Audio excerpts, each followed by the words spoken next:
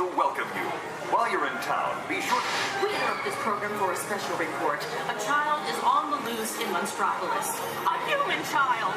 If witnesses are to be believed, there has been a child security breach for the first time in monster history. We can neither confirm nor deny the presence of a human child here tonight. I tried to run from it, but it picked me up with its mind powers and shook me like a dog. It's true. I saw the whole thing. Happy birthday, Schmoozy Poo. Oh, goodly bear.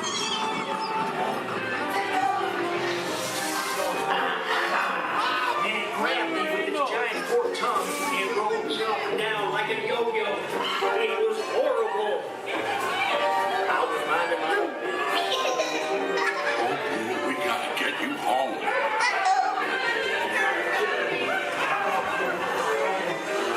There's a kid! A human kid! Where's the kid again? Sweet monster in the sky! Save me! Michael Wazowski, and on my birthday, I thought you cared about me. Celia, try to understand. Come on, this way. Perimeter is under observation. Decon unit charged and ready. Locking down. There's nothing down here. Be on the lookout for this child.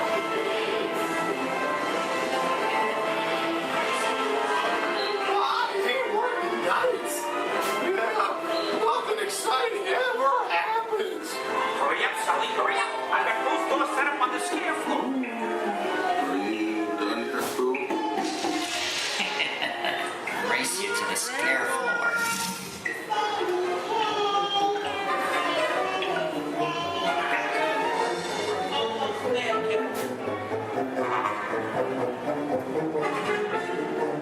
They'll never find her door now.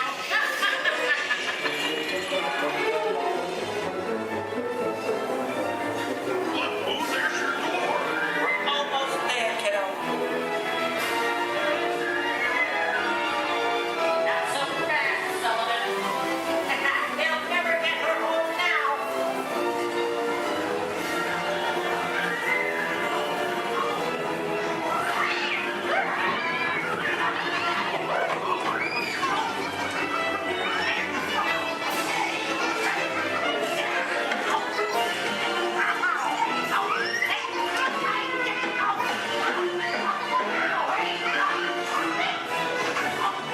It's been the most terrifying day of my life.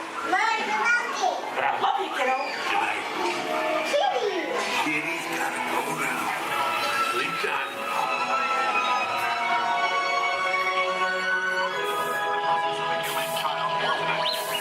We responded to a 2319 in progress and reported to the scene where we immediately secured the area.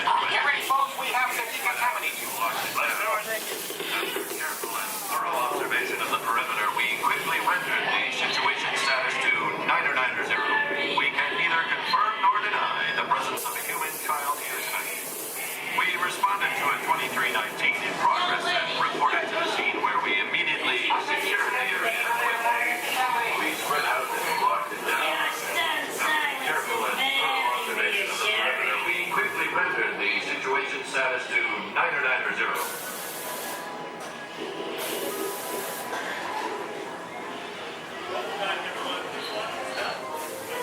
Come back and see me sometime.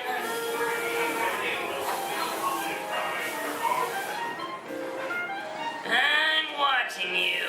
Always watching. We can neither confirm nor deny the presence. Welcome back, everyone. Please watch your step. In the light cycle.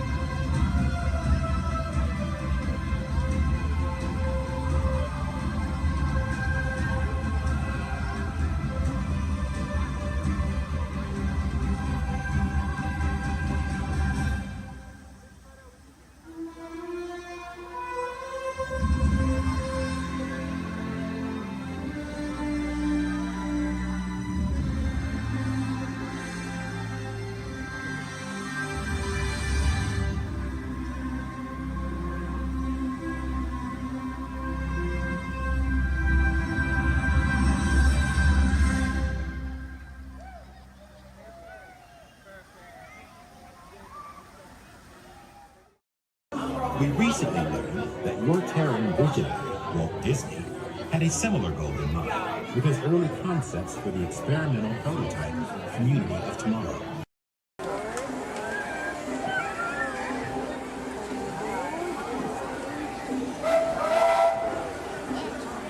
Do you hear that?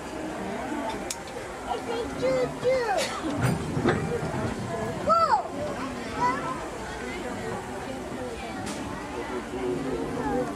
What? We're almost back. We're almost back and we want to get from the trains to Montreal.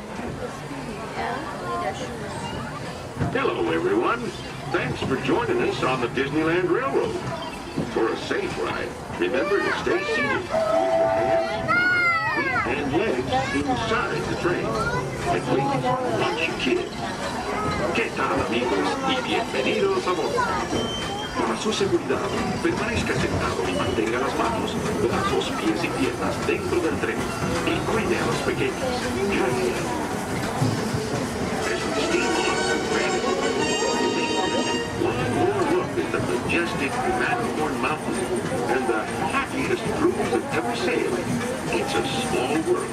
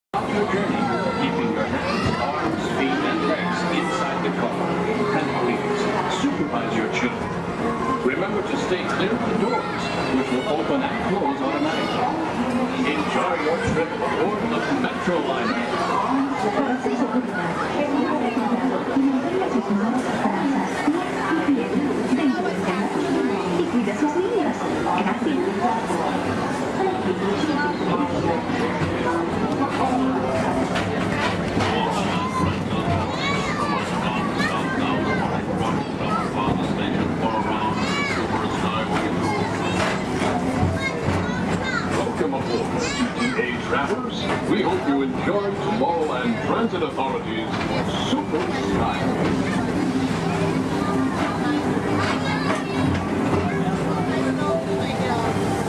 Now approaching Tomorrowland Interplanetary Convention Center. The Convention Center is host to a galaxy of wonders from the following places.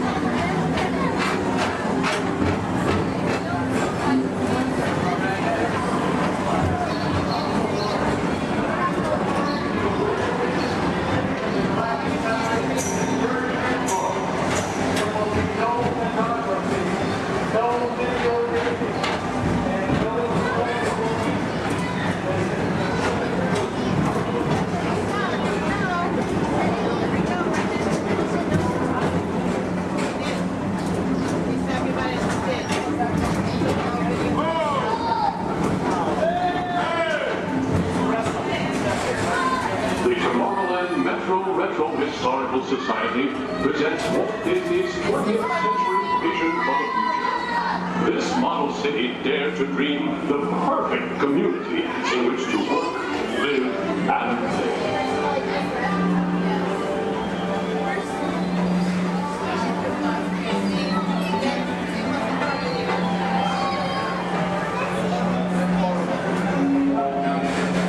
Now approaching Mickey Star Traders. For your convenience, Walt and Mickey Star Traders will be left to rocket ship to many planets in the galaxy.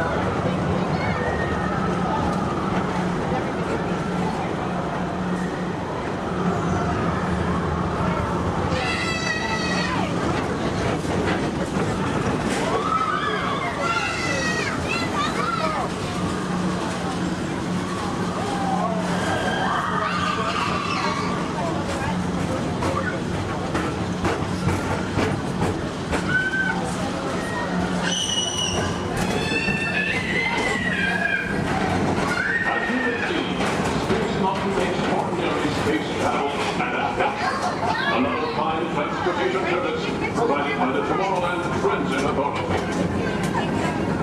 Attention, all visitors from Galaxy M31. Please keep forward-facing tentacles clear of oncoming Metroliner vehicles. Thank you.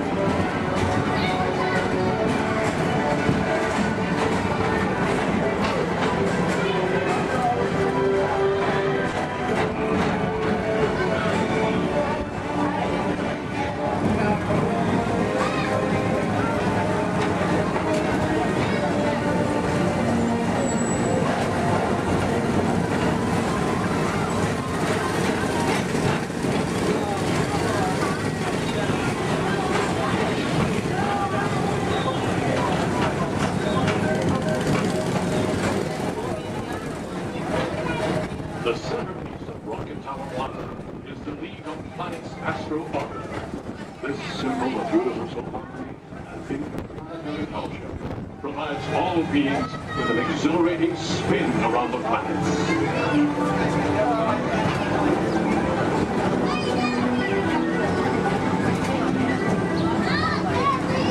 Blue Line passengers, for all your future travel needs, the TTA services all of Tomorrowland's outlying areas, including the personal rocket ship docking lot, and of course, perfect parking, the latest upgrade. Paging Mr. Morrow, Mr. Tom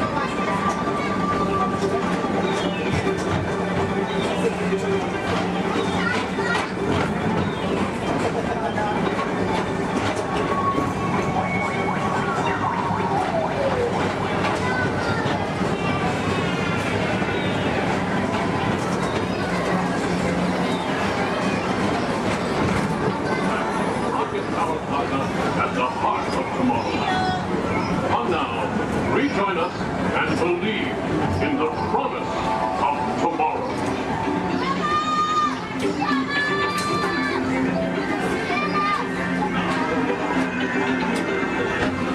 Rocket powered by the station.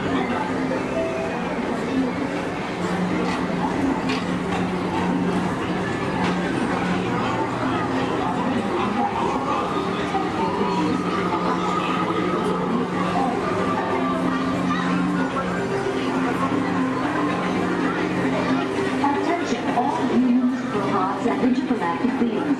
Please keep your arms, legs, and other appendages away from the doors. The doors open automatically. When they do, please collect your belongings and step carefully onto the moving platform. Thank you for choosing Tomorrowland Transit Authority for all your travel needs. Come in.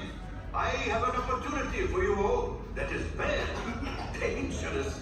I was going to say profitable. You think I'm so heartless I would send my friends into danger?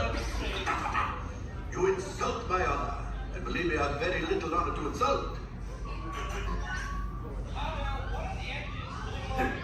We'll talk later. I have to do everything around here.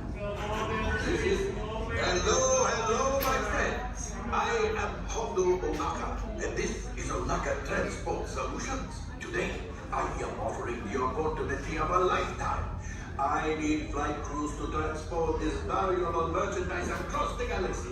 Pilots to navigate, engineers to operate the ship, and gunners to defend the shipments. And that is where you come in. Oh, the bargain.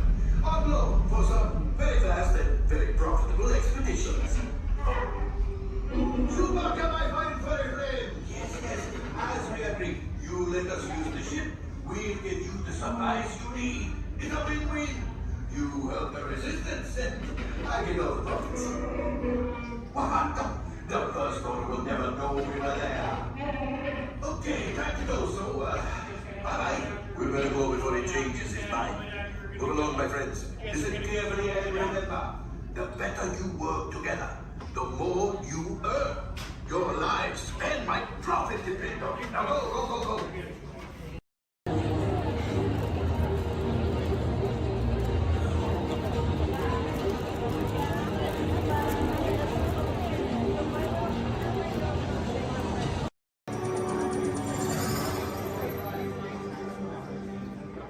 Greetings, Terrans.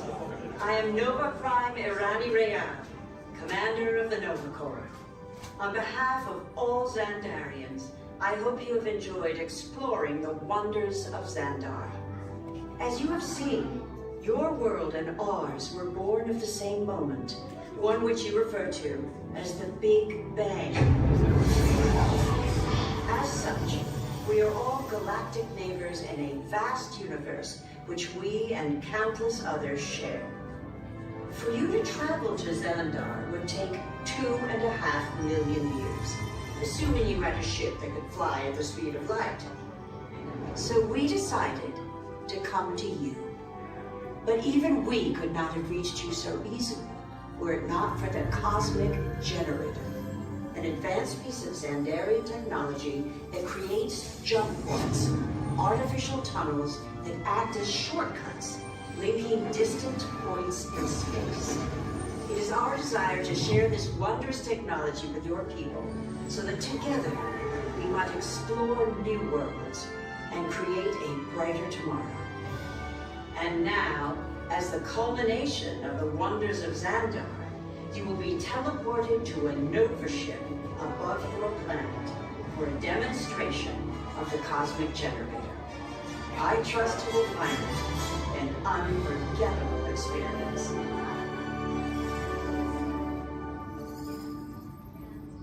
Welcome, people of Epcot. Epcoters. Epcotians. Citizens of Epcot. Does anyone know what they call themselves? What? I'm on? Someone needs to tell me when I'm on. Welcome, Epcot Terrans. I am Centurion Tal Merrick, and we're just about ready to teleport you up to the ship for the demonstration. As you're about to enter a secure Nova area, I must ask you to put away your Terran communication devices at this time.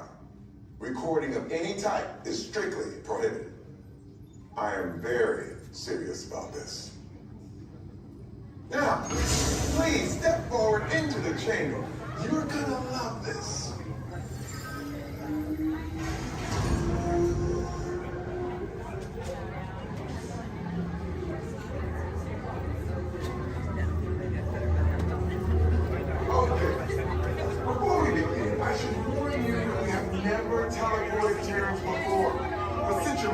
Structure is very similar to Xandarians, it should work. It'll work. So long as you are standing inside the lighted ring. You do not want to know what happened last time someone did not stand where I told them to, okay? Stand by for teleportation. Here we go.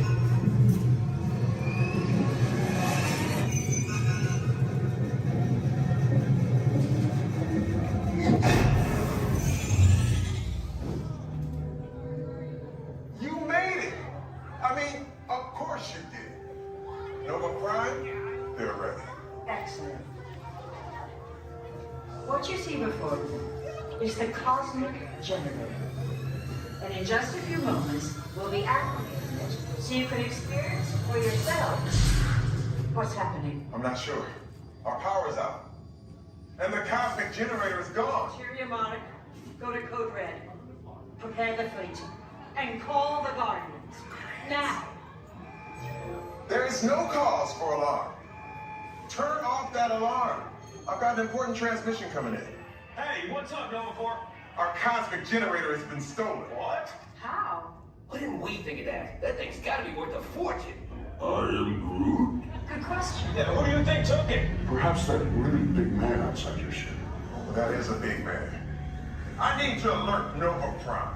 I've been watching Terrans for dogs. That's not creepy at all.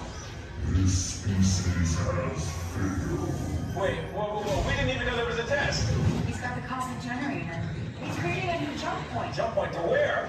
Not where. It's some kind of mutant jump point. It's going back to the dawn of time. Dawn of time, why? To erase an error. Well, that doesn't sound good. Your time is over. Wait, what do you mean? What do you mean it's so vague? The jump point is closing. Hey, Nova Dude, you're Nova Corps need to follow that whatever it is until we get there. We can. Our power is down, and I've got to get these Terrans onto evacuation shuttles. I got it. I reprogrammed the shuttles to follow them through the jump point. Wait, what? Look, they're our only chance of keeping track of that whack job until we get the cosmic generator back. Piece of cake. What? There's cake. Where's this cake? The odds are impossible, Yep. but it's our only shot. Good luck. Are you sure you can control it? Come on, it's me. I got this. We're all toast. First it was cake, now there is toast. This plan is making me so hungry. Terrans, listen up. You need to make your way to the evacuation shuttles now. We'll follow the fleet when we get our power back. I mean, when we get our power back.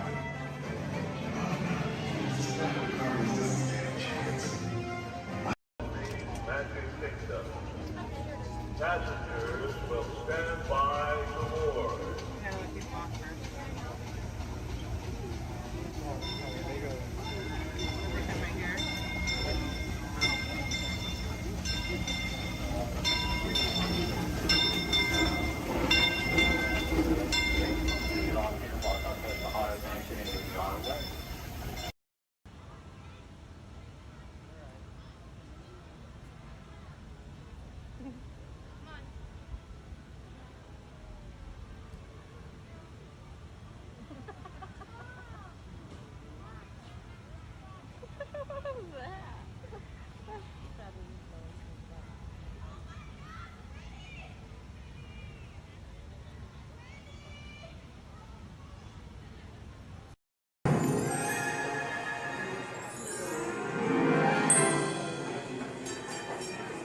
Ready?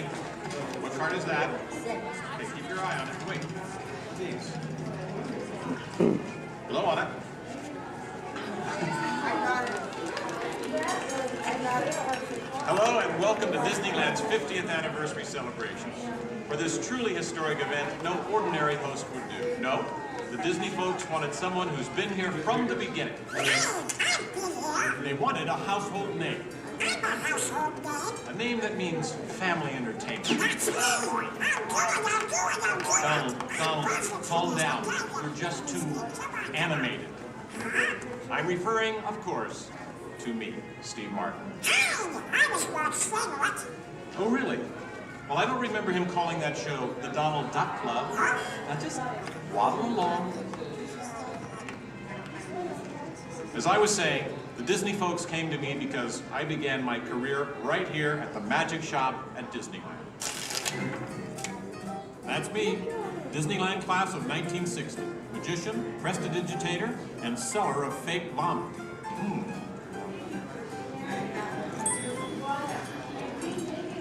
So young Steve Martin starts performing magic here, and lo and behold, they start calling the place the Magic Kingdom. Coincidence? I don't think so.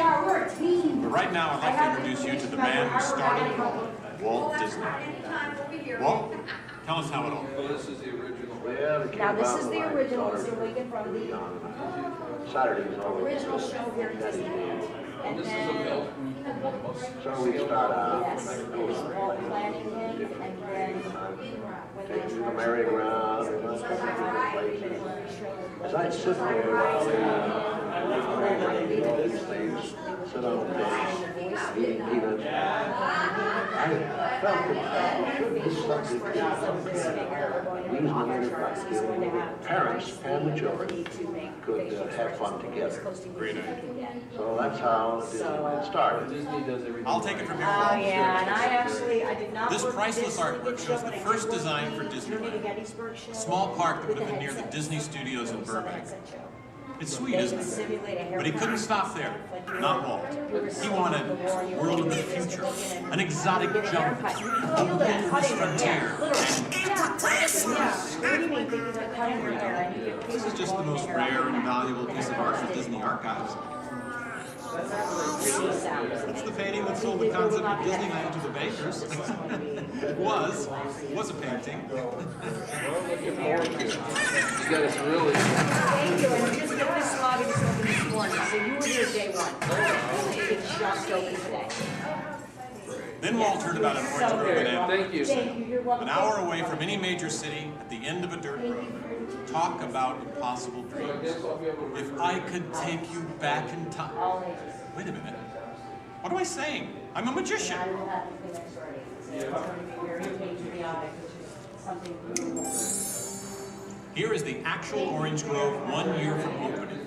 And that's actually Walt Disney in the actual orange grove. Let's listen in on his top secret plans. 1, 2, 3. Aha! Some sort of code. I get it. Walt also had a code for all the trees on the property. Red ribbons for the big trees he wanted to save for Disneyland, and green ribbons for the ones he wanted removed. But, as fate would have it, the bulldozer driver was colorblind! Oops.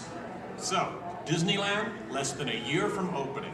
No one, in their wildest imagination, could ever build an entire theme park here in just 1 year. Oh yeah, I'll show ya. Watch this, Magic Boy. That kind of sound. Keep going, boys. Faster, faster. That's it, perfect. That's it, perfect. Opening day. Take it away, Walt. To all who come to this happy place, welcome. Walt's dream had finally come true. And to celebrate, ABC organized the biggest live telecast in history. Some of the most famous stars in Hollywood showed up, including host Art Linkletter. Frank Sinatra. Hello, Franco. Who's driving? Sammy Davis Jr. Hello, Sammy. Bob Cummings, Ronnie Reagan. Come on in. Davy Crockett. Buddy Epson's there, too. But right now, it's my pleasure to introduce the famous star whom Mr. Disney has asked to christen the Mark Twain. Ladies and gentlemen, Mr. Disney. I'll take it from here, Mr. Linkletter.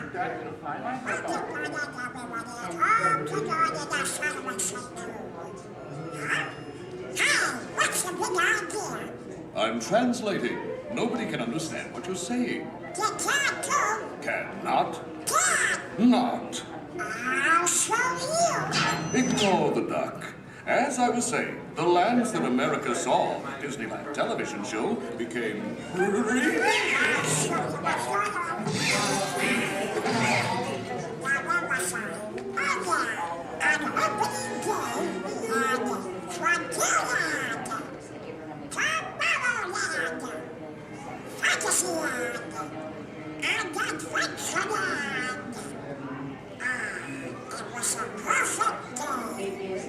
Oh, really?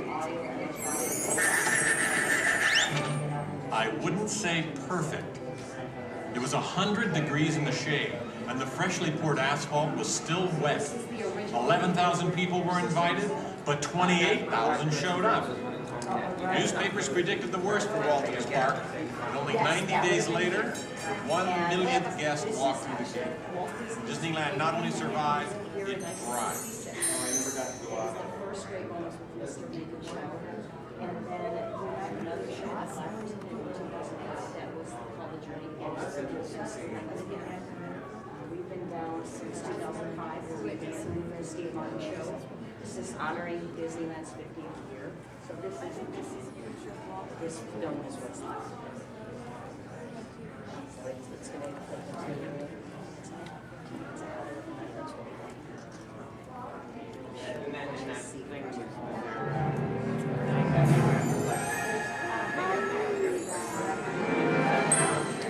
Walt wanted the magic of Disneyland to begin as soon as you walked through the gates. And your first stop was this turn-of-the-century street inspired by the small town where Walt grew up. He felt so at home here. He even had an apartment built for himself above the fire department, and it's still there today.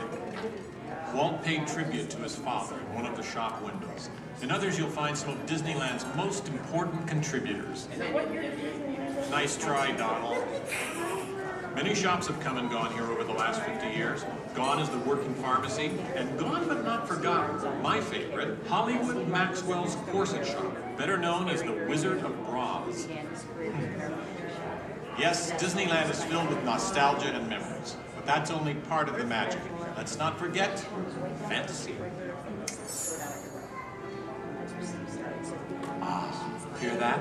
When you wish upon a star, your dreams come true. For Walt, that was the very essence of Fantasyland. Of all the lands, this was closest to Walt's heart. He even placed the Disney family crest right above the castle gate. Fantasyland was created by the same artist who created Disney's animated films at the studio. And soon those storybook tales came to life in an orange grove in Anaheim. For the first time, we could step into those worlds and become a part of the adventure. In Adventureland and New Orleans Square, surprises happen all the time. In fact, Disneyland is the only place I can think of where you can be attacked by pirates, frightened by ghosts, and nearly crushed by a giant boulder, while keeping your arms, legs, and feet inside the vehicle at all times. And here's the adventure that started them all. Remote rivers through a treacherous jungle. Could something go horribly wrong? Only a punchline. Over the years, the Jungle Cruise has become a showcase for handsome and witty river guides. Oh no! That big elephant is coming up to us and it looks like he's going to squirt us! Everyone in the back, get down! Don't worry, it never happens.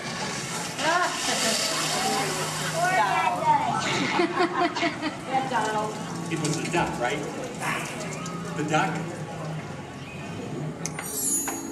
You know, every time I get all dressed up in my cowboy hat and pearl-handled pistols, I think about the heroes of frontier.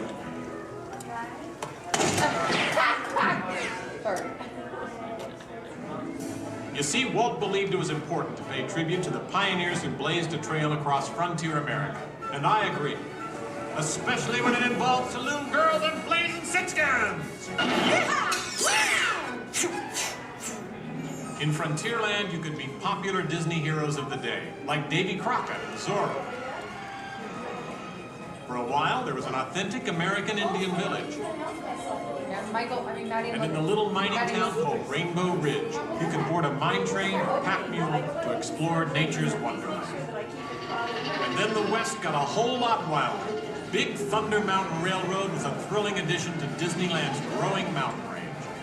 The first peak was the Matterhorn, one of Disneyland's first e-ticket attractions. But the most out-of-this-world mountain of them all is right here in Tomorrowland. When Disneyland first opened, Tomorrowland gave us a preview of the amazing, futuristic world of 1986. Okay, so the 1980s didn't turn out that way. But Tomorrowland is really about imagining the possibilities of the future. So we got to go to the moon before real astronauts did.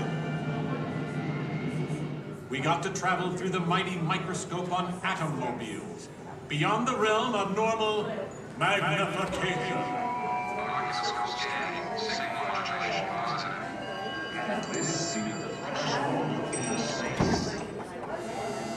Tomorrowland has always been a showcase for new ideas and new inventions, including one of Walt's most famous. Audio animatronics? Right, audio animatronics. And this technology wasn't just for the birds. Walt's idea got better and, as always, bigger. With my new wash day marvel, it takes only 5 hours. Not only could these robotic performers talk and act, they could jam. Hit it, boys!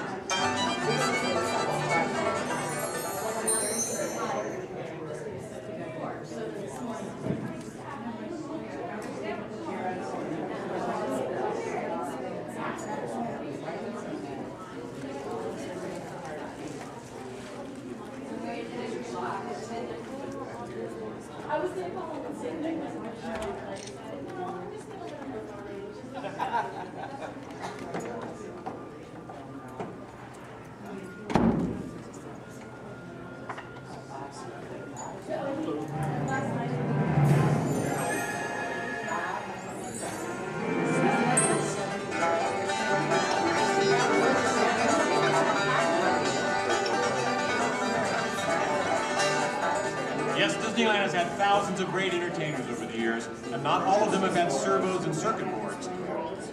I learned a lot about comedy by watching Wally Book, star of over 47,000 shows at the Golden Horseshoe Revue. And he was only one of the great homegrown acts that brought their unique magic to Disneyland over the years.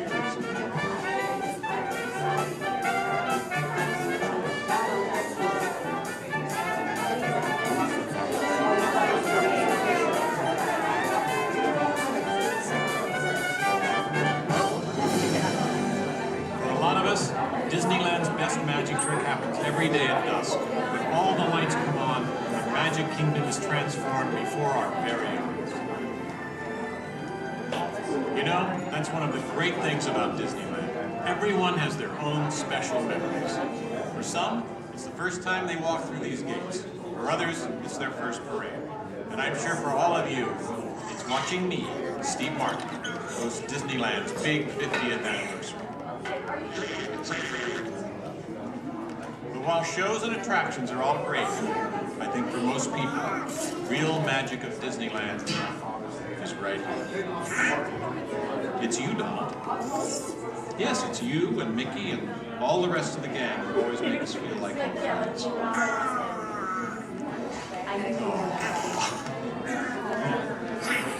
Shall we? Let's do it! Goodbye, everybody. You know, I have to admit, you would have made a perfect host. Sit up next to me.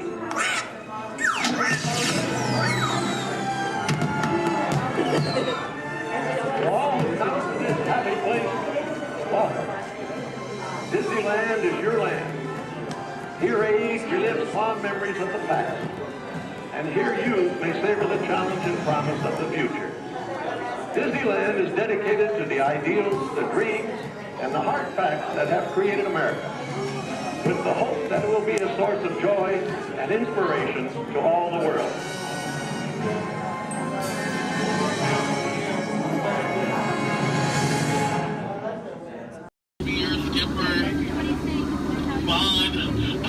skip on for the next 7 days and 2 nights out here in the jungle.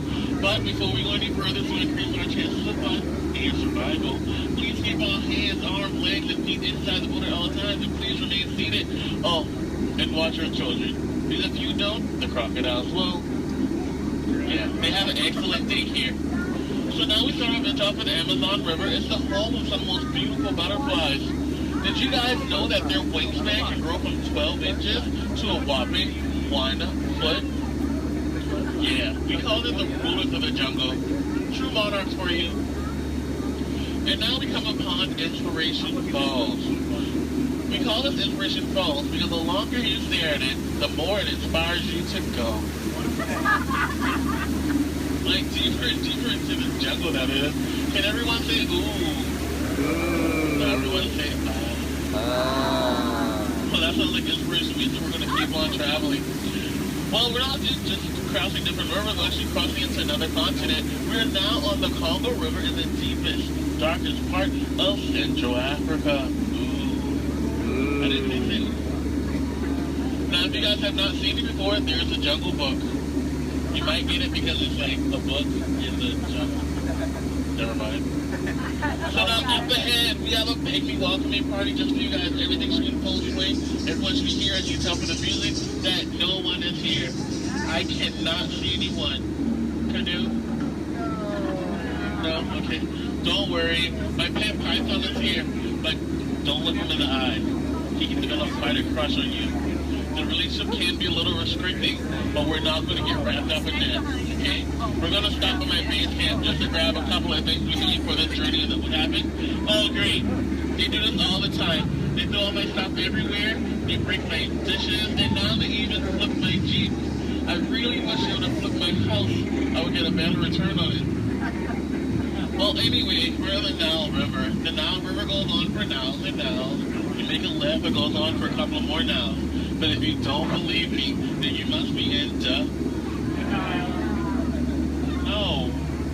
Just believe we're disagreement. Come on, guys. Anyway, this is the African elephant. One way you can tell it's an African elephant is because of those big floppy ears. Can you guys get the second way you can tell they're African elephants?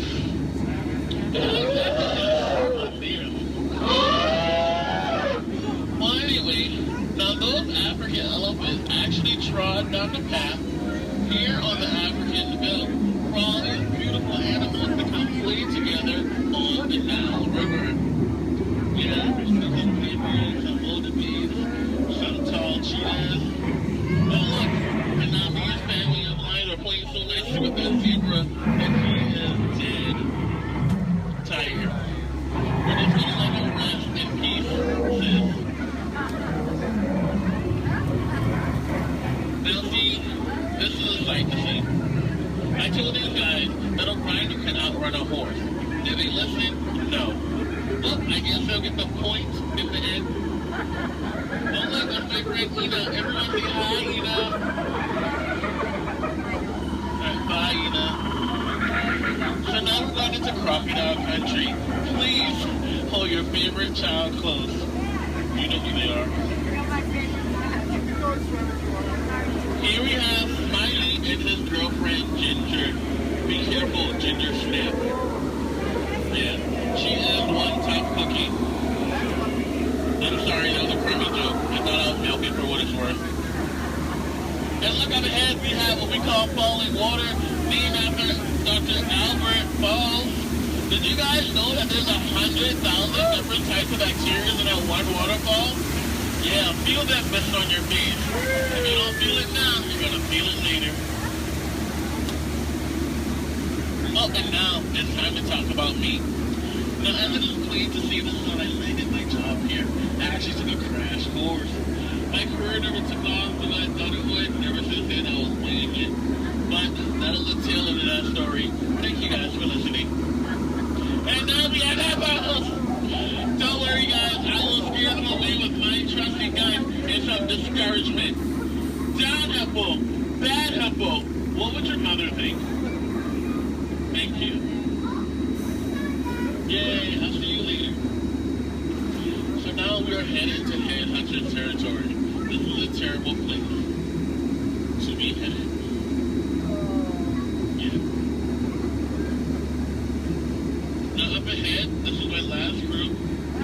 bunch of boneheads. The guy in the front, that is art, and that's a sculpture. So these guys are dancing in a circle only for one reason. They forgot how to dance. And they're attacking. Everyone, get down! Use your children as shields. I mean, shield your children. Shield your children. They're the future. Yeah, ricochet, ricochet. Ricochet. If you guys get hit with a spear, please take it out and throw it back. We cannot take any souvenirs with us. And now this is awkward. We're going behind a waterfall. Please, nobody move, okay? I don't want to get my hair wet.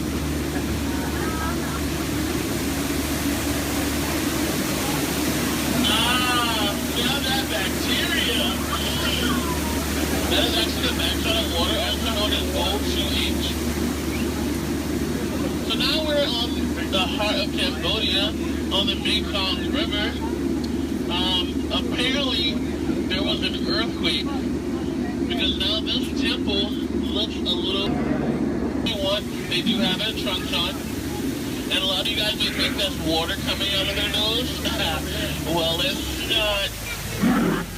And let's not hear, if you guys can make practical jokes, sometimes you freeze the boat. So I think we're going to miss it this time, so if we go back really, really fast, we can miss it. Maybe not. You might want to duck, duck, duck, duck, duck, duck. Goose is a very fun game to play. I'm actually a two-time world champion of Duck Duck Goose. Ooh, so now this is my favorite part of the cruise. I want to point out some of my favorite plants. Pay attention, please. That one. That one over there. The green leafy one right there. And then the tall one in the back. Did you see that? Okay. And here we have Trader Sam. Everyone say hi, Sam. Hi, Sam. Hi, guys. So, Sam is actually the head sailor of the jungle, but recently his sails have been shrinking. So he's got a great offer going on for you guys. 2 of his heads for 1 of yours. So no matter which one you guys place it or dice it, you always come out ahead. So now we're returning back to civilization. Please keep your hands, arms, legs, and feet inside the water all the time. And please remain seated. This is kind of awkward. I'm horrible with goodbyes. So I'll leave you guys with these parting words. The same thing my mom told me when I turned 9 3/4. She said, "You're a skipper, Bond. Now get out." Oh, please watch ahead and watch your step. If you miss your step, Oh boy! Oh, steady!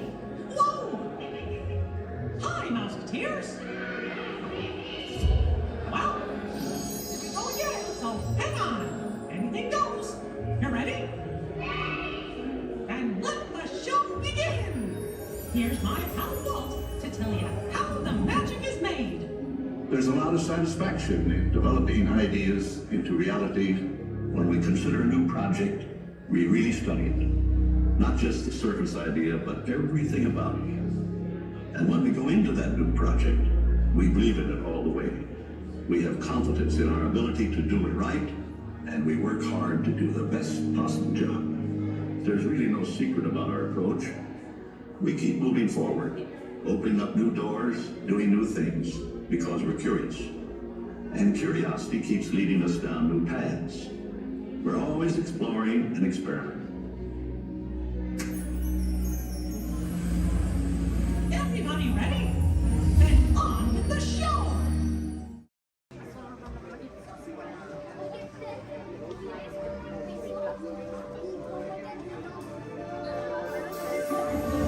I see we have new visitors.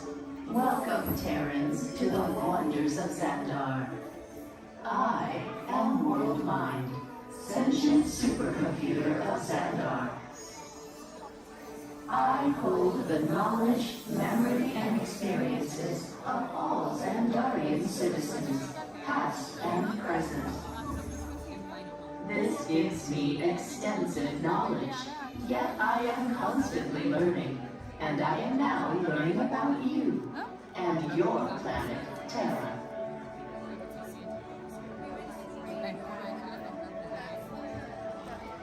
Much of my knowledge of your world came from your great scholar, Peter Quill. However, many of his facts have yet to be confirmed, such as the incredible importance of a legend called Footloose. Through my fellow Xandarians working here at the wonders of Xandar, I am discovering more about you Terrans. Such as your fascination with eating the turkey leg.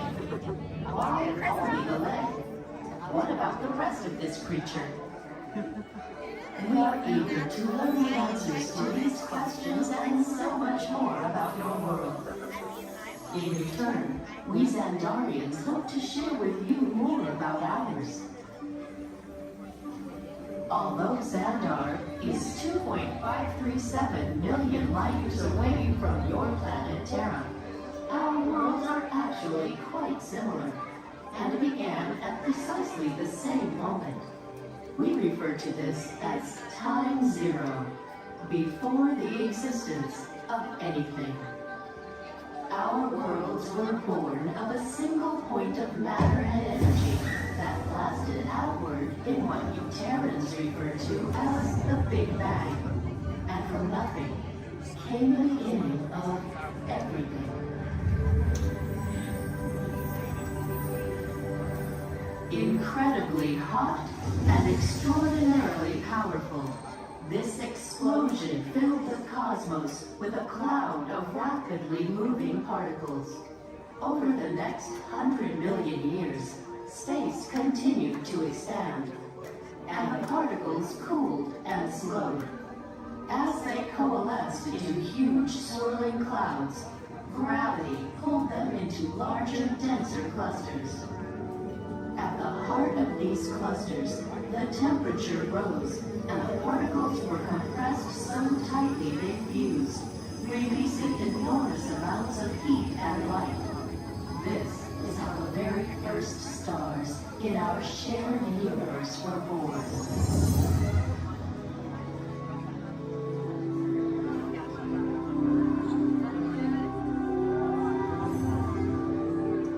The singularity is just one of the commonalities between our two worlds that we will explore today. Welcome, Terrans, to the wonders of Xandar.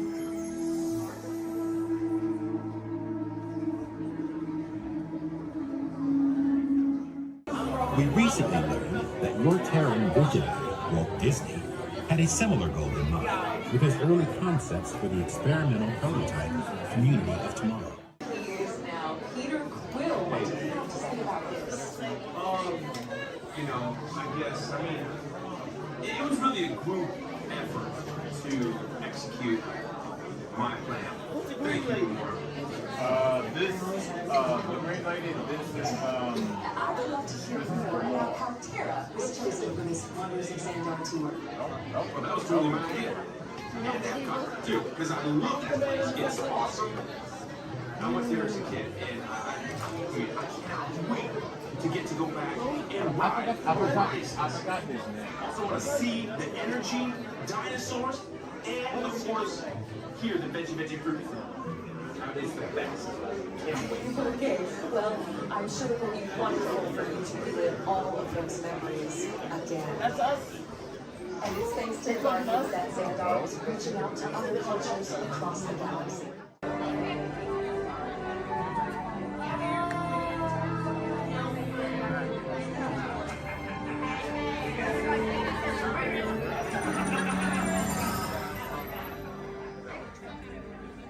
Greetings, Terrans. I am Nova Prime Irani Rayal, Commander of the Nova Corps.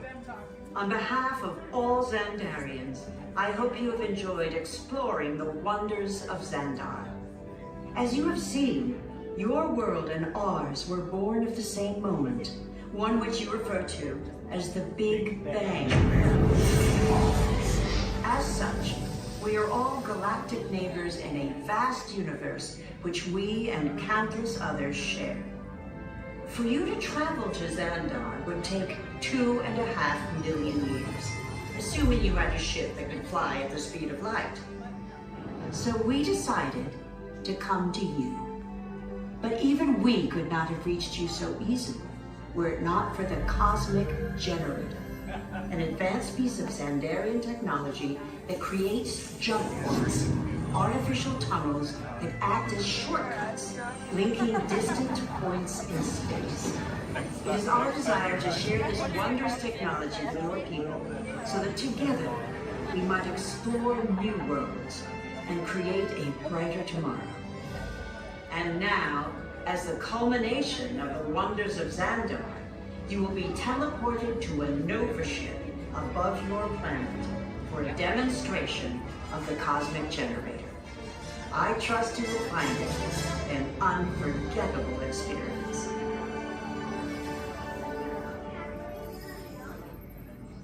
Welcome, people of Epcot. Epcoters. Epcotians. Citizens of Epcot. Does anyone know what they call themselves? What? Someone needs to tell me when I'm on. Welcome, Epcot Terrans. I am Centurion Tal Merrick, and we're just about ready to teleport you up to the ship for the demonstration. As you're about to enter a secure Nova area, I must ask you to put away your Terran communication devices at this time. Recording of any type is strictly prohibited. I am very serious about this. Now, please step forward into the chamber. You're gonna love this. You're on! That was the best. That was like probably highlight. You're on! Someone get that guy back. I should warn you that we have never teleported Terrans before. But since your molecular structure is very similar to Xandarians, it should work. It'll work. So long as you are standing inside the lighted ring. You do not want to know what happened last time someone did not stand where I told them to, okay? Stand by for teleportation. Here we go.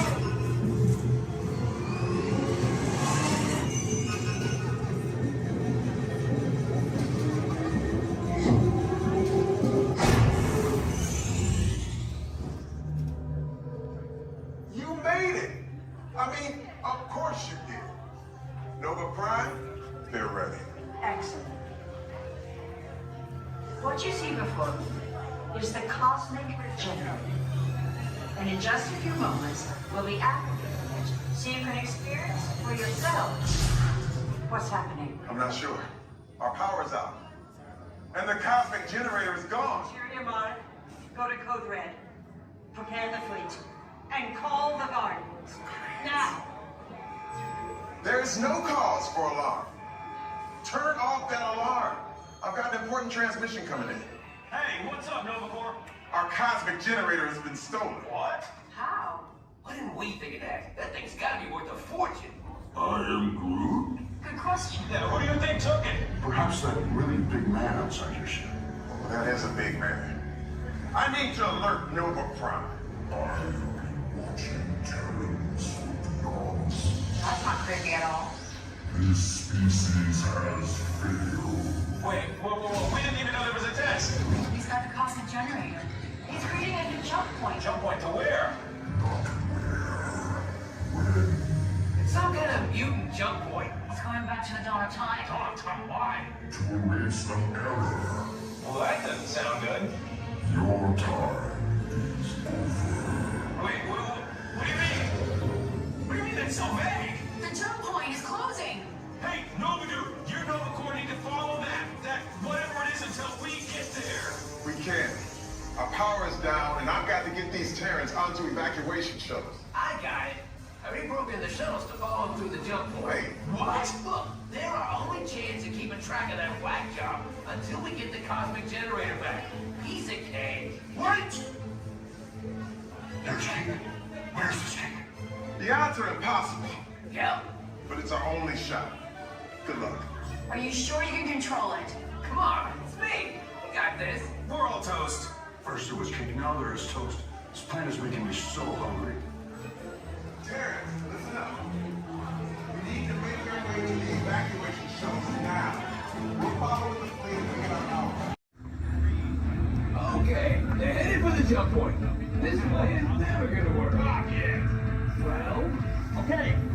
We'll be right behind you. Nothing to worry about. Unless we cannot stop this unusually large man, we are likely doomed. Good luck. You're gonna need it.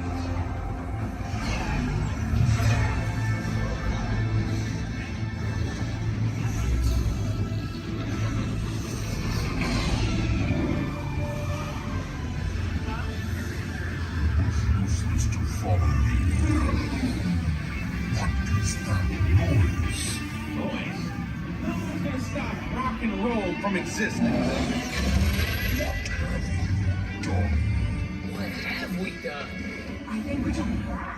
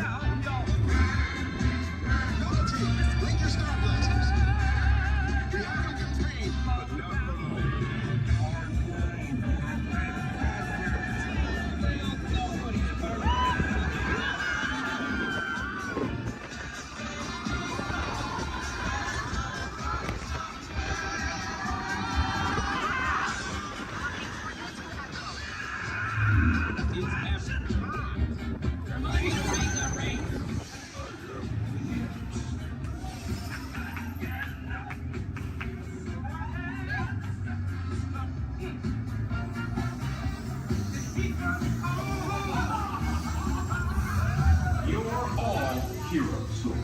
Do you really think they deserve to be called heroes? Do you see how they dress? It's just a figure of speech, Drax. You are lying to them. Now I understand. Welcome to the Guardians of the Galaxy.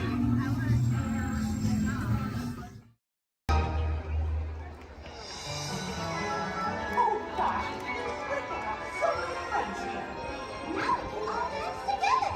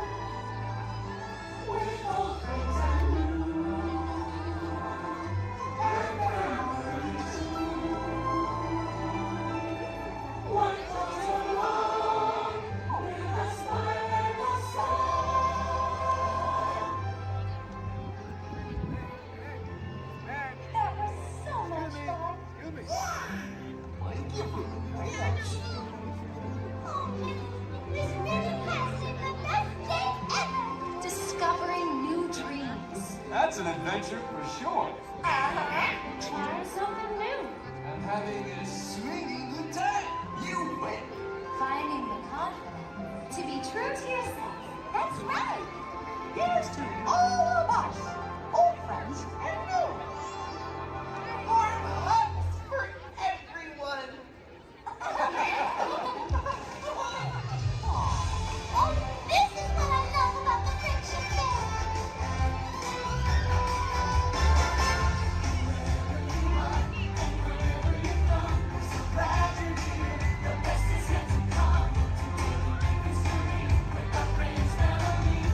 Just begun.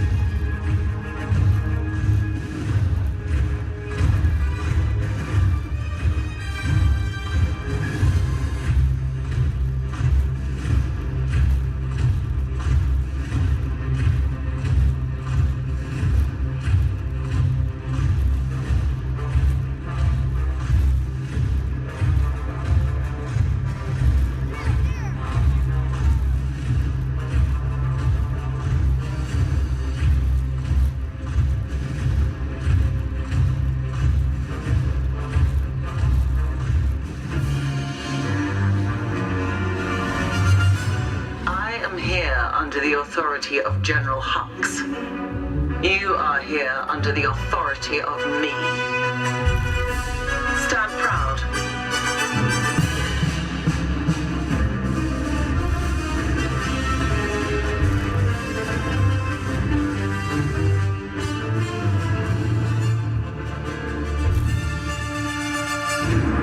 Troops in this division are held to the highest standard.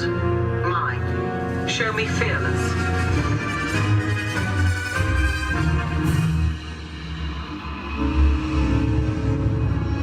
Under my command, you will be proud to wear the armor of a stormtrooper. You will learn discipline, loyalty, and what it means to be a stormtrooper. Battle starts.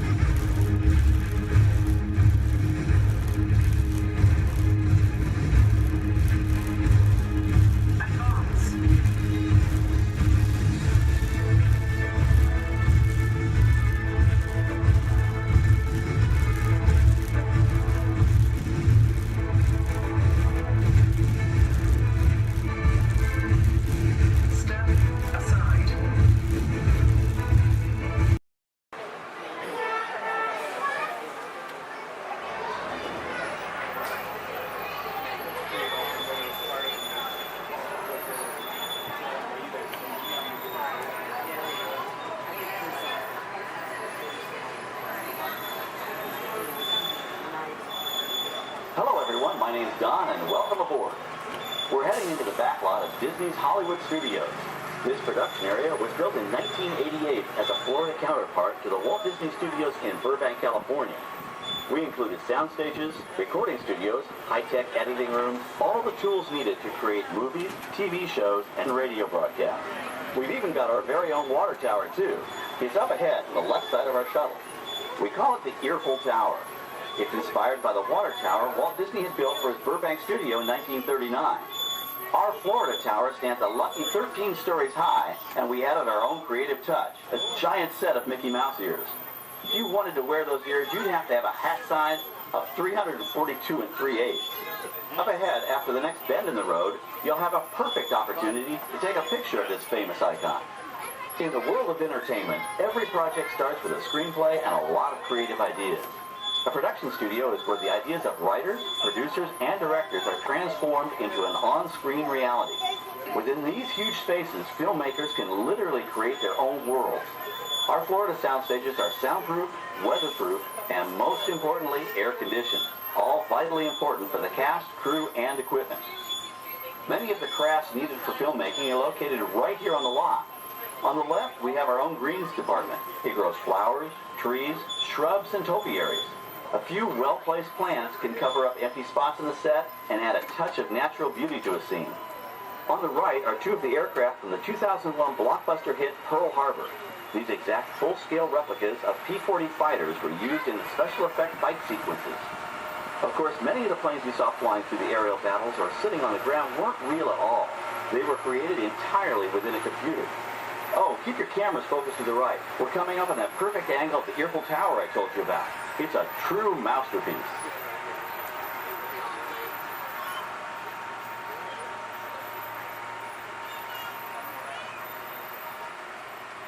We're entering one of our most glamorous and colorful departments, creative costuming. Every star has to have just the right wardrobe, and it all begins here with a designer's sketch. Our team of designers, seamstresses, and tailors can turn 1.5 million yards of fabric into over 25,000 costumes every year. Many of these costumes will become part of the shows and attractions of the Walt Disney World Resort. In fact, here in Florida, we have the largest working wardrobe department in the world.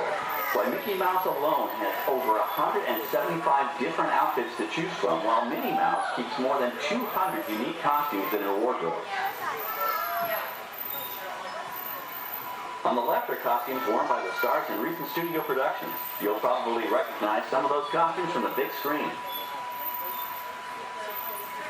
Every story needs a setting, and our design staff can create just about any place a script calls for, from an urban city street to a remote desert canyon. On the left is our scenic shop where large-scale sets and props are built. Our team of set designers, carpenters, artists, and engineers has created caves and caverns, game show sets, even replicas of the U.S. Supreme Court and NASA's Mission Control, all on our sound stages. The shop also provides sets and props for our shows and parades here at Walt Disney World. The same skill and craftsmanship that goes into a movie set can also be used to create magic for our parks. Either way, it's all about making dreams come true.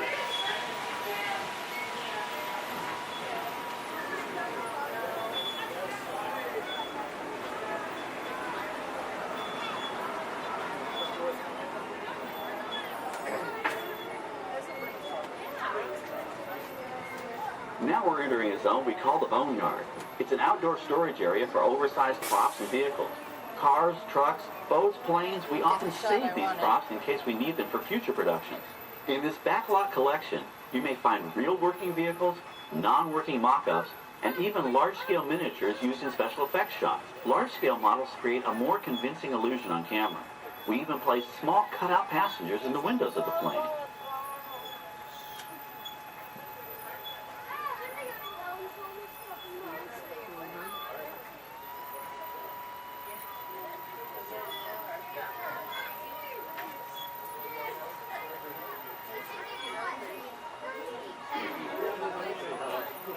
We're now passing by the sets for our Lights, Motors, Action Extreme Stunt Show. On the left, you may catch a glimpse of the Mediterranean fishing village that sets the stage for this thrilling attraction. We'll get a closer look at it soon, but for now, we're approaching one of the largest standing sets on our back lot. It's over on the right. It may not look like much from this angle, but it's pretty spectacular on the other side.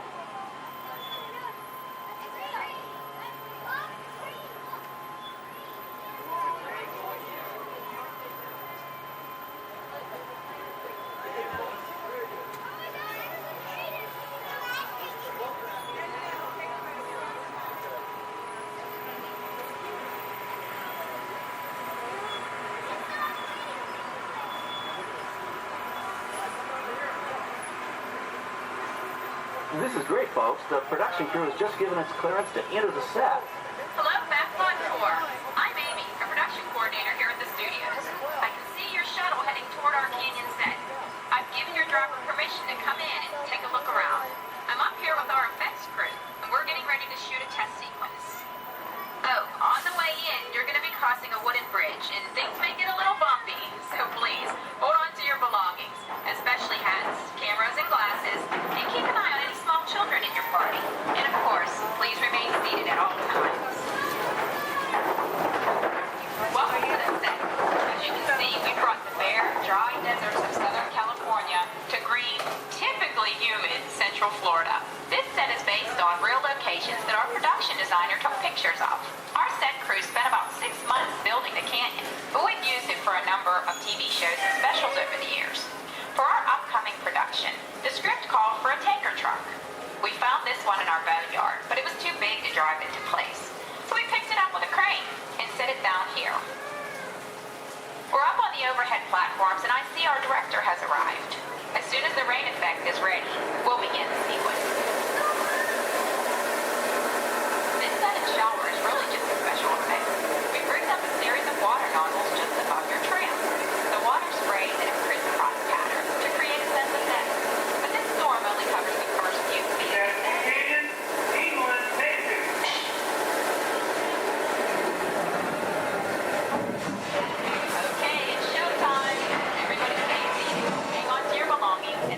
children.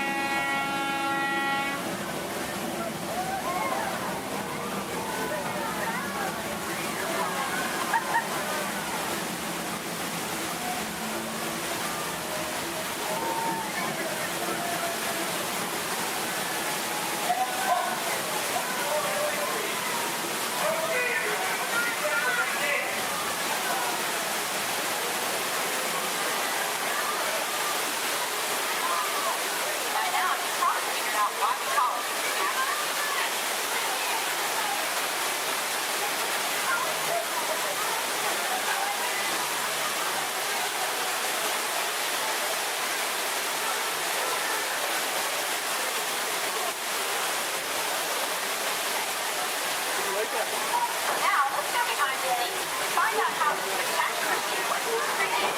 The canyon itself is facade, a steel structure covered with wire mesh and layers of concrete, sculpted and painted to look like natural rock formations. Narrow yellow pipes carry propane gas to fuel the explosions and fireplace. For the flash flood, we used 100% real water, about 70,000 gallons of it, dumped from overhead tanks. Oh, but don't worry, we recycle. All of that water will be pumped right back up to the top for the next take. We shoot some of the water through air cannons for an extra dynamic effect. Those air cannons are powerful enough to shoot a basketball over the top of a skyscraper the size of the Empire State Building. To top it off, our shuttle was sitting on hydraulic shaker tables. They provided the shaking, rattling, and rolling sensations for the scene. The entire sequence can be reset in 3.5 minutes. That's just enough time to bring in the next shuttle. Well, I've got to get ready for our next take. Thank you all for being part of the action. Hey, I'm needing back on the set, so enjoy the rest of your tour. Okay, well, thanks, Amy, for giving us access to the set.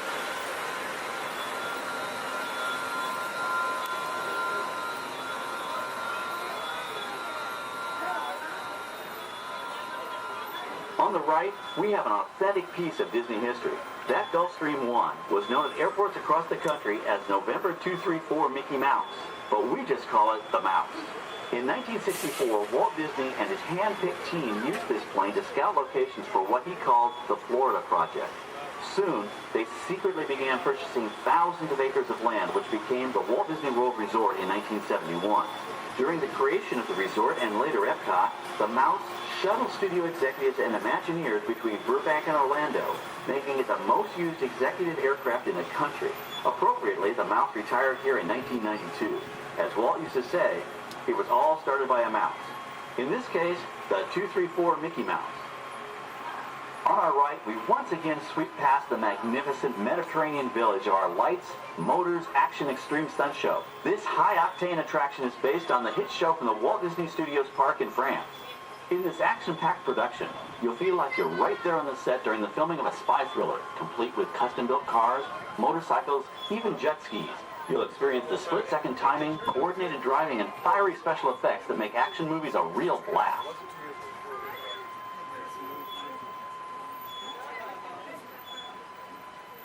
The staging area to our right is known as Acceleration Alley. Here, the custom-built stunt show vehicles rev their engines up to 70 miles an hour before making their high-speed entrances onto the stage for our lights, motors, action extreme stunt show. Of course, these are professional stunt drivers. We hope you'll enjoy their daring driving skills, but please, don't try them yourself.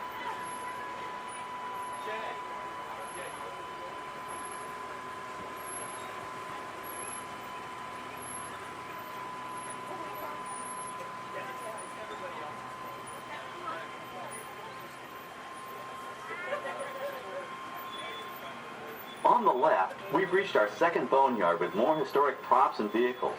When we reuse older props in a new production, they're often refitted with custom parts and given a whole new color scheme.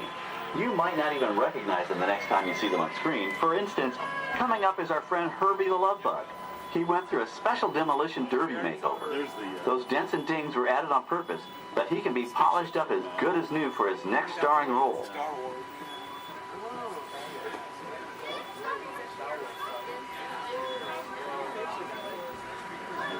On our right, we now have a very different view of the fishing village set. From this point of view, you can see that there is no inside to the buildings.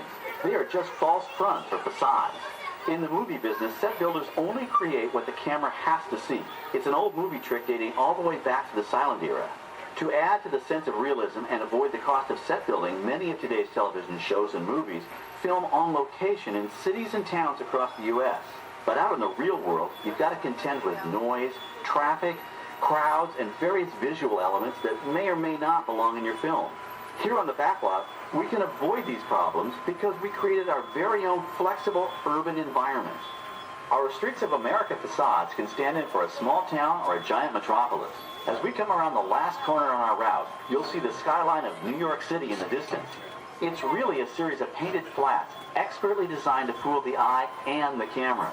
We can dress and decorate these streets to look like any city we want, from Chicago to San Francisco. Depending on the choice of vehicles, props, and costumes, we can even turn back the clock and set our story in a different time. And what's more, these sets are built with Florida weather in mind. They're made to withstand 100-mile-an-hour winds. You're welcome to visit our Streets of America anytime during your visit today and get an up-close look at the skills of our set designers and builders. We've just about reached the end of our tour. Our final stop is the American Film Institute Showcase, where you can see the actual costumes and movie props used in some of Hollywood's most famous films. There are some pretty amazing items in there, so feel free to take all the time you like. Please stay seated until our tram comes to a complete stop and check around you for any personal items that may have fallen during our trip. Well, as they say in Hollywood, that's a wrap. Thanks for joining our backlot tour, and we hope you'll come back to visit us again soon. Alright, we're going to stop up here in just a moment. I'll open these doors. I'm going to exit out through those blue automatic doors into the AFI Showcase tour.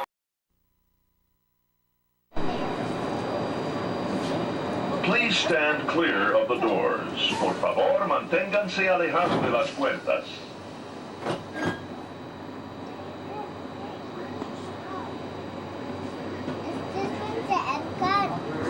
Welcome aboard the Walt Disney World monorail to Epcot. For those of you standing, please hold on to the handrails throughout our journey and stay clear of the doors. For the comfort of others, no smoking, please. Thank you. As we turn south, you can catch a glimpse of the spires of Space Mountain in the Magic Kingdom. Nearby is Disney's 8th-ranked contemporary resort. Where are we at? That's where we were just at.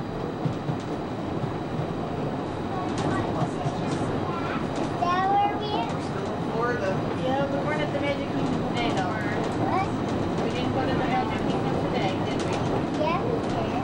Yeah, we did. When? We were at Animal Kingdom. Right now, we're kind of taking a little break.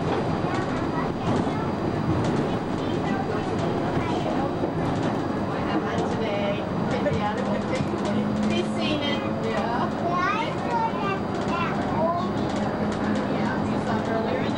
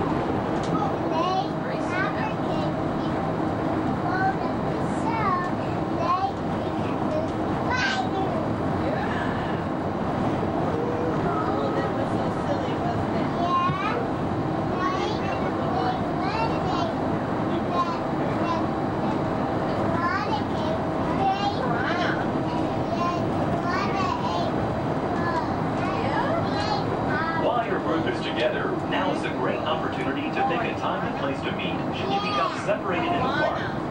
If you should need any assistance, please go to Guest Relations, located in Interventions East.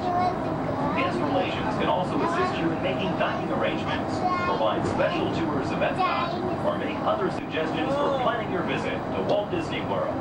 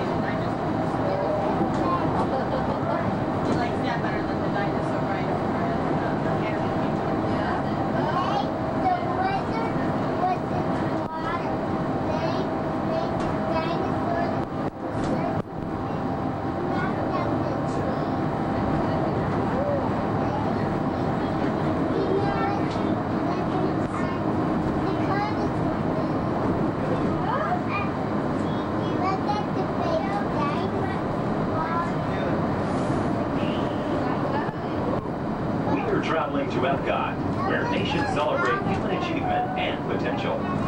Its 300 acres are divided into two worlds, Future World and World Showcase. Future World offers fascinating explorations into realms of energy, transportation, and imagination. You'll also find adventures in communications, sea exploration, food production, and other vital topics. World Showcase is a community of nations, highlighting the accomplishments and cultures of people around the world. On the banks of the 40-acre World Showcase Lagoon are Mexico, Norway, China, Germany, Italy, the American Adventure, Japan, Morocco, France, United Kingdom, and Canada. Young adults from each nation represented in World Showcase are among your hosts, making this a true international exchange.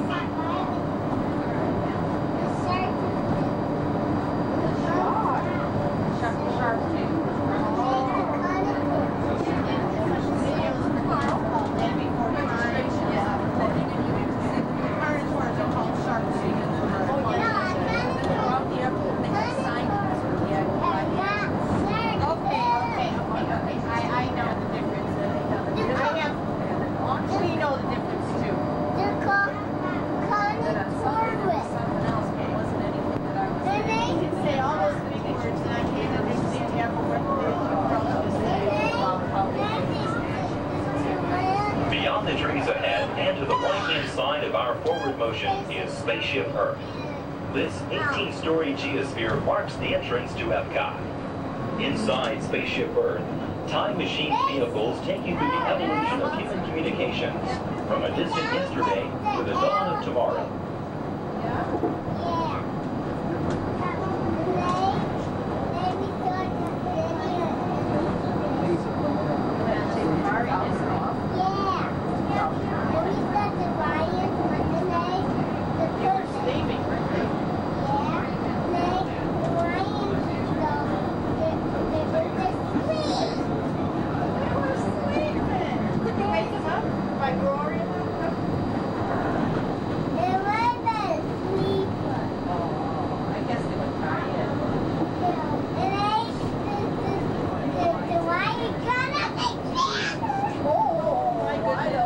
Coming up behind Spaceship Earth is Interventions. Inside this hands-on area, you can explore and interact with the ever-changing technologies and products for everyday living in the near future. To the opposite side is the universe of energy.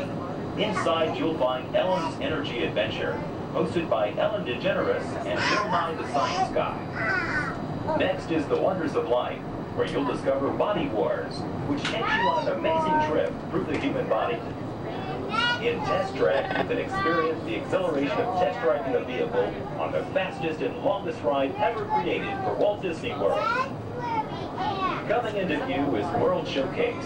Directly across from us on the far shore of the World Showcase Lagoon is our host pavilion, the American Adventure.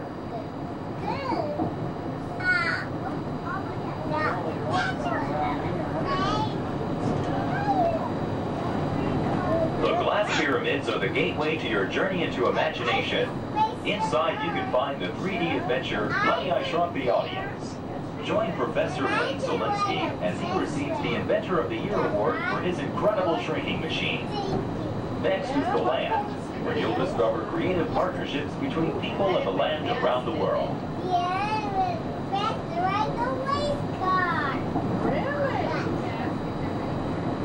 In the living seas, you can descend via hydrolator to Seabase Alpha and navigate the largest, most spectacular coral reef environment ever created by humankind. Ladies and gentlemen, we are approaching the Epcot monorail station. Smoking is not permitted at Epcot except in designated areas. Please consult your guide map or ask a cast member for the location of designated smoking areas. Please hold on to the handrails and stay clear of the doors until the monorail stops completely and the doors open. On behalf of the cast of the Walt Disney World Resort, we'd like to welcome you to Epcot. There's some of the signs there. I think. Yeah. We'll just watch and see somebody. I got one to go. Here, sit down. Sit down, please.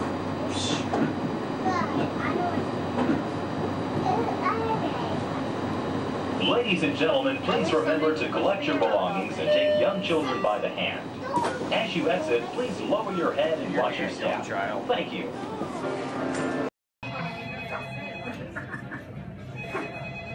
Hello, Imagination Institute, Dr. Channing's office. I'm sorry, Dr. Channing is hosting a door by sensory dining tomorrow. This hotel. Hello, Dr. Channing's office. Hello, Dr. Channing's office. Hello, Dr. Channing's office. What's that? You can't control your imagination and it's running wild. Oh dear. Yes, I'll have him call you as soon as he's available. Hello, Dr. Channing's. Welcome home, you are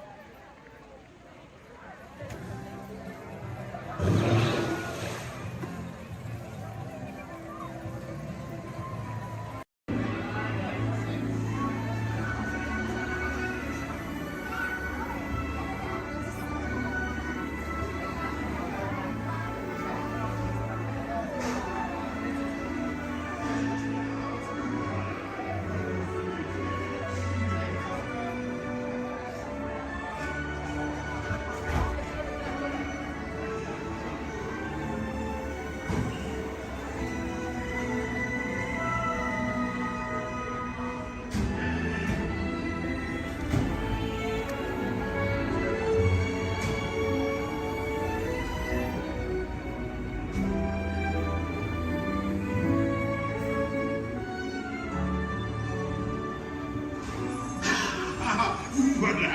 Venez, venez, venez. Suivez-moi, je vous prie.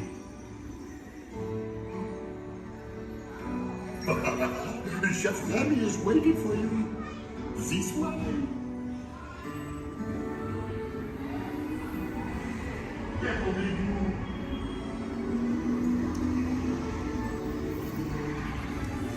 Hier sehr des invités pour le dîner. On n'aurait pas idée en commun? Non. C'est pour un oui. Tout simplement. Voilà. Mais oui, that's it.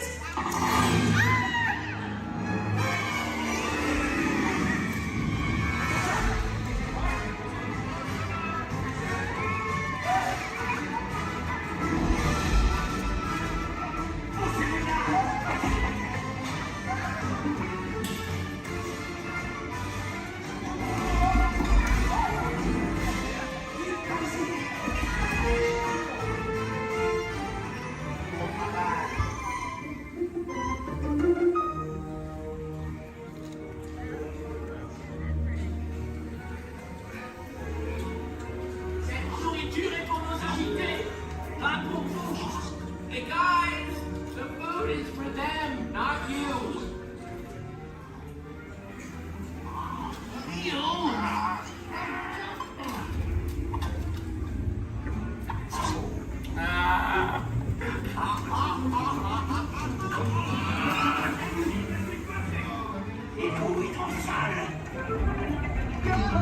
Oui, what are you doing?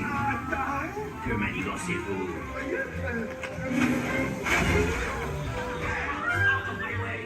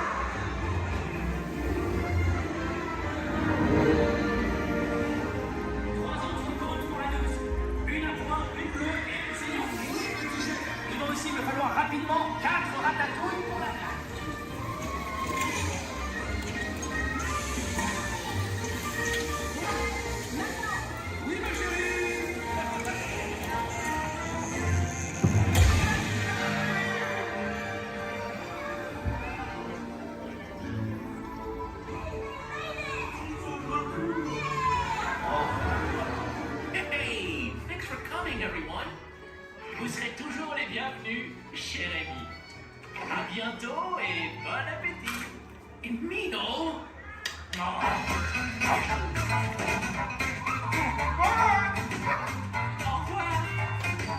Table for you, right this way. You are always welcome and bistro chez Remy. Au revoir.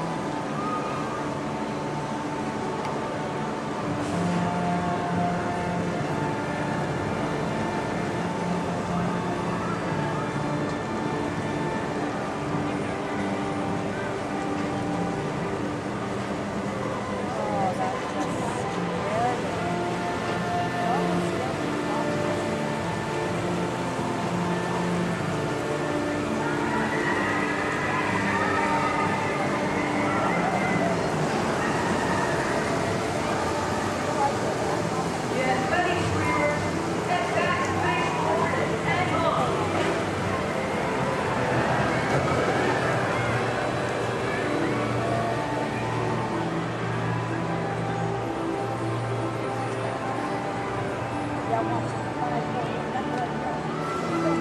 2, 5, 4. I'm not sponging for rum. It be gold I'm after. Strike your colors, you brazen wench. No need to expose your superstructure.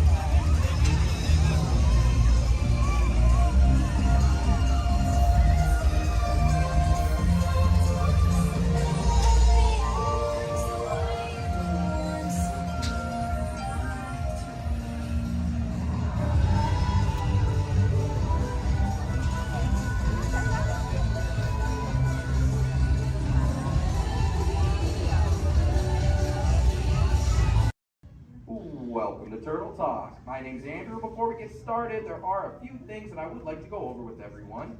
Now, here at Seabase, there is absolutely no eating, no drinking, no smoking or vaping, and no flash photography.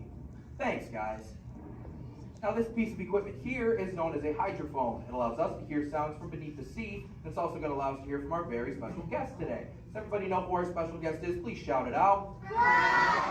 Crush is coming to talk to us to learn more about the human world, and we're going to get the chance to ask him a couple questions about the turtle world. So, little ones, you're thinking of questions that you may get to ask Crush, okay? Now, it does seem like Crush is off surfing at the moment. In order to call him out, we need to yell, "Hey, Crush!" on the count of 3, all right? 1, 2, 3. Hey, Crush! Well, righteous, dude! Well, awesome! Check it out, man! Hey, dude, look! Double barrel, 360, totally tubular. Whoa, look at the humans in the human tank! Hello, humans! Righteous, man! Oh, dude, speaking of most righteous, look at this, bro. Hatchlings, grommets, offspring, totally chillin' sub-level. Look at this, right next to you, you got a little dudette, blue shell, brown noggin, goggles, and extra ears. Yeah, right there on the coral. Hey, bud, what's your name down there, dudette? Bella. Hey, what's up, bud? Are you having a good day, man? Yeah. Awesome. Can you talk like a turtle? No. Oh, I got your back. It's really easy. Just say awesome. Awesome. Nailed it. Try this one. Say totally. Put them together. Say totally awesome. Totally awesome. Give it up for that dude. That's righteous. Good job, bud. Totally good. You talk like the turtle. Hey, I got a dude over here with a gray shell, curly noggin, and goggles too. Sweet. Hey, man, what's your name down there, bud? Gustavo. Hey, where are you from, Gustavo? Where are you from? New York. Whoa, dude. Who brought you here today? I went on my car. Oh, we'll find out together. Don't sweat it. Hey, dude, is there like maybe a parental unit, a life guardian of the Gustavo? If anybody's with them, right? Okay, let's talk to that chick and see what's up. All right, awesome. Hey, dude, what's up, bud? What is your name? Karen. Hey, Karen, what's up? How many kids you got? My English is not good. I'm from Brazil. Oh, I don't speak English either. I talk turtle. Karen, does it freak you out Gustavo has no clue you're here? Don't worry, Karen, they come back when they get hungry. Karen, did you feel it, bud? Did you feel it? We're sharing a moment.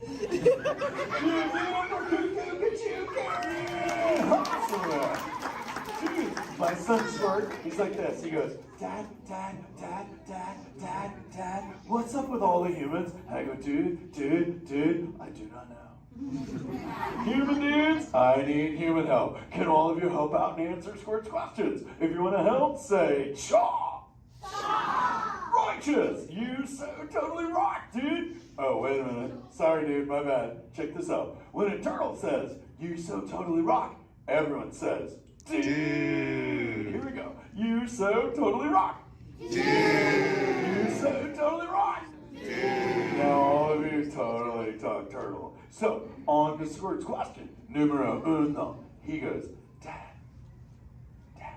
if humans go to a beach, what do they do? I said, bro, I do not know. Humans, do you go to the beach? Yes. Awesomeness. Okay, answer it for the Squirt dude. What does a human do at a beach? Shout it out. Swim. No way. Who likes to swim? Wave some fin if you love to swim, man. Oh, man, I got wavers. Look, even on the bench. What's up, wavers? Nice. Dude, want to see me swim? Say go crush.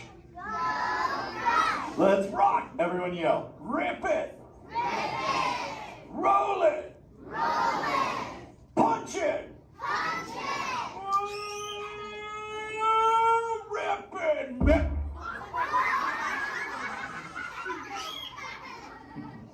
Hey, Crush, watch out for the glass. Hey, dude, thanks, Hank. How long has that dude been there? Oh, no, man. My bad, bro, my bad. Where are the manners? I've been asking the questions. Dudes, do any humans have a question about being a turtle? Raise a fin. Hi, if you have a question about turtles. Cool. Got a chick over here, aisle style, red shell, brown knock, hanging loose. Hello, bud. What's your name? Hey, bud. What's your question? What turtles eat? Oh, dude, we're chowing green seagrass and green sea kelp. Big dudes, you're sitting on green seagrass benches. But check it out, Harper. We only eat green stuff, and so it actually turned us green. So, like, I'm green, and my kids are green, and my parents are green. Oh, and my wife's green, and my favorite color ever, purple. He's pulling your fin. It's green. Hey, there's a purple chick over here with like a jellyfish lid. Let's talk at this one on this side. Hey, bud, what's your name down low? Scarlet. Hey, cool name, Scarlet. What's your question? My name's not Scarlet. Oh, wait, what's your name? It's Charlotte.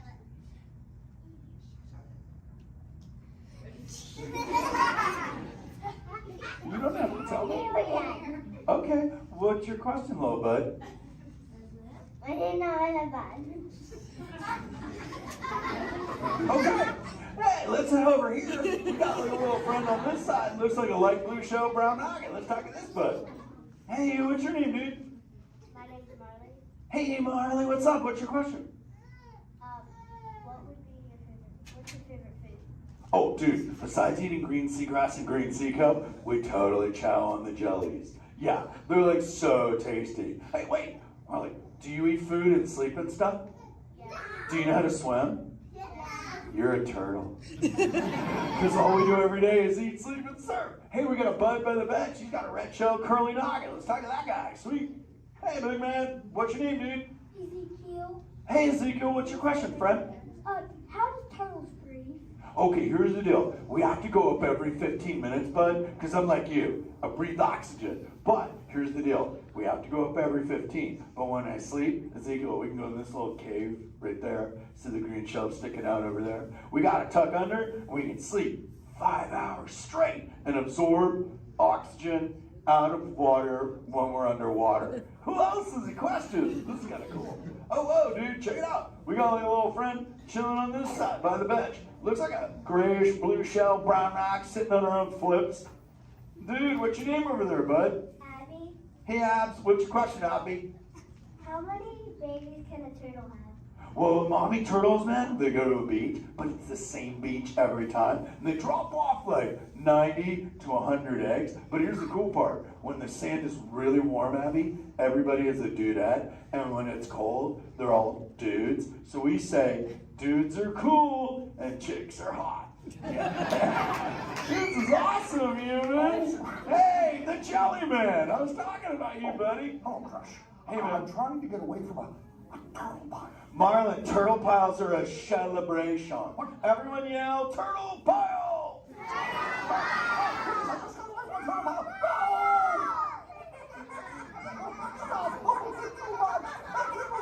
Oh, cool. Hey, boys, surf's up, dudes.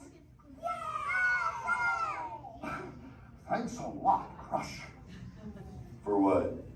The turtle pile? Shout it out, humans! That dude has serious thrill issues. Humans, you rocked it! You so totally rock! Okay, like 4 kids remembered. The rest of you dudes pulled a hard Dory. Dudes, don't space out! Remember, Turtle says you so totally rock. Everyone screams! You so totally rock! There you go, you're back again. Oh, bummer. Hey, bro, the frequency thing is not working. Whoa, it's Bailey. Call him back with your fins. Put your both fins up. Yeah, put your both fins up. Go.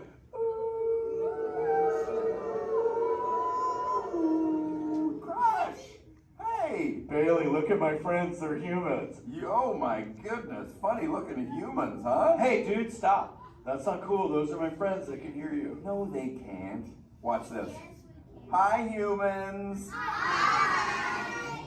Oh, okay. Why didn't you tell me? Dude, I tried, man. You got stoked out. Wait. Ooh. Yeah, that thing. I'm getting something. Ooh, wow. Some of you have 4 ears. Weird. I'm not judging. Humans. Later, Crush. Later, Bailey. Everyone say, later, Bailey, dude. Bailey's echolocation's awesome. We're going to do it. Everyone, both fins up. Go. Okay, sub-level. Really good. Back bench. Solid. Grandma, in the corner. This is where we put our fins up. Good job, Grandma. Good job. Fins up. Eyes closed. Go. How many fins am I holding up now? No, you gotta go. Yeah, you so totally rock. Squirt, come here. Squirt, look at this. Squirt, I just taught humans your ultimate favorite. Sweet. Dude, go for it. They'll blast you. You so totally rock. Rock on, human dude. Rock on, Squirt. That's my son. I'm in a jam. Oh, wait. Remember this thing. You gotta be good to the oceans. And the oceans will be good to you. And slap the fins together for my man Andrew. Rockin' the mic, man. Oh, righteous. Love you. Use the word dude all day long. Because your parents will love you. Hey, Karen. You're welcome, Karen. Let's go. You so totally rock. Let's give it up for Crush.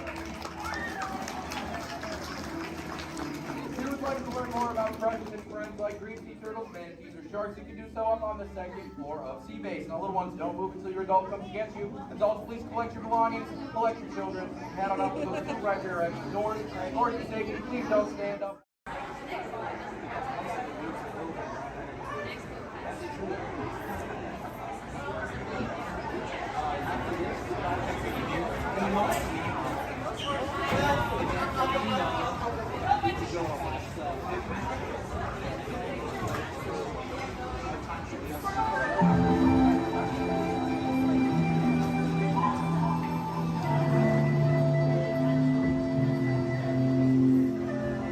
Welcome to a voyage of discovery and awareness of the richness, the diversity, and the often surprising nature of living with the land.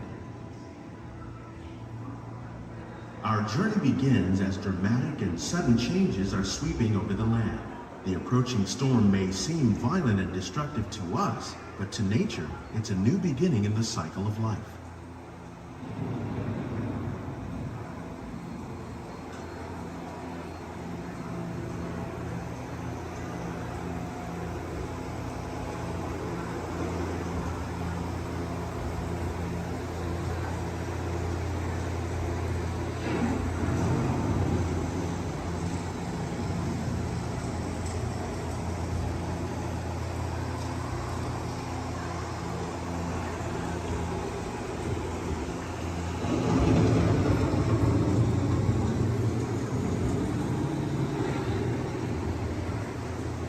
Beneath the surface of the land, roots trap water from the flowing mud, extracting precious nutrients and minerals. These elements, when combined with sunlight, create the diverse living systems of our planet.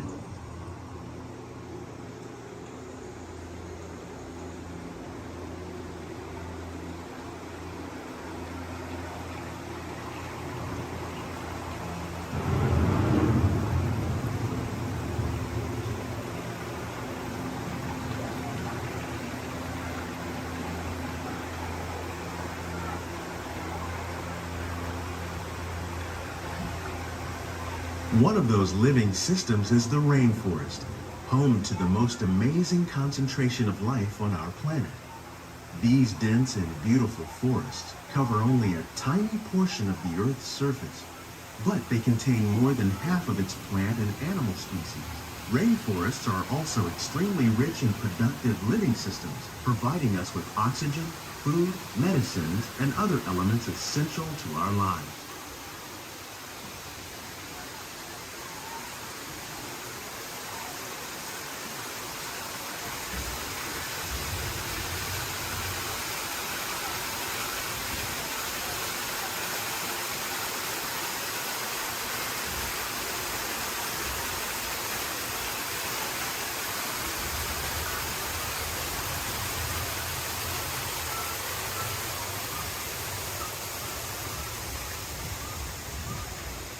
In the desert, nature has created a very different, but no less beautiful living system. And while this arid landscape may seem lifeless, it is very much alive.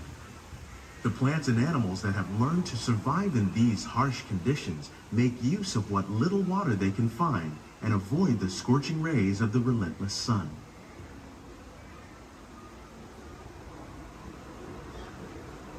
The American prairie once appeared as desolate as the desert, but over time, rainwater and nutrients gradually penetrated the hard surface of this land. Even the hooves of the mighty buffalo helped create the rich soil that would one day become home to the American farm.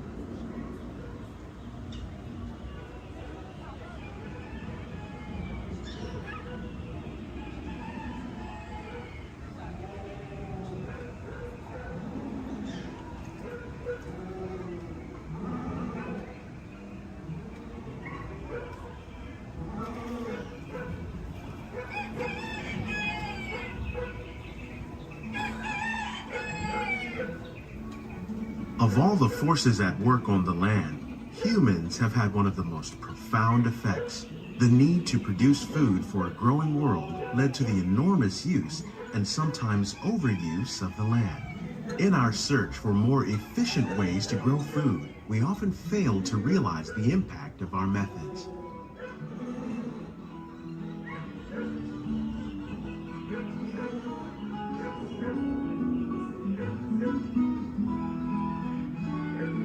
Today, we're learning to live with the land, discovering better ways to grow food that will assure both human and environmental well-being.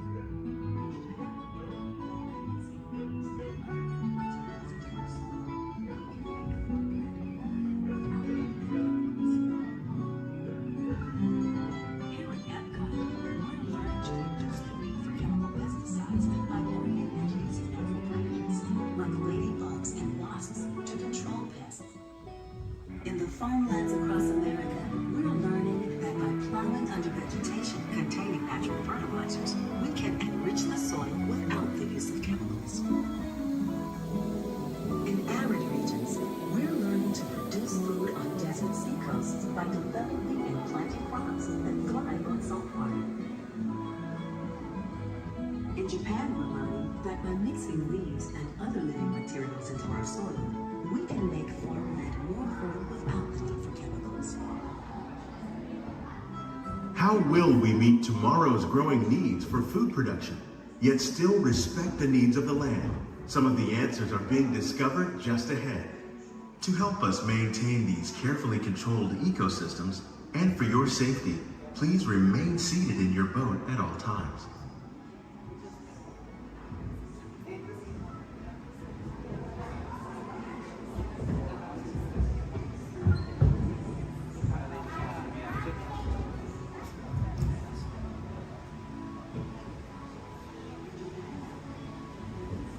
Welcome to our living laboratories, where scientists from Epcot and the U.S. Department of Agriculture are exploring innovative ways to produce bountiful harvests now and into the future.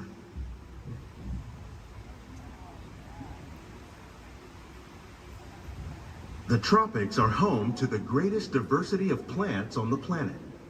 Many of these, like papaya, bananas, cacao, coffee, and rice, are well known around the world.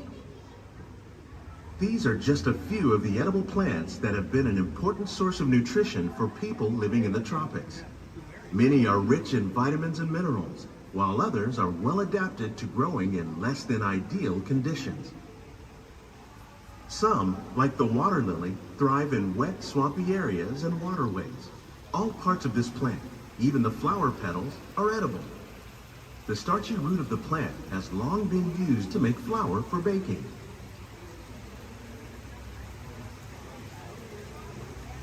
One day, many of these lesser-known tropical plants may be as important as the bananas growing on both sides of the boat. More than 28 million tons of bananas are eaten annually, making it the most popular fruit in the world.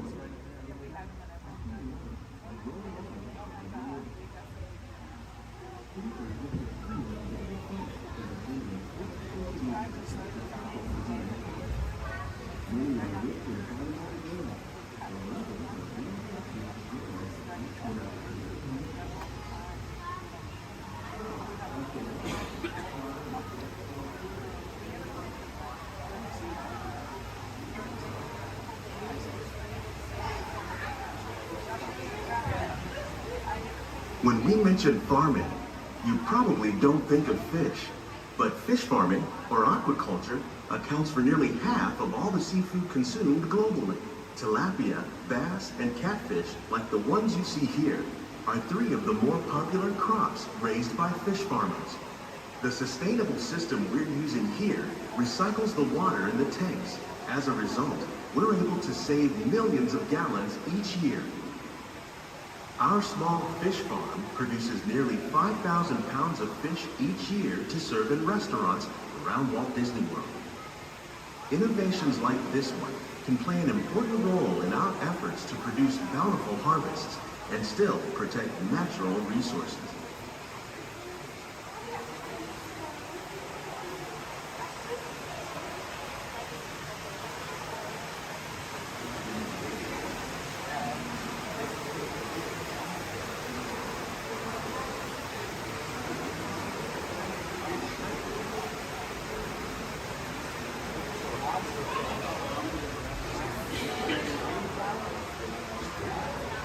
While there are more than 50,000 edible plant species in the world, most of us are only familiar with the handful that make up our everyday diet.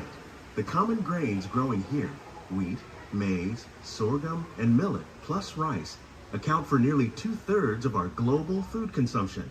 Learning how to increase yields of these staples is an important goal of research around the world.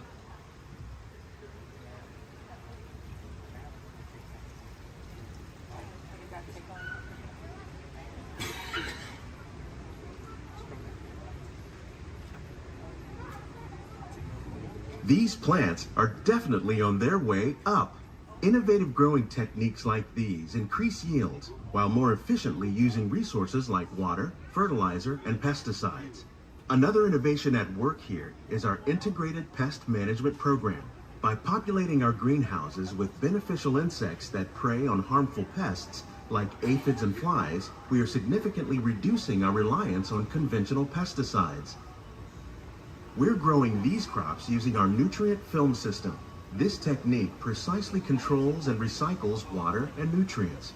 With it, we can produce over 27,000 heads of lettuce a year in this one small area.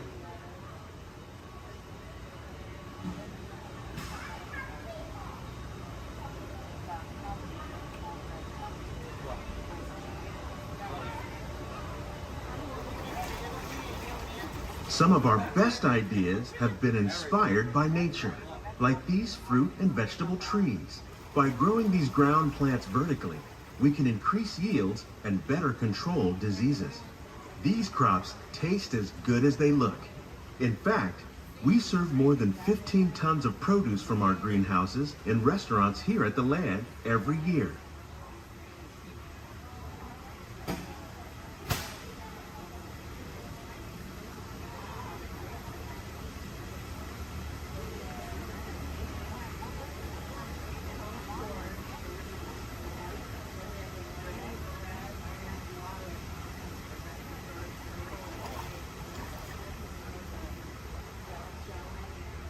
The future of agriculture may include innovative ideas like this vertical growing system.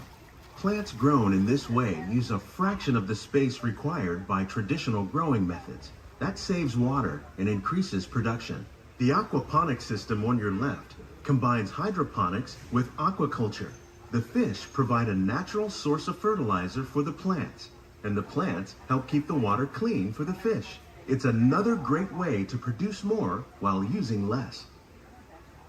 In our lab, Epcot scientists are working with the U.S. Department of Agriculture on a number of innovative projects.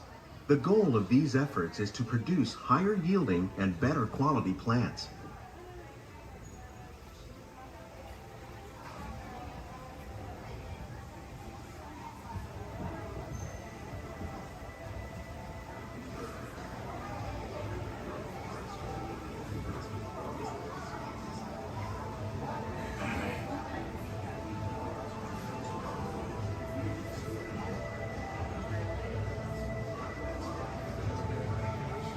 These greenhouses represent just a fraction of the work being done worldwide to produce bountiful harvests for our growing population.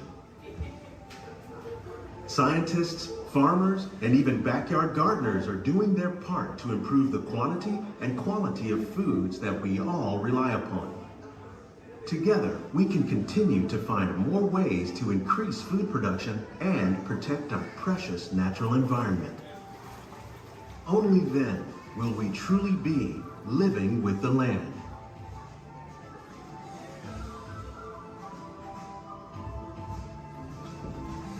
On behalf of Walt Disney World, we hope you've enjoyed this unique journey through our living laboratories. If you'd like a closer look, then check out the Behind the Seeds walking tour. It's a chance for the whole family to get up close and personal with the plants and growing techniques in our laboratories. Please keep your hands and feet inside the boat and remain seated until the boat comes to a complete stop.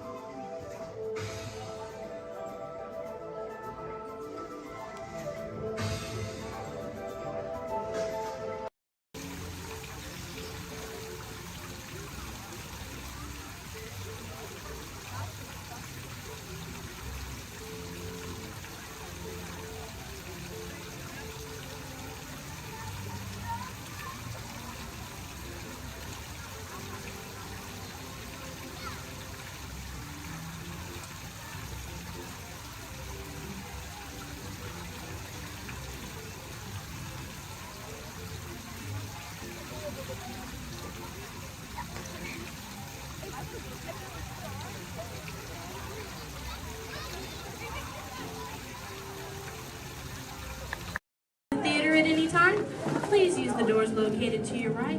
You'll exit directly to Sea Base.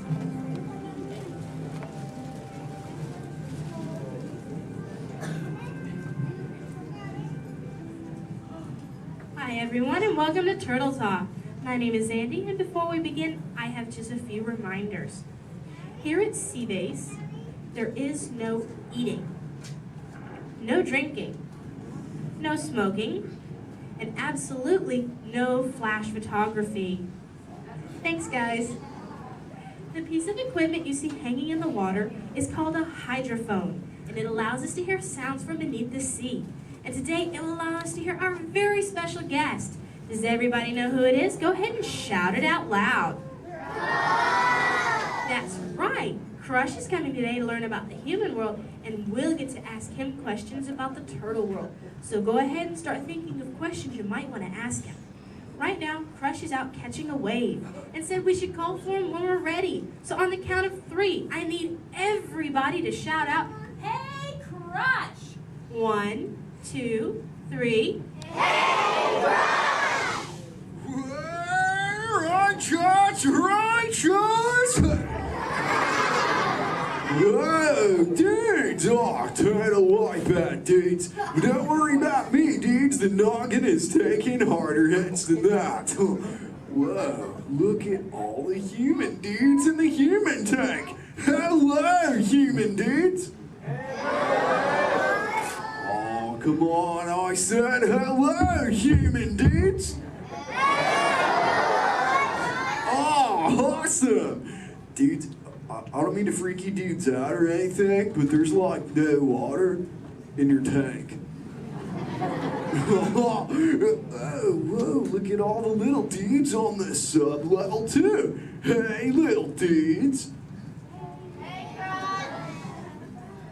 Focus, little dudes.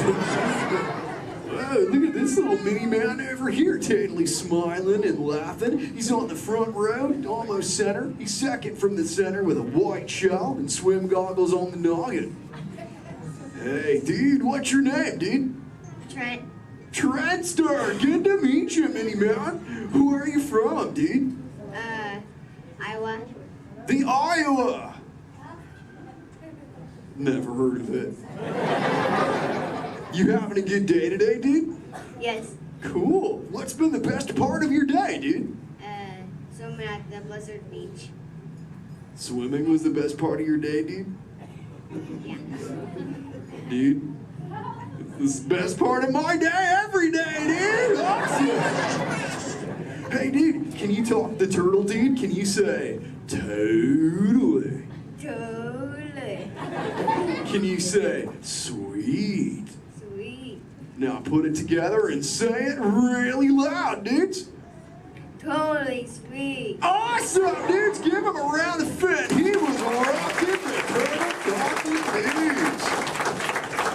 So, Mini Man, who brought you in here on this fine day, dude? My mom and dad. Well, let's talk to those dudes. Where's the mom and dad? Raise up your fence. Oh, there's the big kahuna, the papa son. Let's meet him, dudes. Because he did not think he was going to talk to a turtle today, dudes. What's your name, dude? Jeff. Jeff Star. Is that your little offspring over there, dude? Yes, sir. Awesome. Look, don't call me sir, dude. Too formal for me, dude. How many offspring in total do you have, dude? 2. Deuce offspring, keeping it simple. Okay, dude. You know, I'm a parental unit myself, dude. Do you know how many I have, dude? 4. Oh, way more than that, dude. 64. Little more. 164. Way less. I'll help you out, dude. I've got 65 offspring, dudes. Oh, totally. Hey, dude, do your little ones ever ask you questions, dude? All the time. Oh, dude, totally the same over here, dudes. My youngest son, Squirt, is always asking me questions, too. But you know what, dudes? They're always about you humans. And that is totally why I'm here, dudes. To answer his questions and maybe even answer some of yours. If you dudes think you can do that, say chaw. Awesome. Now, dudes, Squirt's #1 question has always been, what do you humans like to do at the beach? So, shout it out. What do you like to do at the beach, dudes? Whoa, major swimmage. Well, how many of you are really good at swimming, dudes? Lots of little swimmers, dudes. I'm not gonna lie. I'm pretty good at swimming too, dudes. In fact, I'm the fastest turtle in the world. You dudes believe me, right, dudes? Well, dudes, if you want a little demo for proof, say chaw. Okay, now I'm gonna need your help here, dudes. I'm gonna go for a little lap, so I need all you dudes to time me, okay? I'll tell you when to start counting, dudes. First, I gotta rev up the motor. Okay, dudes, start counting now. 1. Totally back.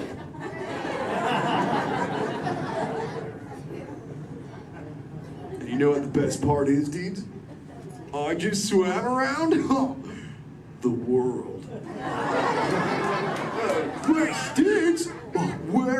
manners, dudes. I'm eating up the Q&A time. Hey, if any of you humans have got any questions for me, raise up your fins. You know what? First fin I saw was this little dude over here with a red shell front row. What's your name, dude? Tyler. What was that, dude? Tyler. Tyler. Don't get angry at me, dude. So what's your question, Tyler, dude? How are you? How old?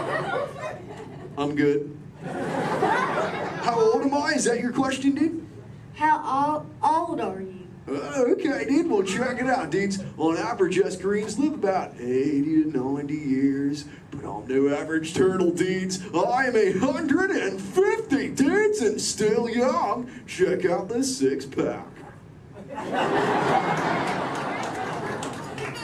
Thanks, dudes. Who else has got a question for me, dudes?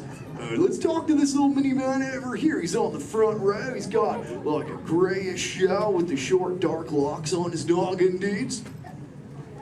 Chaw, that's the dude. What's your name, dude? Mitchell. Oh, the Mac and Mitchell. What's your question, mini man? Have you ever been,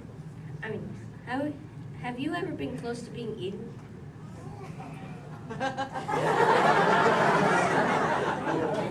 Dude, is there something behind me I should know about? Well, you were worrying me, dude. Well, there have been a couple close calls, but as you can see, the shell is intact. Have you ever been almost eaten, dude? No. We'll keep that going, dude. Trust me. Hey, dudes, I just remembered one of Squirt's questions, dudes. We found this thing on one of my migrations, and it belongs to you humans. Maybe you can identify it for me, dudes. So what is it, dudes? A bra! Awesome! Wait, I thought that's what you said to your friends. Like, what's up, bro? Well, what's it for, dudes? Swimming? Well, I'm swimming right now. It must look pretty good on me, huh, dudes? It's for who, dudes?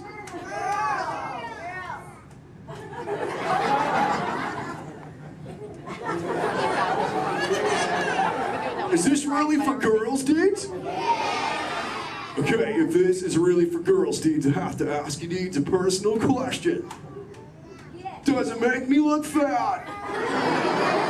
Come on, just pulling your fins, dudes. Tell you what, I'll put it back up on eBay and we'll move on, dudes.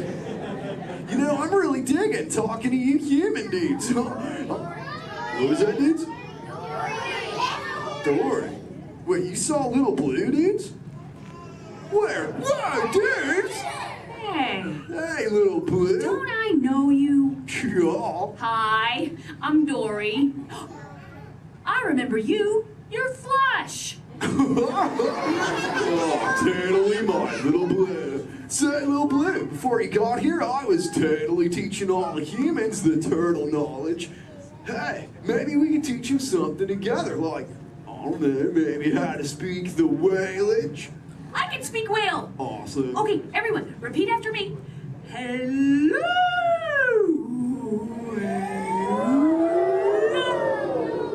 Okay, let's all try it together, dudes. 1, 2, 3. Hello.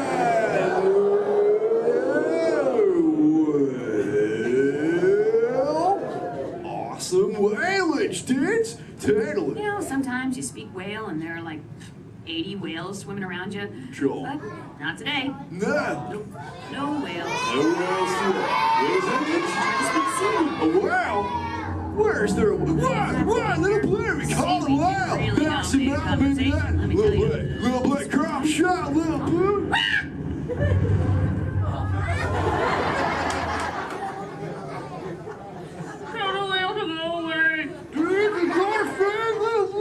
Everyone together say, go away, whale.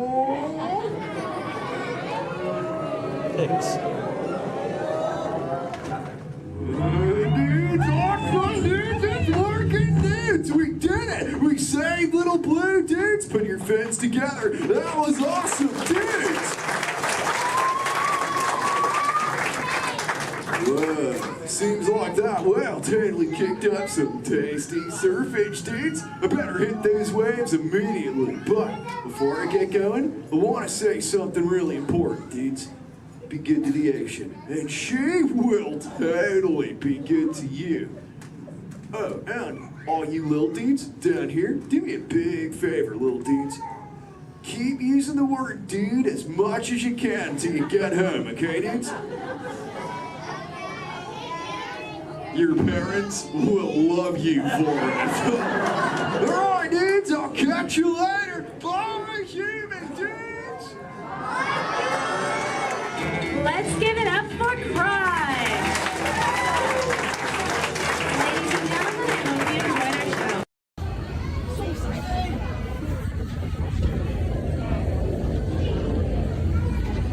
Thanks. What'd you say? Yeah, I said green. You did? Oh! So I said like no. I used to Motion tracking, assigning individualized color profiles, web shooters calibrating. Woo! You there, Spider-Man? I'm here. Where are you? On our way. Okay, please sit back and enjoy your ride until we reach the destination faster. Wait, I thought you were still an exponential laser. Yeah, the answer sounds right. I'm not getting ready.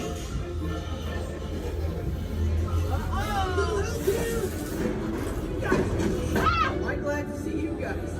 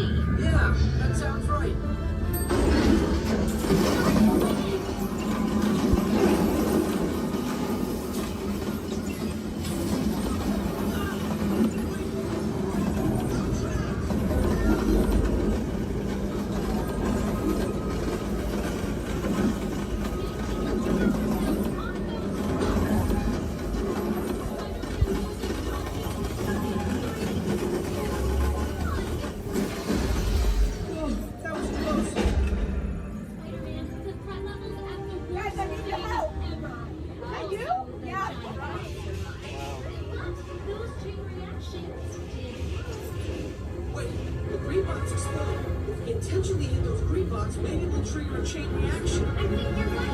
That should stop it.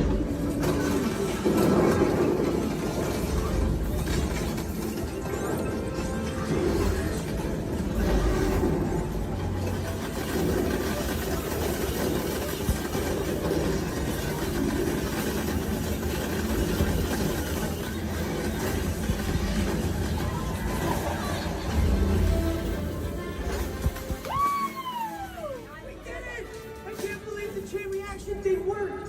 You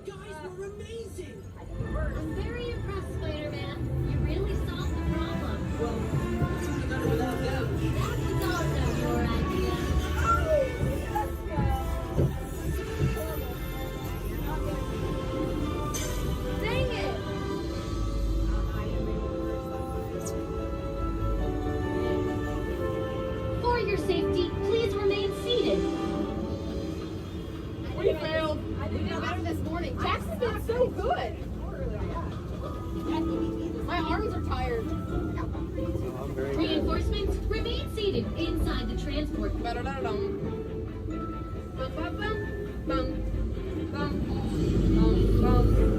Hey, thanks for attending our open house presentation and preventing the destruction of the world as we know it.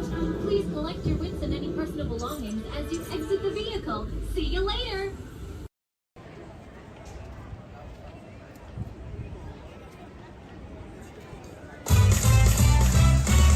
Good morning, everybody! Welcome to the Magic Kingdom! In just a few moments, the lanes are going to open for you to explore as we kick off the start of this magical day! For 50 years, the magic of Walt Disney World has called out the people all around the world, and we're so excited to have you party with us during the world's most magical celebration! Alright everyone, we hope you're ready to celebrate because the magic is calling! And now, we welcome all of you today, our favorite pals, Mickey and Minnie!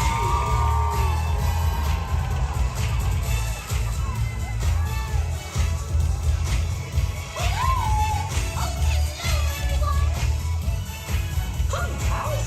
It's great to see ya. Oh, look! Everything is sparkling!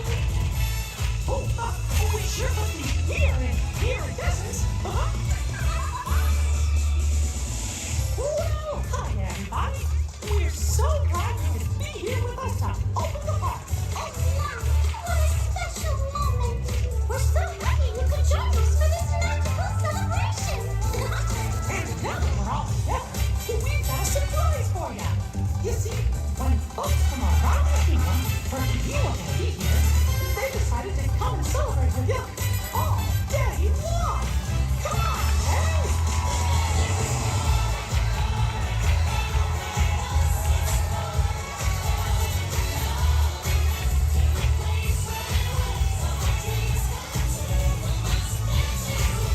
This party's gonna be dancing all day long. And the best part is all of you. Come on, let's go.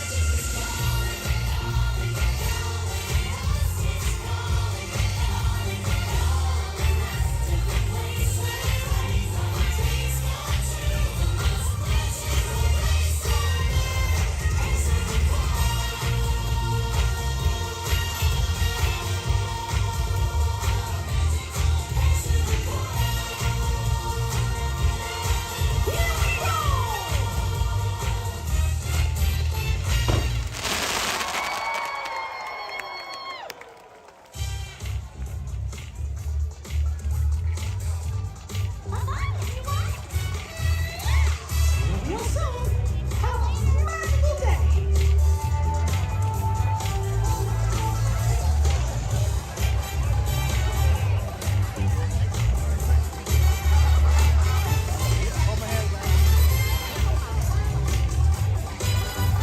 For your safety and the safety of those around you, please walk slowly and carefully on to your next adventure.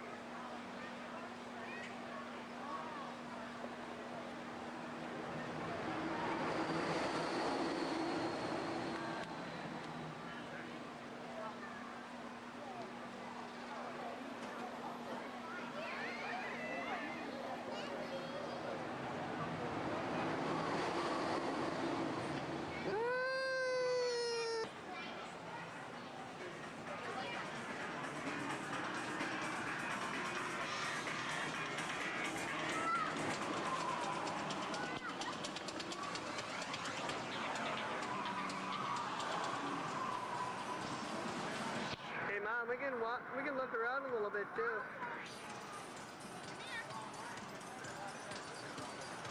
One ahead. Stick around.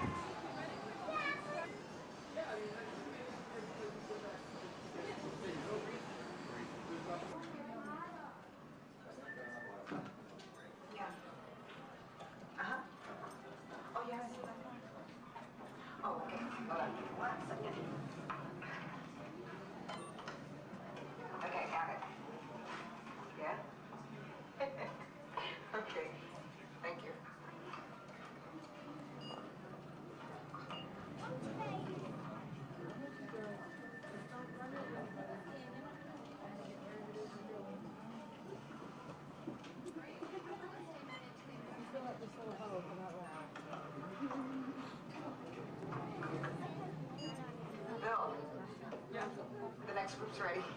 Oh. Thanks. Hi, everybody. Welcome to the test track. My name is Bill McKim. I'm up here in the control center. In just a couple of minutes, you're going to be out there on that track. But first, let's put together your test schedule. These are the same kinds of tests that are run at GM test facilities all over the world. Let's put up the 26-8 grade. Got it. Okay, we're going to start you off on an accelerated hill climb. Now, these steep grades give us a chance to evaluate the effects of heat and stress on your engine and on the transmission. Twist stitch or blocks? Let's put up the blocks, German and Belgian. Next, your vehicle is going to go over a variety of rough road surfaces. These are designed to test the integrity of the suspension and the chassis. It's going to get a bit bumpy. Yeah. Next, you're going to see and feel what it's like when your brakes lock up and you lose control of the steering. Not such a good feeling, but hang in there because we're going to do the test one more time, this time with the ABS or the anti-lock brakes. Okay. All right. What's next? Let's do some environmental tests. Put up 2, 5, and 7. 7? Yeah, 7. Okay. After that, we're going to subject your vehicle to some extremes in temperature, as well as corrosive conditions, to see how it handles nature's worst. And finally, we'll take you out for some handling runs.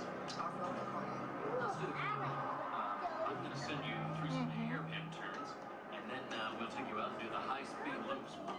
And depending on how your vehicle and you hold up, we'll even throw a few surprise tests in there. Surprise test? Yeah. Pick one. Jack? Now, if this whole routine seems a bit extreme, you're absolutely right, but that's what a test track is all about. The cars you drive at home are made up of over 15,000 different parts, and every one of them has to pass the test under very extreme conditions before we ever let it off that test track and out onto the road. Now, as you can imagine, safety is a big concern of ours, so we're going to insist that you buckle up your safety belt securely. You'll be glad you did. Oh, we're ready. Oh, great. Well, Sherry says we're ready, so we'll see you out there on the test track. So please make sure your safety belts are securely fastened, as they always should be in your vehicle. We're clear for dispatch. Okay, let's move them up to the test area.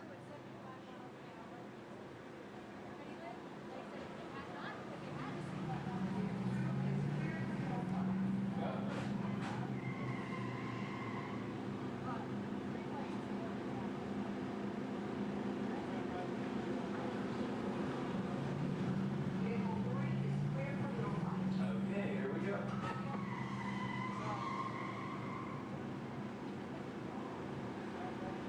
Mitchell? Vehicle 4 is clear for hill climb. Okay, here we go.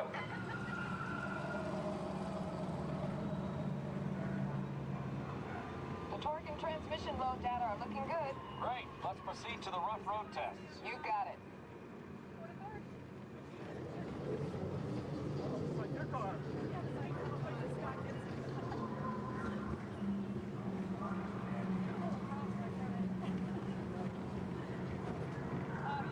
Okay, I'm going to take you right up to the cones, hit the brakes, and see if I can steer you through. Hold on. Braking now. Okay, we're back on track. Let's do that other sequence. Okay, let's try it again, this time with the anti-lock brakes. ABS reactivated. Braking! All right, that's the way it ought to be. You see how ABS lets you keep control of the vehicle while braking?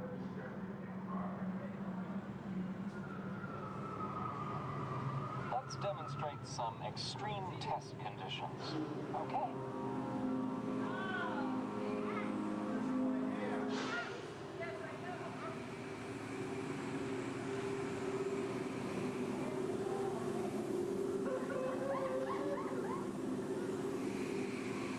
Did you remember to turn off those robots?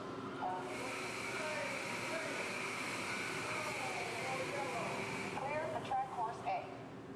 All right, let's pick up the pace. Increasing speed.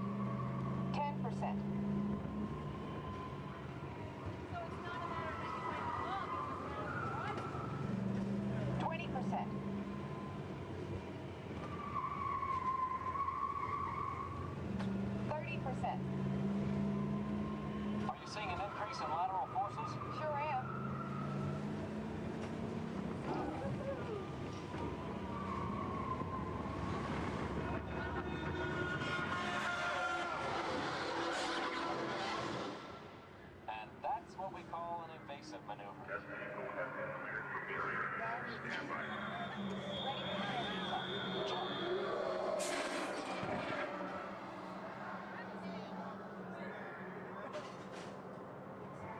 on tight.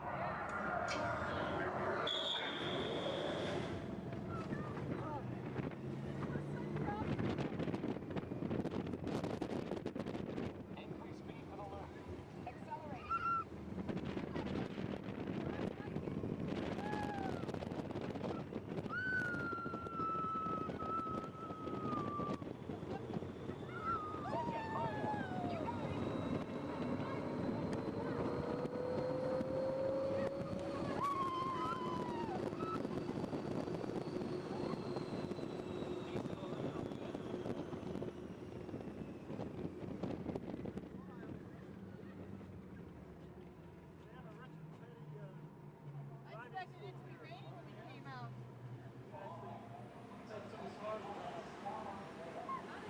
As long as they're heated up, let's grab a thermal image. Will do. Cameras on. Looks like all components are well within test parameters. Well, all right. That completes our test schedule. Let's download the data.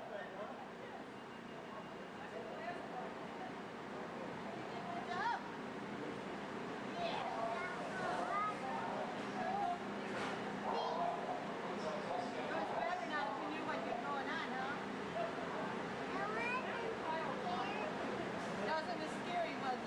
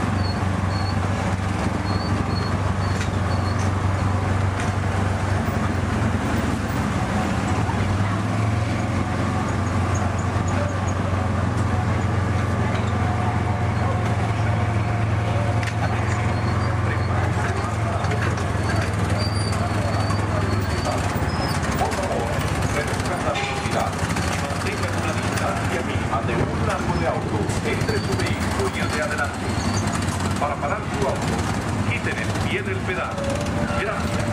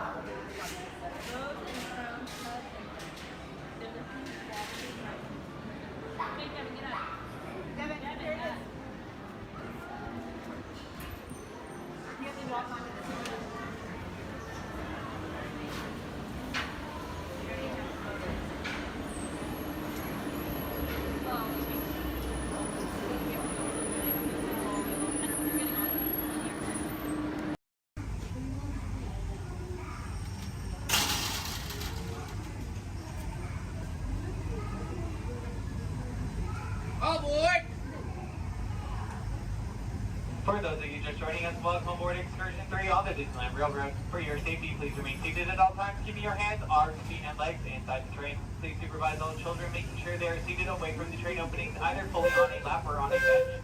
Our next stop will be Main Street, but before that, we will travel into the tunnel ahead and journey through the Grand Canyon and Primeval World. While you are more than welcome to take as many photos and videos as you'd like, we do ask that you please turn off all flash photography, video lighting, lighted toys, and accessories, including any lightsabers, light up ears, bubble wands, balloons, and many more.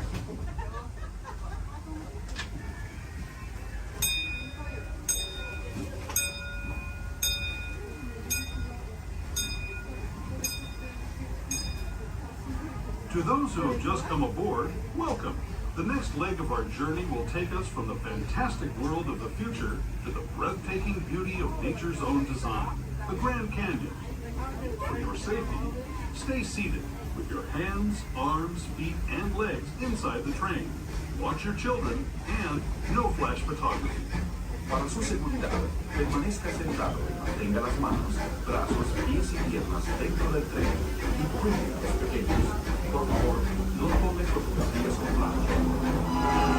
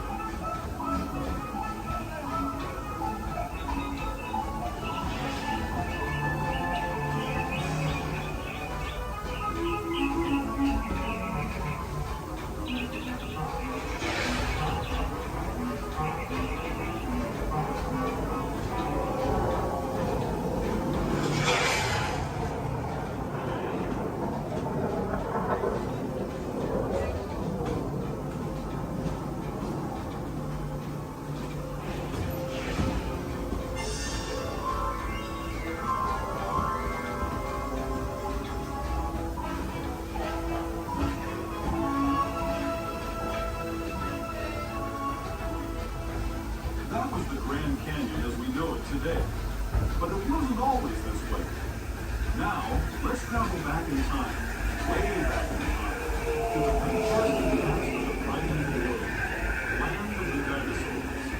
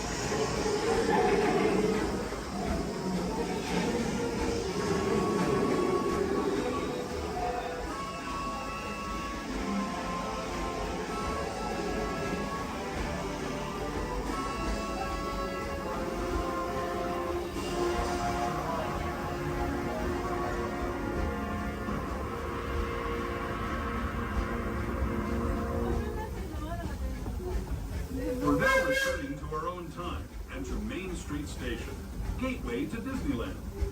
If you're leaving us here, stay in your seat until we come to a full stop. Remember to gather all your personal belongings and step carefully from the train. I'd especially like to thank those of you who've been with me. As you make your way back to Main Street Station, remain fully seated until the train has come to a full and complete stop. As a reminder, Main Street Station has there are no ramps or elevators, so we do not wait on any options and wheelchairs only listed at the very bottom of the exit stairway. This will be your stop for the National Disney District Park exit and of course Main Street.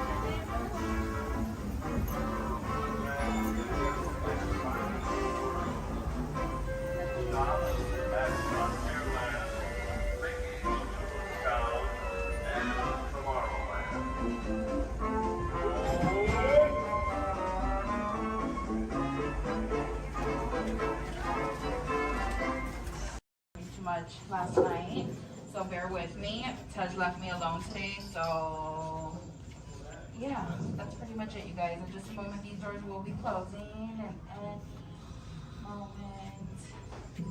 Oh, my God. Okay, so yeah, do you guys want a tour of the war room?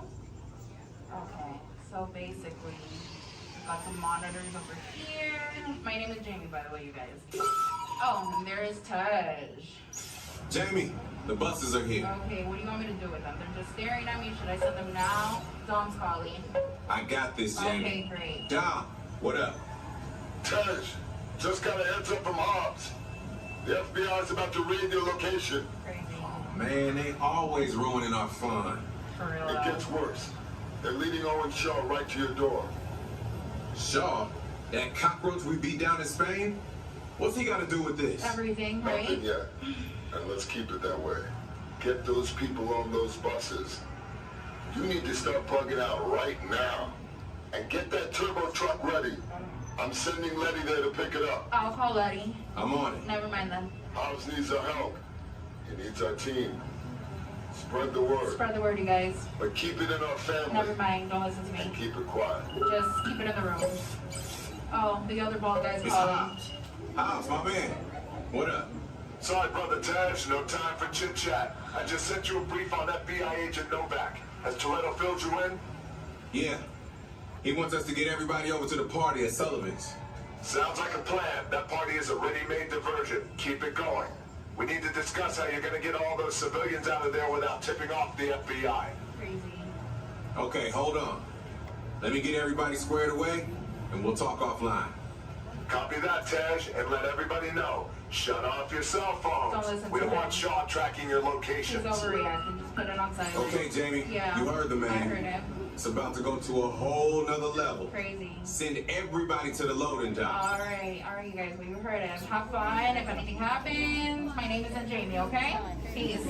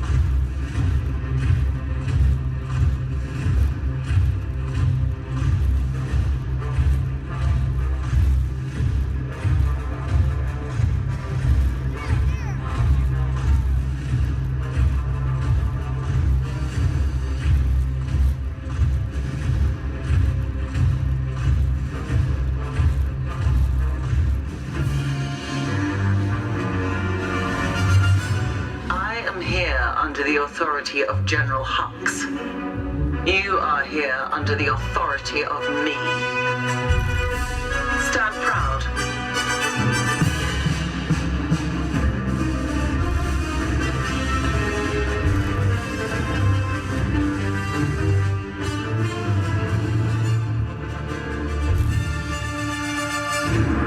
Troops in this division are held to the highest standard. Mine. Show me fearless.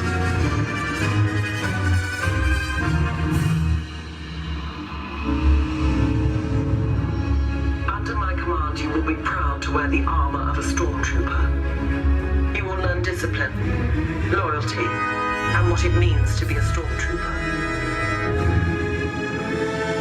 Battle starts.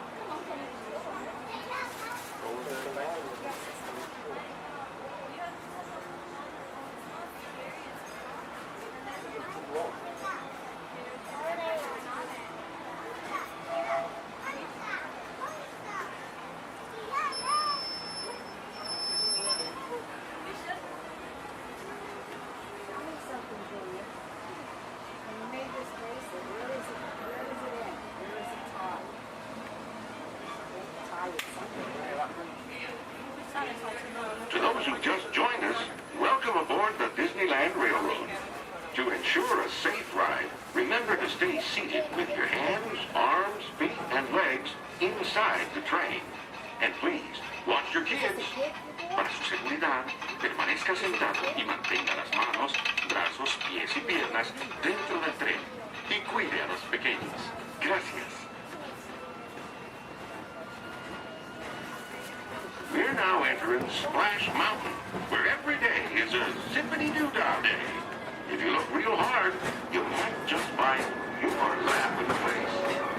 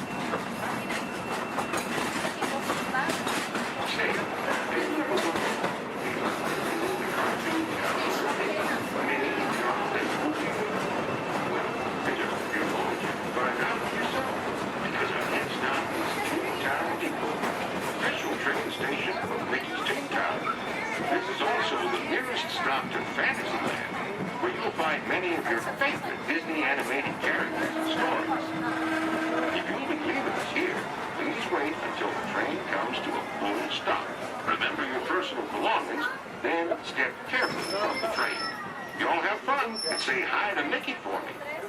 For those of you continuing on with us, we'll be resuming our trip in just a moment. This is Toontown Depot.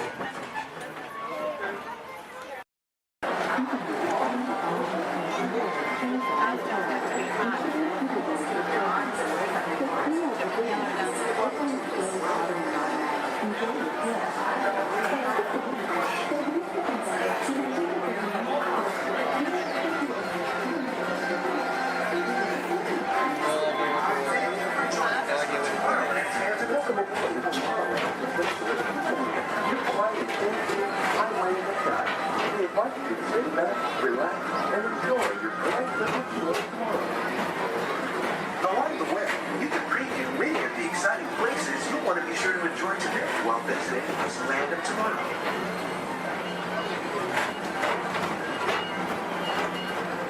The People Mover is the perfect vehicle for people watching, so keep your eyes peeled. You never know who you might see.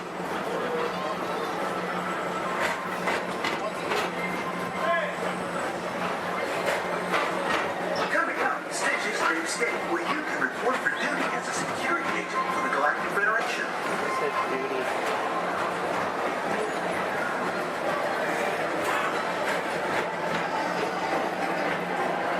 Your mission is to keep Experiment 66, the biggest mischief maker in the galaxy, under control.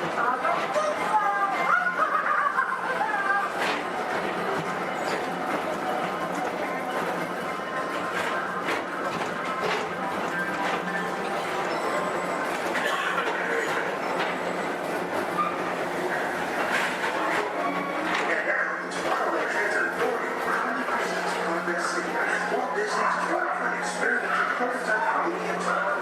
Progress City was the inspiration for Epcot, and many of its forward-thinking ideas have been realized throughout Walt Disney.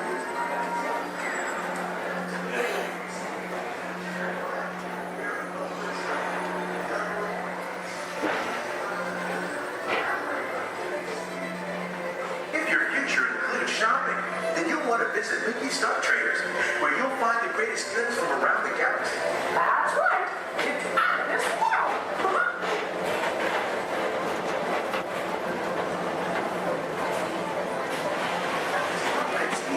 With the pedal to the metal and speed towards the checkered flag in your very own race car. Young or old, this is your chance to drive in the fast lane without worrying about getting a speeding ticket.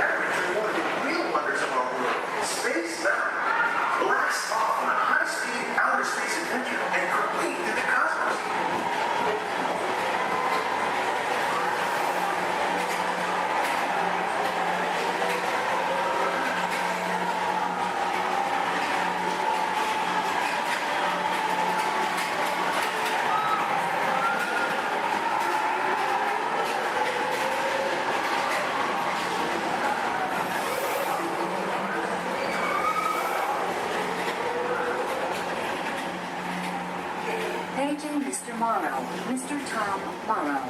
Please contact Mr. Johnson in the control tower to confirm your flight to the moon.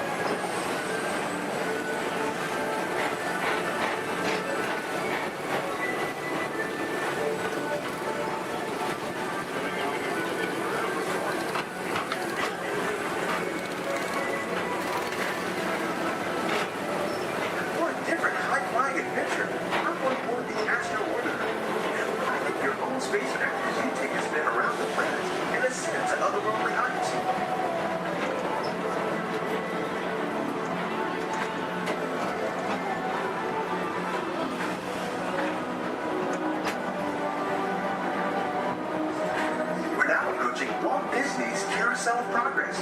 Inside this rotating theater, 4 families welcome you into their homes of yesterday and today, starting way back at the turn of the 20th century. First presented at the New York World's Fair, this legendary circular theater celebrates the progress that has made our lives better. It's a perfect reminder that there's always a great, big, beautiful tomorrow shining at the end of every day.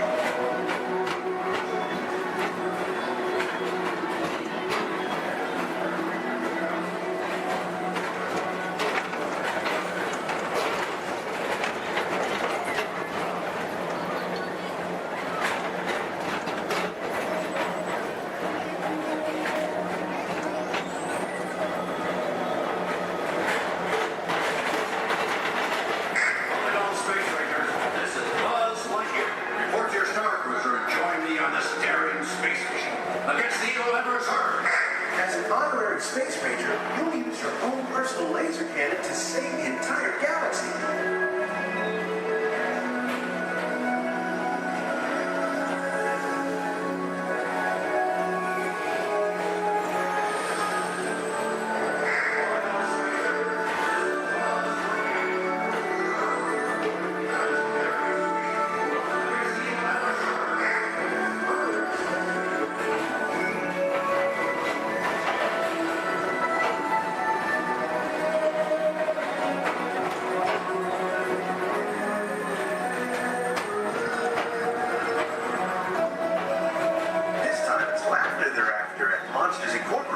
So drop in and join Mike Wazowski and all his pals at Monsters Incorporated Laugh More. Share the fun.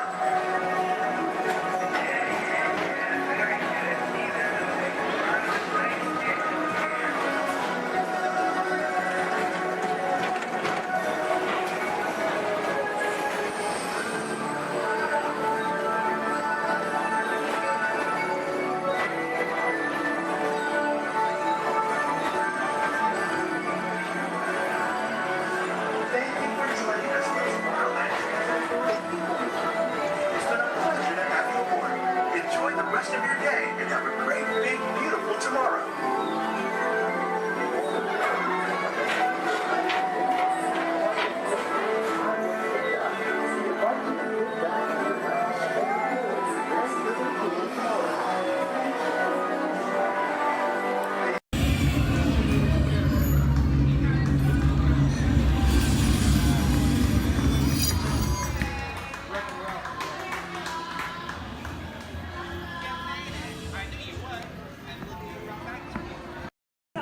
My name is Christina, and here at Seabase I do have a few reminders.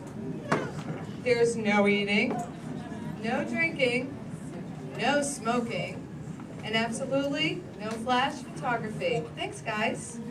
The equipment you see here hanging in the water is called a hydrophone. Hydrophones help us to hear things beneath the sea. Today this is going to help us hear a very special guest. Does everybody know who that guest may be? Shout it out.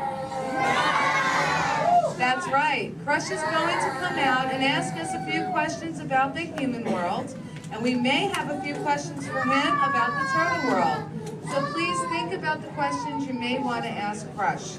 I do know Crush is out catching a wave, and he asks, on the count of 3, as part of a year of a million dreams, we are going to have Joseph count out from South Carolina. 1, 2, 3, and everybody else, scream out, "Hey, Crush." Ready? Joseph? Hey, Crush. Hey,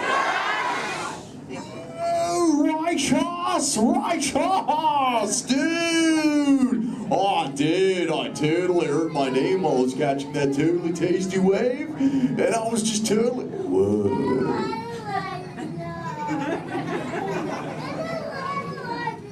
Check out all of you human dudes in the human tank. Hello, dudes! Oh, they live. Hey, dudes! Whoa, there's a little Brahmin sub-level. Awesome! You know, where there's little dudes and dudettes, I bet there's some fellow moms and pops. Let's hear from all the moms and pops! Yeah! Awesome! Let's meet some humans up close. Hey, there's a dude here with a light lid and a gray shell. Hey, dude. What's your name, Minnie Man? Mitchell. Mitchell. Mighty Mitchell, dude. Where are you from, dude? Kansas. Whoa. Never heard of it. That's cool, though, Mitchell. Do you think any of your friends back home knew you would be talking to a turtle? Not really, no. Yeah. Well, dude, if you told me earlier I'd be talking to a human, I'd have been like, no way. Hey, Mitchell, dude, it's really nice to meet you. I'll just assume the feeling is mutual, dude. Totally, dude. Hey, there's more humans on this side. There's someone with a blue lid and an orange shell, I think, right in the front here. What's your name, dude? Michaela. Minnie Michaela, who brought you here today? Your mom. Where's the mom to Michaela, dude? Oh, way in the back. Sorry to get stuck with the cheap seat.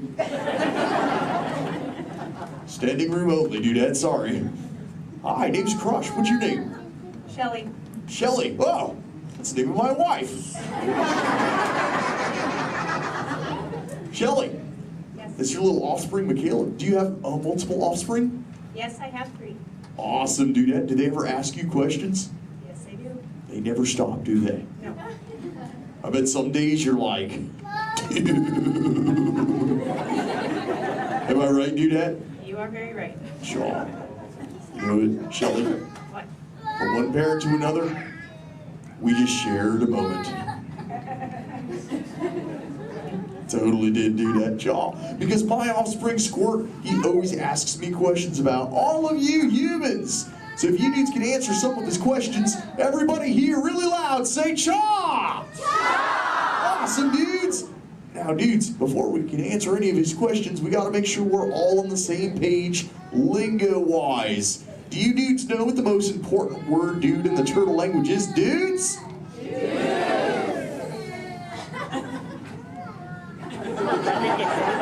That's right, it's totally dude.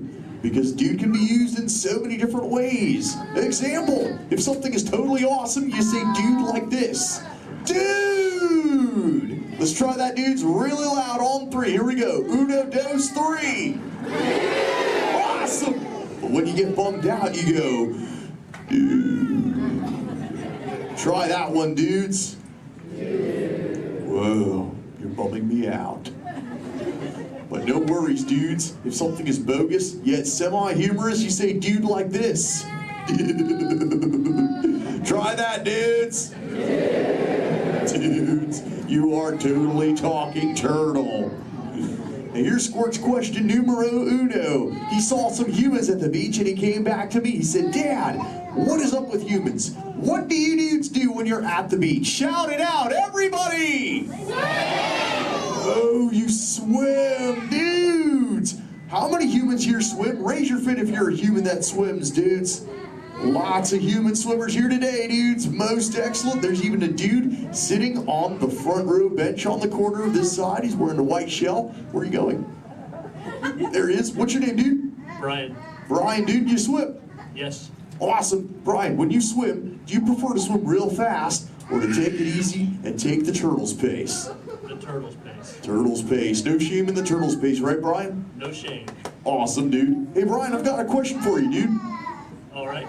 Does this look familiar? Yes. I'm Brian. Yes. Awesome, Brian. Thanks for your help, dude. Hey, dudes. I just realized I am the only one here asking questions. Does anyone have a question for me, dudes? Raise your fins, and I shall try to find you. Who's got questions, dudes? Let's go up front near the center. There's a dudette wearing a white shell. Right up front here. Hey there, dudette. What's your name? Madison. Minnie Madison. What is your question? How do turtles swim? How do we swim? Well, we got these awesome flippers that push us through the water, Madison. It's totally awesome. In fact, a sea turtle like me can swim up to about 20, 25 miles an hour. And that's like, whoa. Totally, dude, Chaw. Hey, if you dudes want to see how fast that is, say Chaw! Awesome, dudes. I'm gonna swim so fast, you'll be like, no way. And I'll be like, oh, way. All right, dudes. I'm building up the speed now. Here we go, dudes. Check it out. Right. Dude. Whoa, dudes, that was bogus. Yet semi-humorous. What do we say, dudes? Totally. But you know what, dudes? I've got other questions. Who else wants to ask me a question, dudes? Oh, let's go back to the center. Right in that second row, she's got the red shell here. She's got a question for me. Right there in the center with the red shell. What's your name, Dudette? Cameron, what is your question? What do you like to eat? Oh, I love to eat green sea grass and green sea kelp. Cameron, what do you like to eat?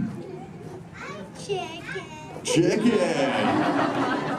Does chicken ever give you bubbles, Cameron? Because sometimes green seagrass gives me bubbles, dude. It's kind of bogus.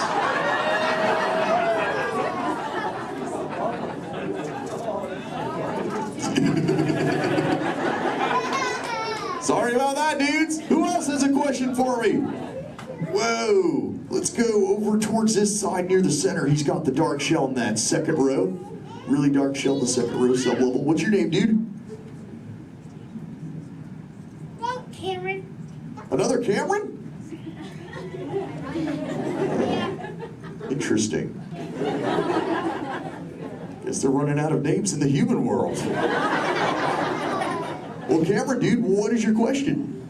What is it like in the water? Oh, wet. Cameron, have you ever, what? How do you ever feel in it? How do I, wet. Well, have you ever been in the water, dude? Yeah. How do you feel in it? Good. Good. Oh, awesome. Well, oh, and wet. Well, that makes sense. Cameron, dude, what do you wear in the water? What you're wearing now? No, I wear a swimsuit. Oh, a swimsuit, Cameron, dude. Check it out, dude. Squirt said this is called a swimsuit right here. Check it out, dude. This is what Cameron wears. Awesome, dude. That's what you wear, right, Cam? No, it's a boy wear. It's what? It's a boy wear. This isn't for boys?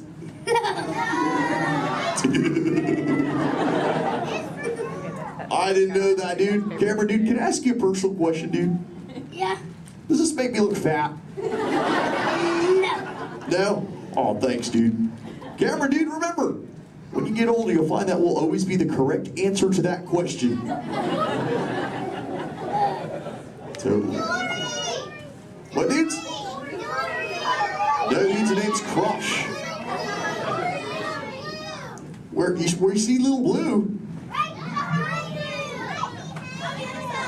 On the other side? No way, dudes.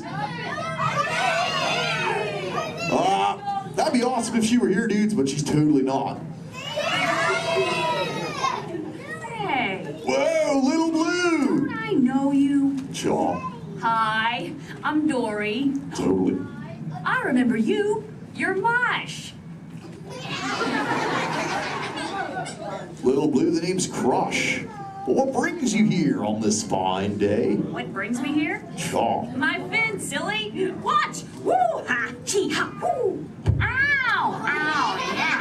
Ow, ow, ow. Wow, that really clocked me there. Am I bleeding? Little Blue, I hope not, but... Look. It's a people tank. Hi. Hola. Ooh, bonjour. Welcome. Ni hao ma. Ohio. Hi. You're like a little linguist, Little Blue. You know, I just taught these human dudes how to talk turtle. It'd be so awesome if someone could teach us all how to speak whale. I can speak whale. Awesome. Okay, everyone, repeat after me. Hello.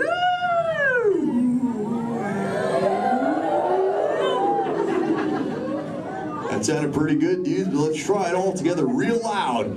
Hello.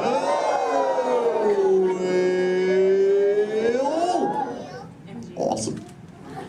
You know, sometimes you speak whale and there are like 80 whales swimming around you. Not today. What do you mean, dude? No whale. Where? You see one behind me? Oh, little blue! Oh, there's totally a whale, little blue. Swim, little blue!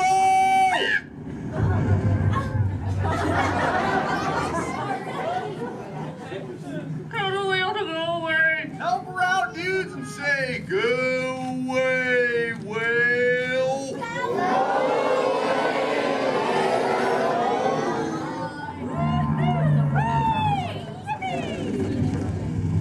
You did it, dudes! You saved little blue! Put your fins together. That was awesome! You so totally rock, dudes. You know, I could hang out with you all day, but I have to make sure little blue is okay. So before I go, remember, do not fight the current. Learn to ride it, and it will totally take you where you're meant to go. And little dudes and dudettes, do the Crush Men a big favor. Keep using that word dude for the rest of the day. Your parents will love it. Bye-bye, dudes. Let's give it up for Crush!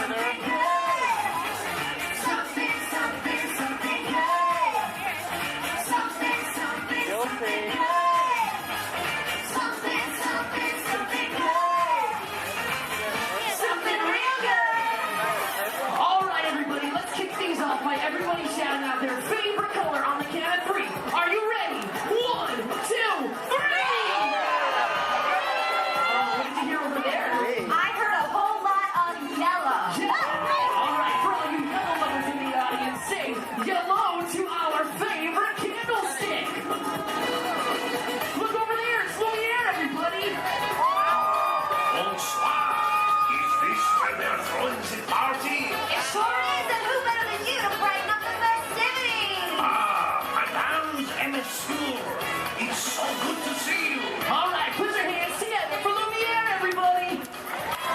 Such a colorful celebration, don't you think? You can say that again. Such a colorful celebration, don't you think? Very nice, Lumiere. What service? I love this song. Okay, now whose favorite color out there is orange? Anybody? Well, gee, I sure wish I knew somebody orange who could kick this party up a notch. Well, I know somebody, and I'll give you a hint. He's orange and black, and he loves to bounce. That's right, it's not Tiger, it's a Tigger! It's time for a little bounce and... All right, everybody, now's your chance to get bouncing! There ain't nothing can bounce like the Tigger. Except maybe you. Keep on bouncing. All right, we've got yellow, we've got orange, now we need somebody green! Oh, don't tell me. Peter Pan. No. Who's the other kid? Alex. Jiminy Cricket. Picture somebody larger and a little more round. Just picture a big billiard ball with one eye. Did somebody say there was a party? Ladies and gentlemen, it's Mike Wazowski. I knew it the moment I laid an eye on you. Oh, thank you, thank you. We would have nothing if we didn't have Boy, am I excited. you. Okay, friends, everybody shout out another color so we can bring in another one of our Disney pals. On three, ready? 1, 2, 3. Lavender. All right, what do you hear this time, Emily? Oh, I heard red. Red. Oh yeah, this is one red hot crowd. Okay, who's got 6 legs, lives under the sea, and has a merman for a friend?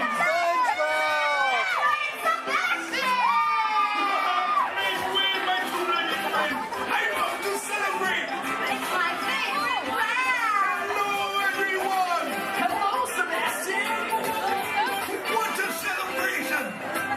This is almost as much fun as it is under the sea. Okay, everybody. Now go like this with your hands and pretend like you're holding a magic lamp. What are you doing? We're making wishes. Well, what are you wishing for? I think we're wishing that somebody blue would get here. Don't look now, but I think you got your wish! Genie, wouldn't be a party without you! That's right, Mr. Blue himself. Genie is in the house. Oh, yeah, these look like real party people. Put your hands up, put your hands up. Put your hands up, everybody! Look out, the genie is coming through.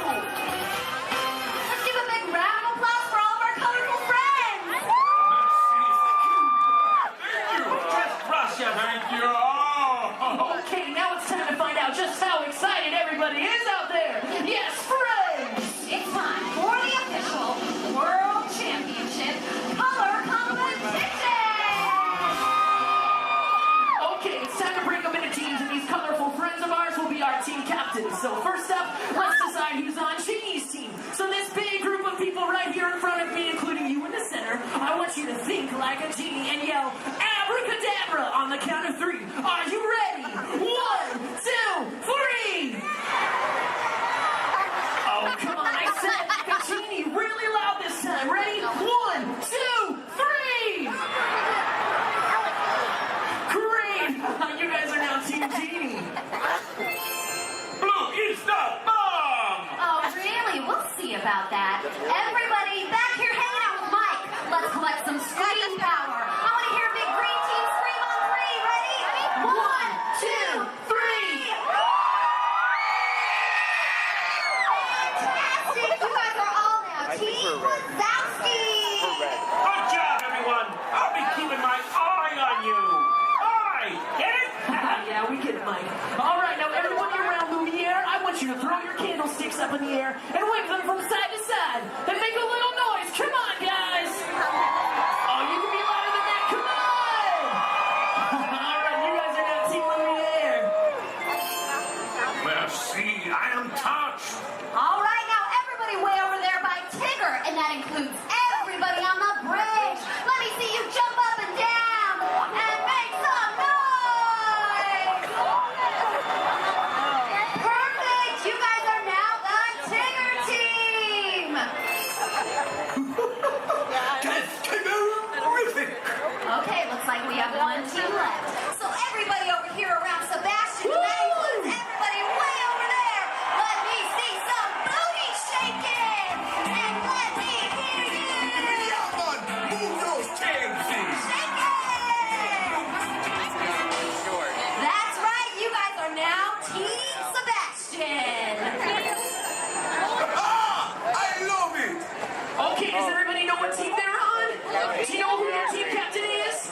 All right, it's time to get the color competition started. And hey, if you don't know what team you're on, just pick one and join along, all right? All right, take it away, Emily. Okay, you guys, so what we're going to do is we're going to teach you part of an awesome song from the movie Tarzan. Then we're going to have each team help us out by singing it one at a time. Then we'll pick a winner. All right, let's hit it. Okay, so I'm going to say something first, and then you all repeat after me. Are you ready? Let's do it. Say do. Bop. Bop. She. Do. All together now. Do. Bop. She. Do. Do, bop, she, do. Come on. Do. Bop. She. Do. Do, bop, she, do. Awesome. This time we're going to sing it. Repeat after us. Do, bop, she, do. One more time, let's hear it. Do, bop, she, do. One more time, louder. Do, bop, she, do. All right, Emily, do you think they're ready? Oh, they're ready, all right. All right, color crews, it's time to shine. Emily and I are going to call out a team. When you hear your team call, we want you to belt out that phrase as loud as you can, okay? Oh, and one other thing, you gotta sing the right notes for your section to win. Okay, guys? Team T, you guys are up first. All right, watch Emily and I for your cue. Here we go.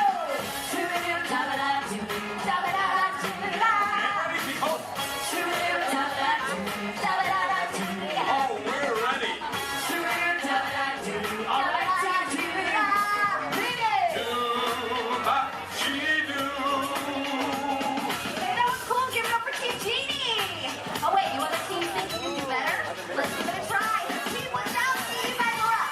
Right now, team, try to sing the right notes. Ready to win.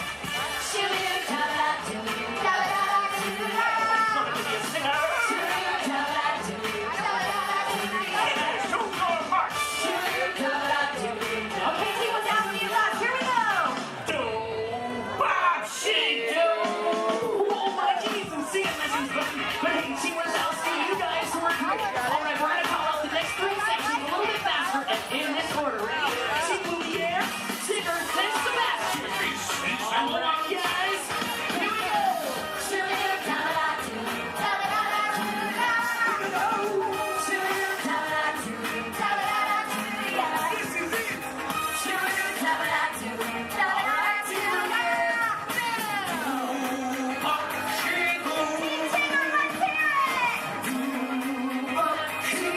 All right, Team Sebastian, hit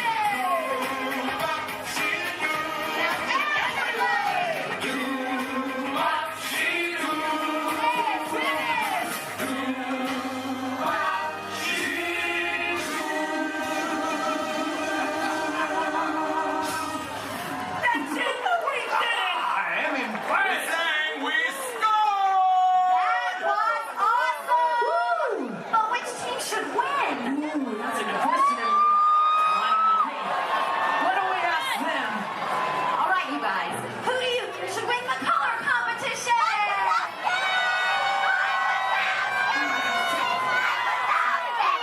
Everybody did a great job, but tonight's winner is Team Lumiere! Congrats, you'll be the winner. Congratulations. Actually, you know what? You all did such a good job. Your winner's in my book. Okay, now that everyone's in the room, let's really get this thing going. Welcome to the celebration. It's a jubilation. It's a carnival. People in the streets are dancing. No time for romance. It's a carnival.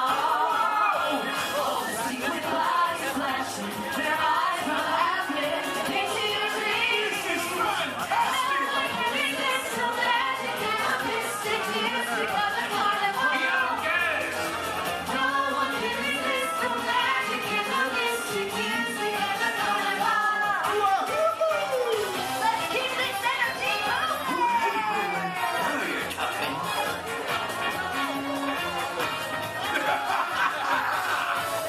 Come on, people. Let's get moving. Yeah, grooving. We're moving. Oh, yeah. I love the carnival.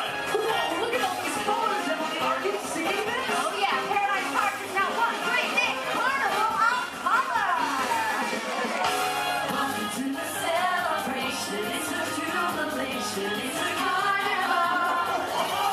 People in the streets are dancing. No time for romancing. It's a carnival. All the secret bodies flashing. Their eyes are laughing into your dreams. Wonderful. No one can resist the magic and the mystic music of the carnival. No one can resist the magic and the mystic music of the carnival. All right, everybody. I don't know about you, but I had a blast. All right, it's about time for all of us to take our places for World of Color. All right, let's give it up one last time to all of our colorful friends. Give it up for Sebastian, Lumiere, Tigger, Gene, and of course Mike Wazowski. Thanks everybody. We hope you enjoyed our carnival of color. Remember the exciting, colorful magic is over. Now we're gonna show something really spectacular. Something, something, something good. Something, something, something good. Something, something, something good. Fun, people. Something, something, something good. Thank you. Good. Oh, it's so Real good. Good. Something real good. In just 15 minutes. Personal. It's in the media. It's not my department. Can't touch it. Just saying. Anyway, let's get this game going. You ready, contestants? Our first question from a show called Dancing with the Stars. Here we go, everyone. This is Dancing with the Stars.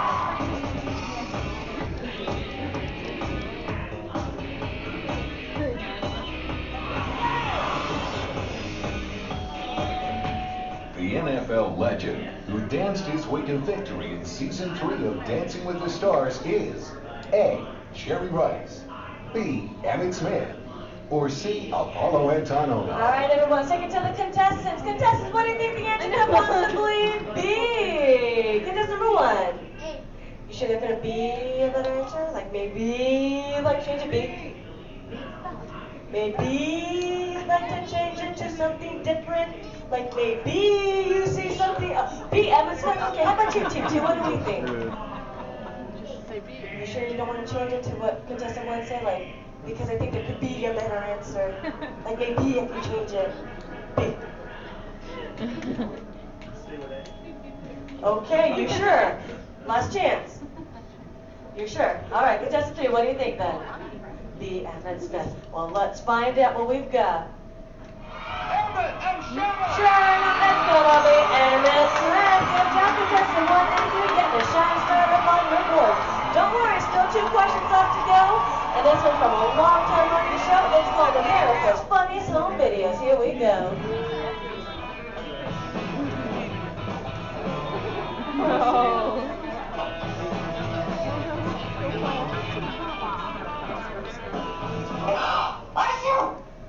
ABC's America's Funniest Home Videos often features dogs doing extraordinary things. In this last video, the dog is going to A. Imitate the woman's sneeze, B. Lick the woman's nose, or C. Fetch the woman a tissue. All right, contestants, you might see a subtle hint up there to help you out with this answer. So who wants to answer first? Hit that button. Here we go. Team number 2. B. B. Lick the woman's nose. You don't see something up there that might change your answer? C. Fetch a woman a tissue. Okay, here we go. Contestant 3, what do you think? C. And contestant number 1? C as well. Let's find out, everyone.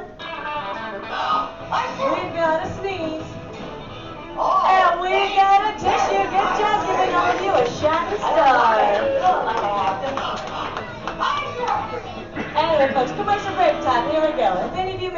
ABC shows or just want to start watching new one, log on to the website. It's abc.com. Up there you can see their motto is Start Here, and that's because they're a multi-platform network, which means you can watch their shows not only on your big screen, but your computers and now even your handheld devices. Anyway, everybody, take the focus off me. I'm back up here on the screen because we're moving on to our final question. Are you ready, contestants? It's from Extreme Makeover Home Edition.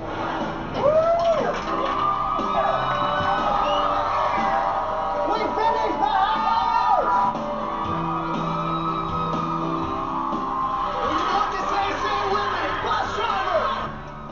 On ABC's award-winning Extreme Makeover Home Edition, Ty Pennington is famous for saying these words before every new home is revealed. A, bus driver, take it away. B, bus driver, move that bus. Or C, bus driver, hit it. Here we go, contestants. Here we go, team number 2.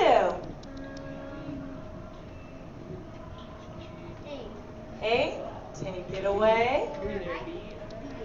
B, move that bus. All right, guess number 3. And guess number 1. B as well. Audience, if you know the answer, say it with us then. Bus driver, move that bus. Yeah. Anyone wants to show? You're better than you want to do. It's okay. Anyway, audience, if you're going right this way, we found ourselves a tie with guess number 1 and 3, which means they watch way too much television. But how about a round of applause for all our contestants for coming on us? And folks, I hope you had fun here with me, but we have reached our destination. The Elias Stream Home is there behind us. Everyone, jump onto their front yard and party. Hey, Zach, happy birthday.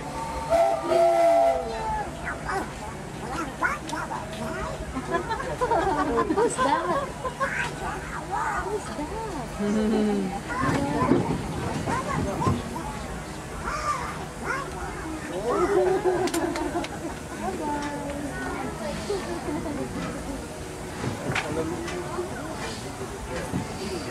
To those who just joined us, welcome aboard the Disneyland Railroad. To ensure a safe ride, remember to stay seated with your hands, arms, feet, and legs inside the train. And please watch your kids.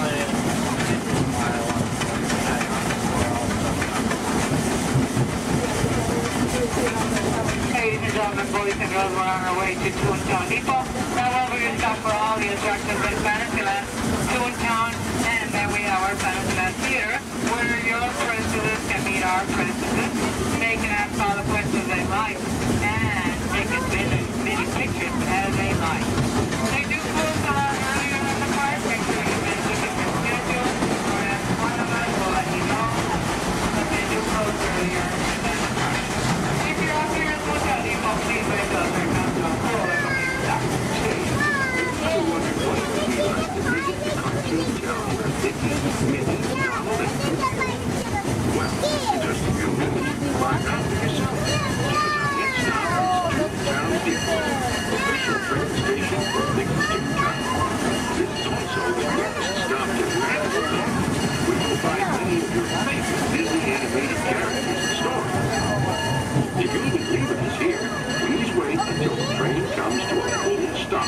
Remember your personal belongings, then step carefully from the train. Y'all have fun and say hi to Mickey for me. For those of you continuing on with us, we'll be resuming our trip in just a moment. This is Toontown Depot.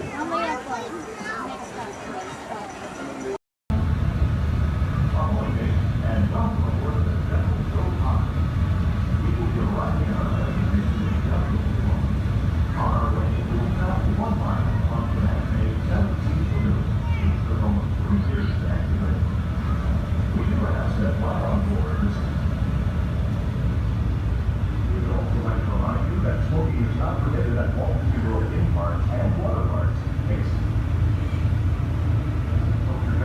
Or ask a cast member for the location of designated smoking areas. Once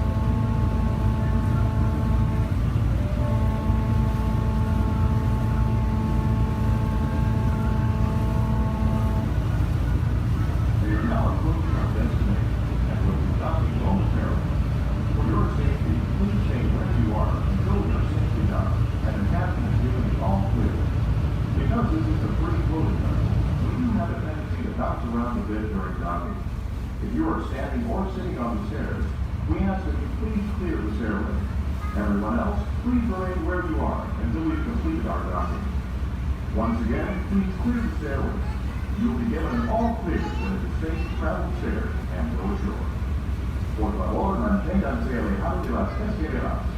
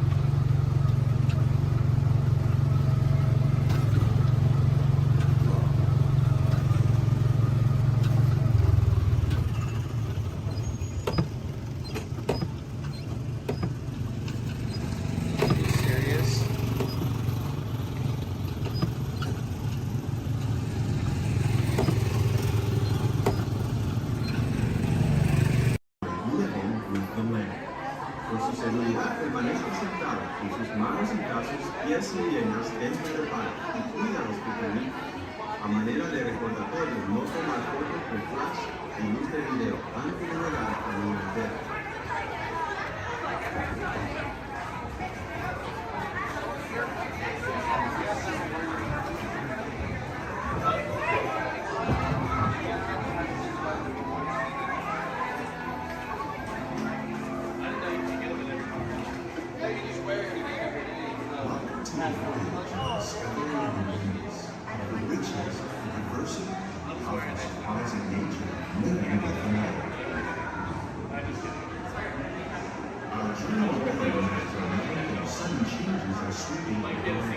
The approaching storm may seem violent and destructive to us, but to nature, it's a new beginning in the cycle of life.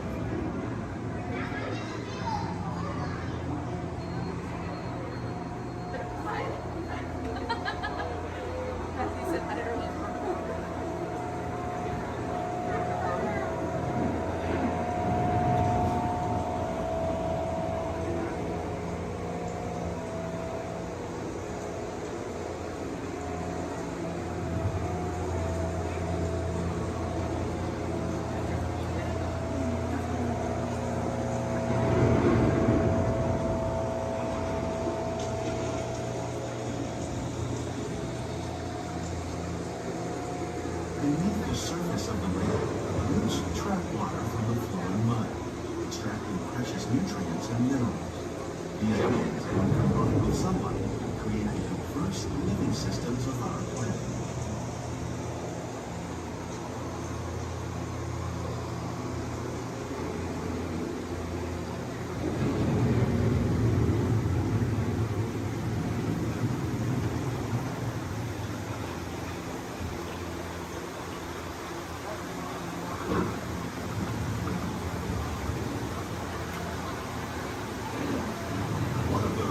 Systems is the rainforest, home to the most amazing concentration of life on our planet. These dense and beautiful forests cover only a tiny portion of the Earth's surface, but they contain more than half of its plant and animal species. Rainforests are also extremely rich and productive living systems, providing us with oxygen, food, medicines, and other elements essential to our lives.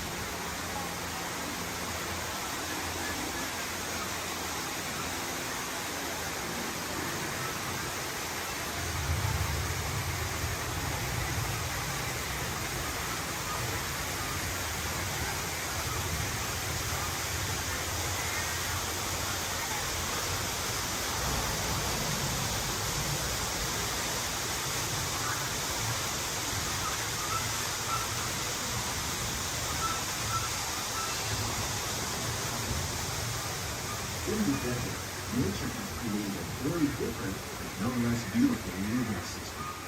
And while this arid landscape may seem lifeless, it is very much alive.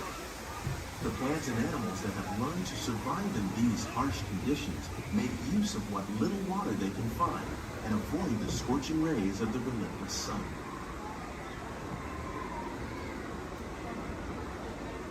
The American prairie once appeared as desolate as the desert.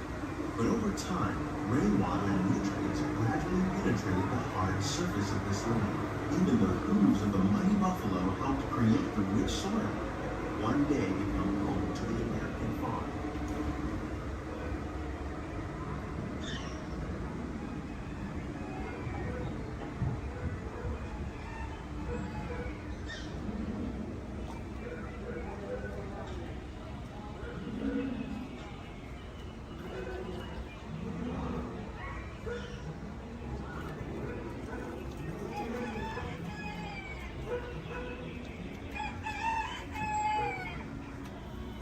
Of all the forces at work on the land, humans have had one of the most profound effects.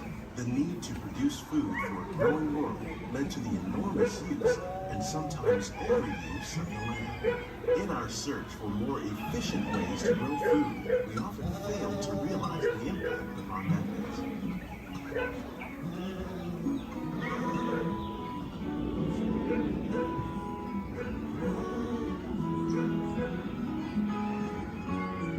Today, we're discovering better ways to grow food that will assure both human and environmental well-being.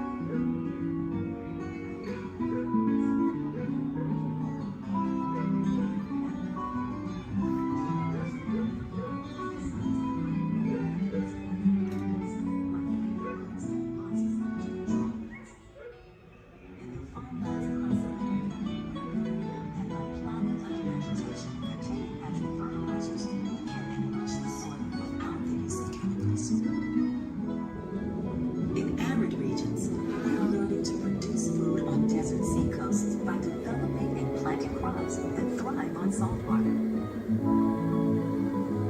In Japan, we're learning that by mixing leaves and other living materials into our soil, we can make farmland more fertile without the need for chemicals. Here at Epcot, we're learning to reduce the need for chemical pesticides by breeding and using natural predators, like ladybugs and wasps, to control pests. How will we meet tomorrow's growing needs for food production, yet still respect the needs of the land? Some of the answers are being discovered just ahead. To help us maintain these carefully controlled ecosystems, and for your safety, please remain seated in your boat at all times.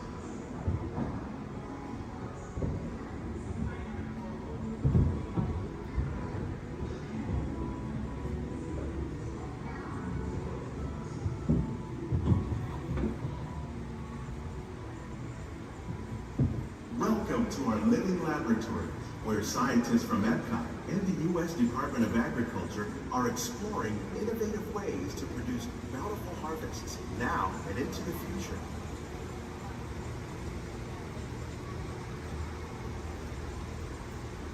The tropics are home to the greatest diversity of plants on the planet. Many of these, like papaya, bananas, cacao, coffee, and rice, are well known around the world. These are just a few of the edible plants that have been an important source of nutrition for people living in the tropics. Many are rich in vitamins and minerals, while others are well adapted to growing in less than ideal conditions. Some, like the water lily, thrive in wet, swampy areas and waterways. All parts of this plant, even the flower petals, are edible. The starchy root of the plant has long been used to make flour for baking.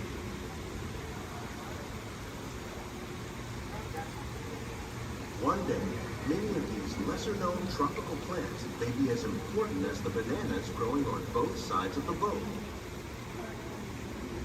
More than 28 million tons of bananas are eaten annually, making it the most popular fruit in the world.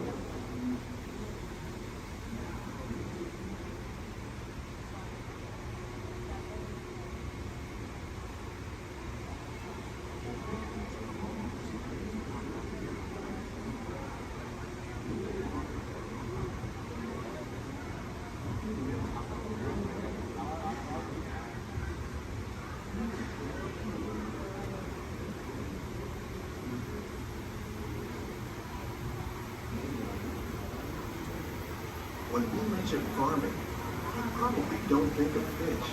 But fish farming, or aquaculture, accounts for nearly half of all the seafood consumed globally. Tilapia, bass, and catfish, like the ones you see here, are three of the more popular crops raised by fish farmers. The sustainable system we see here recycles the water in the tanks. As a result, we're able to save millions of gallons each year. Our small fish farm produces nearly 5,000 pounds of fish each year to serve at restaurants around Walt Disney World. Innovations like this one can play an important role in our efforts to produce bountiful harvests and still protect the natural resources.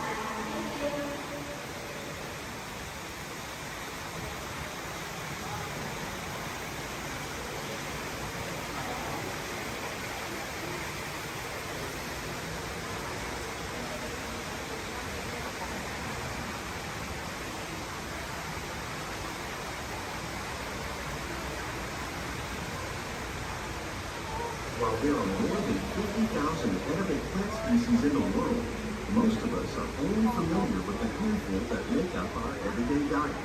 The common grains growing here, maize, sorghum, and millet, plus rice, account for nearly 2/3 of our global food consumption. Learning how to increase yields of these staples is an important goal of research around the world.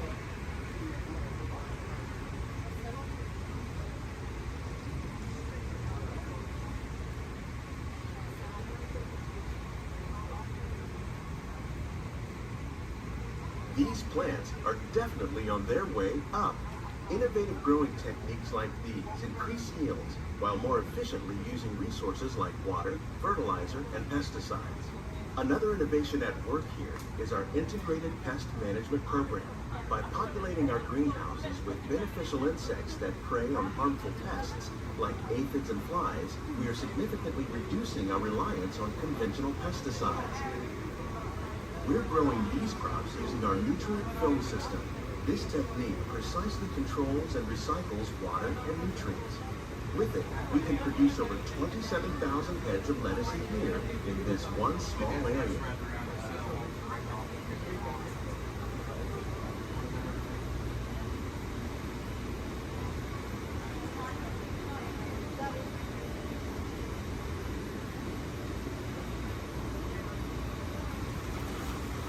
Some of our best ideas have been inspired by nature, like these fruit and vegetable trees.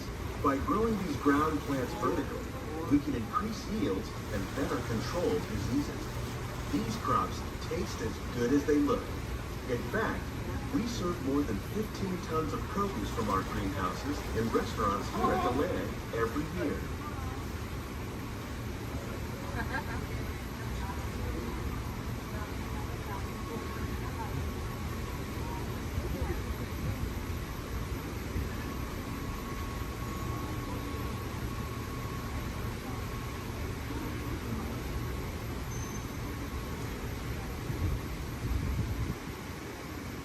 The future of agriculture may include innovative ideas like this vertical growing system. Plants grown in this way use a fraction of the space required by traditional growing methods. That saves water and increases production. The aquaponics system on your left combines hydroponics with aquaculture. The fish provide a natural source of fertilizer for the plants, and the plants help keep the water clean for the fish. It's another great way to produce more while using less. In our lab, Epcot scientists are working with the U.S. Department of Agriculture on a number of innovative projects. The goal of these efforts is to produce higher yielding and better quality plants.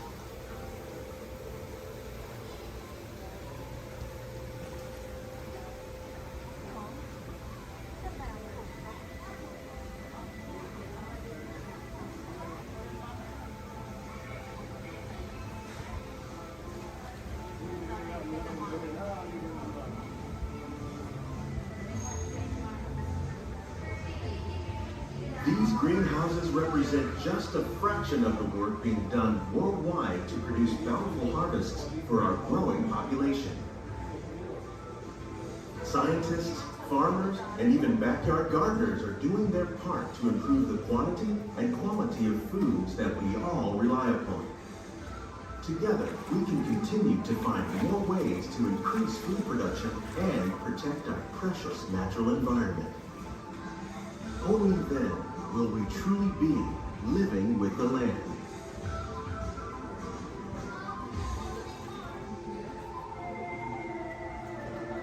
On behalf of Walt Disney World, we hope you've enjoyed this unique journey through our living laboratories.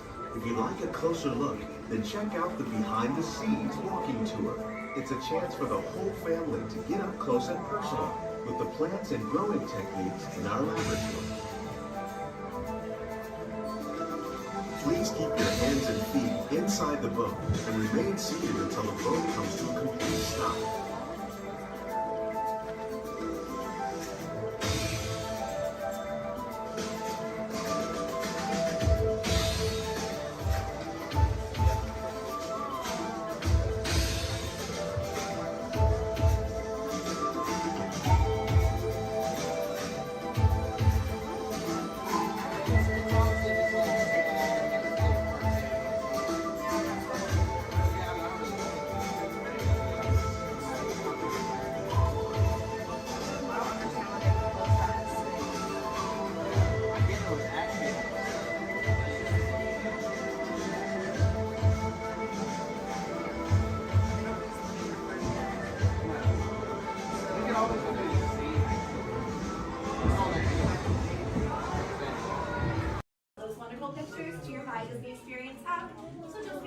grab that card on your way out. Now for all on the same page, can I get a great big weep? Whee! Awesome. All right, now my friends up here, how many of us are familiar with the story Beauty and the Beast? Awesome, most of us. Are we all ready for a Beauty and the Beast pop quiz? Yes, awesome. Do not worry, my friends. This is not work and this is not school, so you don't have to worry about raising your hands. If you know any of the answers, just feel free to shout them out. My first question is, which princess grew up here? Belle. Belle, that's right. And does Belle still live here? Yes. No. No? Yes? Well, if Belle doesn't live here, then where does Belle live? The castle. The castle, that's right. Are we all ready to go visit Belle in the castle? Yes. Yes, awesome. Now right behind me is an enchanted mirror, and this was a gift given to Papa Maurice by the Beast. It lets him visit Belle in the castle at any time he wants, and I know the perfect time we can go back to. So everyone, please repeat after me.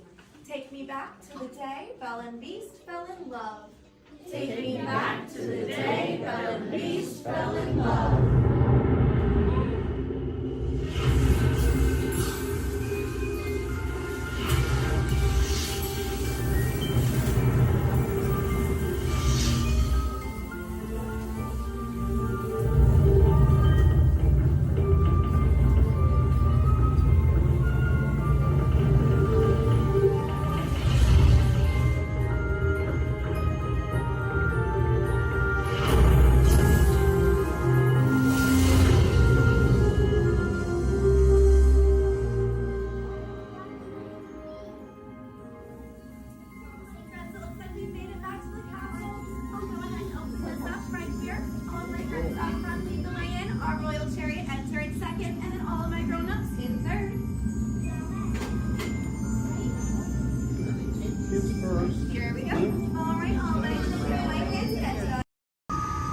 Welcome aboard the Walt Disney World monorail to Epcot.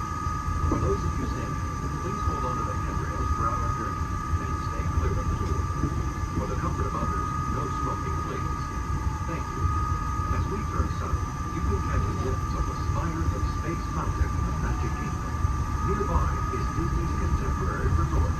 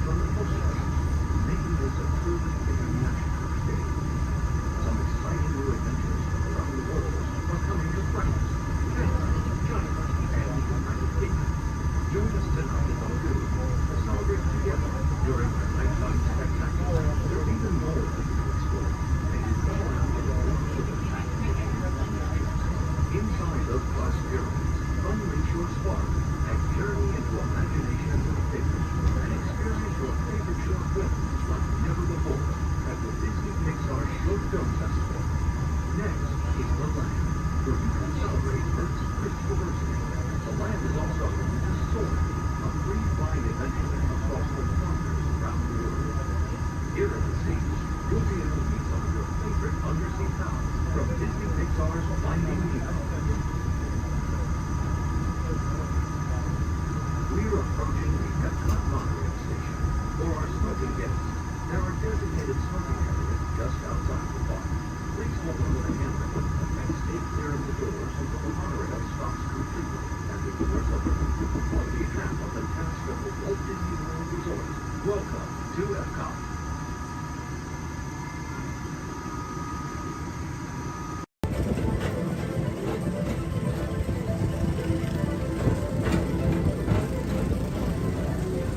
Attention all visitors from Galaxy M31. Please keep forward-facing tentacles clear of oncoming vehicles. Thank you.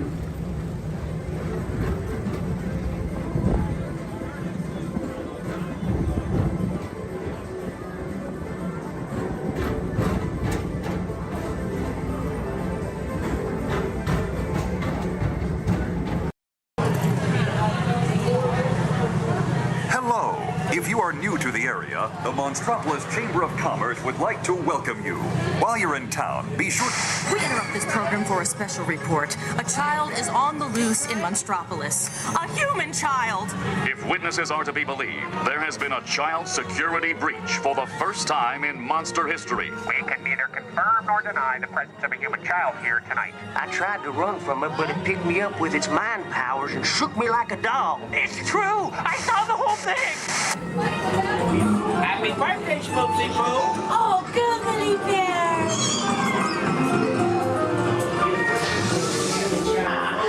It's telepathic control. It made me dance like a chicken. My thoughts were not my own. Then it grabbed me with its giant forked tongue and rolled me up and down like a show. Oh, we gotta get you home.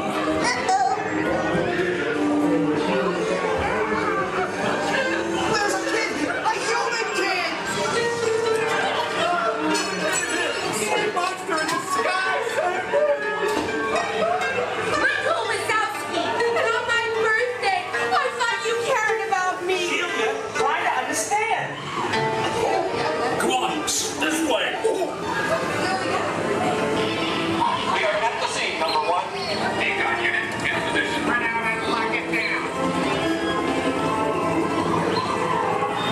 There's nothing down here. Number one.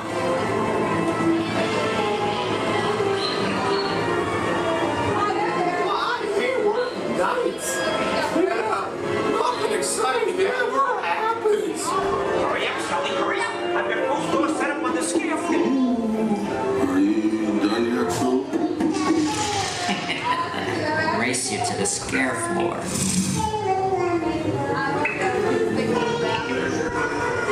Almost there.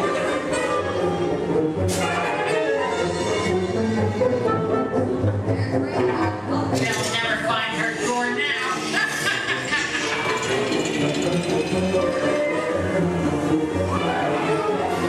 Oh, there's your door. We're almost there, kiddo.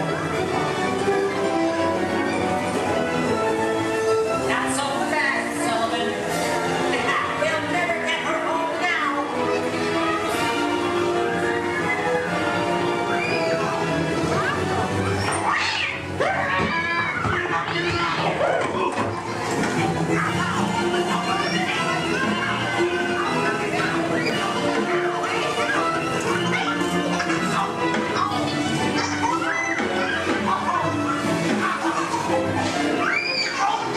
It's been the most terrifying day of my life.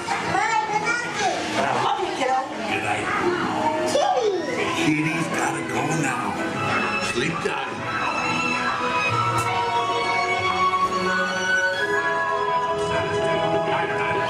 Get ready, folks. We have to decontaminate you. Sorry, Eddie. We have to do this for your own good.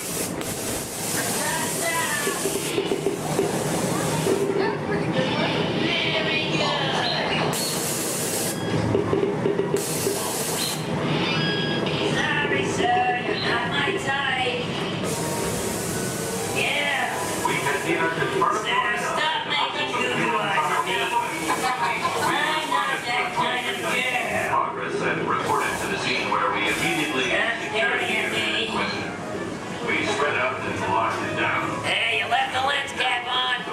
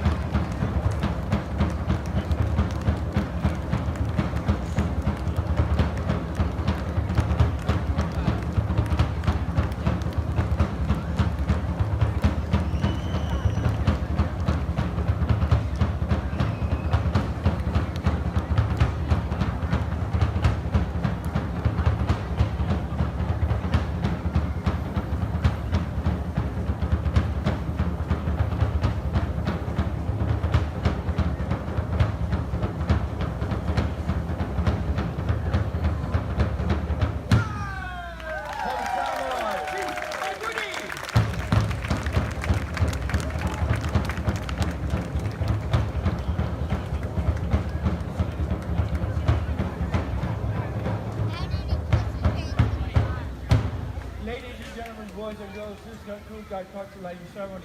Thank you for attending and please enjoy the rest of the evening. Mahalo and aloha!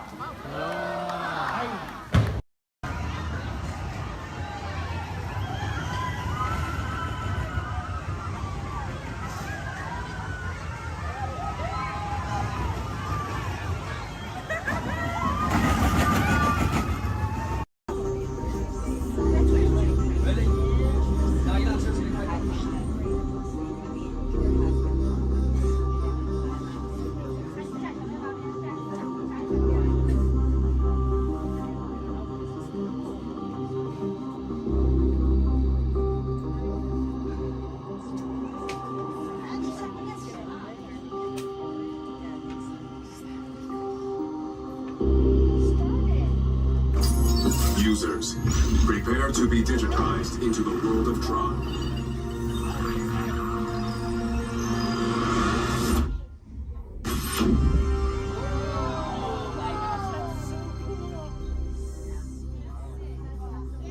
Team Blue, welcome to the grid. Proceed to games.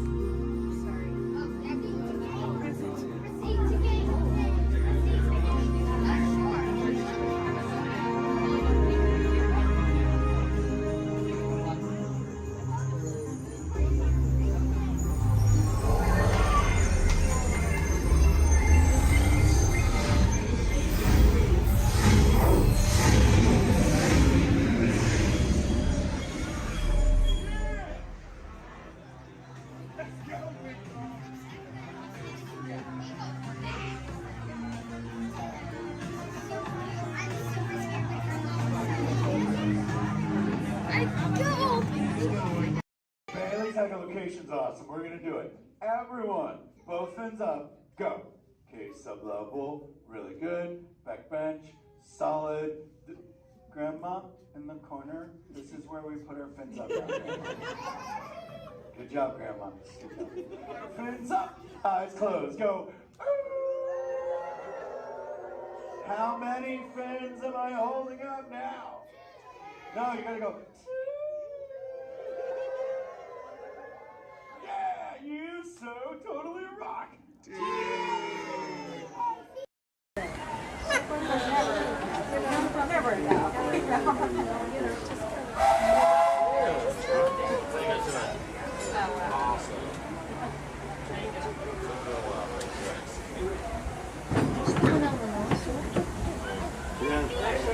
Ciao, dito sa ano, Twitter country. Burgers, chickens, and salad. Barbecue. Hello, folks. Welcome aboard the Disneyland Railroad. We're now embarking on a grand circle tour of the Magic Kingdom, with stops at New Orleans Square, Mickey's Toontown, and Tomorrowland, followed by a visit to the Grand Canyon and Tiny World. We got a lot of traveling ahead of us, so remember, for a safe trip, you need to stay seated, keeping your hands, arms, feet, and legs inside the train. And please, watch your children. Bienvenidos a bordo del Disneyland Railroad. Para su seguridad, permanezca sentado y mantenga las manos, brazos, pies y piernas dentro del tren. Y puede gracias.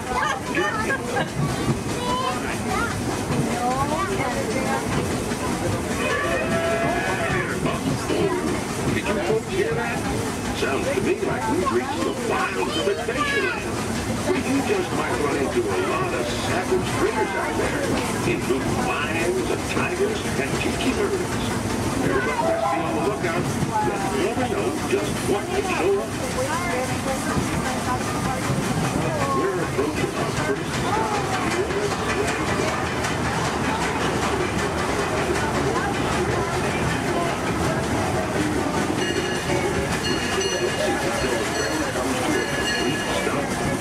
Watch your step, you'll get lost. Have a good time at the frontier, you hear? For those of you continuing on, we'll be resuming our trip in just a moment. This is New Orleans Square. Take a drink.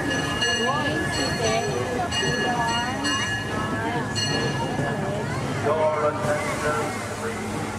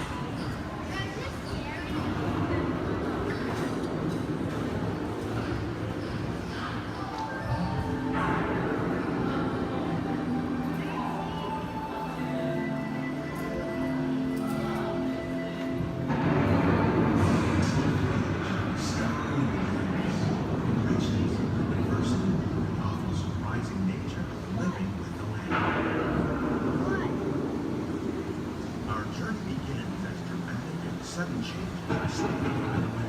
Eruptions can create simple climate and destructive to us, but to nature, it's a beginning of the cycle of life.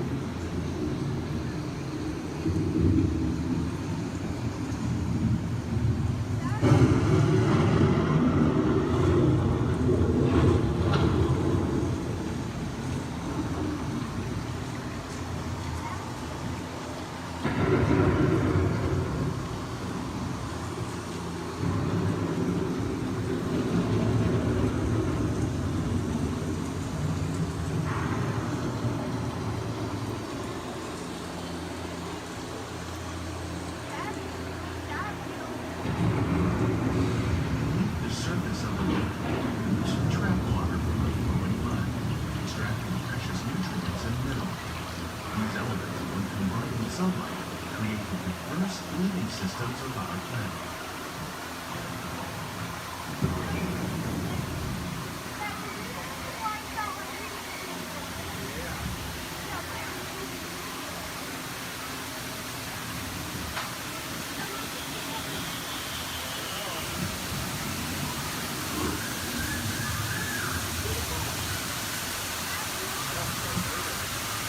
One of those living systems is the rainforest, home to the most amazing concentration of life on our planet. These dense and beautiful forests cover only a tiny portion of the Earth's surface, roughly between northern tropical and Atlantic seas. Rainforests are also extremely rich in providing living systems, providing us with oxygen, food, medicine, and other forms essential to our lives.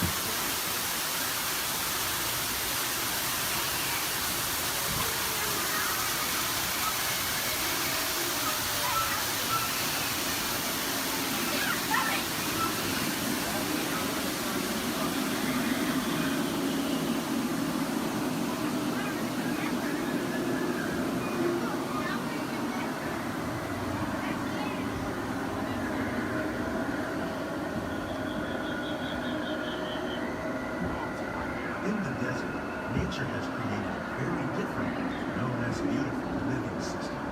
And while this arid landscape may seem lifeless, it is very much alive. The plants and animals that have learned to survive in these harsh conditions make use of what little water they can find and avoid the scorching rays of the relentless sun.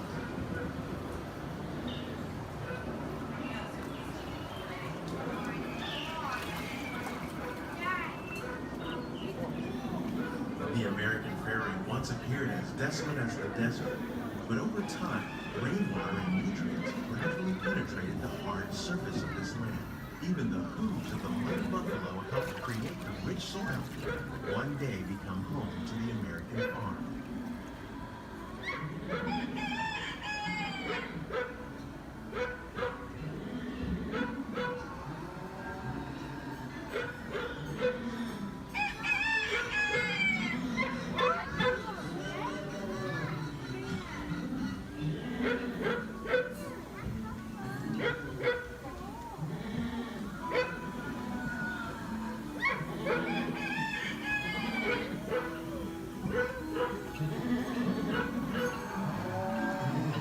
Forces at work on the land, humans have had one of the most profound effects.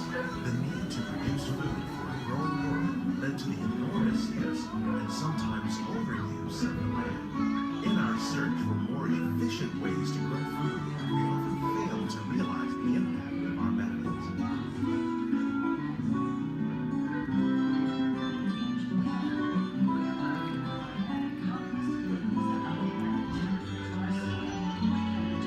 Today, we're learning to live with the land, discovering better ways to grow food that will assure both human and environmental well-being. Fertilizers, we can enrich the soil without the use of chemicals. In Saudi Arabia and Mexico, we're learning to produce food on desert seacoasts by developing and planting crops that thrive on salt water. Here at Epcot, we're learning to reduce the need for pesticides by using natural predators like ladybugs and wasps to control pests. In Japan, We're learning that by adding composted leaves and other plant material to our soil, we can reduce the need for fertilizers. In farmlands across America, we're learning that by plowing under vegetation containing natural fertilizers, we can enrich the soil without the use of chemicals. In Saudi Arabia and Mexico, we're learning to produce food on desert seacoasts by developing and planting crops that thrive on salt.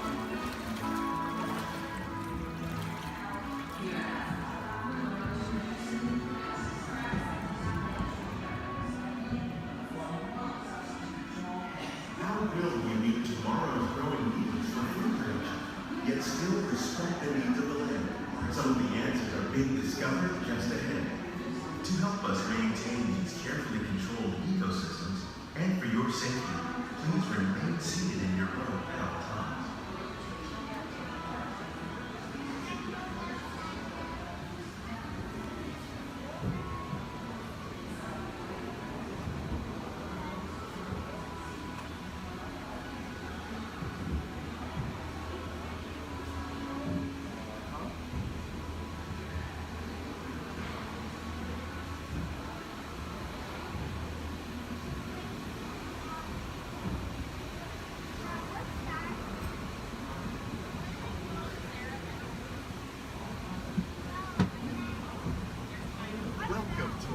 Laboratory, where scientists from EPCOT and the U.S. Department of Agriculture are exploring innovative ways to produce bountiful harvests now and into the future.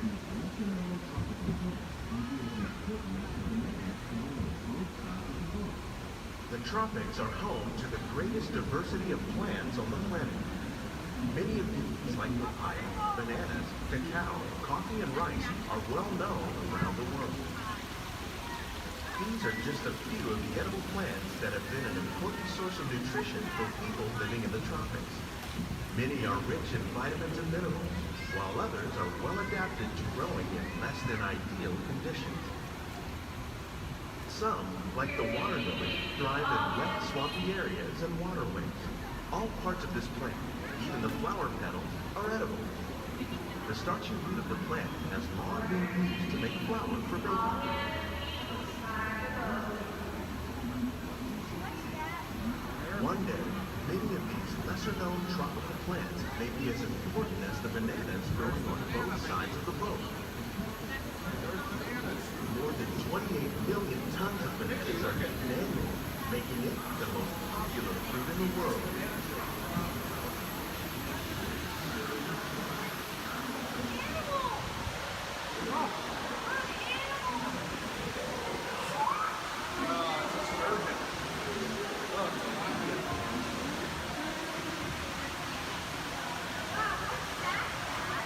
When we mention farming, we probably don't think of fish, but fish farming or aquaculture accounts for nearly half of all consumed globally. Tilapias, bass, and catfish, like the ones you see here, are three of the more popular carps raised by fish farming. The sustainable system we're using here recycles the water in the tanks. As a result, we're able to save millions of gallons each year. Our small fish farm produces nearly 5,000 pounds per fish each year to serve in restaurants around the nation. Innovations like this can play an important role in our efforts to produce bountiful harvests and still protect natural resources. Shrimp. That's a big shrimp.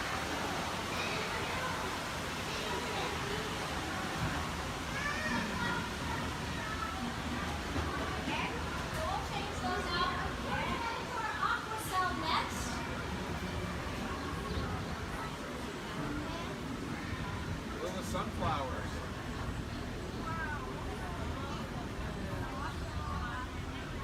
While there are more than 50,000 edible plant species in the world, most of us are only familiar with the handful that make up our everyday diet. The common grains growing here, maize, sorghum, and millet, plus rice, account for nearly 2/3 of our global food consumption. Learning how to increase yields of these staples is an important goal of research around the world. A blue agave. A monkey puzzle tree.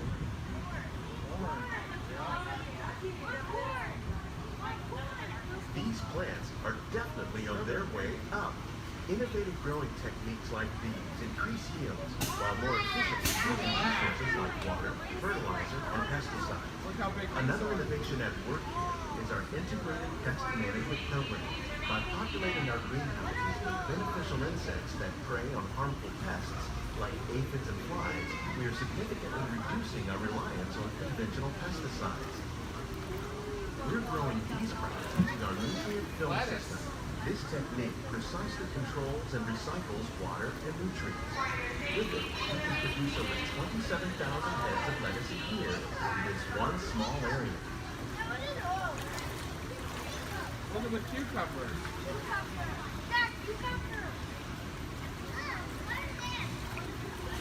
Look at the strawberries.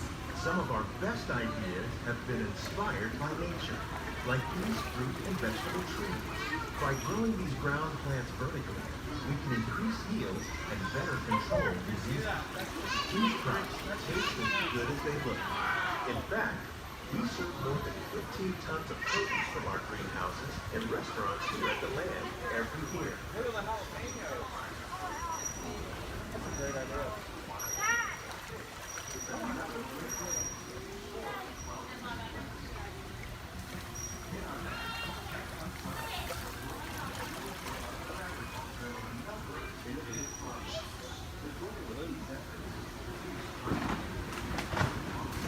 The future of agriculture may include innovative ideas like this vertical growing system. Plants grown in this way use a fraction of the space required by traditional growing methods. That saves water and increases production. The aquaponics system on your left combines hydroponics with aquaculture. The fish provide a natural source of fertilizer for the plants, and the plants help keep the water clean for the fish. It's another great way to produce more while using less. In our labs, Epcot scientists are working with the U.S. Department of Agriculture on a number of activities. The goal of these efforts is to produce higher yieldings and better quality lives. Together, we can continue to find more ways to increase food production and protect our precious natural environment. Only then will we truly be living the land.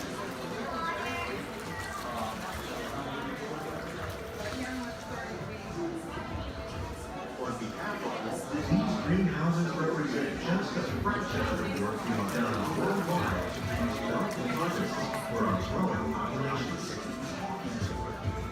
Scientists, farmers, and even backyard gardeners are doing their part to improve the quantity and quality of foods that we all rely upon. Yet, we can continue to find more ways to increase food production and protect our precious natural environment. Only then will we truly be living with the land.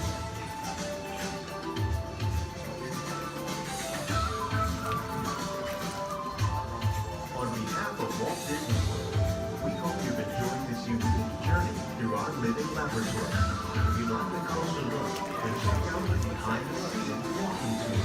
It's a chance for the whole family to get up close and personal with the plants and growing techniques in our laboratory. Please keep your hands and feet inside the boat and remain seated until the boat comes to a complete stop.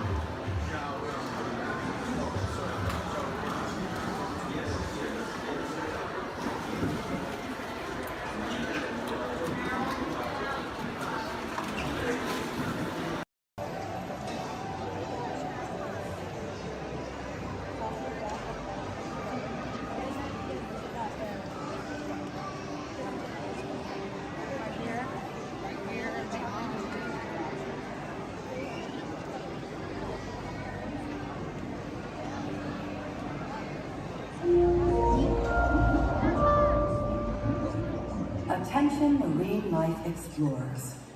Do you ever wonder why pufferfish puff? It's a special adaptation that keeps them safe from predators. Thanks to elastic-like skin that stretches easily, puffers inflate their stomach when they're scared or threatened, and some are even covered in spines that ward off danger.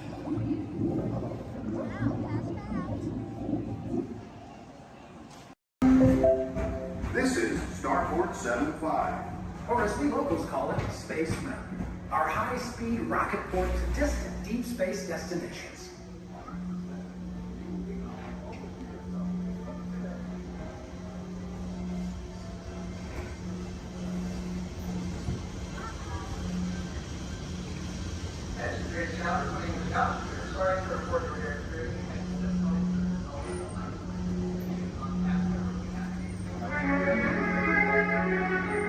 Let relaxation wash over you at the most refreshing retreat in the galaxy, the coral moons of Pisces 7. You H2O it to yourself. Book today.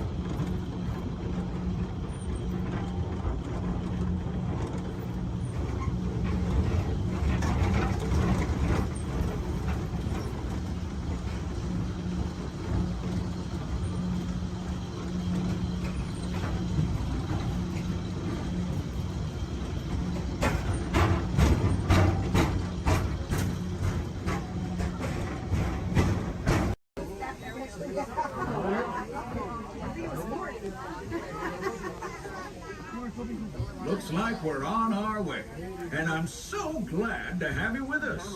The next leg of our journey takes us to Main Street, USA. We'll head for Frontierland after that.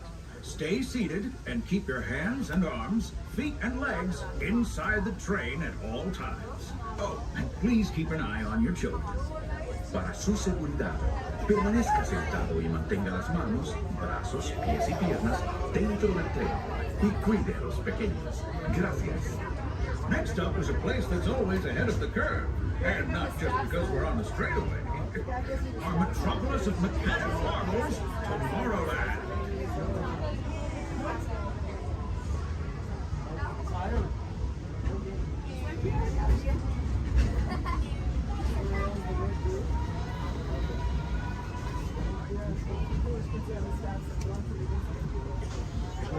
As you know, I love this railroad about as much as a songbird loves the morning. But I'm still awed by the rockets and space and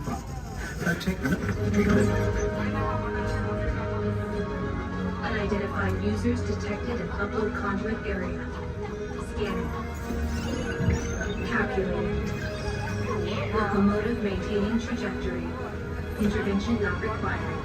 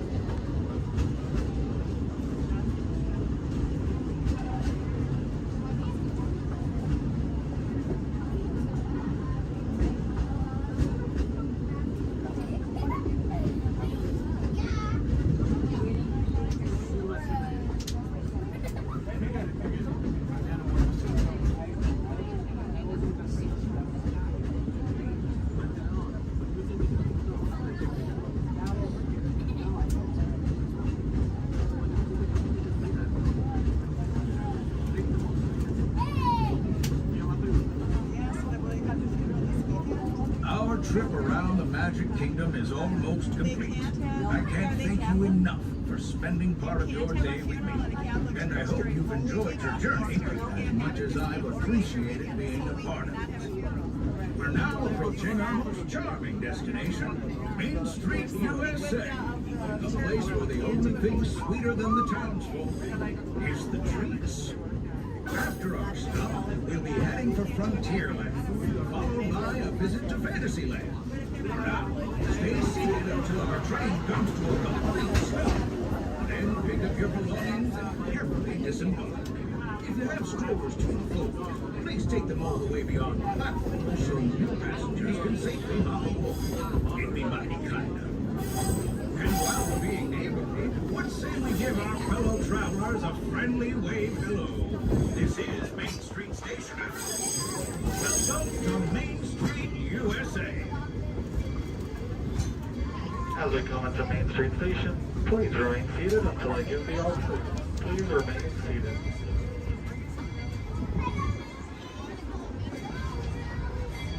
Please remain seated, everybody. Please remain seated until we get the all clear.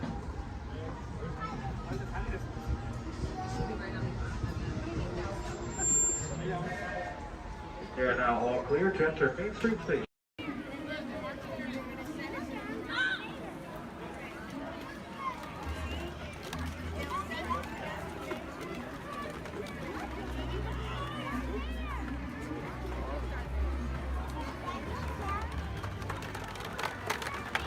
Go Empire! Yay!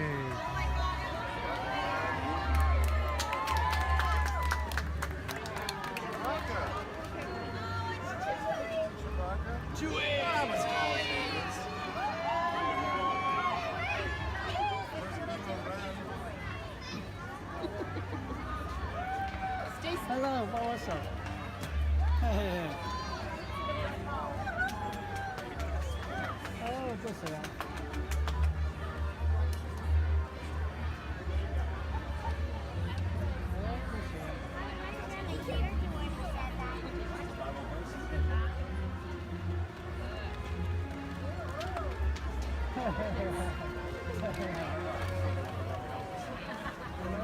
Disneyland, no lasting, and hold on to all these items.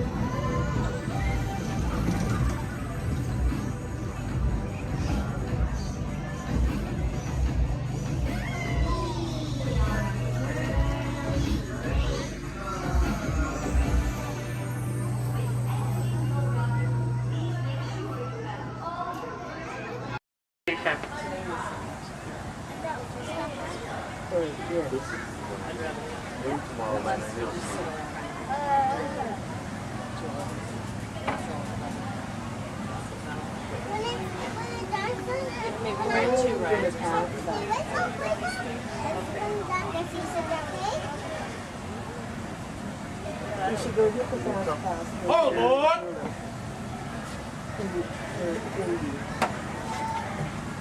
Is it all right there?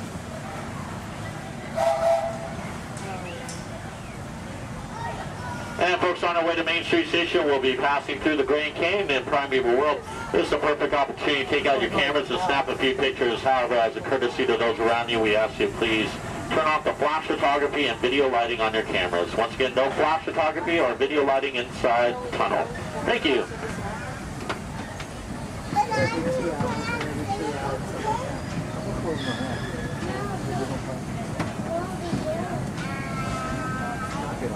To those joining us, welcome aboard. The next leg of our journey will take us along the rim of the Grand Canyon. It's a mighty long drop to the canyon floor, so for your safety, stay seated with your hands, arms, feet, and legs inside the train. Be sure to watch your kids and no flash pictures, please. Para su seguridad, permanezca sentado y mantenga las manos, brazos, pies y piernas dentro del tren y cuide a los pequeños. Por favor, no tome fotografías con flash.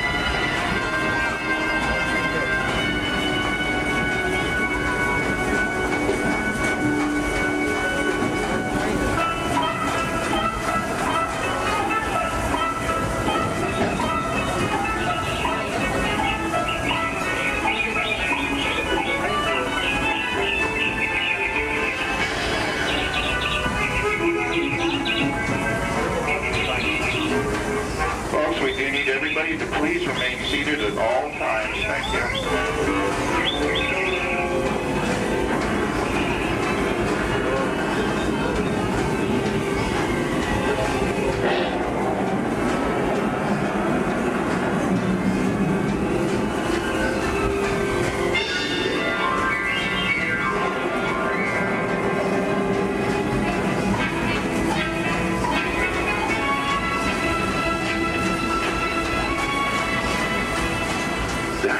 Grand Canyon as we know it today, but it wasn't always that way. Right now, as we travel back in time, back to the fantastic primeval world, land of the dinosaurs.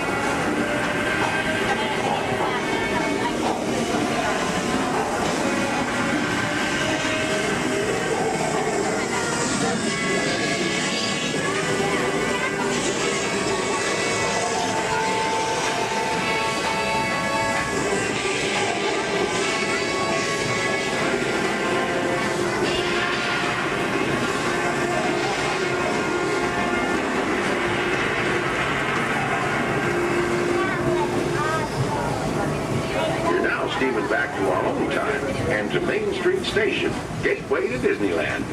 If you'll be leaving us here, stay in your seat till we come to a full stop. And remember to gather all your personal belongings, including the young'uns if you got any, and step carefully from the train. I'd especially like to thank those of you who've been with me for the Grand Circle Tour of Disneyland. We surely hope you enjoyed your travels with us and that you'll come back and see us again real soon. For those of you traveling on, we'll be on our way again in just a few minutes. This is Main Street Station, Main Street, USA.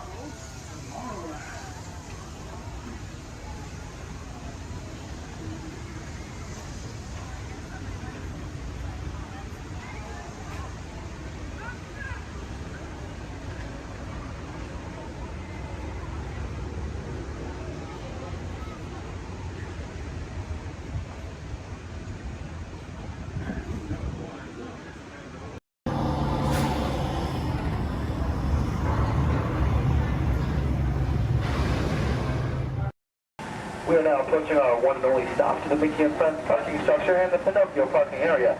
For your safety, we ask you please remain seated until the tram has come to a full and a complete stop. As soon as that happens, I'll instruct you to lower your head, watch your step, and exit to the driver's left-hand side, the driver's left-hand side only. But until then, please do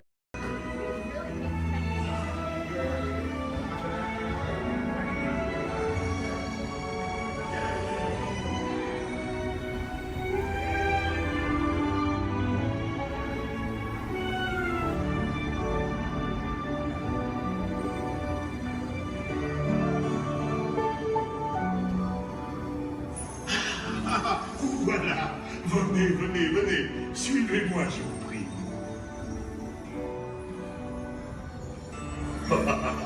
Chef Rally is waiting for you. This way.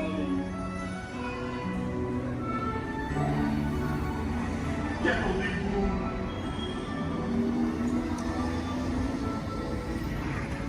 Oh, les erreurs, les invités pour le dîner. Here! Hein? Vous n'aurez pas idée, Coco-vin? Non. Simple omelet? Too simple. What? Mais oui, that's it!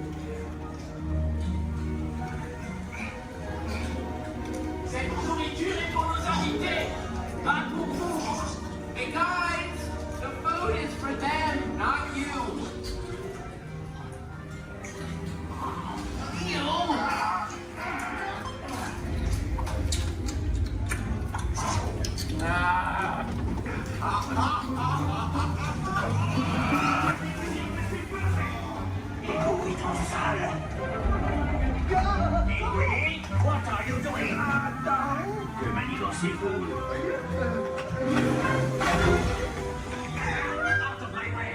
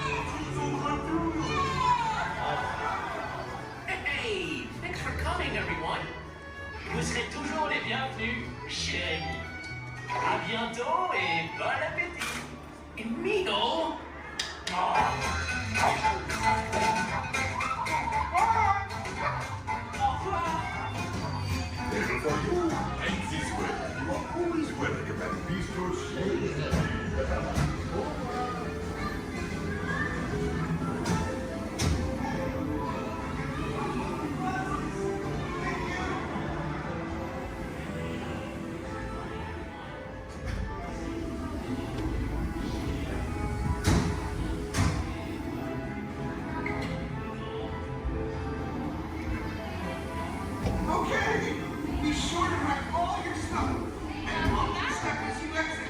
Goodbye.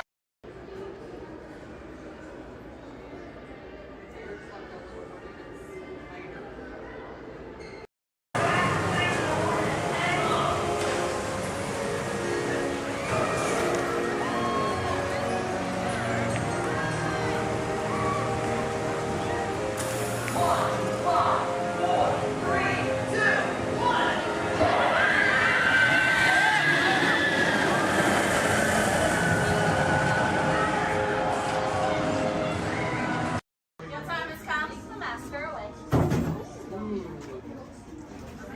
Yeah, I'm a little scared.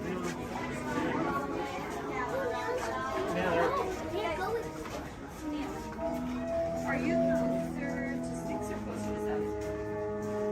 When hinges creak in doorless chambers, and strange and frightening sounds echo through the halls, whenever candlelights flicker, where the air is deathly still, that is the time when ghosts are present, practicing their terror with foolish delight.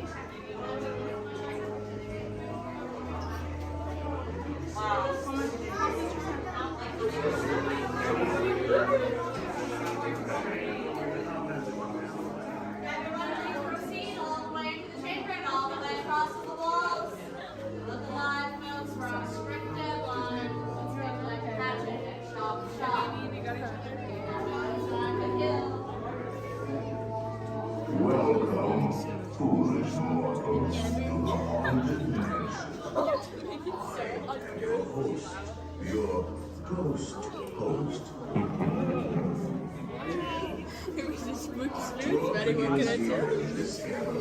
Here where you see paintings of some of our guests as they appeared in their corruptible, mortal state. Kindly step all the way in, please, and make room for everyone. There's no turning back now. Now everyone, gather your bodies away from the walls and into the dead center of the room. Your cadaverous pallor betrays an aura of foreboding, almost as though you sense a disquieting metamorphosis. Is this haunted room actually stretching? Or is it your imagination? And consider this dismaying observation. This chamber has no windows and no doors. Which offers you this chilling challenge to find a way out.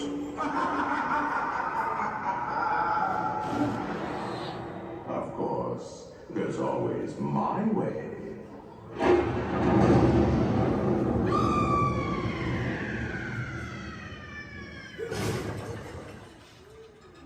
Oh, I didn't mean to frighten you prematurely. The real chills come later.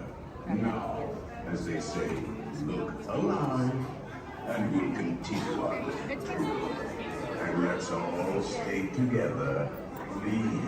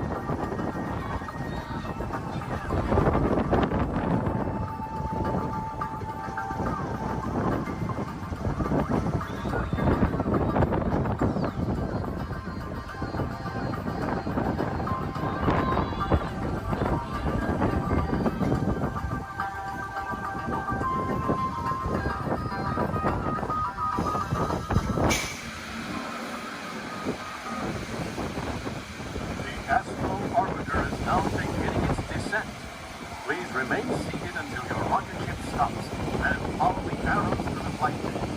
Welcome back, pilots. Travelers, for your safety, please remain seated until your rocket comes to that full and complete stop. Gather all your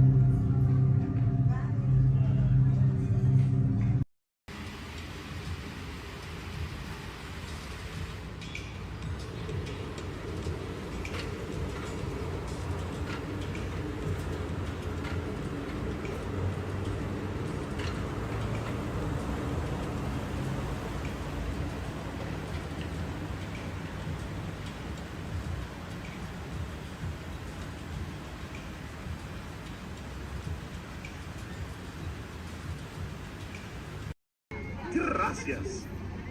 Now, Casey, let's get this show on the road, or, track. All aboard! All aboard! All aboard! Let's go!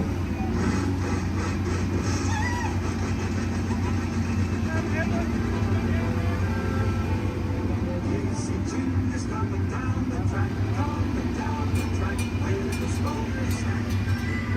We're perfect, coming round the hill. Casey's here to kill every jack and Jill.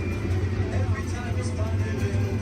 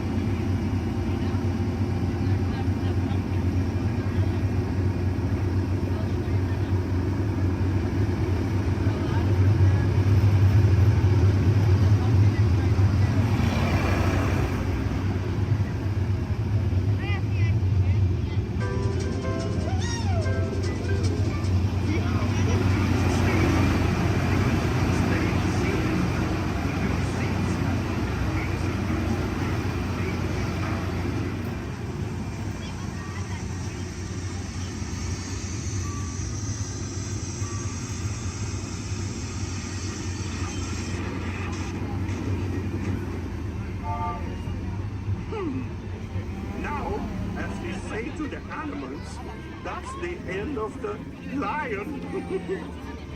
Fantasyland! Fantasyland!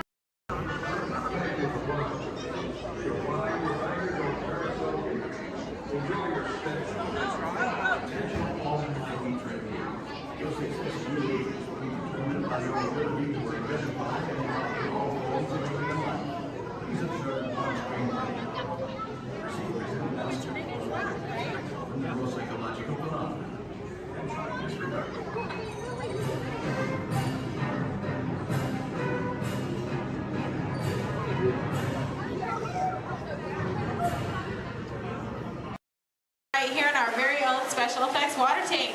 Now, water tanks just like this one continue to play a major role in action films.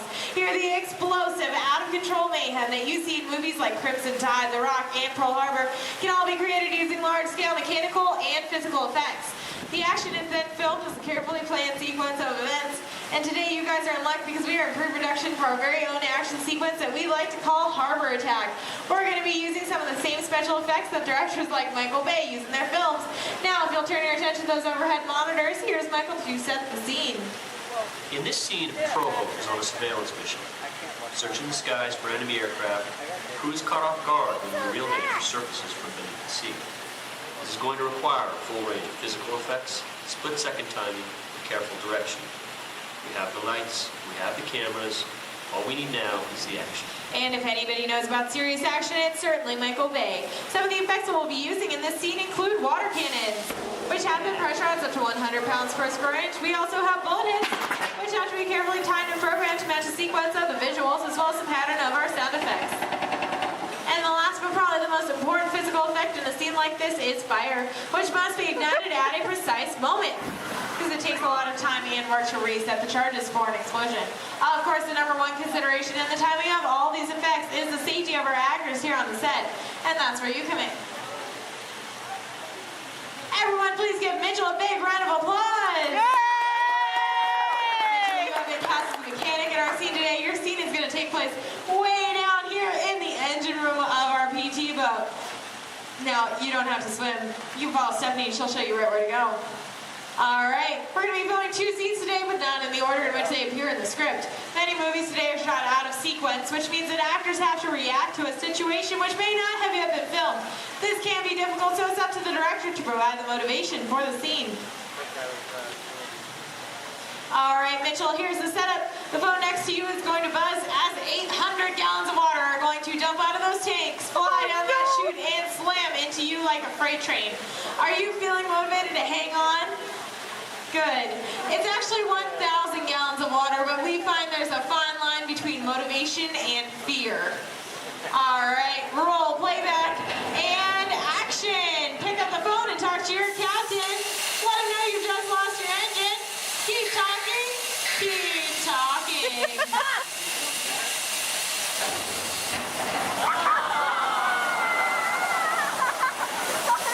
And cut. Everybody give Mitchell a big round of applause. All right, Mitchell, you were fantastic in that last scene. Now I have one more acting task for you to do. I need you to sit there in that blue chair, stare dramatically out at the audience, and act dry. We're going to give you a couple minutes to work on that. Well, let's add that shot into our next scene, see how it all ties together in the final sequence. Our next scene takes place on the deck of our PT boat, and here's Stephanie to introduce the rest of our brave crew. Hello, ladies and gentlemen. Can I get a big round of applause for our Captain Jeffrey and his wild and wacky deck crew, Julie and Brandon, the cast Sunset and the crew is standing by. Well, thank you so much, Stephanie. All right, roll playback. Remember, you guys are on a surveillance mission. And action. All right, Captain, pick up those binoculars. Start scanning the skies for enemy fighters. Crew, I want to see that deck nice and clean. You're going to see an enemy fighter coming in from 10 o'clock. You're surprised. You're stunned. You're terrified. You're running around screaming because you see that plane is coming in for another round. Captain, spin the wheel. Try to get the PT boat out of there. No, it's too late. They just shut out your engine. So, Captain, you're going to pick up the phone, call your mechanic. What's that, crew? You see something coming in fast off the starboard side of the boat? Give me a look. Oh, no, it's an enemy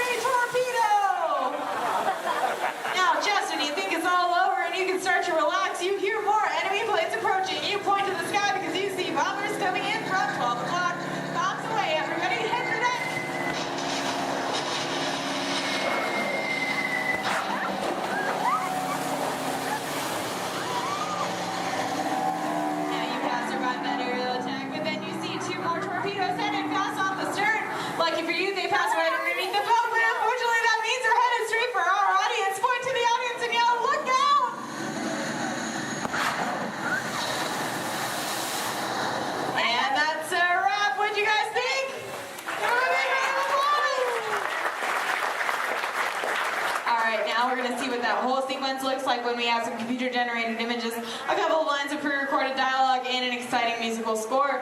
Ladies and gentlemen, I'm proud to present Harbor Attack.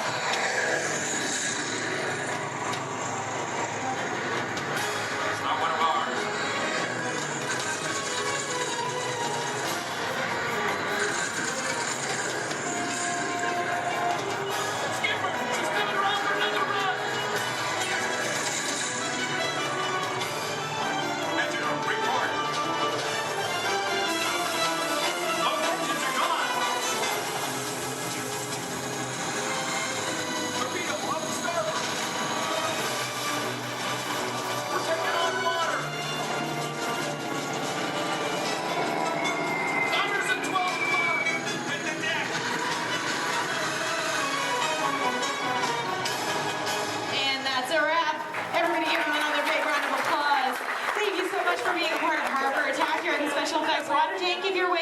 Volunteers, please stay where you are. The rest of you, please turn to your left, head straight down those ramps to the props warehouse. Shuttles will take you on the rest of your behind-the-scenes tour. On behalf of Stephanie, myself, and our brave volunteers,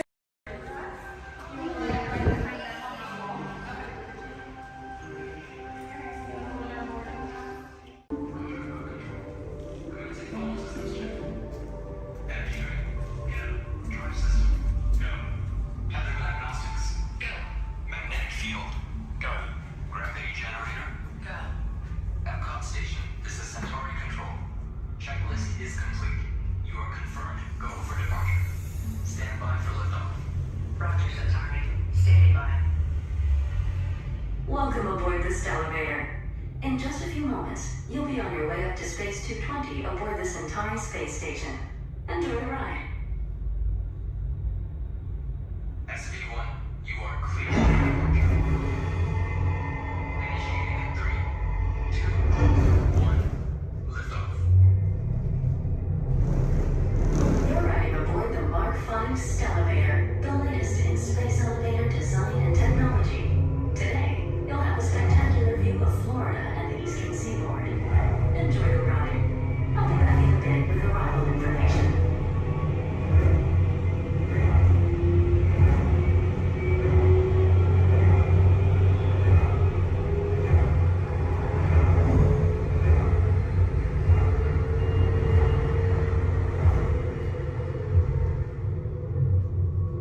SV1, we are on our final approach. Roger that. If you look above, you'll see Centauri space station coming into view. Once we dock, gather your belongings and exit through the open airlock.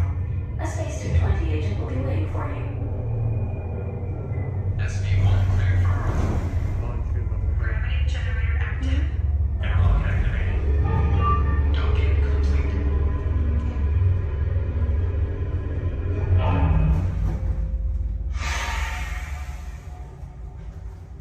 Welcome aboard. Is this where we go down? Yeah. Give me one moment. You guys are gonna head right down this way. Somebody should meet you there. If there's nobody, oh, there is somebody. Okay. Head on down. Thank you. All right, guys. Is it okay? We good. We're safe.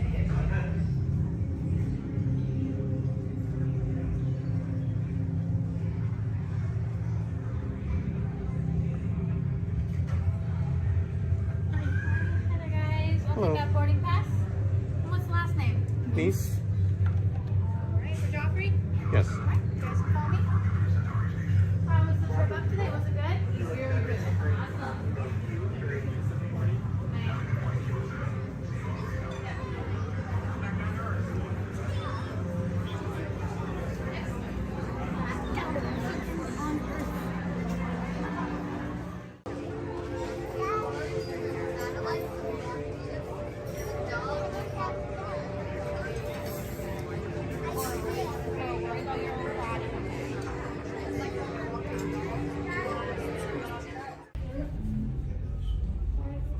SV2, you are cleared for departure. Initiating descent in 3, 2, 1. Your journey back to Epcot will be a smooth and quick one today, so enjoy the ride. Bye bye, everyone.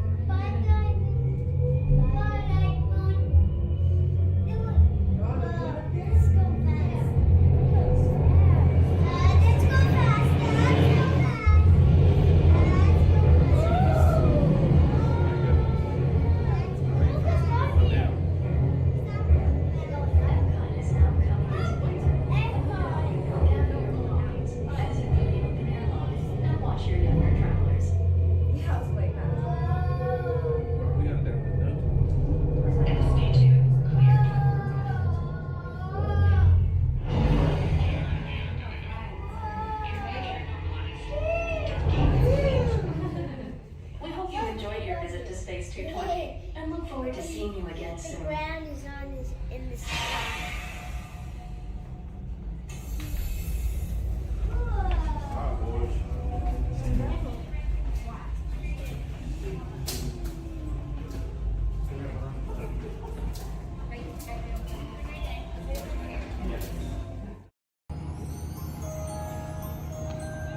Your attention, please.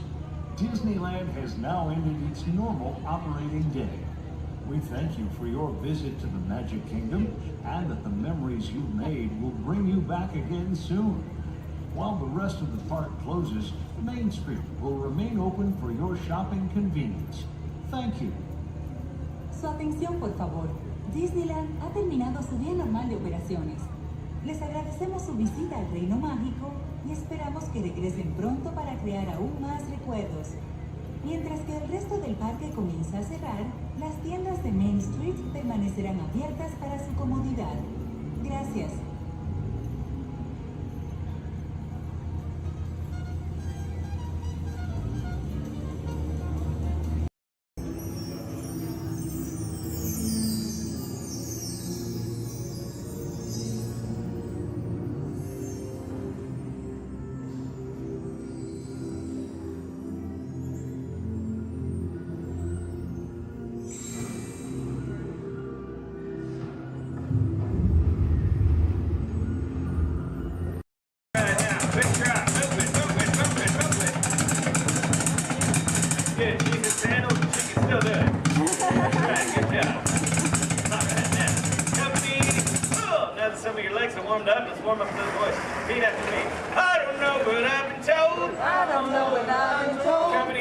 Sloppy and pathetic. You can do better than that. Come on, man. Give him a little possessive inspiration.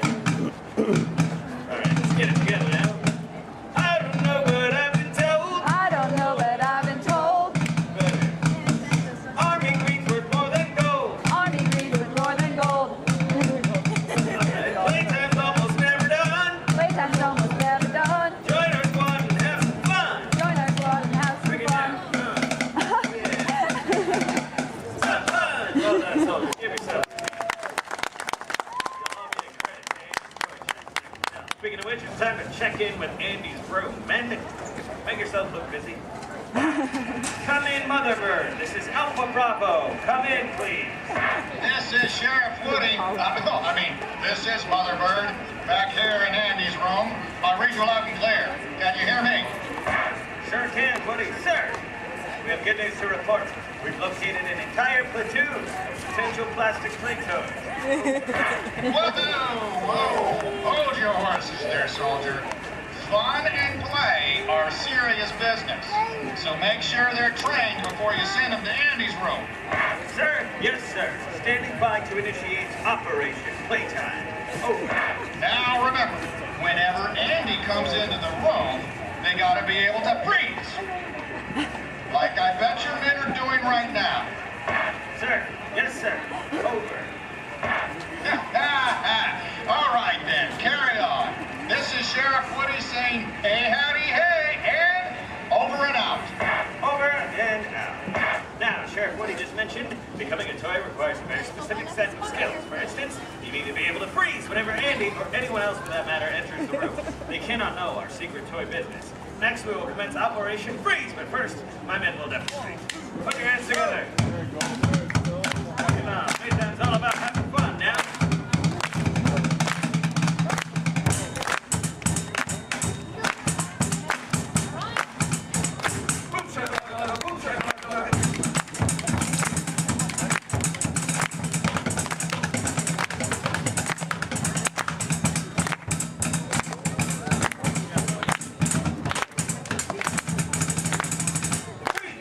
Well done, give him a hand. Now, this operation, they need a front line of volunteers right on the gear process. And come on up. Don't be shy. Move it. Come on up. Front line up. We will train these volunteers to be checked. Battery equipment. Empty. All right, now, go ahead and line up with these soldiers here, shoulder to shoulder. One big straight line. Very good. Now give me an about face. That means turn around. We're going to march in a circle.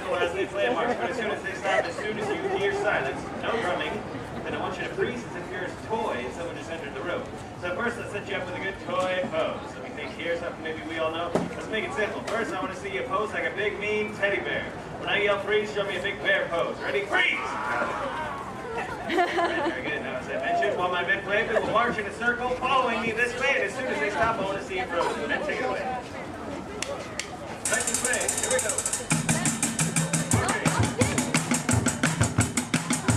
Get there, buddy. All right. Very good. It's a good marching line. I'll tell you that. Now, let's get that down. As soon as they stop.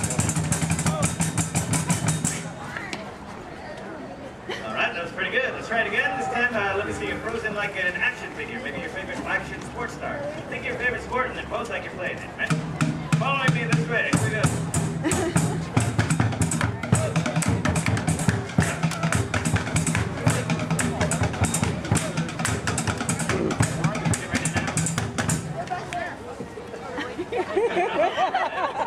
Got some soccer, some baseball, and some freestyle walking. Very nice. I want to see you frozen like a green army man. Like a green army man. Following me this way. Here we go. Up, up, up, up, up, up.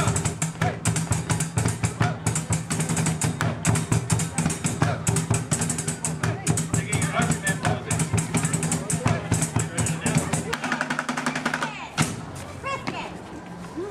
All right, pretty good. Give him a round of applause.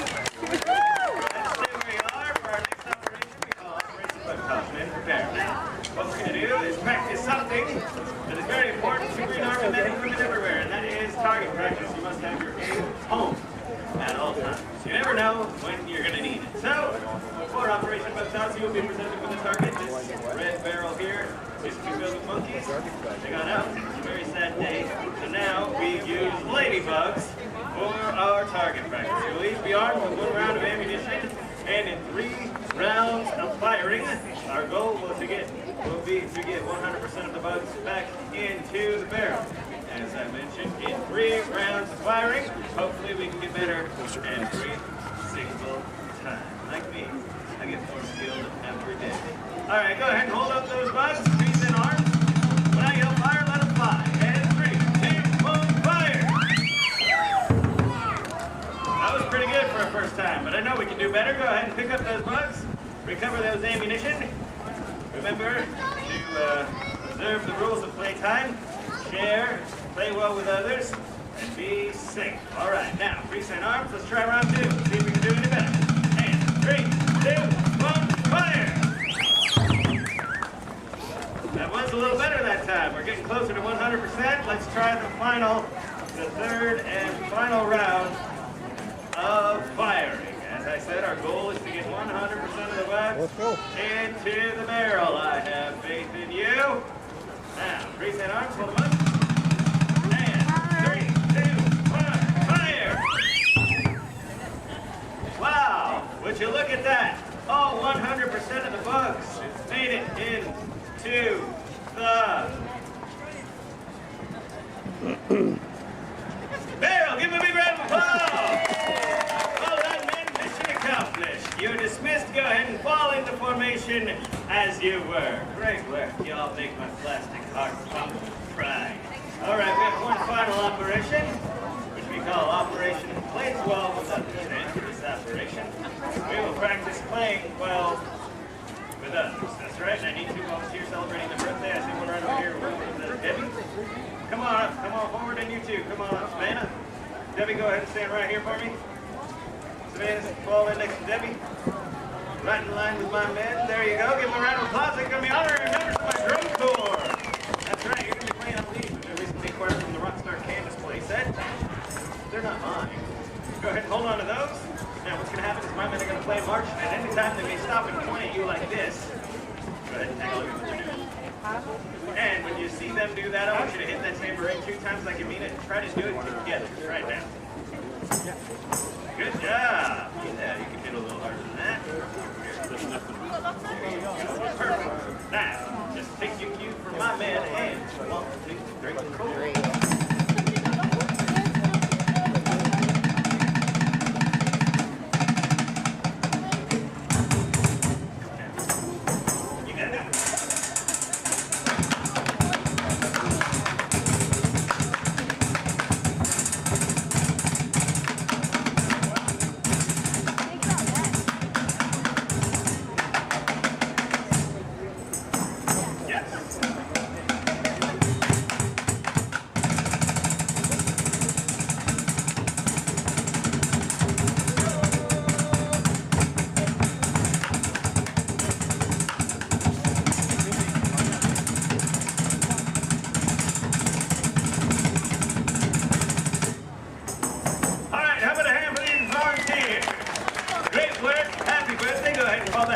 congratulations. Well, I've been very impressed with all of you. Your observations of the rules of fate have. I think it's time to make you official honorary toys. Men, pack it up while I administer the oath. Everybody raise your right hand.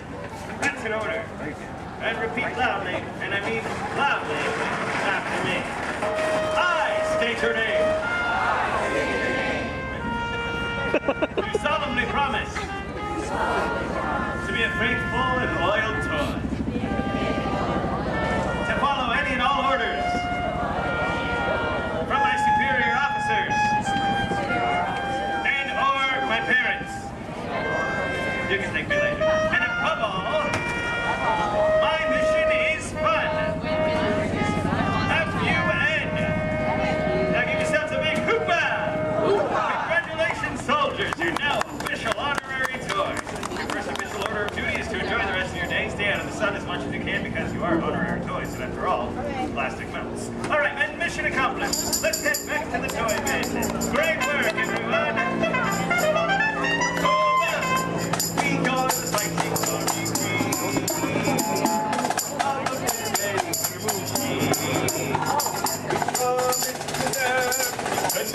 Protect our rooms and filled with toys, as you'd expect. No machine's ever been Robots have been a part of our imagination for longer than you might think.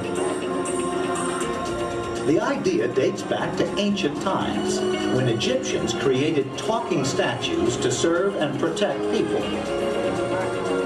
And Greek engineers built water clocks with moving mechanical figures. As centuries passed, inventors built many mechanisms to imitate human movement. These early robots captured everyone's imagination. Who knew?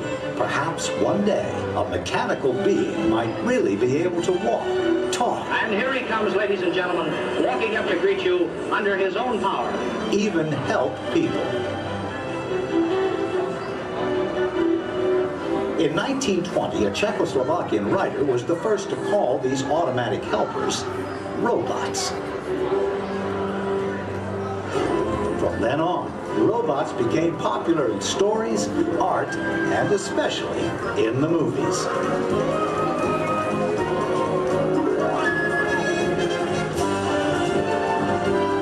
Movie robots often had fantastic abilities. And not all were helpful. Some were downright scary. Like most 20th century kids, Walt Disney grew up fascinated by robots.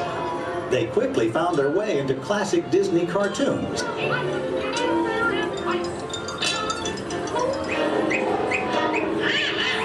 Walt's passion for robots soon took them out of cartoons and into real life. Whatever the man in the harness does, this figure will respond simultaneously in the same manner. Would you cover your life? I don't think we better. A little smoking on the stage. His magic kingdom became a welcome home for mechanical creatures of all kinds.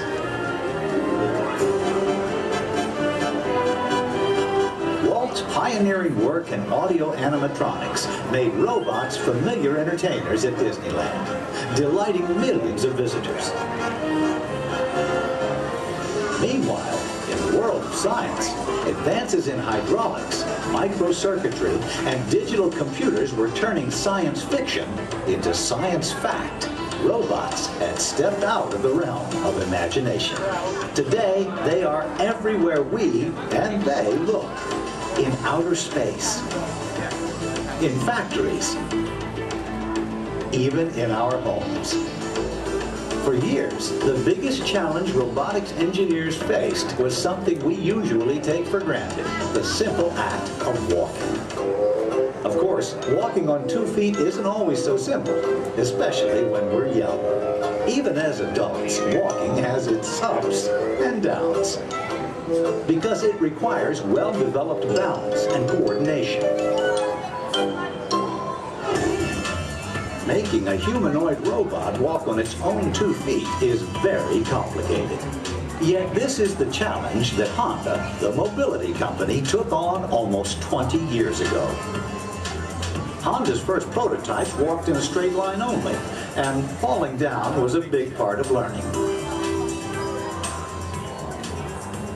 The next prototypes had better balance, but turning was a very slow process. Step by step, the engineers persisted. They built more and more capable models, and finally succeeded in making the most sophisticated humanoid robot the world has ever seen. A machine designed to help people. Honda's advanced step in innovative mobility. Asimo.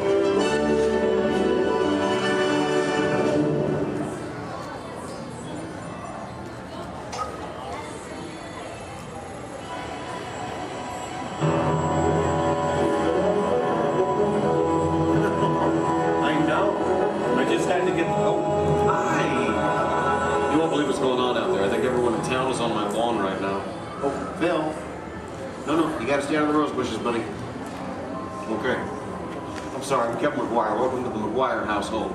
You see, we've been chosen as the first family to test a new Honda Asimo robot, and I just sent it out to go check on the mail. It was so much fun watching the neighbors' faces when they first see Asimo. Like, they all... No, you can't borrow the robot. Just... Okay. Now, if you're not familiar with Asimo, you're going to be amazed at the way it... You know what?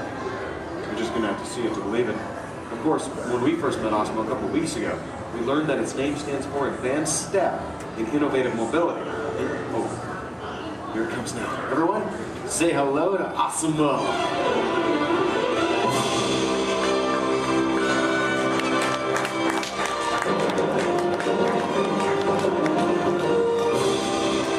That's a good idea. Everyone welcome the newest member of the Blyer family, Asimo.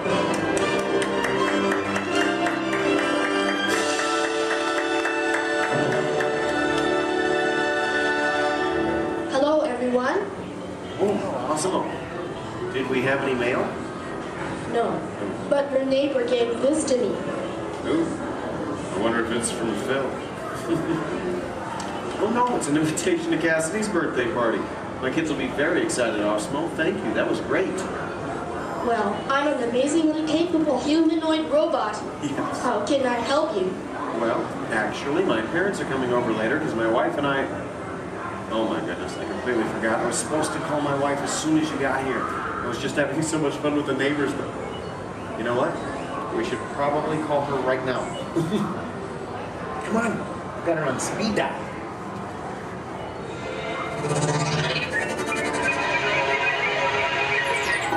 Hi, honey. Hi. Hey, look what just arrived. Awesome-o. Yeah.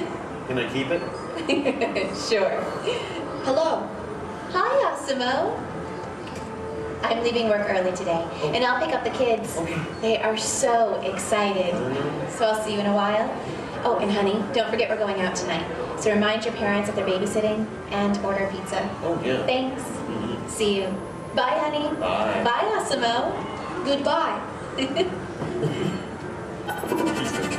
Well, Asimo, welcome to the family. Thank you. I just need to remember to order that pizza. What do you think, sausage or pepperoni? What am I talking about? Now, developing the world's most advanced humanoid robot didn't happen overnight. It took teams of Honda experts over 20 years to create this amazing piece of technology. And we're talking about experts in the fields of physics, anatomy, mathematics, computer sciences, chemistry, mechanical, and electrical engineering. Oh, check this out. Asimo? Come this way, please. Now, if I'm sitting down, or in a wheelchair like my wife, Asimo's camera eyes are at about the same level as my eyes, and this makes communication very simple. In fact, if you take a look at the screen, you can see Asimo looking at me. Hello, Asimo. Hello, Kevin. Oh, Asimo, please turn out to all of our new friends. And everyone, wave and say, hello, Asimo. Hello, everybody. And there you are. Now, you might be wondering why Asimo isn't on wheels or treads or something like that. Well, Asimo is designed to help people. And to be a helper in our world, a world where we need to reach for things and pick things up, or to navigate along floors and sidewalks, even just to climb a set of stairs. What better design than that of a humanoid robot? One that has 2 arms and 2 legs. And Asimo, how tall are you? I'm 4 feet and 3 inches tall.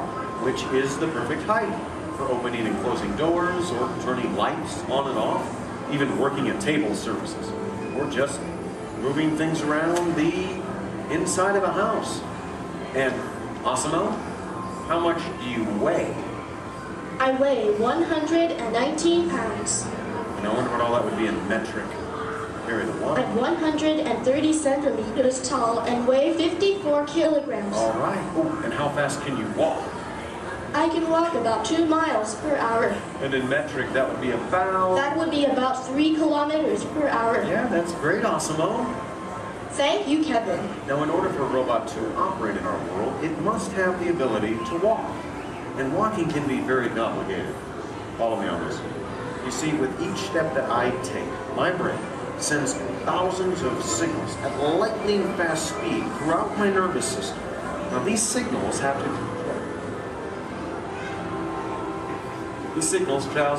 to the muscles, tendons, and ligaments in my legs, hips, arms, and shoulders, which all have to move in sync just for me to keep my balance. But the really amazing thing is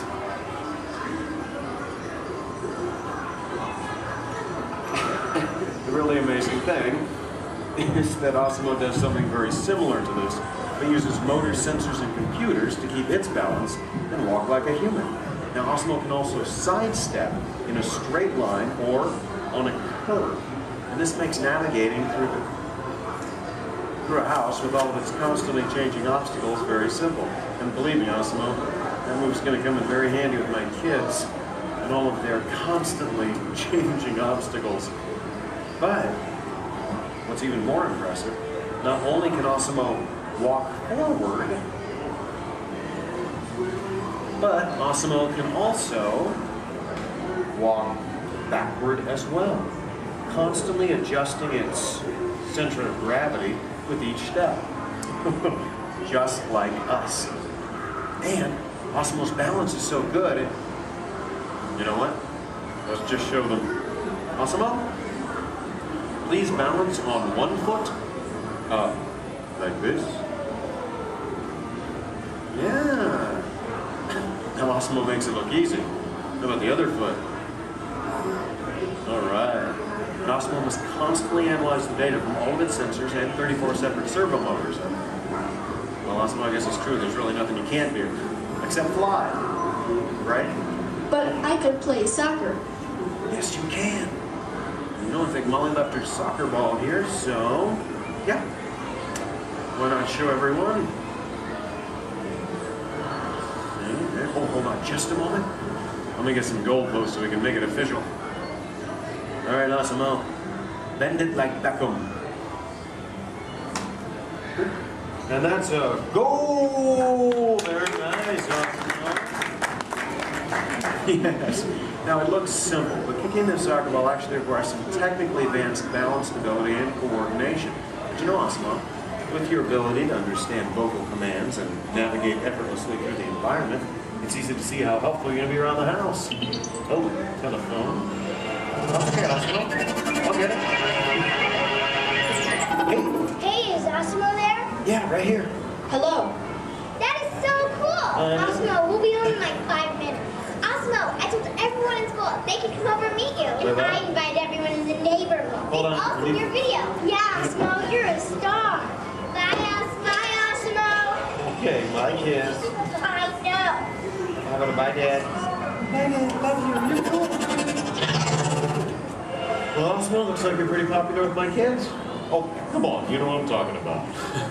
Actually, what my kids are talking about is Asimo's DVD, Step to Safety with Asimo, in which it shows how we can use Asimo's unique walking ability to help teach young children safe ways of crossing the street. But Asimo can be helpful in many different ways. In fact, Asimo, did you use your wireless networking capabilities to go online and look for tonight's weather forecast? Yes, I will go online. Great. My wife and I are going out for our anniversary tonight, so good. Partly cloudy, with a high in the mid-60s. Perfect. I'll just remind her to bring a sweater. We can have dinner on the patio. Now, even though Osmo's current role is to help her in the home today, someday Osmo might be able to work in dangerous situations, like fighting fires or working in unhealthy environments, cleaning up toxic spills. And there's even the possibility... But I'm not only designed to help. I can also have fun. I think I know what you're talking about. Everyone, would you like to see Osmo dance? Yeah? All right, how about this, Osmo? You lead, I'll try to follow. Go ahead and kick it.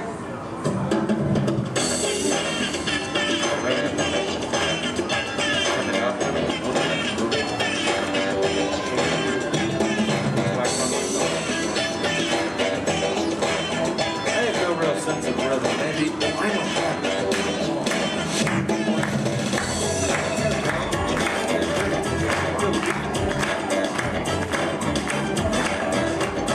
Bring it on, bring it on.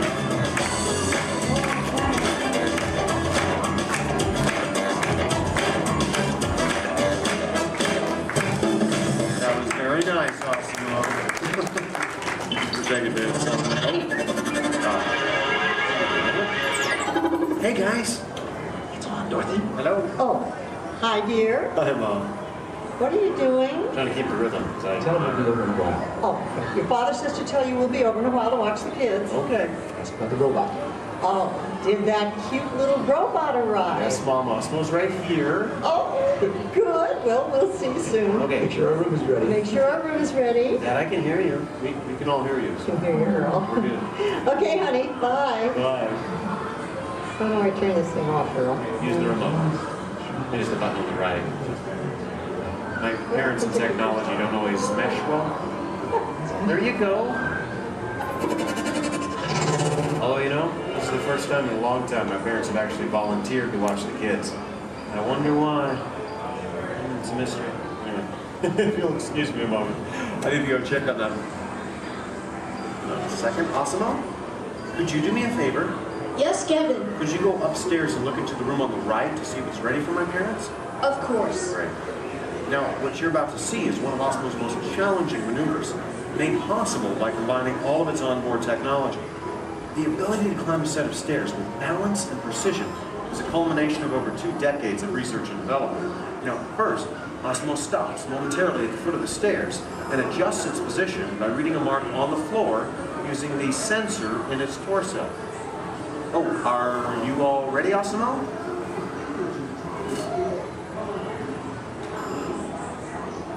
I am ready. Okay, then. Go for it. Now, with each step, Osmo must adapt and constantly counterbalance using all its computing power to remain upright all along the way. Way to go, Osmo! Now that is truly a historic step forward in human technological progress. Okay, Osmo, go ahead and take a look into the room and see if it's ready for my mom and dad, please.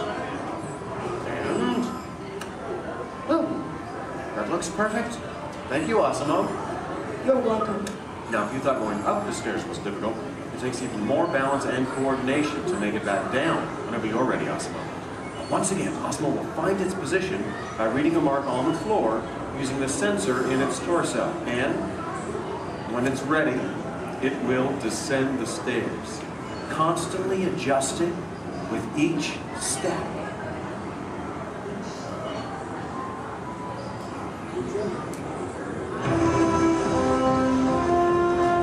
All the way down. That was amazing.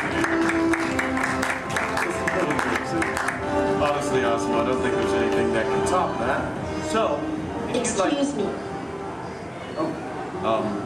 Yes? I can even run. That's right, you can. And we have the room. Okay, well, you get ready. I'm going to tell them. Folks, you're in for a real treat. This is something that I've heard about, but have never seen in person. You see, Osmo can actually run. Yeah. Okay, and it looks like Osmo's getting warmed up, which is something we all need to do before any physical activity. I mean, no one wants to get a cramp in a servo motor. Now, in order for Osmo to run, both of its feet must leave the ground at the same time, if only for a moment. And Osmo is the only life-size humanoid robot in the world that can accomplish this, moving at speeds of nearly 4 miles per hour, or in metric, 6 kilometers per hour. Okay, Osmo. You just let me know when you're all warmed up and ready.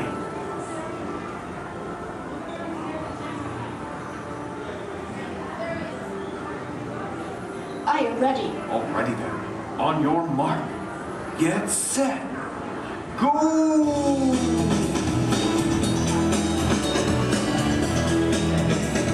That was incredible. Osmo, turn around. I want to show this to you in slow motion. Now this is truly an amazing accomplishment. Osmo's airborne, meaning both of its feet leave the ground for about 0.08 seconds, running very similar to that of a human. Very impressive, Osmo. Thank you, Kevin. Now if you'd like to learn more about Osmo, please visit the website osmo.honda.com. As for you, I think it's time to get you ready to meet the rest of the family. So why don't we say goodbye to all of our new friends? Excuse me. Yes? Please do not forget to order the pizza. Pizza for the... That's right. Thank you, Osmo. You're welcome. You know what, Osmo? I think this is going to be the beginning of a beautiful friendship. All right. And the kids are home. I hope you're ready to meet them. But before we go, let's say goodbye to all of our new friends. Goodbye, everybody. And everyone, let's hear one more time for Osmo.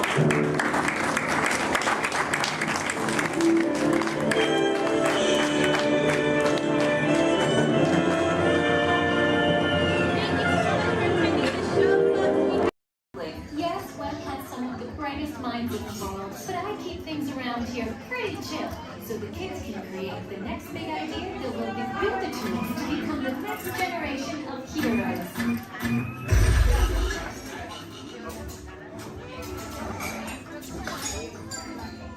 We hope you have a great time on your visit to the Worldwide Engineering Brigade Open House.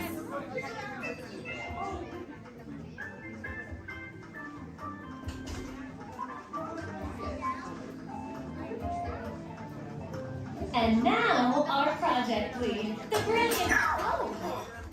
Peter Parker! Hey, what's up? I'm Peter Parker. And here at Web, we get access to some pretty awesome tech, like vibranium from Wakanda, or this crazy alien juice stuff. We have pin particles and star tech. It all helps us develop really cool stuff, like these spider bots, for example. Check it out. They have this really cool self-replicating feature. Because? This is awesome. Buddy, you could stop doing that now. But anyway, you guys are here today to help us test the web slinger vehicle. Using onboard tech, you will be able to sling webs just like my buddy Spider-Man. Peter, your presentation is getting away from you. Yeah, I'm aware of that, Sharon. If you could just initiate the safety protocols, it'd be great. Problem with that, So Peter. anyway, if you want to sling a web, all you gotta do is sling your arm in the direction you want to shoot the web, and that's it. It's awesome. Peter, your spider bots are continuing to replicate and are consuming everything in their path. They seem to be stuck in self-recognition mode. If you could just handle that for me, please. On it. Contacting Mr. Stark. Don't call Mr. Stark! Don't call Mr. Stark. Sorry, shout. Could you just call someone else? Ask them to do it. Okay. Contacting Spider-Man. Here. I'm gonna go find Spider-Man first off, because he's around here somewhere. Okay, goodbye. Spider-Man! As you may have noticed, the spider bots are locked in that awesome self-replication mode. In spite of what you see, they were created to be robotic helpers that can break down raw material and create all kinds of useful tech. But because they are stuck in self-replication mode, the spider bots are currently consuming everything in sight and multiplying at an alarming rate. If left unchecked, my calculations predict this will lead to the devastation of the entire Avengers campus. That should be safe until Spider-Man gets here, as long as they don't get into the alien fluid. This is now a bigger problem. Activating threat level protocols. Hey guys, what's up? I hear you have a problem. I'm here to help. You made it. Great. Threat level is at exponential danger. You might need some help. Perhaps I'll call the Avengers? Don't worry, everyone. I got this. Okay, everybody. Open house is canceled. Wise idea. And I could use some help. Yes, you could. Sharon, prep the slinger vehicle. Already on. Everyone head to the slingers and we'll team up to stop the spider bots before they destroy the campus. It's easy. Okay, we have a plan. Please move quickly through the doors and down the hall to the slinger vehicle bay. Your open house demo has been upgraded to a high-stakes mission to save the...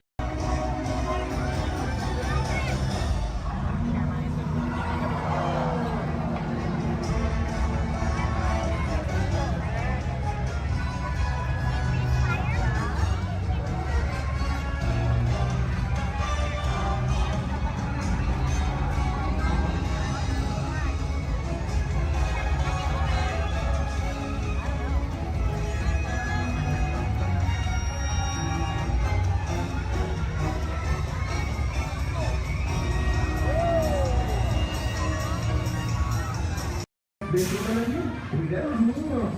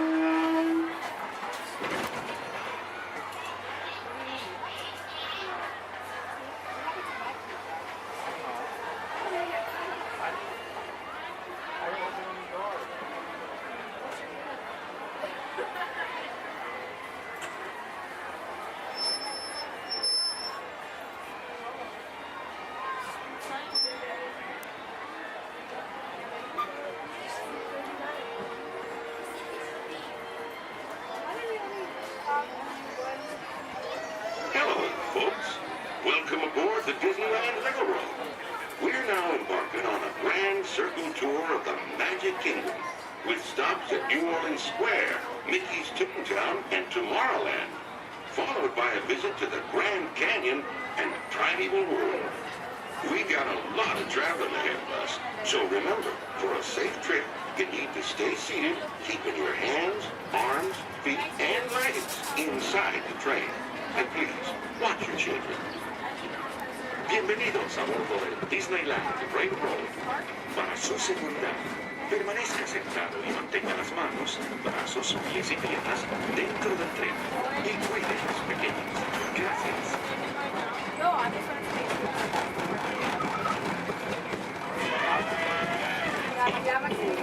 Did you folks hear that? Sounds to me like we reached the wilds of Adventureland. We just might run into a lot of savage critters out there, including lions and tigers and tiki birds. Everybody best be on the lookout. You never know just what may show up. We're approaching our first stop, New Orleans Square Station. This station serves Frontierland, New Orleans Square, and Utica. If you'll be leaving us here, wait see until the train comes to a complete stop. Then watch your step while getting off. Have a good time at the Frontier, you hear? For those of you continuing on with us, we'll resume our trip in just Square.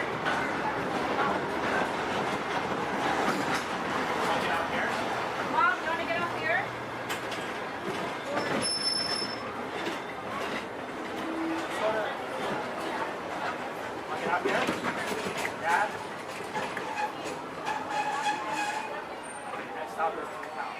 Next stop is Toontown. Stay doesn't know.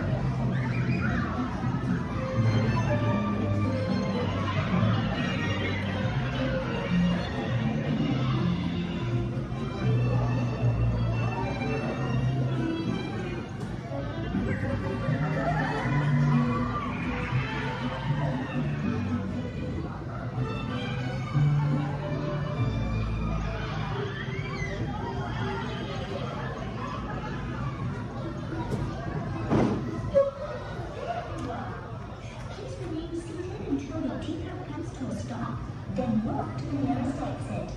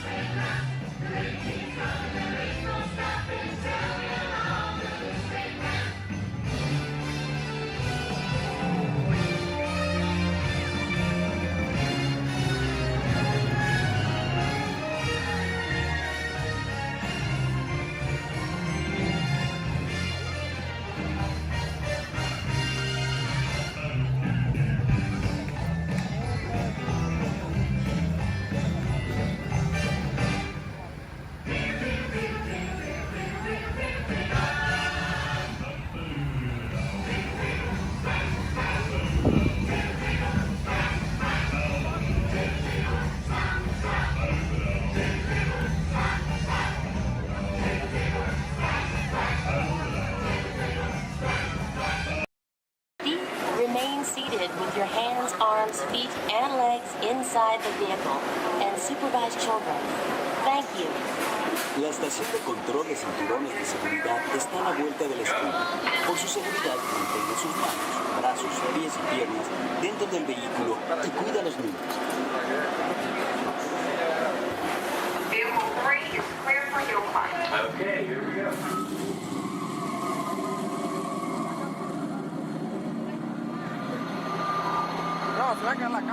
The torque and transmission load data are looking good. Great. Let's proceed to the rough road tests. You got it.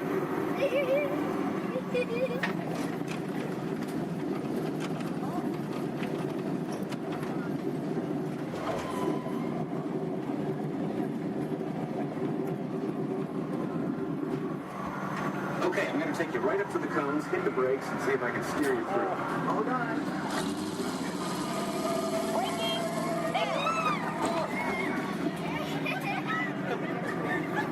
Okay, we're back on track. Let's do that other sequence. Okay, let's try it again, this time with the anti-lock brakes. ABS reactivated. Braking! All right, that's the way it ought to be. You see how ABS lets you keep control of the vehicle while braking?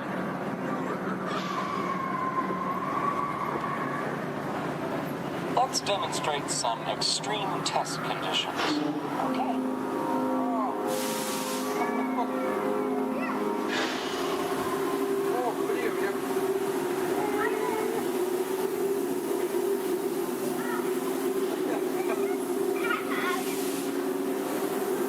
Did you remember to turn off those robots?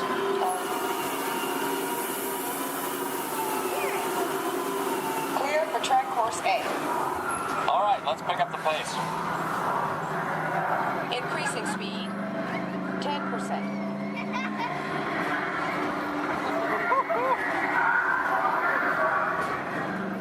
20%.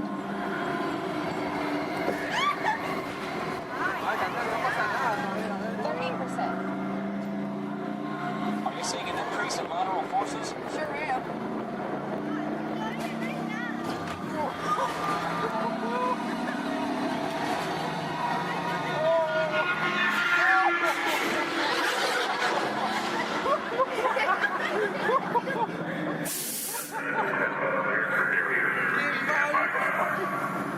Ready for the variant test.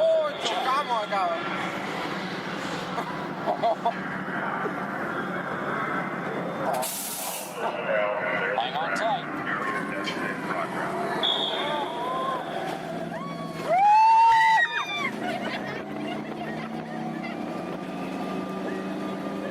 Increase.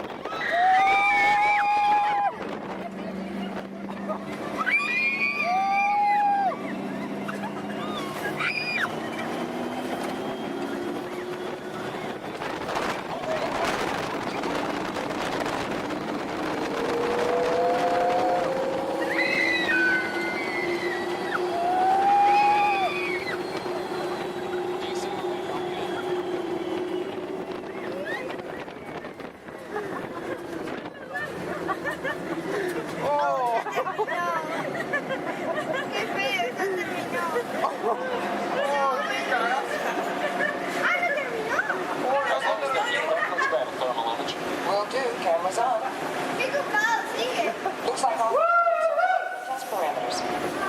Well, all right, that completes our test schedule. Let's download the data. Hey, thanks for being such a great test crew. Come back and ride anytime. Bye now.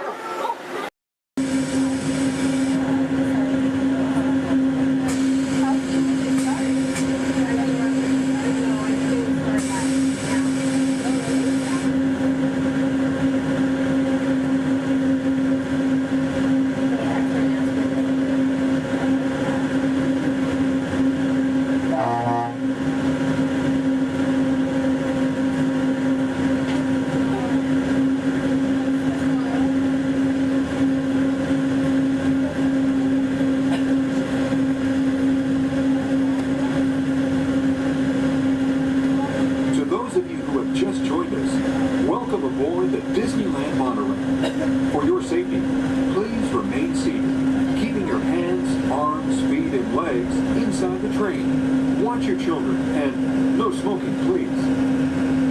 Bienvenidos a bordo. Para su seguridad, permanezca sentado y mantenga las manos, brazos, pies y piernas dentro del tren y cuide a los niños. Por favor, se dirija al no. Gracias. We're now en route to our final stop, the Tomorrowland monorail station. Along the way, you can get a bird's-eye look at the downtown Disney district, Disney's Grand Californian Hotel and Spa, and Disney's California Adventure. To the left of the monorail is the main entrance of Disneyland, the happiest place on Earth. Disneyland is truly an American original. Since its opening in 1955, it has hosted more than 500 million guests from around the world, including presidents, kings, and celebrities. It is the original Disney theme park, created and enjoyed by Walt Disney himself. To the right is our transportation plaza, where you'll find taxis, hotel shuttles, and public transit stops. We're about to enter Disneyland. Some of the clearances are pretty tight up ahead, so be sure to remain seated, keeping your hands and arms inside the cabin.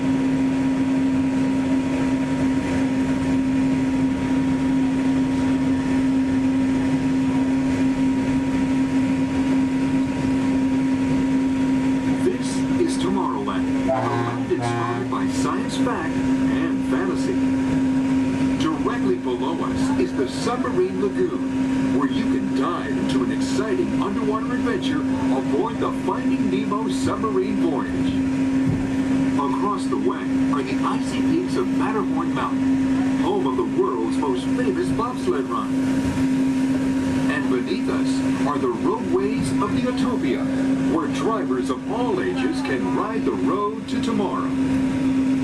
As we cruise over Tomorrowland, our pilot would like to share a few program reminders. Hello everyone, welcome aboard Monorail Red. For your enjoyment, this land park will remain open until 9 p.m. tonight. The park's hours has been extended to 9 p.m. Our last monorail tonight will be at 9 p.m.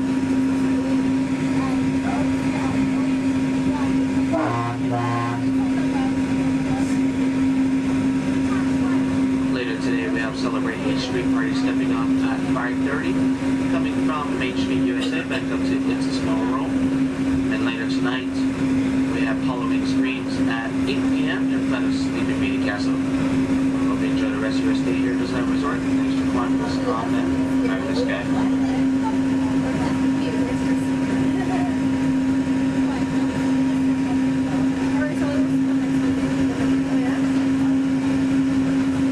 Just ahead and to the right of the train are the sparkling gold spires of one of Disney's most beloved attractions, It's a Small World. Beyond it is the wacky world of Disney's classic cartoon characters, Mickey's Toontown. We're now riding alongside the happiest kingdom of them all, Fantasyland, home to Pinocchio, Snow White, Peter Pan, and other storybook characters. Last time I went, one of the guys got really close to the little boys right here. It freaked me out, and I hit him, and I was like over it. I've never like, I haven't gone to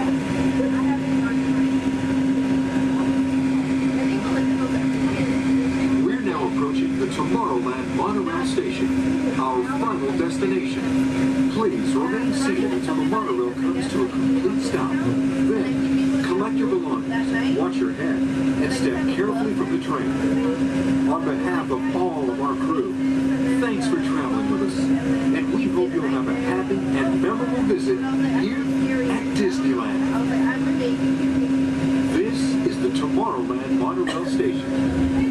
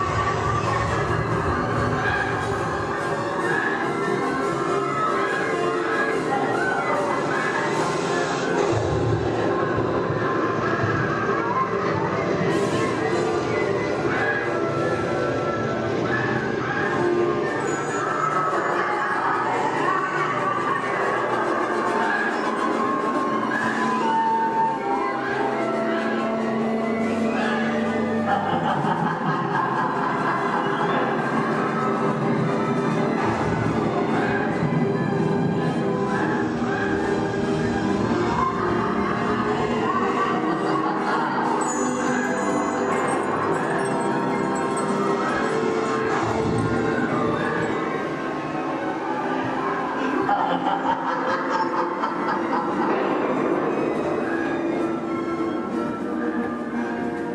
a peek. Make it move.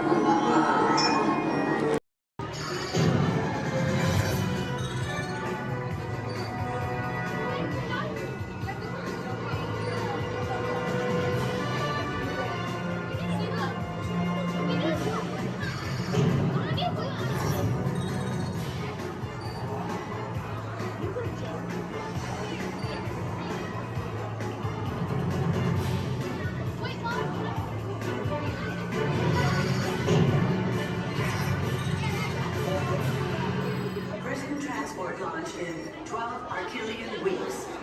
Hold on, people. Stand here. Glad you made it through the 5-mile orbit tour of to get with us today. New MIB recruits. Warning.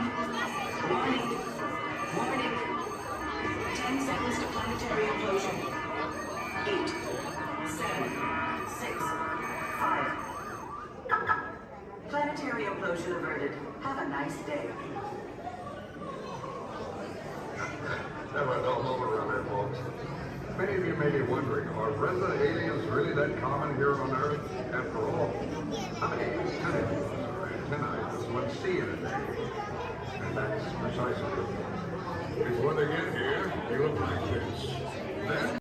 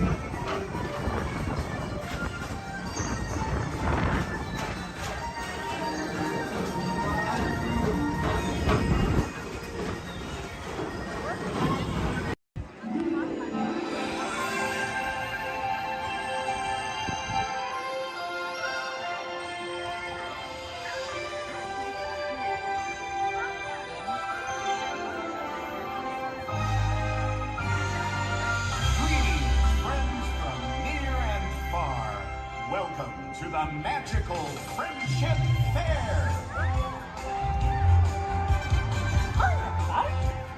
We're still not here yet. Oh, what a great day. This is wonderful.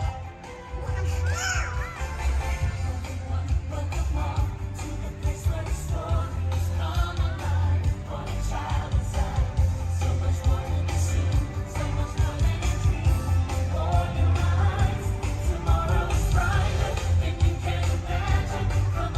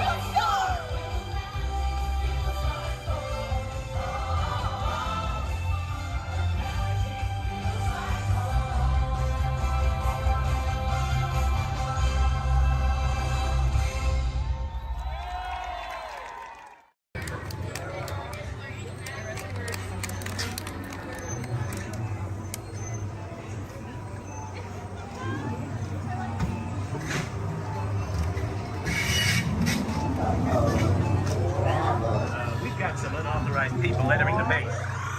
Wait, they got ET. They're getting away. Unit 3, cut them off.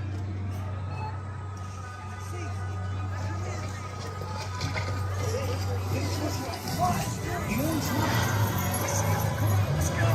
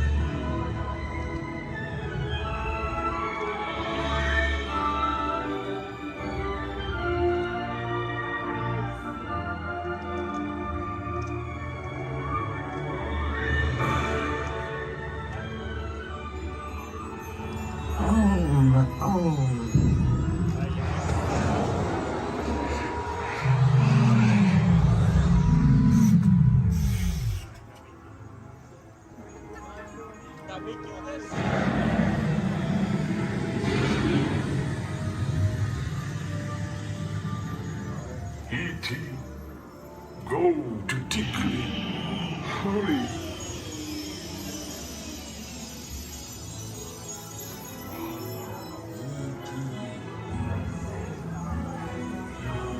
Dickly. Ouch. Welcome home. Poor dog. Welcome home.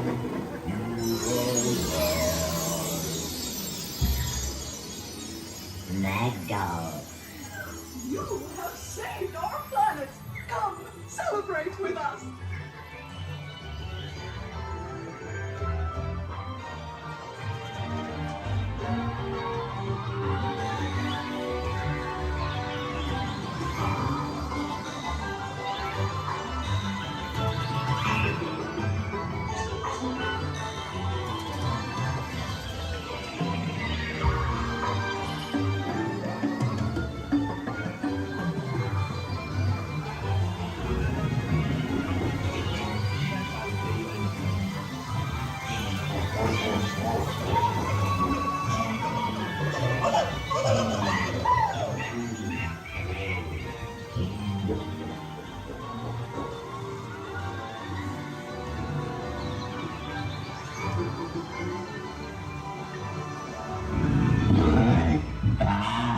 Dinosaur, Riley, Clem, Loopy, Pete, Tara, Brandon, Amanda.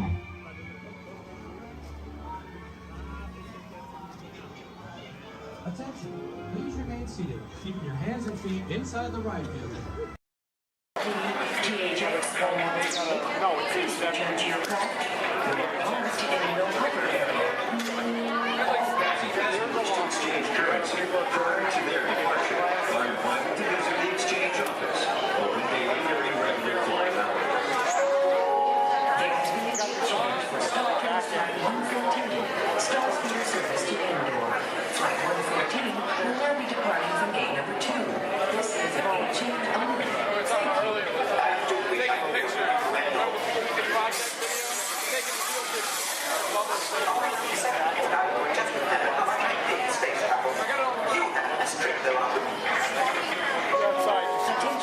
Starflight Flight 1119, non-stop service to Endor is now ready for boarding at gate number 1. All passengers, please proceed to the boarding area immediately.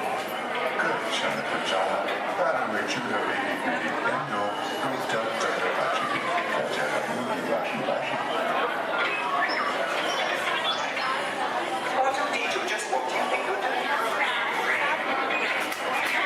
Get back to work before they deactivate you.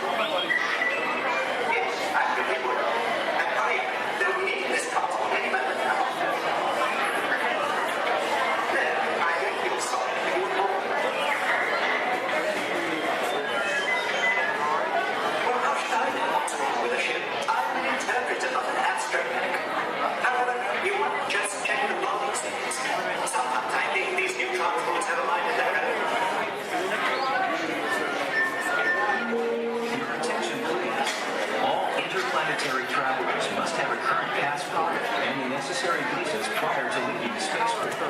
Passengers requiring assistance should visit the nearest information kiosk. Thank you. Star Tours is now offering convenient daily departures to the exotic moon of Endor. Come spend an afternoon or the entire day with the lovely Walts in their charming tribal villages. It's a fun-filled visit that you and your family will remember forever. Just ask for the Endor Express, available only from Star Tours. Non-stop flights leave every few minutes, so don't delay. Visit Endor today.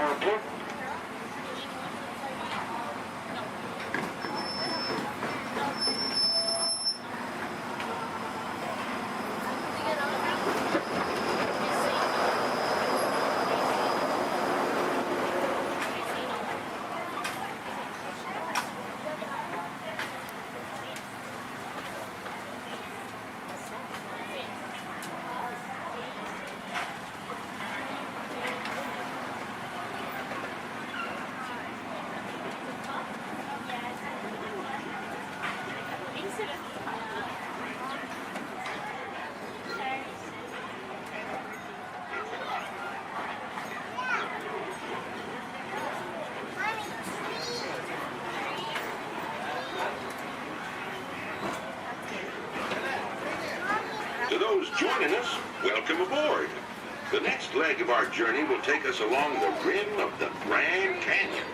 It's a mighty long drop to the canyon floor. Okay, ladies and gentlemen, friendly reminder, no flash pictures. And legs inside the train. Be sure to watch your kids and no flash pictures, please. Para su seguridad, permanezca sentado y mantenga las manos, brazos, pies y piernas dentro del tren y cuide a los pequeños. Por favor, no tome fotografías con flash.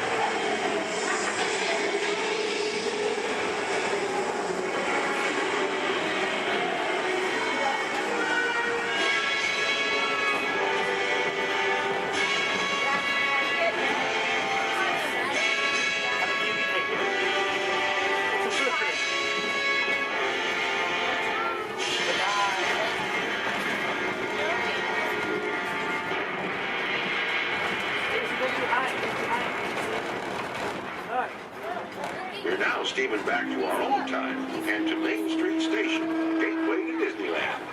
If you'll be leaving us here, stay in your seat till we come to a full stop. And remember to gather all your personal groceries, including the young ones if you got any, and step carefully from the train. I'd especially like to thank those of you who've been with me for the Grand Circle Tour of Disneyland. We surely hope you enjoyed your travels with us and that you'll come back and see us again real soon. For those of you traveling on, we'll be on our way again in just a few minutes. This is Main Street Station, Main Street, USA.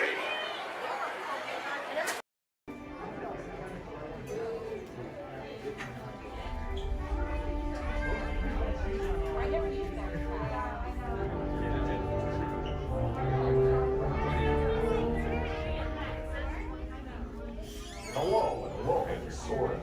My name is Patrick and I'll be your chief flight attendant today. We'll begin boarding in a few minutes, but first I'd like to acquaint you with some important safety information. When the doors to your flight open, please take a seat and store all carry-on items in the under-seat compartment. This includes cameras, purses, hats, and of course, these little beauties. Next, fasten your seatbelts, inserting them into the buckle on your right. The smaller aviators don't measure up to the height indicator on the seat. Just put the belt through the loop in the center strap before buckling it.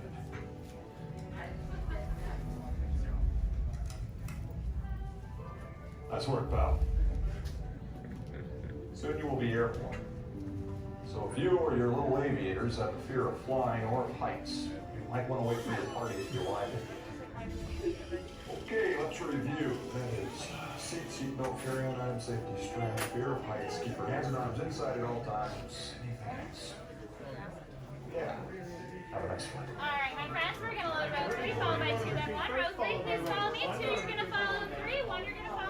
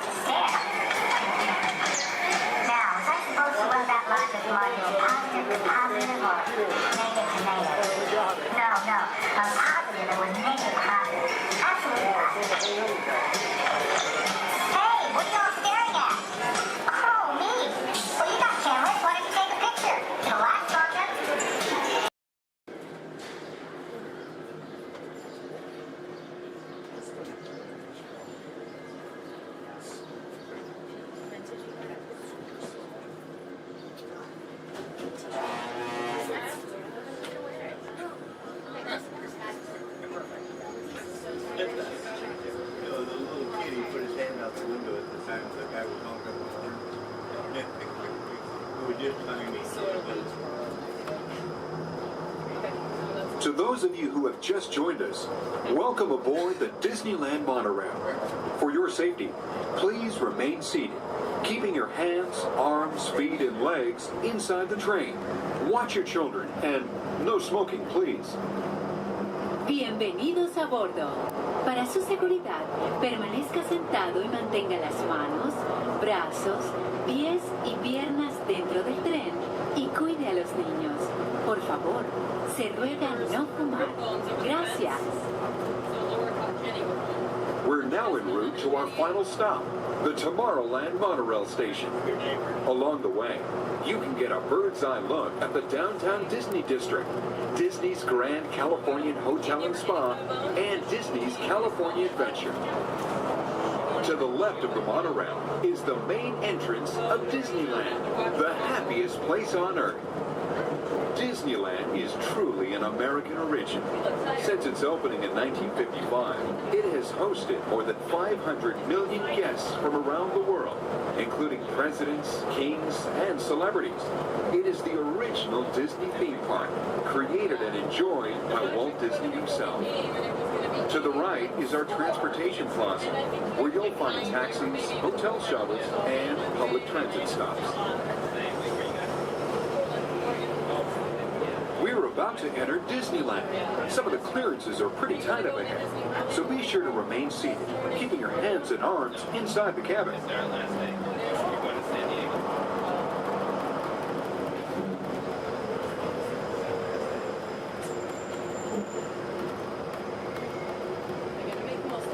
This is Tomorrowland, a land inspired by science fact and fantasy.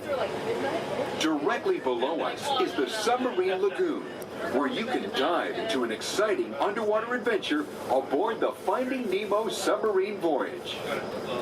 Across the way are the icy peaks of Matterhorn Mountain, home of the world's most famous bobsled run.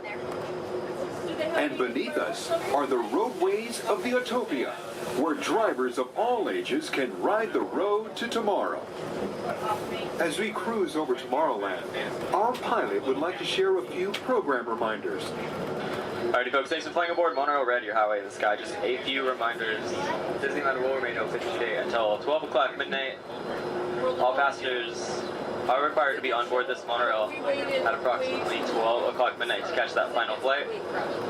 Walt's going to be having a Celebrate a Street Party along Main Street at 6:30 p.m. today. Fantastic along the Rivers of America at 9:05 and 10:30 p.m. and then Magical, our fireworks spectacular, at approximately 9:30 p.m.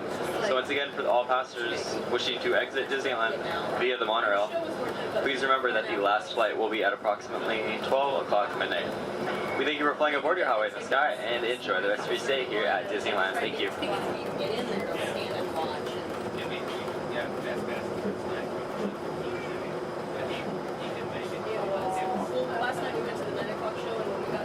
Just ahead and to the right of the train are the sparkling gold spires of one of Disney's most beloved attractions. It's a Small World. Beyond it is the wacky world of Disney's classic cartoon characters, Mickey's Toontown. We're now riding alongside the happiest kingdom of them all, Fantasyland, home to Pinocchio, Snow White, Peter Pan, and other storybook characters.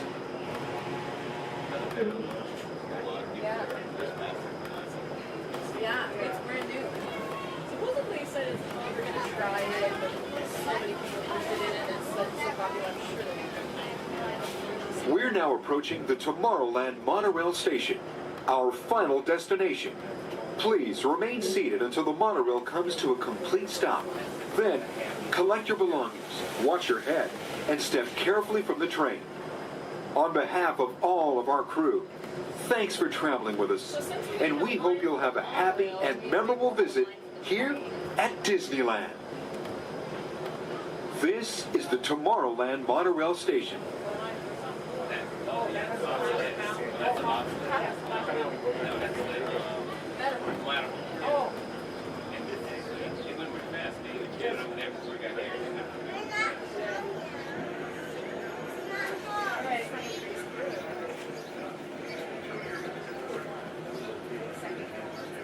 We did? Okay.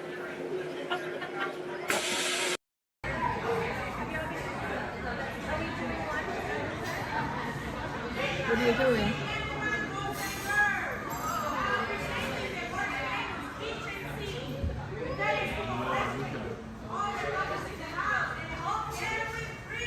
The whole can?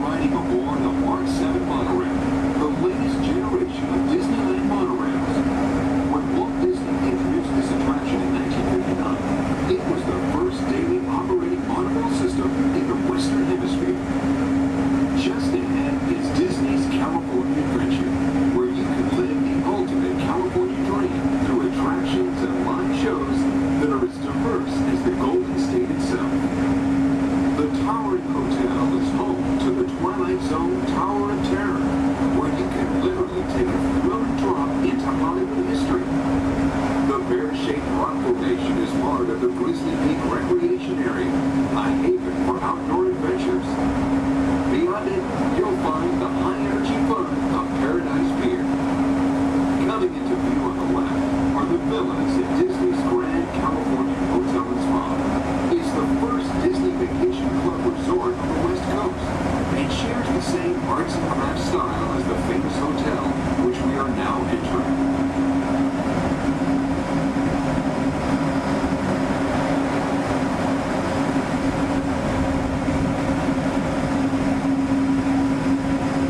Arriving at Downtown Disney Station, gateway to the Downtown Disney District and the Disneyland Resort Hotels. If you will be leaving us here and returning later today, please hold on to your park ticket and have your hand stamped as you leave the station. You may reboard the monorail for a return trip to Tomorrowland up until 1/2 hour prior to Disneyland closing. Please remain seated until the monorail comes to a complete stop and the doors have opened. Then, gather your belongings, lower your head, watch your step, and exit to the left of the monorail. Thanks for traveling with us today, and we hope you enjoy your visit to the Disneyland Resort. For those of you continuing with us,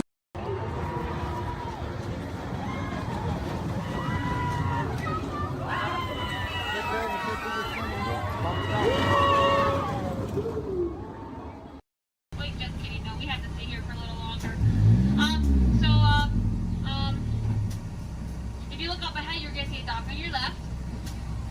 You're going to see another dock on your right there. We like to call those a ferry dock. I know, exciting, exciting. Now if you look a little further, you're going to see some skips up there in khaki. We like to call those a ferry door. I know, it's great stuff, guys. It's great stuff. So right now, you know what we... In the life cycle, there are winners and there are losers. Who are you?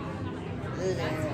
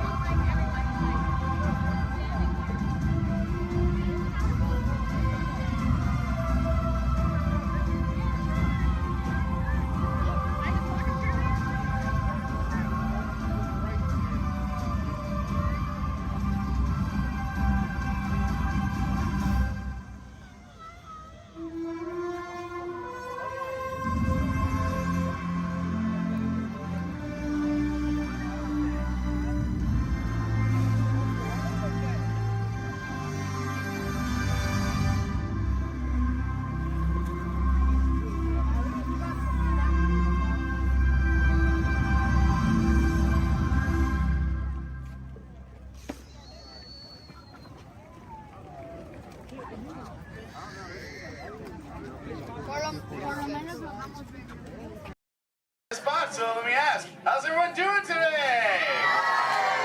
Sweet. Welcome everyone to the Aquatorium and welcome to Turtle Talk. My name's John, I'll be your host. You're all here to have a conversation with the coolest sea turtle in the entire ocean. Do you know his name? That's right, it's Crush. Let me show you how it's going to work. Right here is our window to the Pacific. It allows us to see all of the undersea life that swim by. Up there in the corner is our hydrophone that allows us to communicate with all the undersea life. So it's going to be very conversational, meaning Crush will talk to you. You'll be able to talk to Crush. He's got questions for you. And hopefully you all have some questions for him. You can ask him anything you want. You can ask him what he likes to eat, what he does in his free time, what's the meaning of life, anything like that. He'll be happy to try to answer. If you do need to leave at any time, it's okay. Just use the doors on the opposite side of where you went to right back here. Back there's my pal Brian. Everyone say hi, Brian! Hi! Brian will be back there to assist you if you should need any assistance during the show. I'm going to lower the lights and lower the music here so we can see and hear just a little better. My friends the Moonfish are going to be coming out here and showing you some rules. First rule inside, please no eating during the show. And no drinking. No smoking. And the last one, take all the pictures and video you like, just please no flash photography or video lighting. Round of applause for the Moonfish! Excellent. All right, Crush is up there serving. He said when you're ready, just call him down. So on the count of 3, yell, hey Crush. Ready? 1, 2, 3!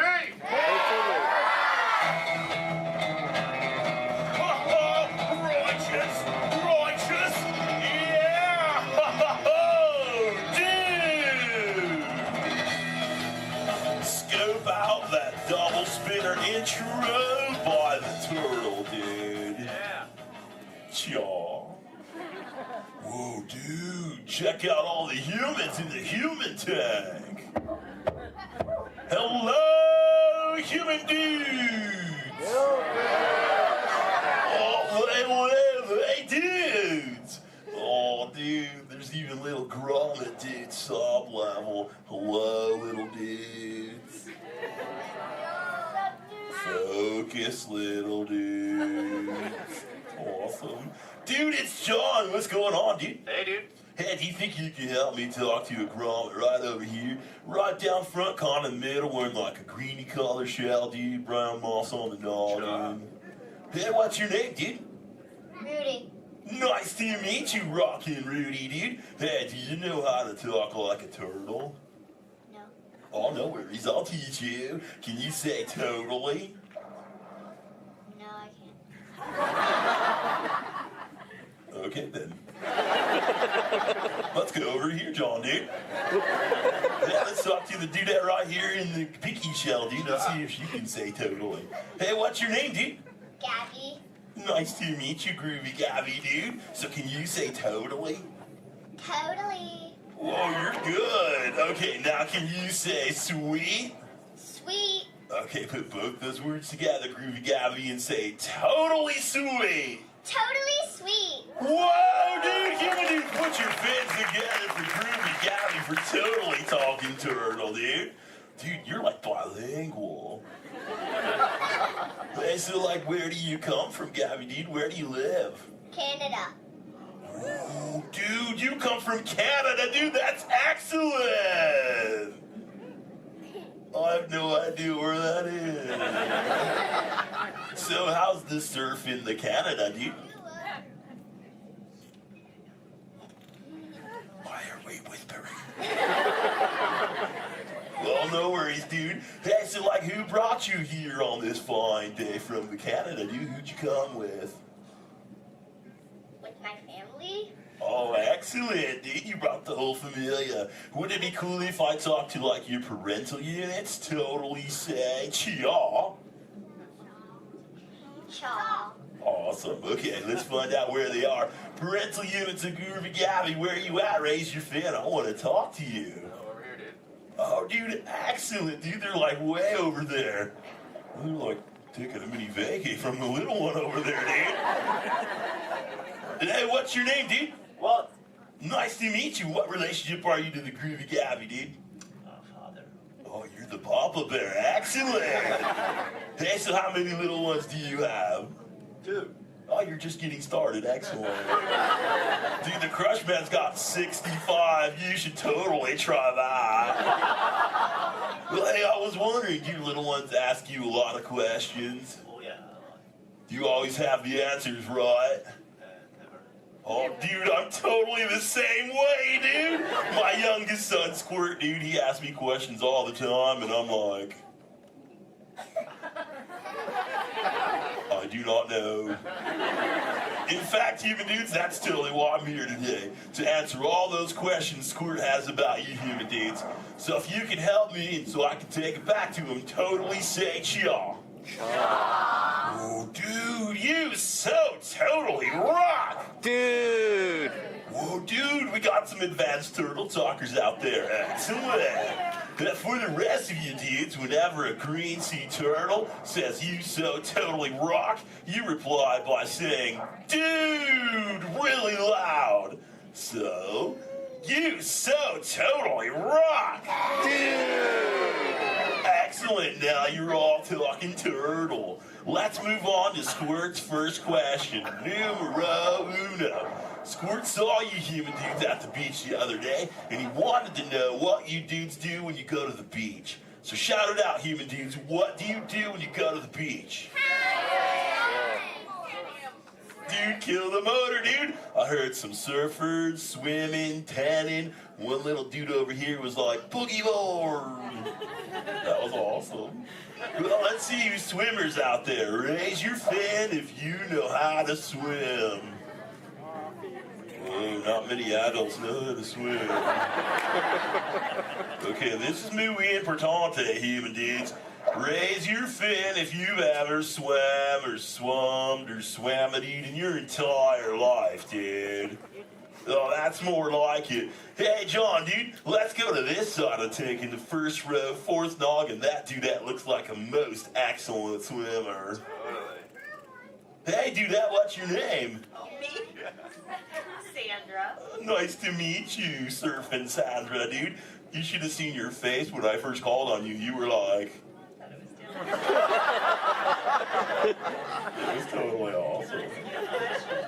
Oh, go ahead, Sandra, dude, what's up? Are there any sea creatures you're actually afraid of? Oh, dude. Those tiger sharks got some serious thrill issues. They're real jerks. Dude, but I'm a pretty fast swimmer, so I can get away from them pretty good, dude. But I do have two very good friends, Chum and Bruce, or an anchor too, don't forget about him. Well, Bruce and them started this 12-step program called Fish Your Friends, Not Food. Oh, you know it, dude. You took it too. That's excellent. It's spreading onto the land. Very cool. Well, hey, I was wondering, dude, do you ever go swimming? Do you like to go fast or slow? I like to float on my back. Oh, dude. I like your style, Sandra, dude. There you go. Just kind of like sit back and close your lids and be like, dude, I'm Sandra. I hope there's no tiger sharks around.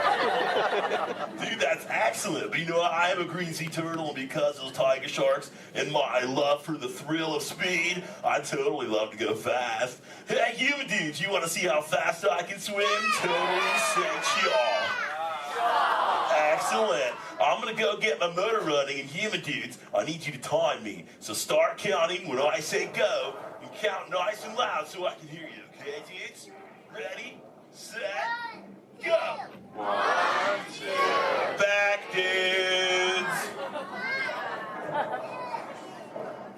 Dude, I just swam all the way around the world. I did, dude. Right through Canada.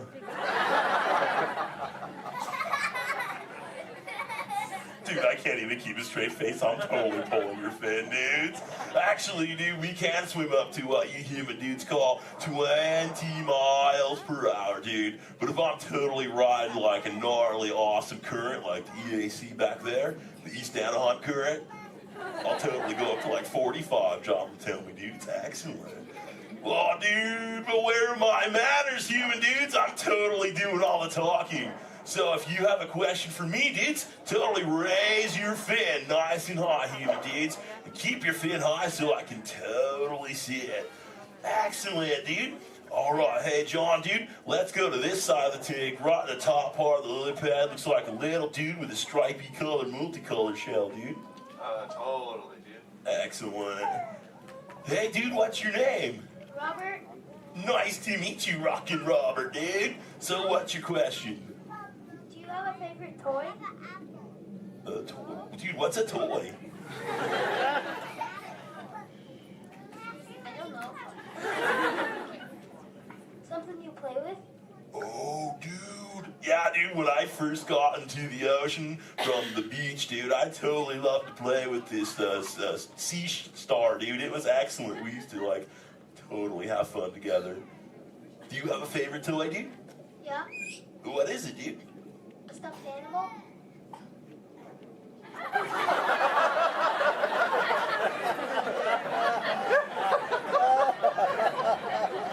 What kind of animal? One from Disneyland? What's Disney? You know what, dude? You got some serious thrill issues, dude. We're just gonna stop it right there before I go any further. Dude, that's excellent. Hey, actually, dude, do you think you can help me with something? Say chomp. Chomp. Okay, the other day I found this thing. I don't know what it is. It's hoping you can tell me, dude. What is this, dude? A Buzz Lightyear toy. Oh, dude, so this is a toy, dude? Excellent, dude. So, like, what does he do? He flies. No way. Let's see if I can make him fly. Dude, that was awesome! Dude, the other day when I found this little mini man, he started talking to me, dude. He was like, I don't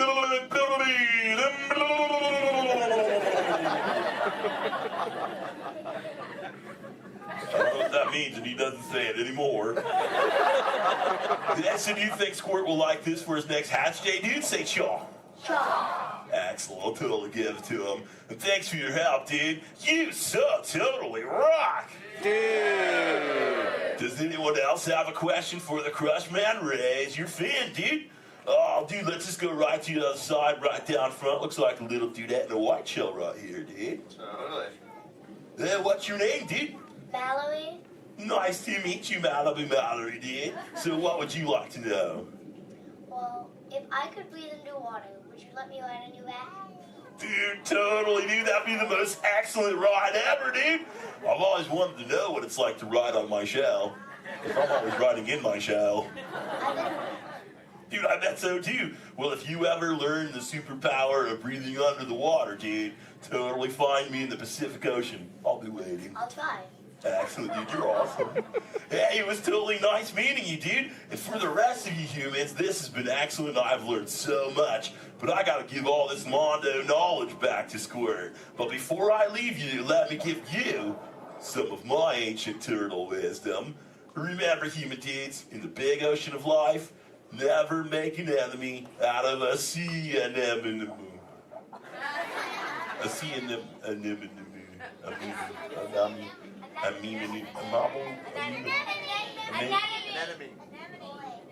Stay in schools, dude! And remember, you so totally rocked! Give it up for the Crush Man!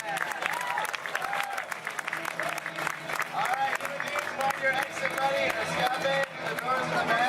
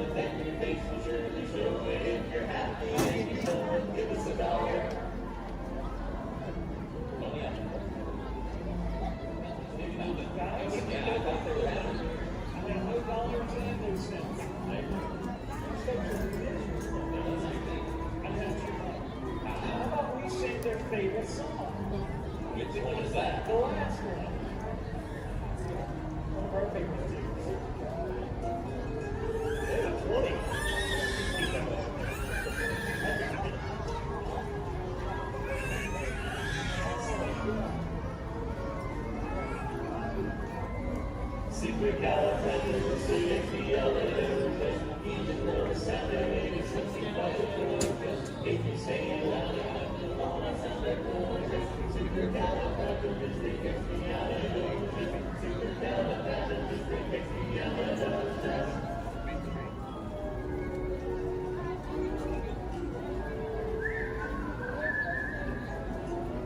all whistle while we work.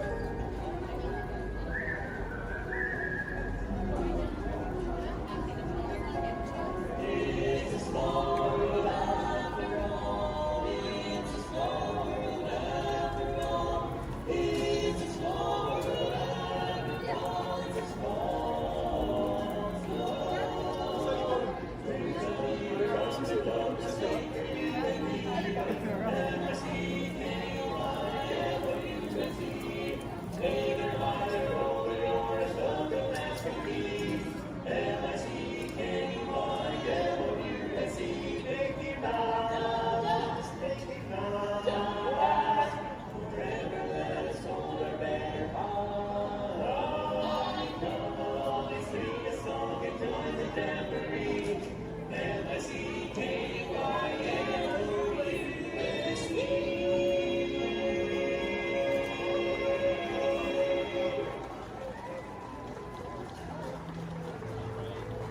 Thank you so much, everybody. If you enjoyed our show today, we are the Dapper Dans of Main Street. But if you did not enjoy our show, then we are the Vienna Boys Choir. Oh, we'll sing a song and make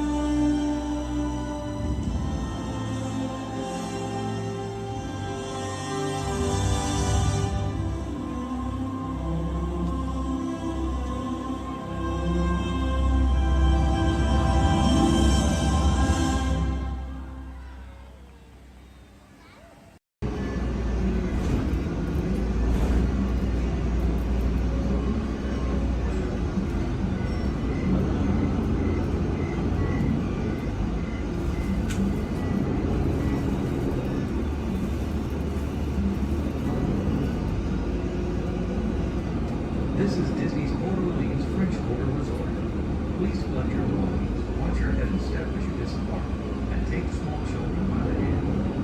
for riding with us, and welcome home.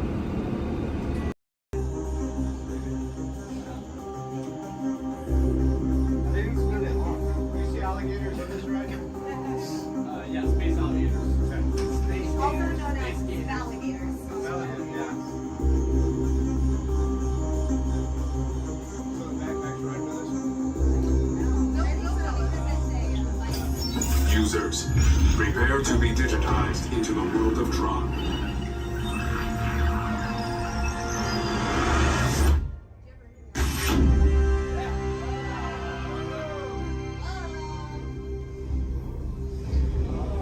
Team Blue, welcome to the grid.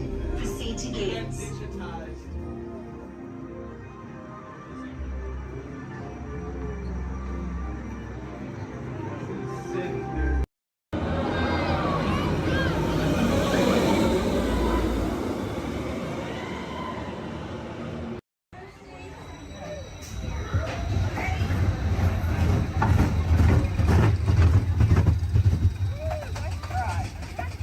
You better hold on to those ears or you'll lose them. I'm serious.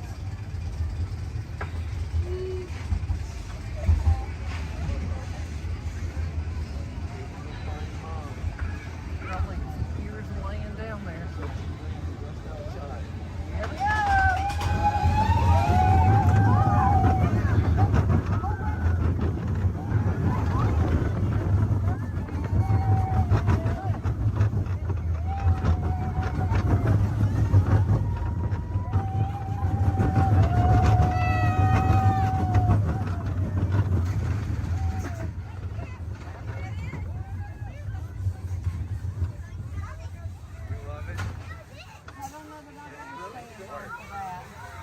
I bet you we need to punch for 6:30. That was. You see all the ears laying down there? The bunch. The big Some drop. cute ones, too. Donut ears. I see Minnie Mouse ones. Donut ones.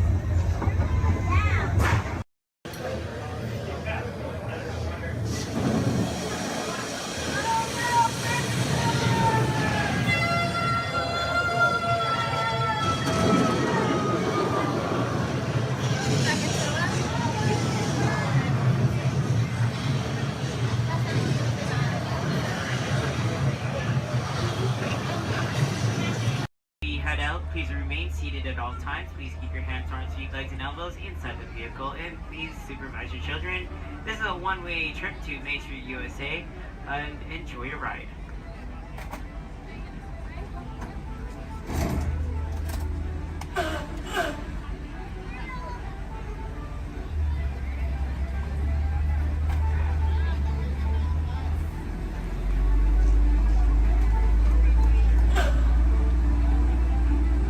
On your right-hand side is Sleeping Beauty Castle, your gateway to Fantasyland.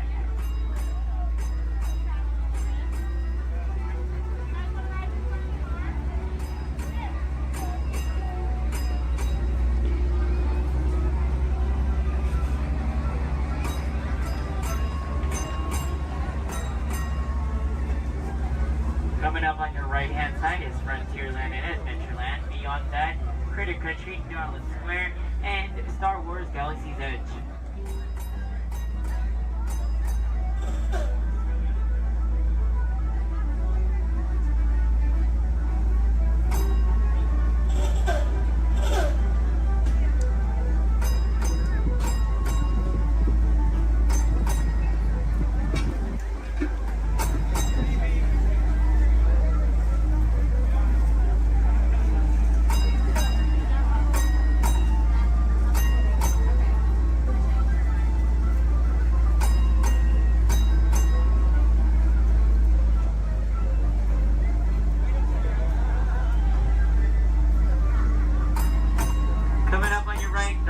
left-hand side, there's our first aid center, our baby care center, and our lost child center. On your right-hand side, if you enjoy ragtime piano, we got some music going on over at the Coca-Cola Refreshment Center on your right.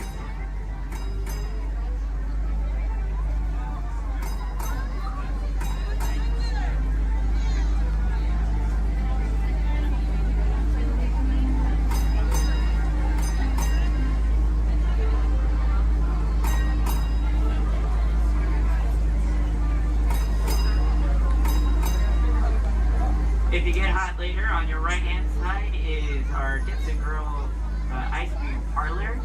And on your left is Market House, where you can find our Starbucks coffee and tea. Beyond that is our locker station.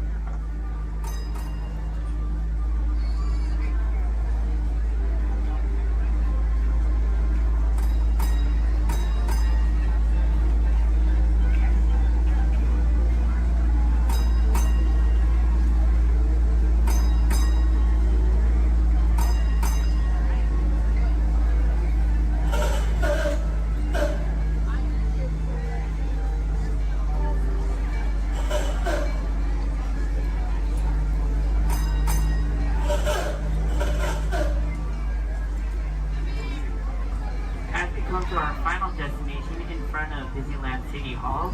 Please remain seated until the bus has come to a full and complete stop.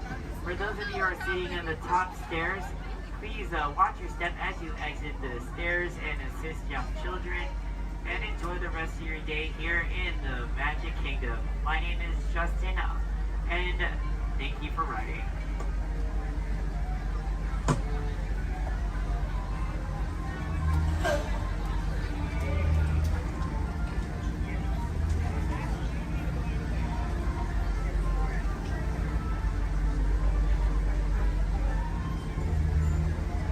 Thank you. Please remain seated, folks. I do need to park like right over there. Yeah. Please remain seated, folks.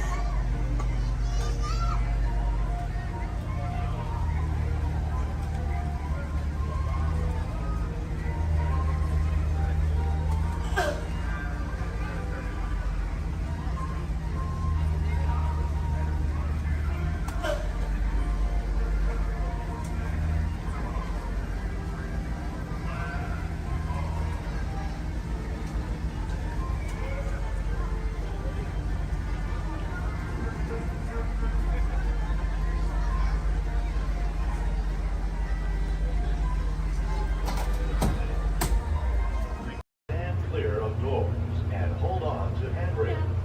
The shuttle will be departing momentarily for gates 100 through 129. Orlando and Central Florida have so much to offer. There's a good chance you didn't see and do it all. So please come back and visit us again very soon. This is Orlando Mayor Buddy Dyer. We hope you enjoyed your Orlando experience.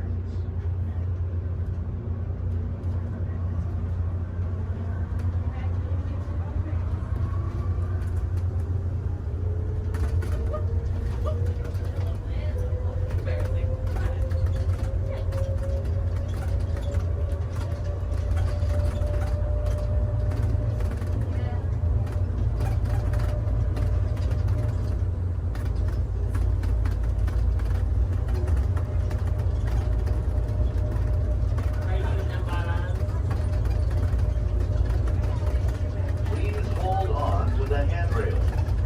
When the shuttle stops, please exit for gate 100 through 129.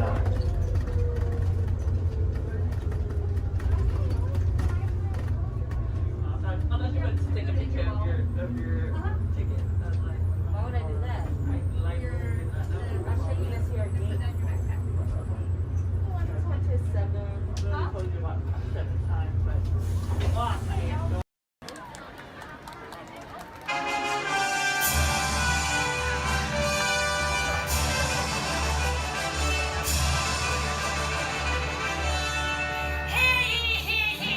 Come, gather round! Everyone gather round!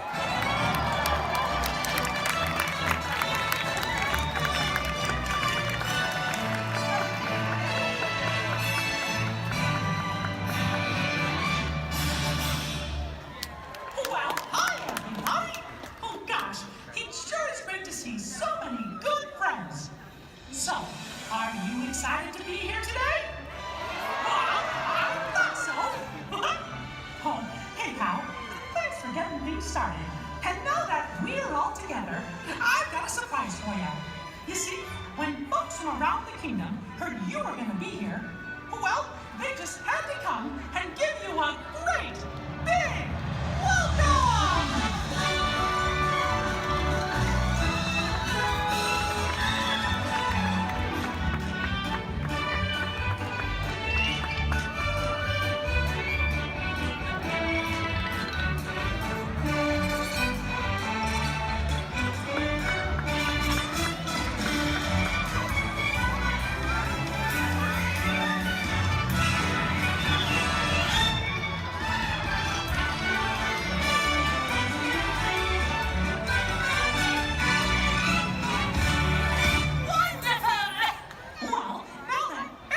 Here, I think it's time to start the day. And that means it's time for just a little bit of magic.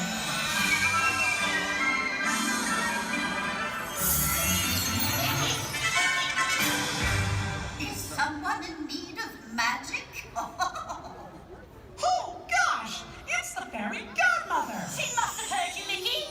Why, hello, everyone. Oh, my. Look at all of you. So many smiling faces, including yours. Now, how may I be of assistance? Well, do you think you can help kick off our magical day? Oh, of course, my dear. Oh, and I know just the trick. But I'll need everyone's help with the magic words. On the count of 3, we're all going to say, bibbidi, bobbidi, boo. Here we go. 1, 2, 3, bibbidi, bobbidi, boo. Let the magic begin!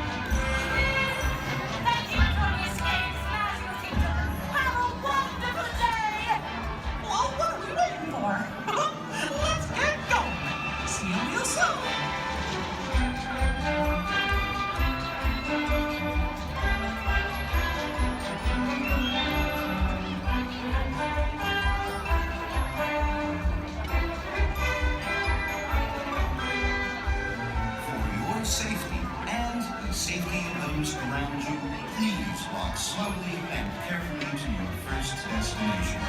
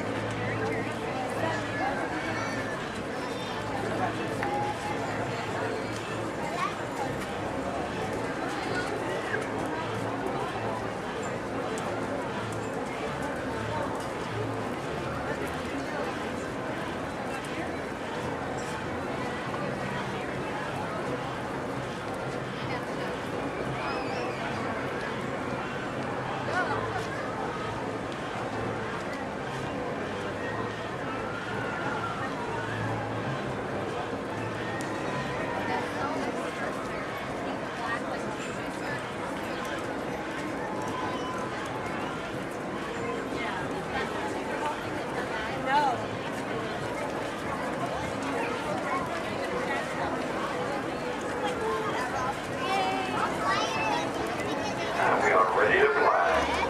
Attention all pilots. To ensure safe flight, remain seated with your seatbelt fastened. Keep your hands, arms, feet, and legs inside. That means supervise the other pilots. To make your rocket ship fly higher, pull back on the control lever in front. To descend, just push the control lever forward. Thank you. Pilots, prepare for liftoff. Para su seguridad, permanezca sentado por el cinturón de seguridad ajustado y mantenga sus manos para sus pies y piernas dentro del cohete. Cuide a los pequeños pilotos.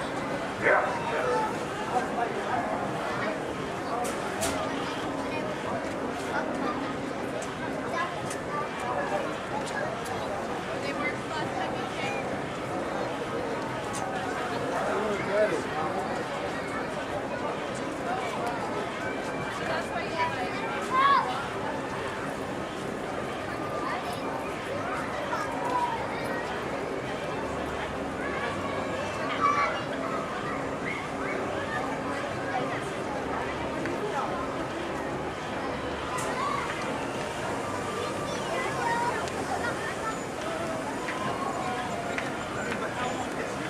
Attention pilots, rocket ships have initiated landing procedures. Please remain seated until your rocket ship comes to a complete stop. Then follow the arrows to the flight deck. Happy landing!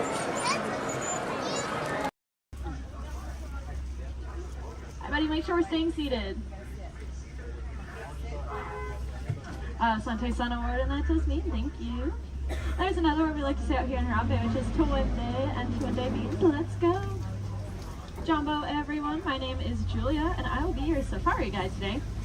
A few quick safety reminders before we head on in. Just make sure to keep your hands, arms, feet, and legs inside the truck, and make sure everyone is staying seated for the entire safari ride. Above you, you'll see that animal spotting guide. That'll help you identify some of the animals that we might be seeing out there today. So go ahead and look it over for a quick second, see if you can find any of your favorites. That's also a great time to get any cameras or phones out and ready, as the roads are going to be pretty bumpy and we won't be able to stop for every animal.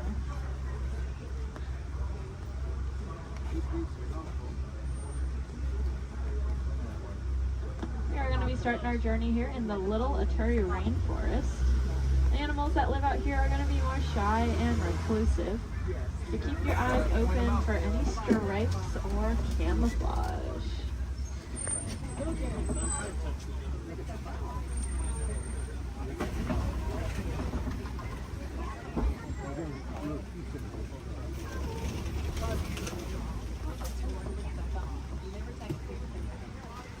Looks like off to the right there is that oak coffee. That reddish brown animal with the zebra party pants. However, they are not related to the zebra. They are the only living relatives of the giraffe. Just like a giraffe, they have a very long tongue. Theirs are so long they can lick their own eyes. And if you look down to the left, you'll see a bird standing on a nest. There's actually a couple eggs, I believe, in there, maybe. That is a saddle-billed stork. They're about 5 feet tall, and their wingspan is about 9 feet long. And if you look up at that canopy above your head, that is also just about 9 feet long. Put that in perspective for you. Now, if we look back at the okapi over there, I said they're related to the giraffe. Just like a giraffe, they have ossicones, which are those stubby horn things on their heads. But that one that we're seeing doesn't have any ossicones. That's because she's a female. Only male okapi will have them, whereas all giraffes will have them. Up on the hill to the right are the greater kudu. And we can tell they are female. That's because they don't have any horns on them. The males will have horns that can spiral backwards up to 6 feet long. If you look off to the left against this cable wall here, you'll see a black rhinoceros. Kind of looks like one of those boulders, just a lot smoother. Now, these black rhinos are unfortunately critically endangered. There are less than 10,000 individuals left in the whole world, and that's including the one we are looking at. They don't have any natural predators though. That is all due to the poaching of their horns. Their horns are thought to have medicinal value to them, so they'll be rounded up and used in medicine. However, those horns are made entirely out of keratin, which is the exact same thing that our hair and our fingernails are made out of.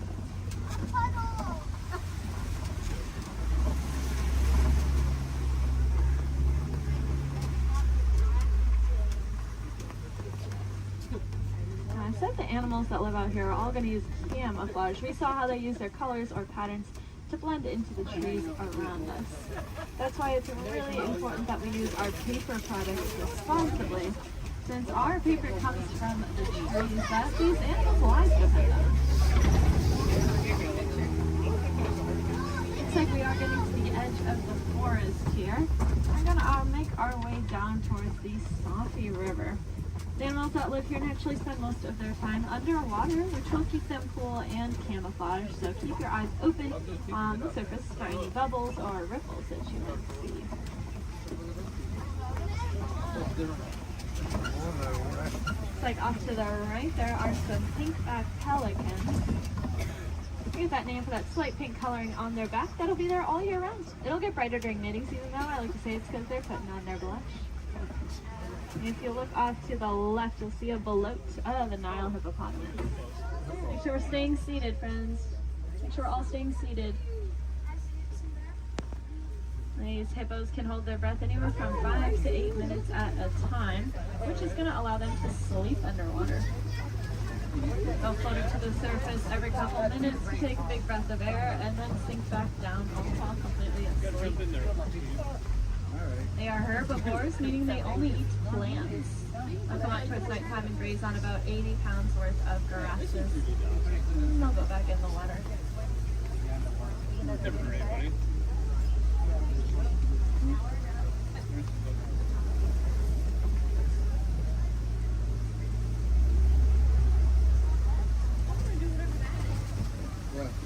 Keep your eyes to the left, especially as we cross over this bridge up ahead here, and you'll see the Nile crocodiles.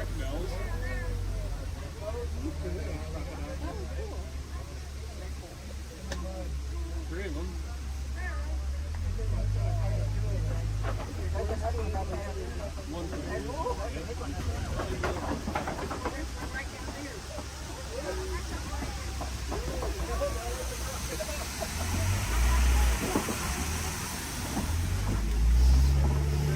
Those crocodiles are pretty impressive. They can weigh anywhere from 500 to 1,000 pounds, be as long as a giraffe is tall, and they have the strongest jaw and bite force of any animal.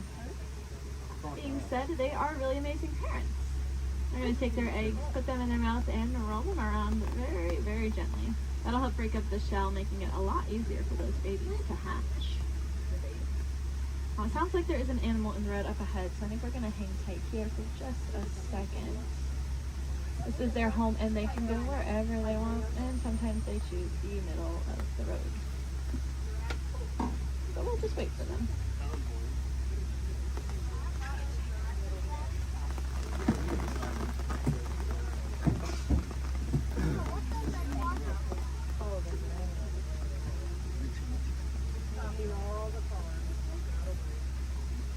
Does anyone know how to tell the difference between an alligator and a crocodile? Yeah, a lot of people say the shape of their snout, which is true. That personally confuses me though, because it's the opposite of what you think it would be. So what I do is I look at their teeth. When their mouths are closed, if you see teeth sticking up and out, then it's a crocodile. And if you don't see any teeth when their mouth is closed, it's an alligator.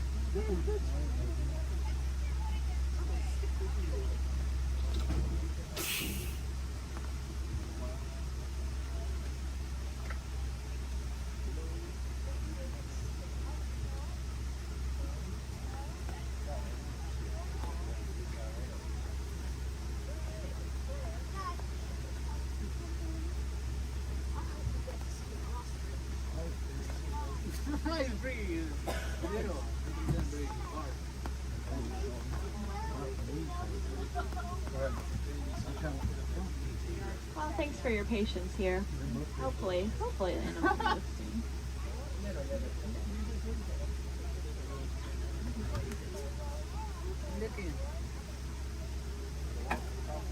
Crocodiles are also something that are called a living fossil, which just means that they were alive way back when all the dinosaurs and all them were alive. But they never went extinct, and they didn't evolve into a different species. They kind of just stayed. There's a lot of other animals like that, like horseshoe crabs, cockroaches. They're all living fossils. But so are those crocodiles and alligators.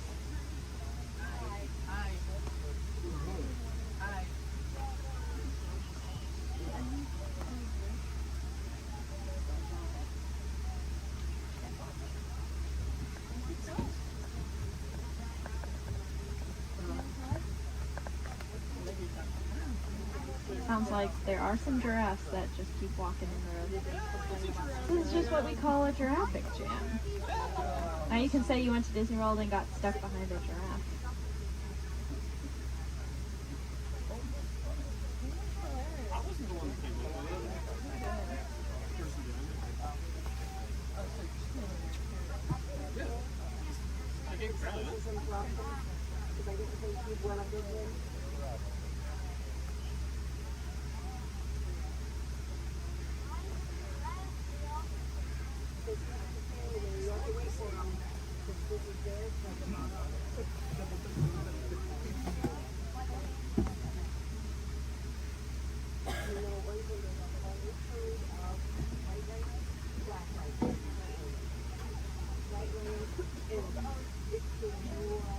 Sounds like the giraffe has moved, but now there's a different animal on the road. The animals really like the rain, so they are very active. Okay, it sounds like maybe we'll be back on the move soon. I think all the animals are out of the road, at least at this very second. But I don't want to jinx it.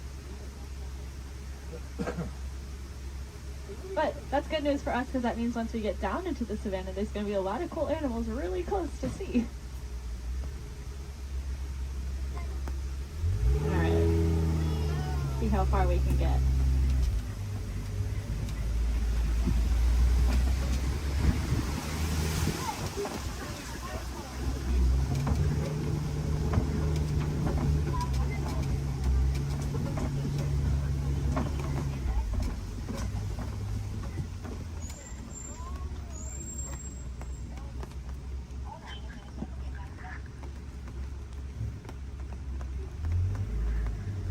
Now this might sound really ironic considering that it is raining, but we are leaving the river and heading towards a much drier area where it really does not rain as much. And I say that because the baobab tree that's off on the right there, it is going to be leafless about 9 months out of the year just to conserve water. Some people call it the upside down tree because, well, it looks like the roots are on the top. It's also known as the tree of life. That's because it stores a lot of water in its trunk there. So other animals will use it as water source. We can even use the bark as medicine. One of my favorite things about the baobab tree is that it does have flowers, but they only bloom at night because they're pollinated by bats. Alright, looks like we are finally able to head here into the savannah.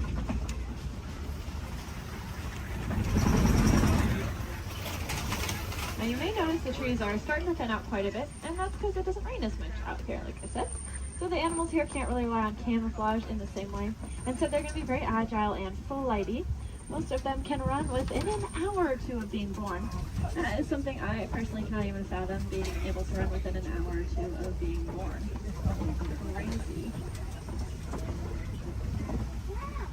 Looks like here to greet us is the Maasai giraffe off to the right. They are, of course, the tallest land animals, averaging at about 18 feet tall. You can see that really long, dark tongue. That dark coloring is there to act like sunscreen. And that's because giraffes eat most of the day. And by most of their day, I don't mean like half the day. I mean, they eat about 20 to 22 hours. After that 24-hour time period, they're going to spend eating. So that tongue is that dark coloring just to protect it, since it is out about 20 hours a day.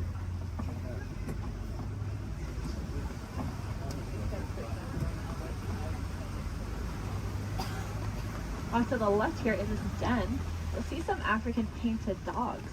They are the most successful hunters out here with an 80 to 90% success rate.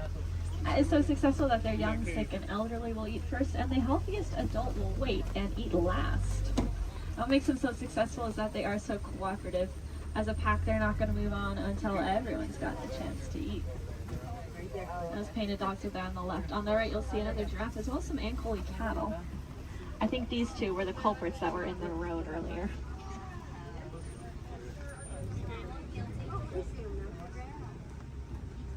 Those cattle have those really large horns on them that look pretty heavy, but they are hollow with a honeycomb-like structure on the inside.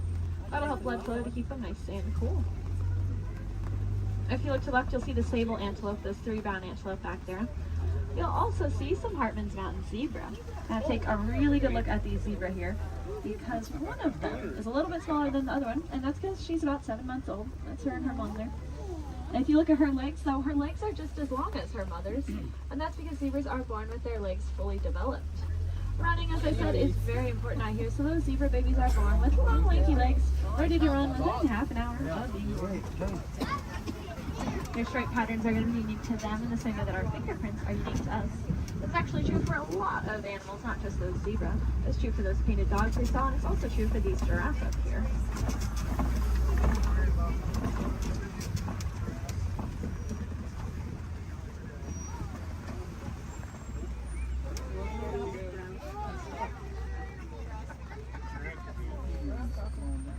See, I told you they just go wherever they want.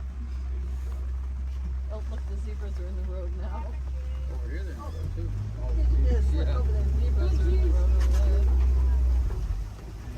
Now, since giraffes spend most of their day eating, they also spend most of their day standing up. They don't really like to sit down. It's very vulnerable for them. They even prefer to give birth standing up. So that's about a 6-foot drop for those baby giraffes. I like to say the first thing a giraffe experiences in life is gravity.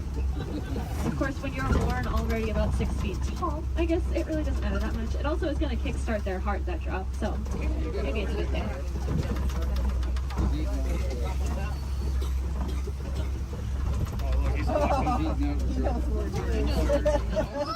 Gotta steal some more goodies. If you look to the left here, you'll see these really large tan antelope. These are the eland. Elands are the heaviest just antelope species. About 6 feet just at their shoulders, and they can jump straight up from that standstill position up to 10 feet in the air. My favorite thing about those eland, though, is that they make flower crowns to attract each other, and I think it's adorable. The males will gather up a bunch of branches and twigs and leaves and even flowers and decorate his horns with them, and then walk around proudly to attract all of the females. I would highly recommend looking up a picture of that if you have never seen it before. It is, like I said, adorable.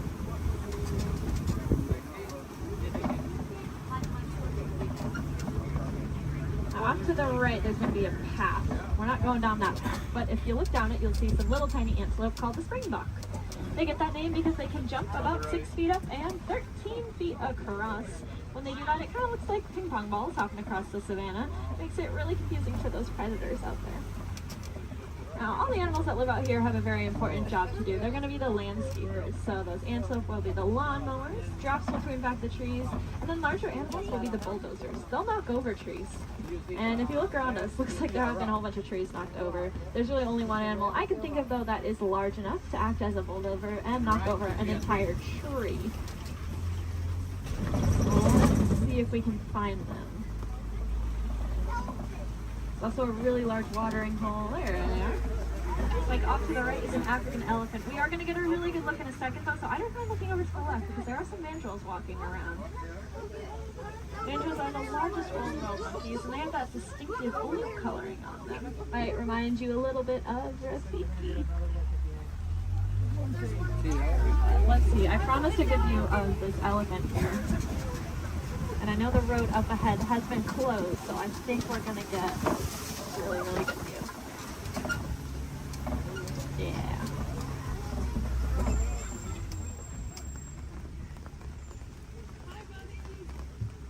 Elephants are, of course, the largest land animals. Also very, very intelligent.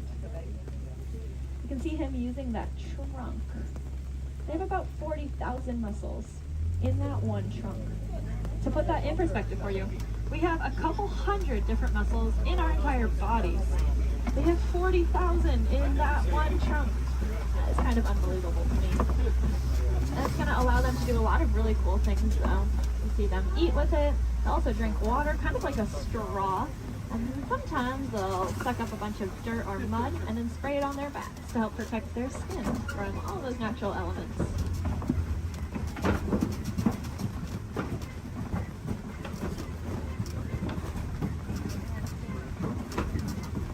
Lucky for us, I think we are headed deeper into elephant country here. And I say that because elephants love to eat red clay. If you look around us, it looks like we are surrounded here by this red clay. It's very nutritious, so they'll eat it as an extra form of nutrition, just like how we might take a vitamin or a supplement every day. And there are some tusk marks over to the right and some footprints down to the left. So the herd must be nearby. I think I see them off to the left there. Elephants are matriarchal, and that means the oldest or wisest female is going to be the dominant one in charge. Males are going to leave the herd at about 15 years old, and if they don't do it willingly, they will be forced out by those females. They're going to go hang out in bachelor herds, which can consist of up to 140 individuals that come and go as they please.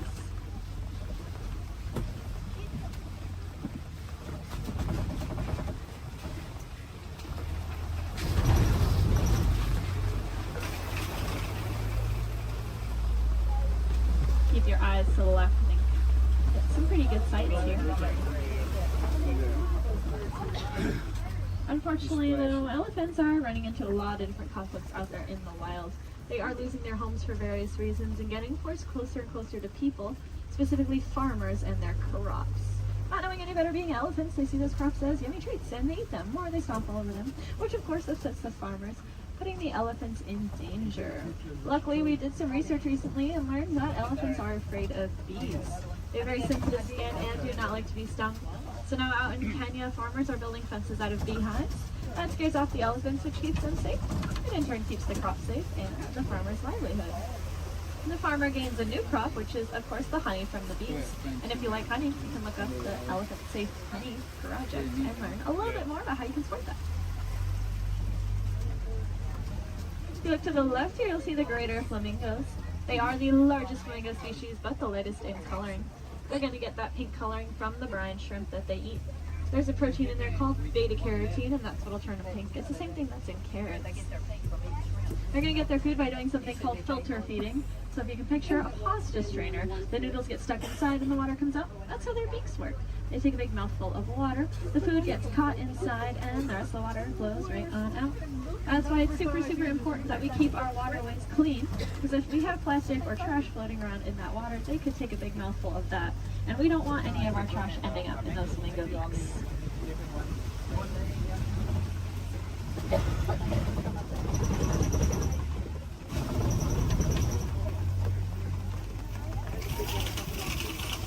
Looks like this side of the savanna's getting a little bit more tree coverage here, which leads me to believe there might be some cats nearby. Please help them out while they are hunting. Keep your eyes open. I know I've seen cats roaming around on the hills up ahead before. Look down that path though on the right. You see a white rhinoceros.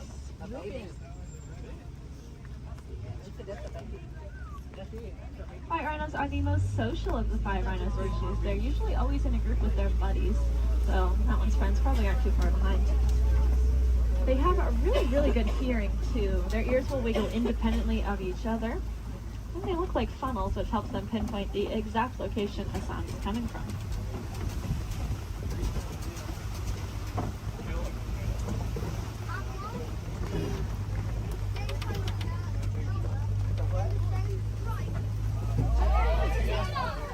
Like off to the left there behind that orange rock. See cheetah. Cheetahs are the fastest land animals. They can go from 0 to 60 miles per hour in 30 seconds or less. They're going to use their tails to help them steer, very similar to a boat's rudder. And they're the only cats that are going to hunt during the day instead of at night.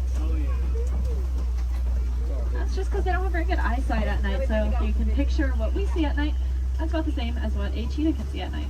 To help them out though, they have that black stripe under their eye that acts like built-in sunglasses, helping protect their eyes from the sun.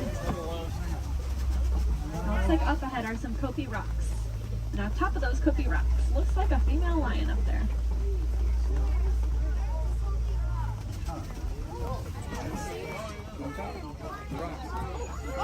The second tallest rock on the top of it. She's laying up there. Females are going to be the ones that go out and hunt. The males are going to stay behind to protect their territory and any cubs they may have. Males have a mane on them, which is about 20 pounds of hair, just protecting his neck in case of any of those conflicts. You'll be able to see him again. Big animal. Male lions also have the loudest roar of any animal. You can be heard up to 6 miles away.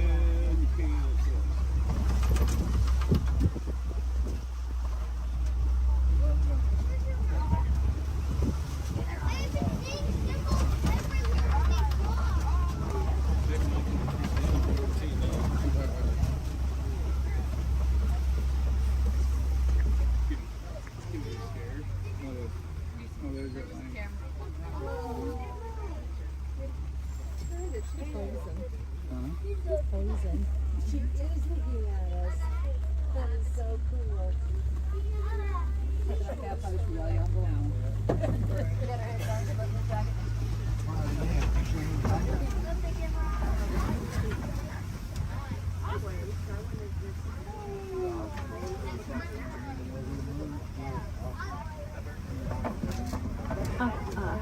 Looks like there are a couple ostriches walking around.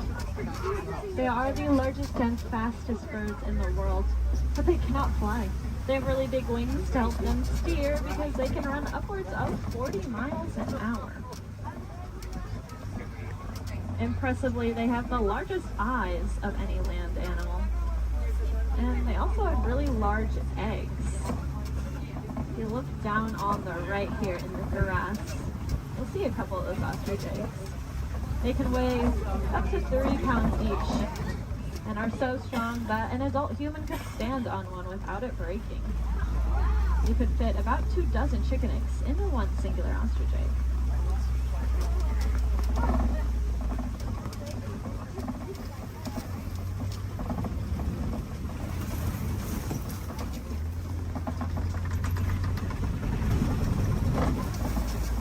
Up ahead is the warden's post. The warden takes care of all the animals out there on the reserve. There's a specialist up here with them. I bet they're all hiding under this porch from the rain though. These are the Nigerian dwarf goats. They look like cute little babies, but this is them full grown adults. They really do not like that rain. They have a very sweet and nutritious milk that is high value in Africa, so in return for that milk, we'll give them a nice place to live and some yummy. It just goes to show that we can peacefully coexist with a lot of amazing animals.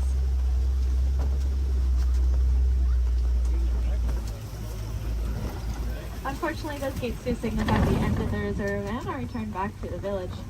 I really hope you enjoyed that safari. More than that though, I hope you learned something new. If you did, maybe you can tell your family and friends those fun facts that you'll learn when you get home.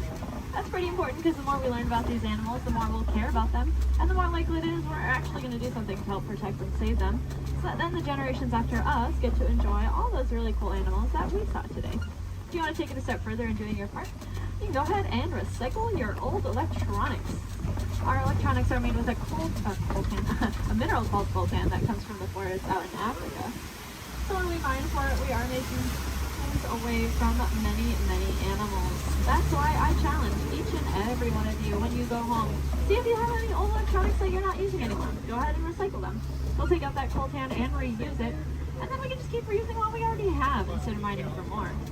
That way we get to use our cool technology, and those animals, well, they get to keep their homes.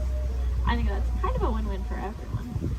Now up ahead, it looks like a bunch of docks where people would get off, but that is not us. I'm going to hang on to you a little bit longer and bring it right back to where I got you from. Just hang tight here for a couple more minutes.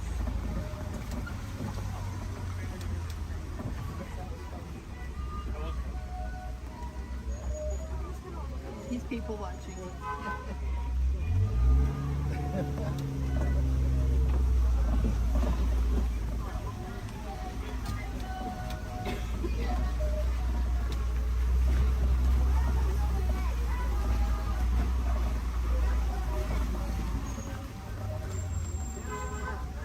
Now, if you want to learn a little bit more about the animals that we saw today, but maybe from the comfort of your own home, and you happen to have Disney Plus, there is a show I highly recommend. It's called The Magic of Disney's Animal Kingdom. It's really, really cool. It gives you a behind-the-scenes look at how we take care of all the animals that call this park home. It is one of my favorite shows, but I am, of course, not biased at all. If you want to see some more animals while you're in the park today, I'd recommend heading over to the Gorilla Falls Exploration Trail. Lucky for us, it's going to be right where I drop you off. Once you get off my truck, you'll go down a ramp, and if you take a right, you'll just be exiting the area. If you to take a left though, you are magically already on that trail. It's about a 10 to 15 minute walking past, where you can see a bunch more African animals, including of course those gorillas. If you head over to Asia, there's an Asian version of that trail as well called the Maharaja Jungle Trek, and they have all those Asian animals that we love, like bats, Komodo dragons, and tigers. There's also an aviary in both of those trails. If I had any wilderness explorers on board, you are riding the Simba 1. That is the code you'll need to get your safari badge, the Simba 1.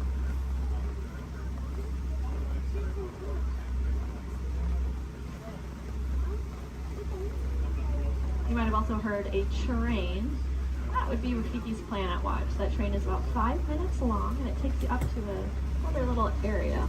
There's a petting zoo up there, so you can cuddle some of your favorite animals. There's also a drawing area where you can learn how to draw a Disney animal from a Disney animator. And there's a whole bunch of reptiles and amphibians up there as well to check out. The last train is going to leave at 4:30 though, so if that sounds like something you're interested in, I recommend making sure you are on that train before 4:30.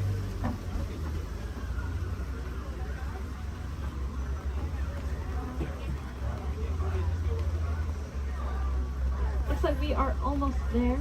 Thank you for your patience. I know that was a little bit longer than expected.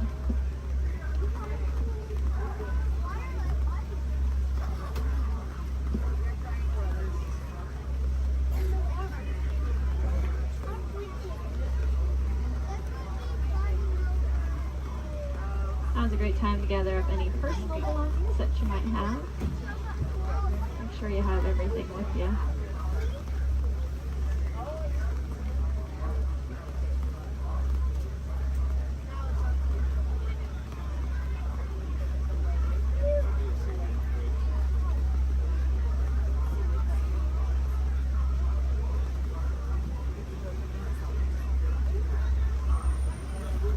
Here in Harambe, we do not like to say goodbye because it is far too sad and final. Instead, we say Kwaherini, which means to go well. So Kwaherini, my friends. Again, my name was Julia from Fort Collins, Colorado. I really hope that y'all had just as much fun out there as I did.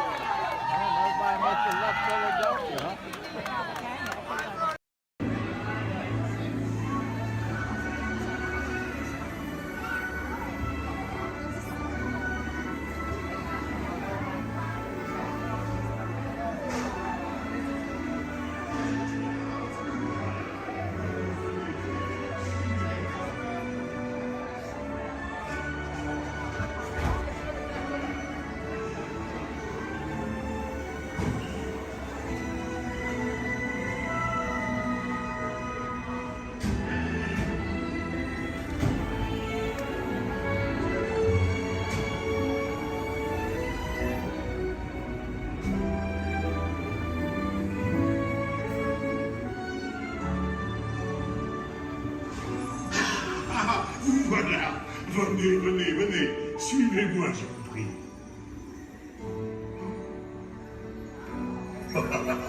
Chef Remy is waiting for you. This way.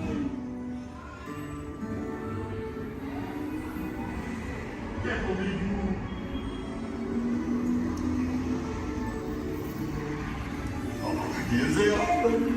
Des invités pour le dîner. On n'aurait pas idée. En commun? Non.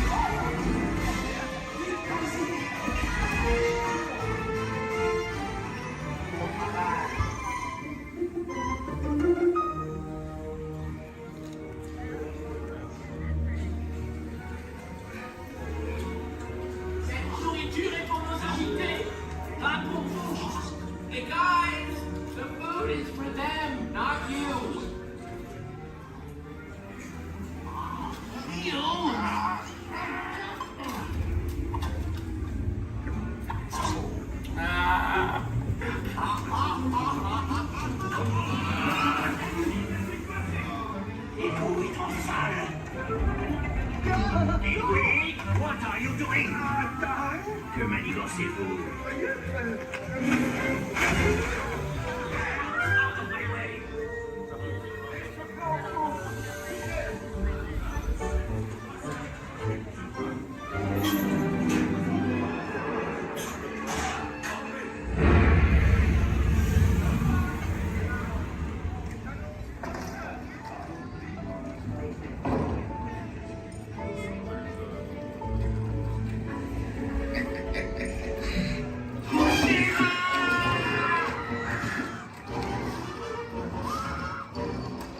Dépêchez-vous. Par ici. Go, go.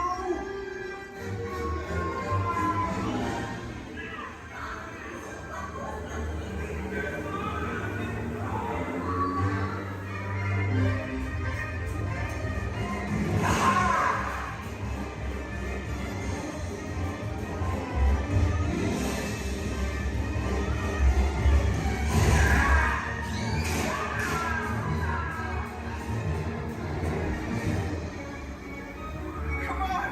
Rimmy's kitchen's just around the corner. Oui, oui. On est presque arrivé à la cuisine de Rémi.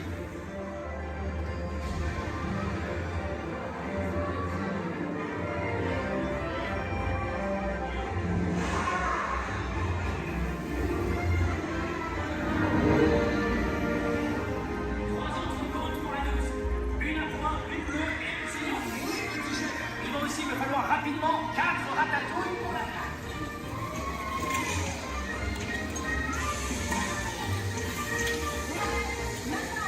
Oui, ma chérie.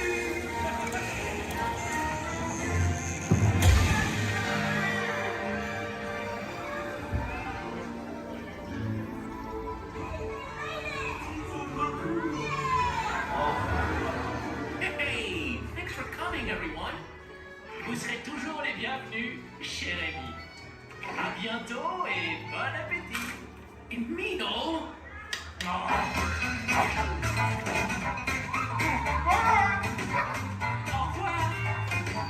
Table for you, right this way. You are always welcome at Bistro Chez Rémi. Au revoir.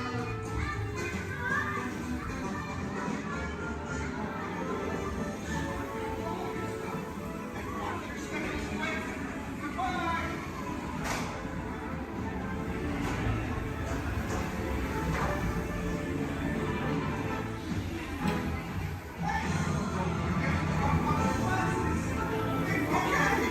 Be sure to grab all your stuff and watch your step as you exit. Goodbye.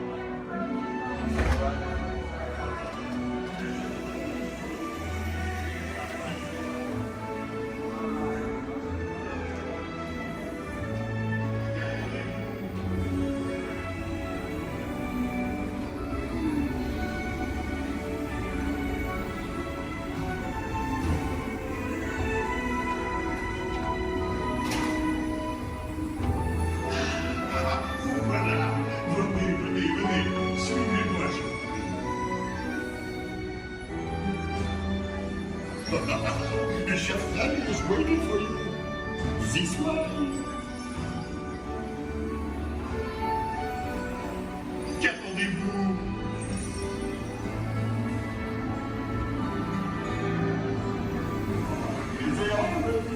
Des invités pour le dîner. Here. Vous n'aurez pas idée à coq au vin? No. A simple omelet? Too simple. What? Mais oui, that's it!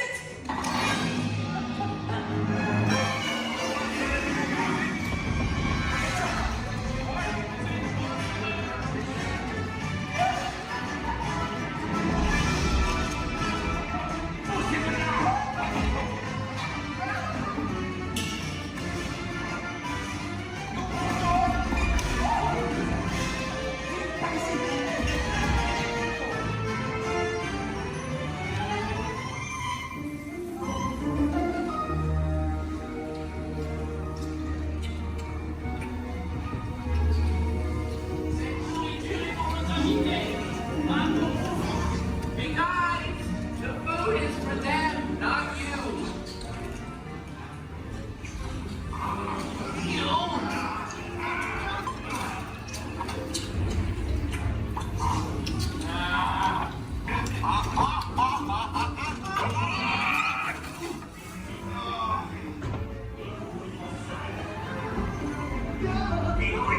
What are you doing? Que manigancez-vous? Out of my way!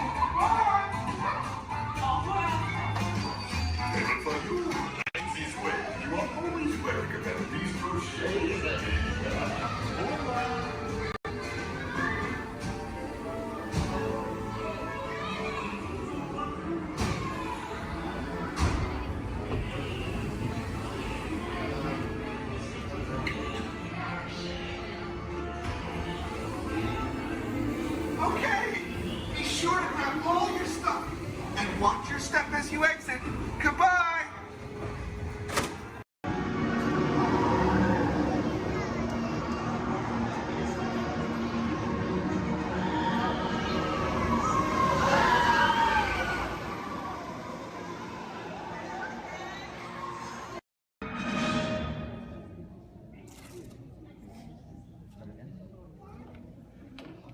Hi, and welcome to the universe of energy. How are you? Fine. No need to answer. You know, you're probably surprised to see me here, aren't you? But then there's probably a lot of places you'd be surprised to see me when you think about it. If you were driving in your car, for instance, okay? Close your eyes, you're in your car. No, close your eyes, in the car, but right now think about it. You're in your car, you're driving, and then all of a sudden from the back seat, I just pop up and go, ah! You just whack me in the head, wouldn't you? That would be that wouldn't be nice. But then it wouldn't be nice for me to do that to you. How'd I get in your car anyway? Did you lock the car? Maybe it was your fault. Maybe I'm just teaching you a lesson. But the point is, to see me here as a spokesperson for the universe of energy. I mean, that's crazy, you know. I mean, I'm an expert on a lot of things. You know that, I know that. But not a lot of things, a few things. But energy, I mean, there was a time I could care less about it. And then suddenly everything changed. One day I was sitting in my apartment. I said I was sitting in my apartment when, there it is. I'd offer you some snacks, but I can't hear me. Hey, you! How about sharing some of those chips? No, you're on a diet. Me, how about you? Anywho, I'm watching TV and my favorite show's about to start. This is Jeopardy! Yes! I told you it was my favorite show. Who is it? And of course, no one locks their doors in New York. Hey, it's your neighbor, Bill Nye the Science Guy. Hey, Bill Nye the Science Guy, it's Ellen, just Ellen, I guess. What can I do you for? I'd like to borrow some aluminum foil, a clothespin, and a candle. Another hot day, huh? Actually, I'm working on a new experiment. Take whatever you need. I don't want to miss any of the game. What are you watching? Jeopardy. Yes. A professor of energy at Princeton University, Dr. Judy Peterson. Oh my gosh. What? It's my old college roommate, Judy Peterson. She was such a smarty pants know-it-all. I had the best nickname for her, though. What was that? Stupid Judy. Ellen, that makes no sense. She has a PhD. I know, but it made me feel better. So now I guess she's some hotshot, energetic professor. She's a professor of energy. Whatever. Who cares about stupid Judy and her stupid energy? Ellen, energy's the most important thing in the universe. Oh yeah, sure. Take her side. I'm not taking her side. It's just that without energy, nothing would go. Nothing would happen. I mean, there'd be nothing. Well, then we'd really be in jeopardy now, wouldn't we? Yeah, well, what is, thanks for the supplies, and see you later. What is? Bye-bye. It's the Parliament of Israel. Right again. Go. Right again, Judy. Stupid Judy, stupid energy. Maybe the universe needs energy, but I don't. I'll take a nap for 100. I know. Big piece of corn right there in the teeth. How could you not see? I'm gonna have to call you back. Now, as most of you know, when someone falls asleep watching TV, that person is going to have a what? Anyone? Sequence. Anyone? A crick in the neck? Bad hair day. A dream sequence. That's right, ma'am, a dream sequence. Right. Mine was more of a nightmare, actually. And actually, we should get some fog in here. Always nice to spice up a dream sequence with fog. No, not in here. Over there. The dream. Scary, huh? This is Jeopardy! Now here are today's contestants. Dr. Judy Peterson, Dr. Albert Einstein, and finally, just Ellen. And now here is the host of Jeopardy, Alex Trebek. Thank you, Johnny Gilbert. Hello, contestants. Welcome to our program, and good luck to you in the game. Here are the categories for the first round of play. Solar energy, wind power, energy from water, fossil fuels, fusion, and finally, gas. Ellen, since this is your dream, we'll let you make the first selection. I will take fossil fuels for, let's go 100. Fine. The answer is, this was formed from microscopic plants and animals trapped in ocean floor sediments millions of years ago. Ellen. Yes, I know that one. That's, what is the stuff trapped? Microscopic fuels and plants and animals and Sorry, Ellen. We were looking for something more than just an embellishment of what I had already said. Anyone else? Judy. What is petroleum, Alex? What is bituminous? What is solar thermal conversion? What is hydroelectric? What is helium? And so, as we come to the end of the first round, ladies and gentlemen, Judy has the commanding lead. Ellen has her work cut out for her, and Dr. Einstein is nowhere, relatively speaking. Is this a nightmare or what? Oh, Ellen, your first correct response. Wait a minute. Dreams! This is my dream. I'm in control now. I can still win. I still have a chance to. Ellen! Who is it? It's me, Bill Nye the Science Guy. Hey, I'm glad you came to help me. Actually, I came to see Einstein. Wow, you're getting clobbered. Yeah, this Nightmare Jeopardy version's a lot harder than the home version. Can you help me? Sure, but first we have to go back. Backstage? No, way back, like many billion years ago. Okay, but can we stop at a mini-mart or something to get some snacks? Because I have a tendency to get hungry after a couple billion years. No can do, time's wasted. Come on! Wait, it's not even over. It gets really weird from here. Now some person I don't even know reminds me there's no eating, drinking, smoking, or flash photography allowed in my dream. There is no eating, drinking, smoking, or flash photography allowed in Ellen's dream. And she forgot something. And no videotaping, okay? And those of you who are just walking in right now, you're late. Where have you been? I love your hair. No, not you. No, I mean, it's all right, but that's cute, yeah. Anyway, so you're not completely lost. Here's a recap of what has been going on. I'm Ellen. Hi. I love Jeopardy. I used to not care about energy at all until I had a nightmare that I was on Jeopardy and all the categories were about energy. Oh, don't I know, it's scary. So my neighbor, Bill Nye, stepped in to help me out. Bill Nye, the science guy. You know him? Anyway, so he comes in to help me out. That's what's going on. Got it? Good. If you don't, then that's your problem because you're late. And you think about that next time. On top of your head, hats, ears, sunglasses. Go ahead and take those off. We don't want them flying off in a first order ship. Who knows what they would do with them, but they're not going to give them back. This is R5. This can help get you guys out of here. We're just waiting for a transmission from Finn. Okay. Good luck. Take this corridor to the turbo lift, then head down to the escape pod base. Those droids are programmed to return you to Batuu. Hurry and don't get caught. Lieutenant Beck will guide you. Recruits, for your safety, stay seated with seatbelts securely fastened. Keep hands, arms, feet, and legs inside the transport and supervise your children. Tell them it's a prisoner transfer. Did it work? Good. Now get a move on. There's a clear path to the turbo lifts at the end of the hallway. Turn right. Probe droid. You're lucky it didn't spot you. Take those turbo lifts and stay out of trouble. Hey, you're not authorized. Wait, go to the prison.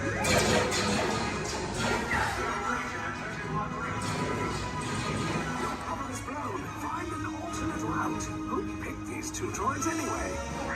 Detention approach. Prisoners not seen on their detaining. Have it on! Fire!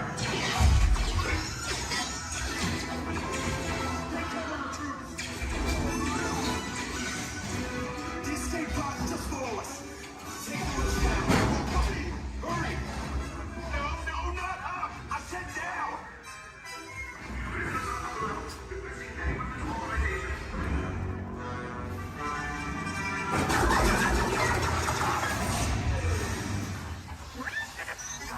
This does not look good.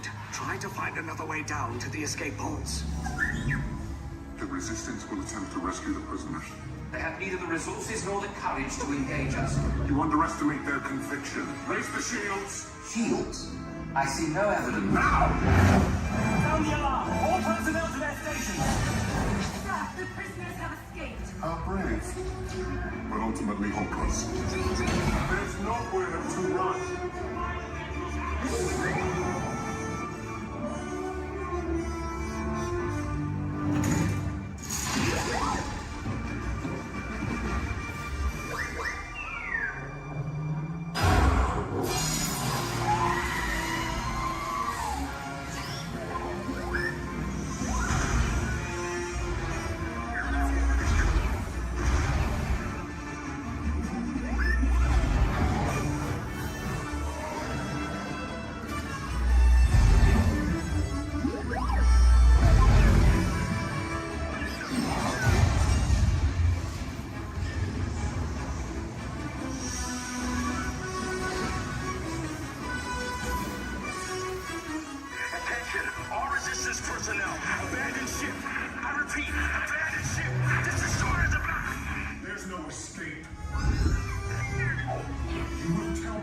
location of the secret base. And then I will destroy you and the Resistance.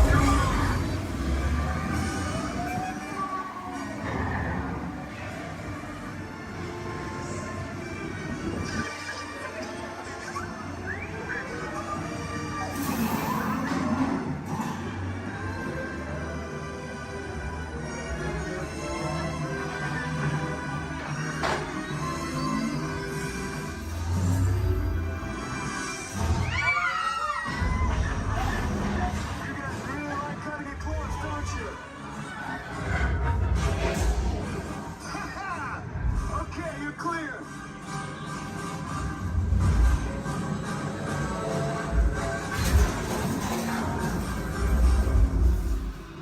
Your escape pods came in a little off target. Ground crews will meet you outside the wreck. All right, nice job, recruits. Not what you signed on for, but hey, you're Resistance now. I think I have that authority. Right, Beck? Where's the lieutenant? I need eyes on Beck. I know, Stafford's copy. More escape pods down in Sector 4. Verification pending from key command personnel. Where's the lieutenant? I need eyes on Beck. Lieutenant back here. Beck! You're alive! I should hope so. Great job, recruits. Thanks to your heroism, the location of the Resistance base is secure. Bravo! Yes, R5, you too.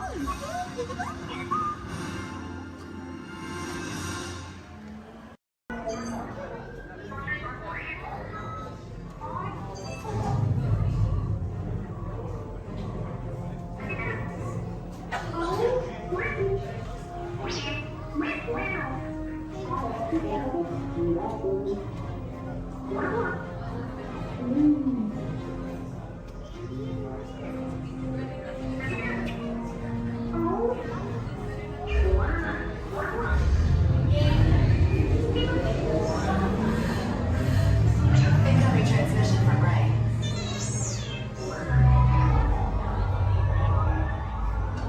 BB-8, is everyone assembled? Good. Should we be in flight prep? Recruits, thank you for joining the cause. A covert resistance team led by my friend Finn has infiltrated a First-Order Star Destroyer that is now headed to this system. Your outpost on Batu is no longer safe. We have transports waiting to take you to General Organa's secret base on Pucara. I'll regroup with you there. The Resistance desperately needs your help in our fight against Kylo Ren and the First Order. Remember, it is vital that you keep the location of the Pucara base secret. Lieutenant Beck, one of our top commanders, will lead you. Affirmative. Transport is ready. 9 nominal shall personally see them delivered. Thank you, Lieutenant. Welcome to the cause. May the Force be with us. Commander Poltam and then a squadron of X-Wings shall escort us to the rendezvous point on Pucara. Roger, this is Black Leader. I hear you're a fine-looking group of recruits. Well, no time to waste. Let's get you on your way to the General. Stand clear. Deck doors opening now. Hurry, all recruits to transport. No need for safety gear, it'll be a smooth ride. Ground crews, deck is in motion. Recruits crossing to transport. Initiate pre-flight sequence on Deck 3 for Pucara.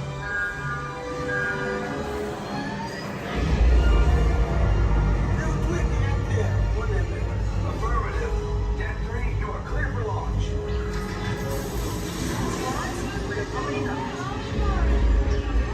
Pucara personnel, this is your final call on board. Transport away from the blast doors, all the way forward.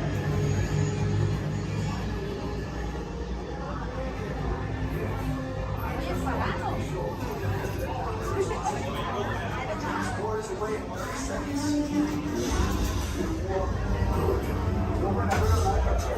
Yes, check the hyperdrive also. Transport take off in 20 seconds. Good. Airspeed sensor? Thank you, Nina. Black Leader, are you and your team ready? Affirmative. Engines are hot. Red 2, blue flag reporting. Red 2, check. Reflex standing by. Engage repulsors and hold on, recruits. All ships, launch.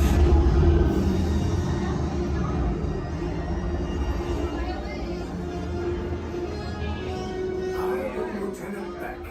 As you heard from Ray, I have been tasked with getting you to Vakara. Red 2, Blue 5, keep tight now. Let's get ready to make that jump to light speed on mark.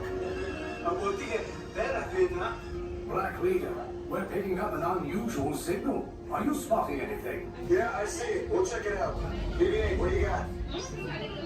There appear to be a number of small craft heading our way. Raise the shields. We got company. First order TIE fighters. Reroute. Red 2, Blue 5, we got a clear path for transport to make the jump. They're all over us. We lost Red 2, more incoming. Blue 5 taking evasive action. Try to shake him, Blue. I'm trying. We lost Blue 5. I'm gonna try to draw him away. Copy that. Get us clear so we can make the jump. Be ready. You won't have much time. Where are all those TIE fighters coming from? Star Destroyers. Get out of there! We can't. We're caught in a tractor beam. It's pulling us in. Our hands are friends and make this a fair fight. Don't worry, I'll come back for you. Stay strong. Cargo vessel TR-141, identify yourselves and prepare to be boarded. This is TR-141. We are a civilian vessel. By whose authority are we being detained? By the authority of the First Order, Resistance scum. Now bring down your shields and prepare to be boarded. They'll want the location of our secret base. Tell them nothing. The future of the Resistance is at stake. I have a bad feeling about this. Stand back from those doors. Attention, passengers of the TR-141. You have been identified as enemies of the First Order. You will disembark immediately and prepare yourself for interrogation. Proceed forward, now.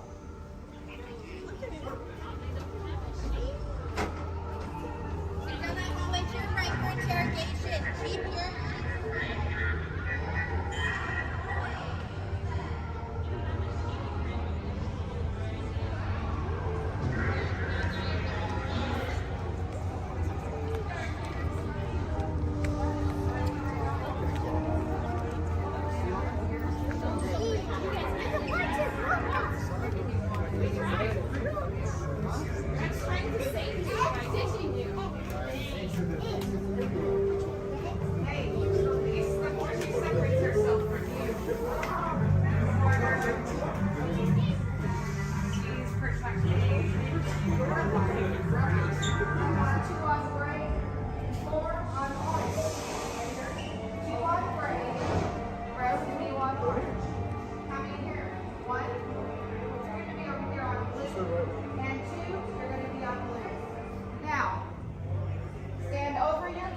Keep your shoulder to shoulder.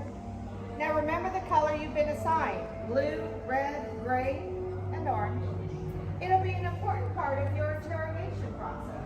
You're going to need to know that color at the end of your interrogation and possible long-term motives. How many? Give me a sign blue. Quickly to the end of the hallway. How many? 4. Give me a sign red. How many? Now, this cell door opens, I will call you in by your assigned color. And you will tell us everything. No, oh, you're going to have a tough time in interrogation. Get on your color. There you go. Scoot over, Blue. Make a look for him. Get on your color. Not the lights, on the color. Ready to go.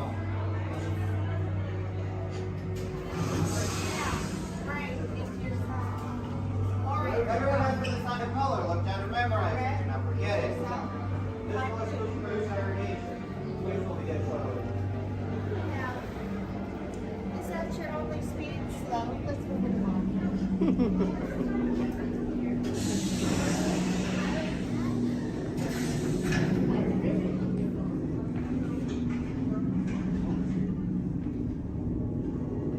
Leave us.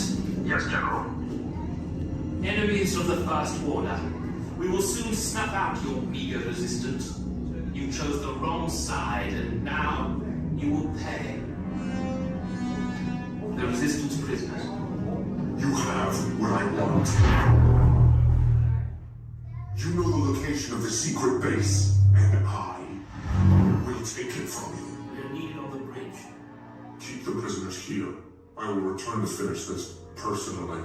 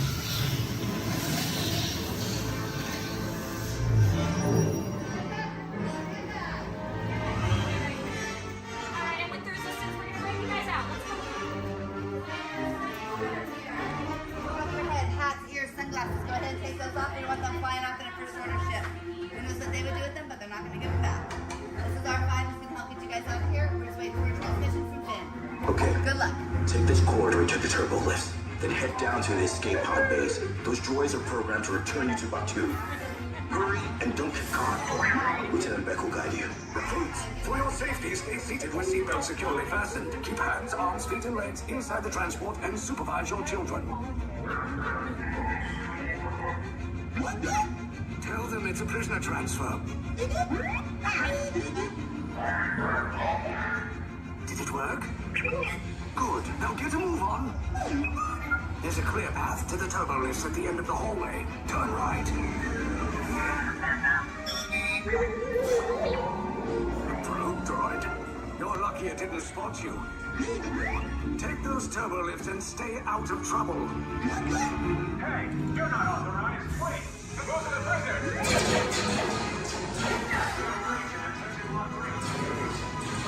Your cover is blown. Find an alternate route. Who picked these two droids anyway? Detention approach. Users not seen up Having off! Fire!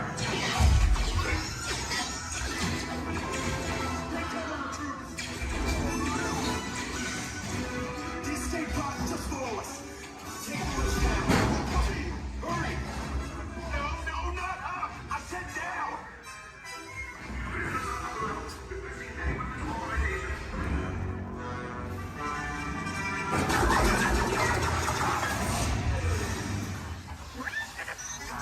This does not look good. Try to find another way down to the escape pods. The Resistance will attempt to rescue the prisoners. They have neither the resources nor the courage to engage us. You underestimate their conviction. Raise the shields! Shields? I see no evidence. Now! Sound the alarm! All personnel to their stations! Sir, the prisoners have escaped. How brave. But ultimately hopeless. There's nowhere to run.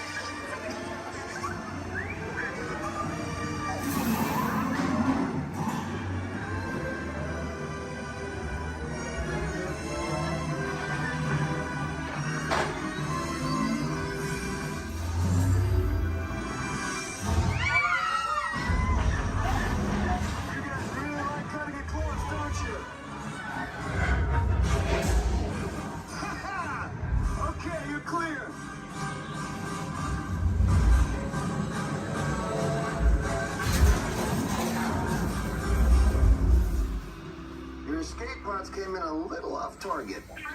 Ground crews will meet you outside the wreck.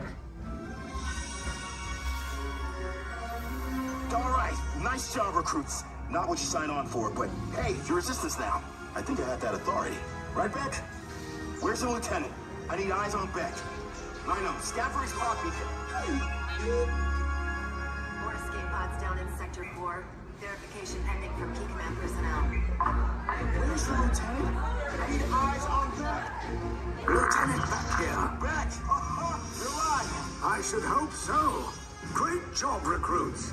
Thanks to your heroism, the location of the resistance base is secure. Bravo! Yes, R5, you too.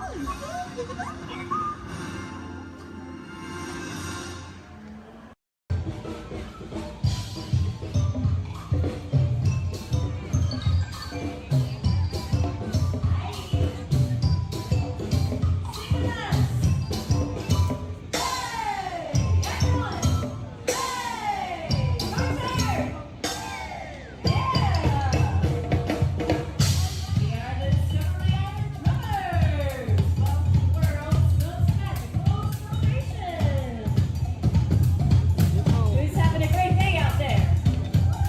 Yeah! Thank you!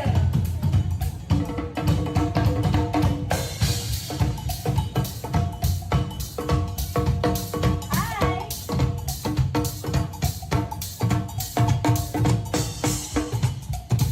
Hi! Oh!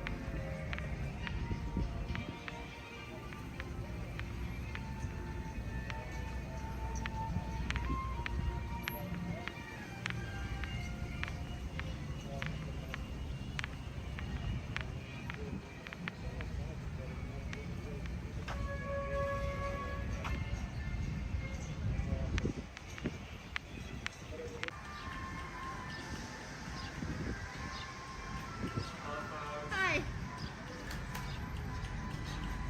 Tom, why don't you step up aboard? Alright, thank you! You're welcome. I'll see you on the other side. Alright.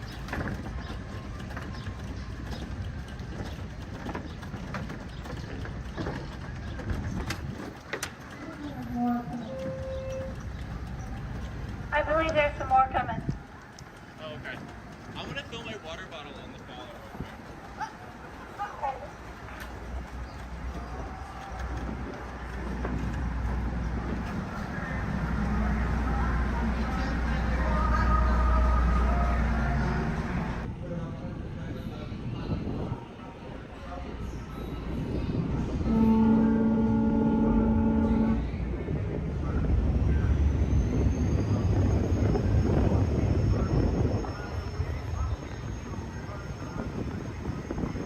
Ahoy, mate, and welcome aboard the Devil Joe Potter.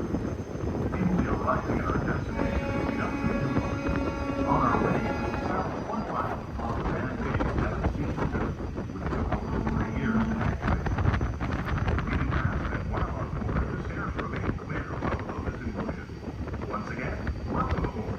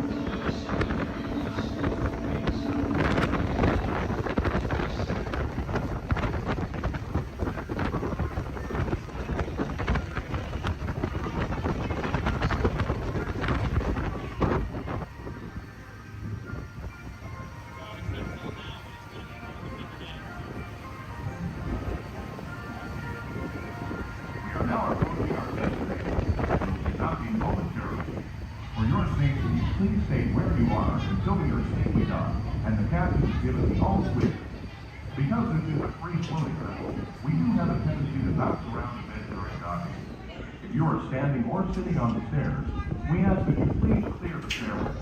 Everyone else, please remain where you are until we have completed our docking. Once again, please clear the stairway. You'll be given an all clear when it's safe to travel the stairs and doors.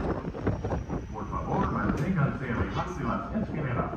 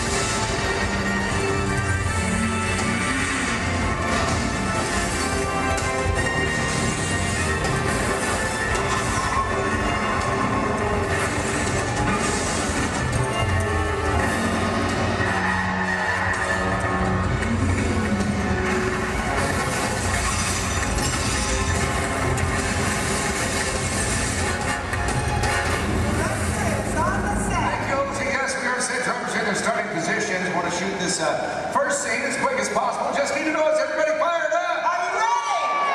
Yes, got a lot of action coming your way. Bobby, let's check in with drivers, make sure we're good. All right, today, ladies and gentlemen, we're shooting a big chase sequence similar to the ones you've just seen on the big screen, only we're shooting a brand new action-adventure film set in the south of France. All you need to know right now is that our hero is in a red car and he has this top secret envelope with him. Now everybody else is just trying to prevent him from leaving town with it. That's the scenario. Look, and drivers ready? Good to go. All right, let's go ahead, slate it, please. Rolling, ballet train, sequence 7A, take one more. All right, drivers ready on my countdown. In 3, 2, 1, action!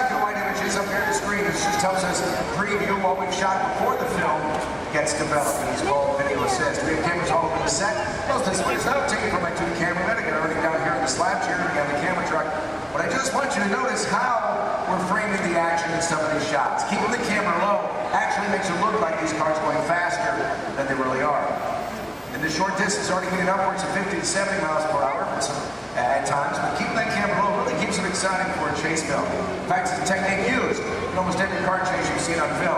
Oh, it's just great footage. Let's just get right to the height of the chase. Ramps, Lloyd, all of it. Heard a lot of cheering, a lot of excitement when this was happening. There it is, that high-performance machine, the hero car.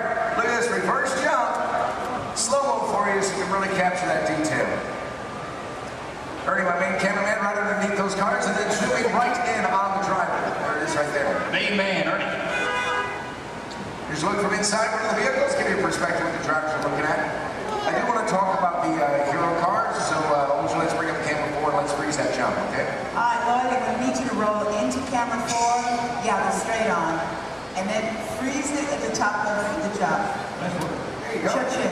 Right there. There you go. All right, this is a very special car for us. Yeah, it sure is. Ladies and gentlemen, this hero car out here was designed and built specifically for our film. It is built with 4 forward gears, but unlike the cars we drive every day, it also has 4 gears of reverse. Now, obviously, we can go a lot faster that way going backwards. Something else a little bit different than the vehicle is where we put the motor. It's not in the front or in the back. It's actually mounted right behind the driver. And the reason we do this, it balances out the car, gives it better overall stability, and of course, maneuverability on all these tight turns out here. That's right. And speaking of tight, it's not really a luxury ride for the drivers. They don't grab today's vehicle.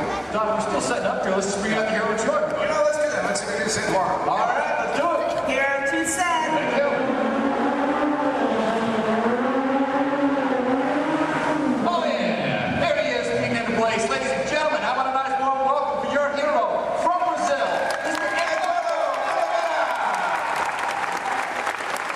Nice to meet you, my friend. Great work, you do. Great work, my friend. Now we've worked together for a little while, and he's pretty awesome with the 180s, 360s at 540. Pulled that out. Look good. Look good. Glad we put that in. How about you? You glad we put that in? Yeah, you're glad. Okay. It's all right. This thing's on. You can talk. Hey, Eddie, go ahead and look at the camera and tell everybody how you did the jump backwards. They love that too. It's going to take a long time? Yeah. All right. Well, I'll summarize for you guys. As good as he is at what he does, this unique, one-of-a-kind car has its win. Let's check that out. Hero 2 on set. All right. Now you see, folks, it's really not safe to drive in reverse at high speeds, of course, or jump a car backwards for that matter. So what we did is we had a duplicate car built. This is exactly every detail as Eduardo's hero car right here, except for one tiny modification. It's built, so our driver faces out the back. Check this out. We can turn it a step further. Built a reverse stunt driver. Made it look like he was facing out the front. Hello, everyone. I'm not Bill. So reverse hero. Let's hear for Ron Fox.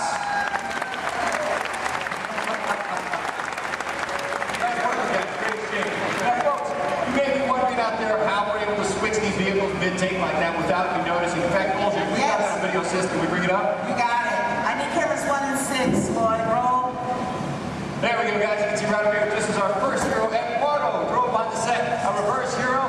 Well, he was actually waiting in position to take over for him. That's right. The 2 cars are like runners passing the baton in a relay race. Once the main car disappeared, well, this reverse car took over without missing a beat. Let's hear it again for these drivers.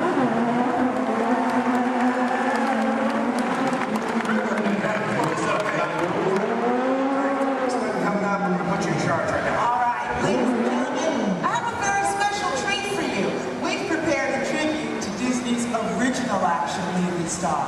He's made a lot of films for the studio.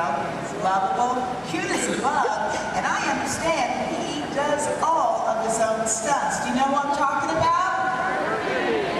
Yeah, so let's check him out in action. Roll film for me, Lloyd. Thank you.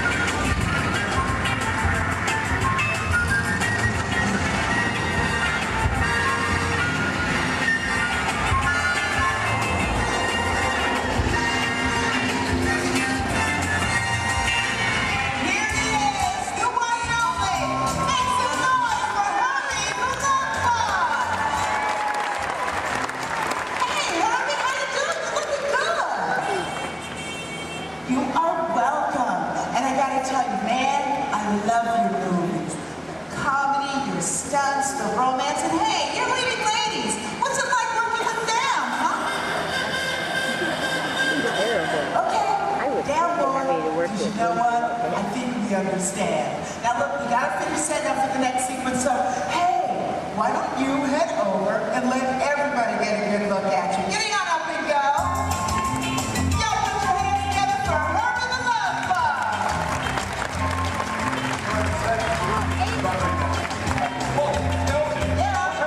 Send it over to say hi to everybody. Okay, well, I've got to close to the title on the telephone. Hurry, go now! Hurry!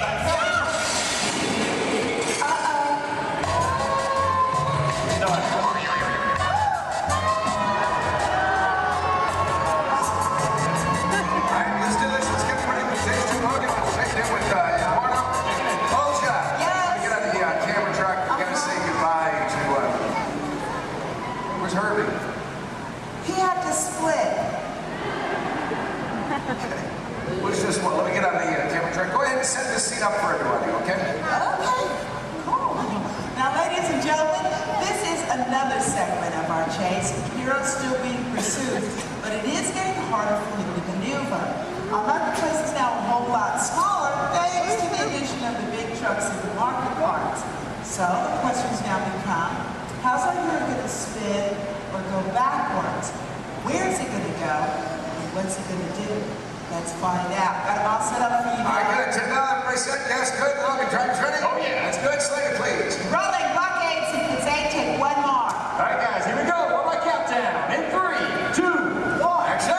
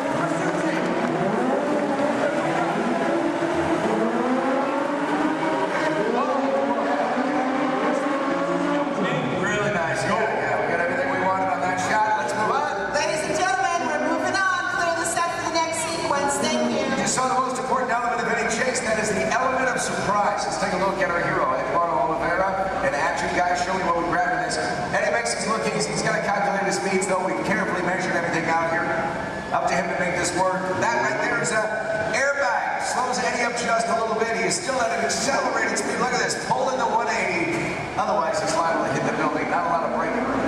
Not a lot of room to play with.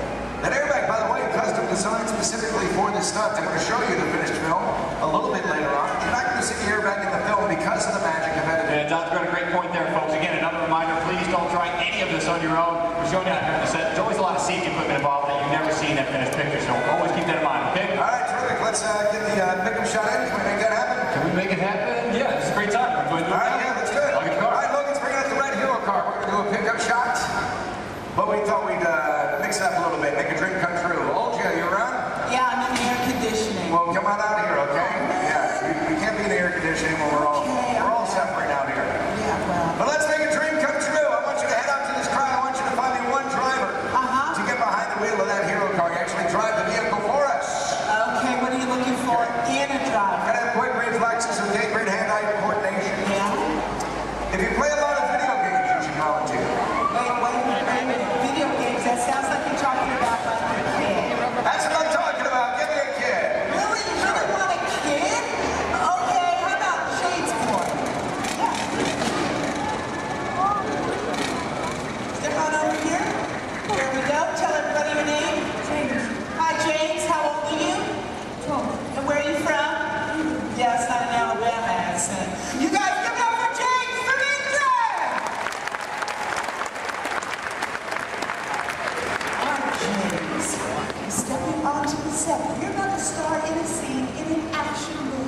Is that cool? Yeah, high five to that. Meet you, boss. All right, look right up here at this big screen. I'm going to show you a part of the film. Then I'll tell you what you'll do for us. Okay? 7-6 first unit, Lori. All right, our hero's on foot. He's in trouble. He literally calls for his car. Look at this. Using a remote in his watch. Car gets to him on its own. Hero makes his escape. I need a longer shot of the car. You're going to drive it for us, and there it is. Do you know what's so special about that car?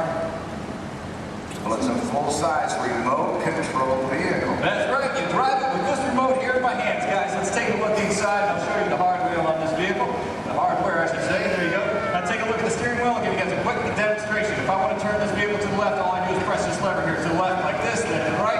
There you go. Right in the center. Oh, that's a fun little toy. Now, guys, this is just like any other remote control car that you find in the store, except it's a little bit bigger, obviously. It is custom built, bumper to bumper, all of our safety features inside. The great advantage of having a remote car out here on set is that we can operate it safely from a distance, especially when the scene requires explosion. Pyrotechnics, we've got to keep everybody away, of course. So there you go. All right, beautiful. Have you ever driven a remote control car before? Yeah. Just keep in mind that this is a $100,000 vehicle. Now, James, is going to be really easy. As a matter of fact, Logan's already shown you how to steer. But for this particular sequence, dude, you have so got to concentrate on directional. Now, make it go forward. You can push his knob straight away from you. For reverse, pull it straight down towards yourself. Does that make sense? Cool. We're going to practice. I'm going to help you out this time. You go ahead, put your fingers there. Now, you're going to push it away from you. Slow and easy, James. Nicely done. Watch your car. Now, to make it stop is even easier. All you got to do is pull it. Let go. See that? Comes to a stop. Now, put your fingers back in place and pull it down towards yourself. Again, with a slow and easy. Now, Donna steers back to what we in the business call one. That's the starting position for anybody in a scene, whether that's even a movie, TV show, commercial, or even a music video. Let her go, make her stop. Beautiful. Now, James, I need you to be very, very careful with that car. You set over there. Dude, that's your entire college career, man. Roll film. Let's go faster, okay? Take this, move it all the way up. Ready? Go ahead. Action, straight. Punch it. Nice, James. First, pull it, let go. Pull it down. Pull it down and hold it. Next one is touch it red. Forward. Take it forward. All right, stop track. Stop.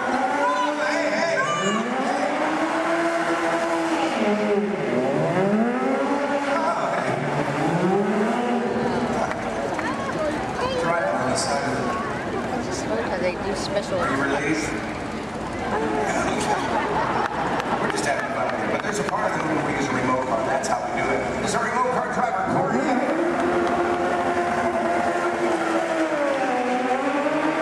were actually driving the vehicle, but you were the star of the scene. And to commemorate this moment, I have for you lights, motors, action, extreme stunt show, honorary driver pin.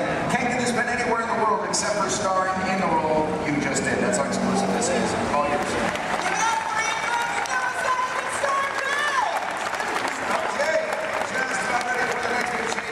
Now we're shooting this, as we often do in movies, out of sequence. We have a lot of complex stunts coming up for you in this chase. In fact, I highly recommend you have your camera standing by. You're going to see some incredible stunts in this one. One by my stunt coordinator, Logan. There he is.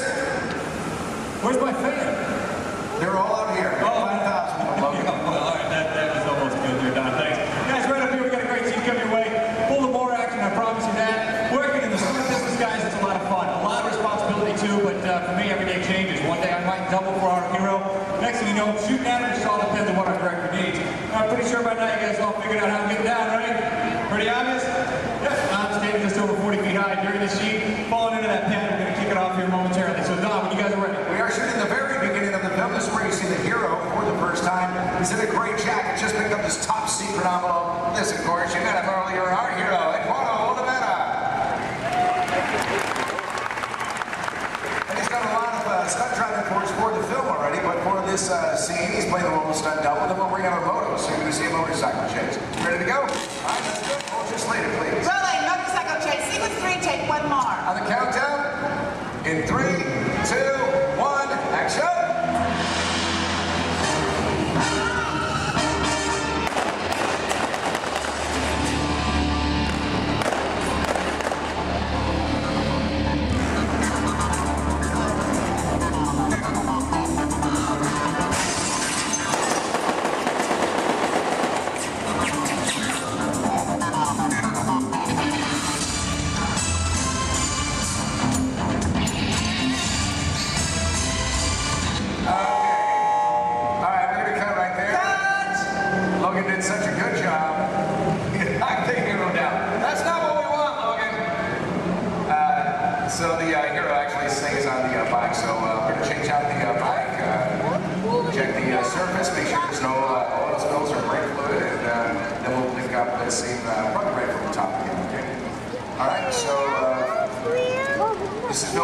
Casey's calling shots for this while Logan was doing the stunt for us, but we'll get the iPhone in there. So let's just go to BGM for a moment, and we'll get this started as soon as we can.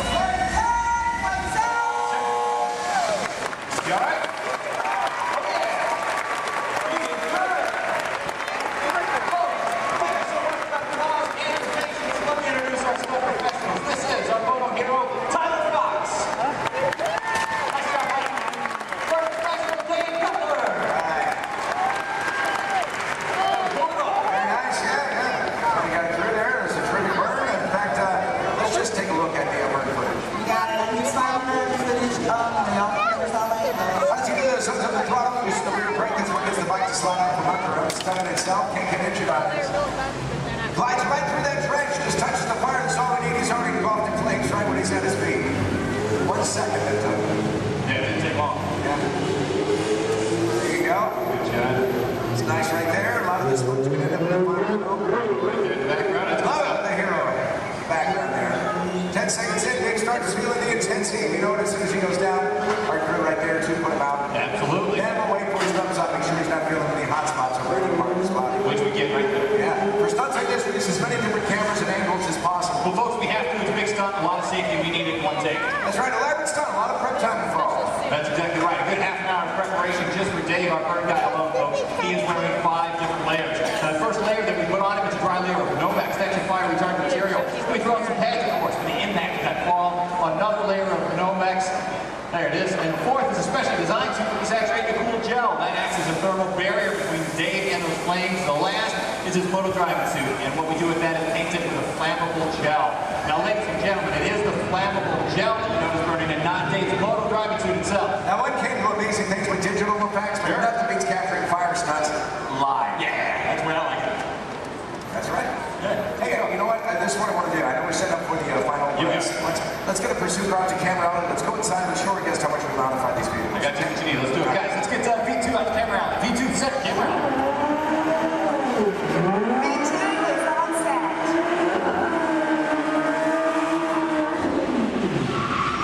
There you go. Right up there. That's great. Slow down, boy. Hey, there you go. Folks, how would you like this guy to be your valet? Put your hands together for Mr. Nick Keeley. Hey,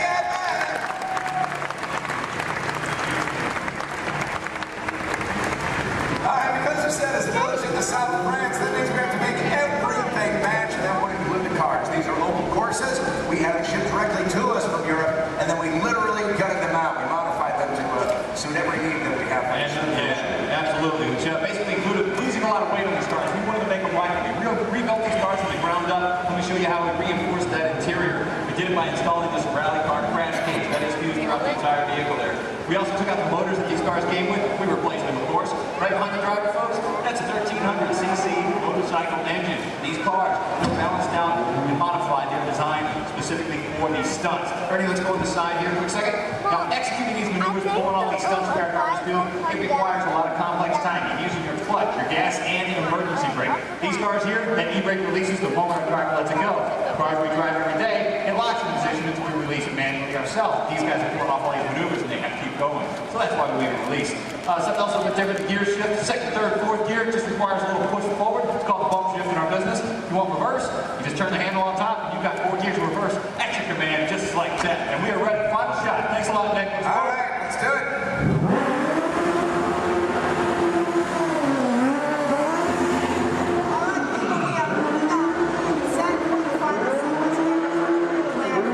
Research a lot what goes into creating complex vehicle stunts. Right now I want to show you the film. And I want you to find the scenes you just saw shooting here. Remember that first scene called the ballet chase? Then there was the jump in the semi. Now this motorcycle chase you'll see first in the film. Also look for an additional stunt that Logan did for us on that rifle. We're going to heat things up right now. Let's roll that film.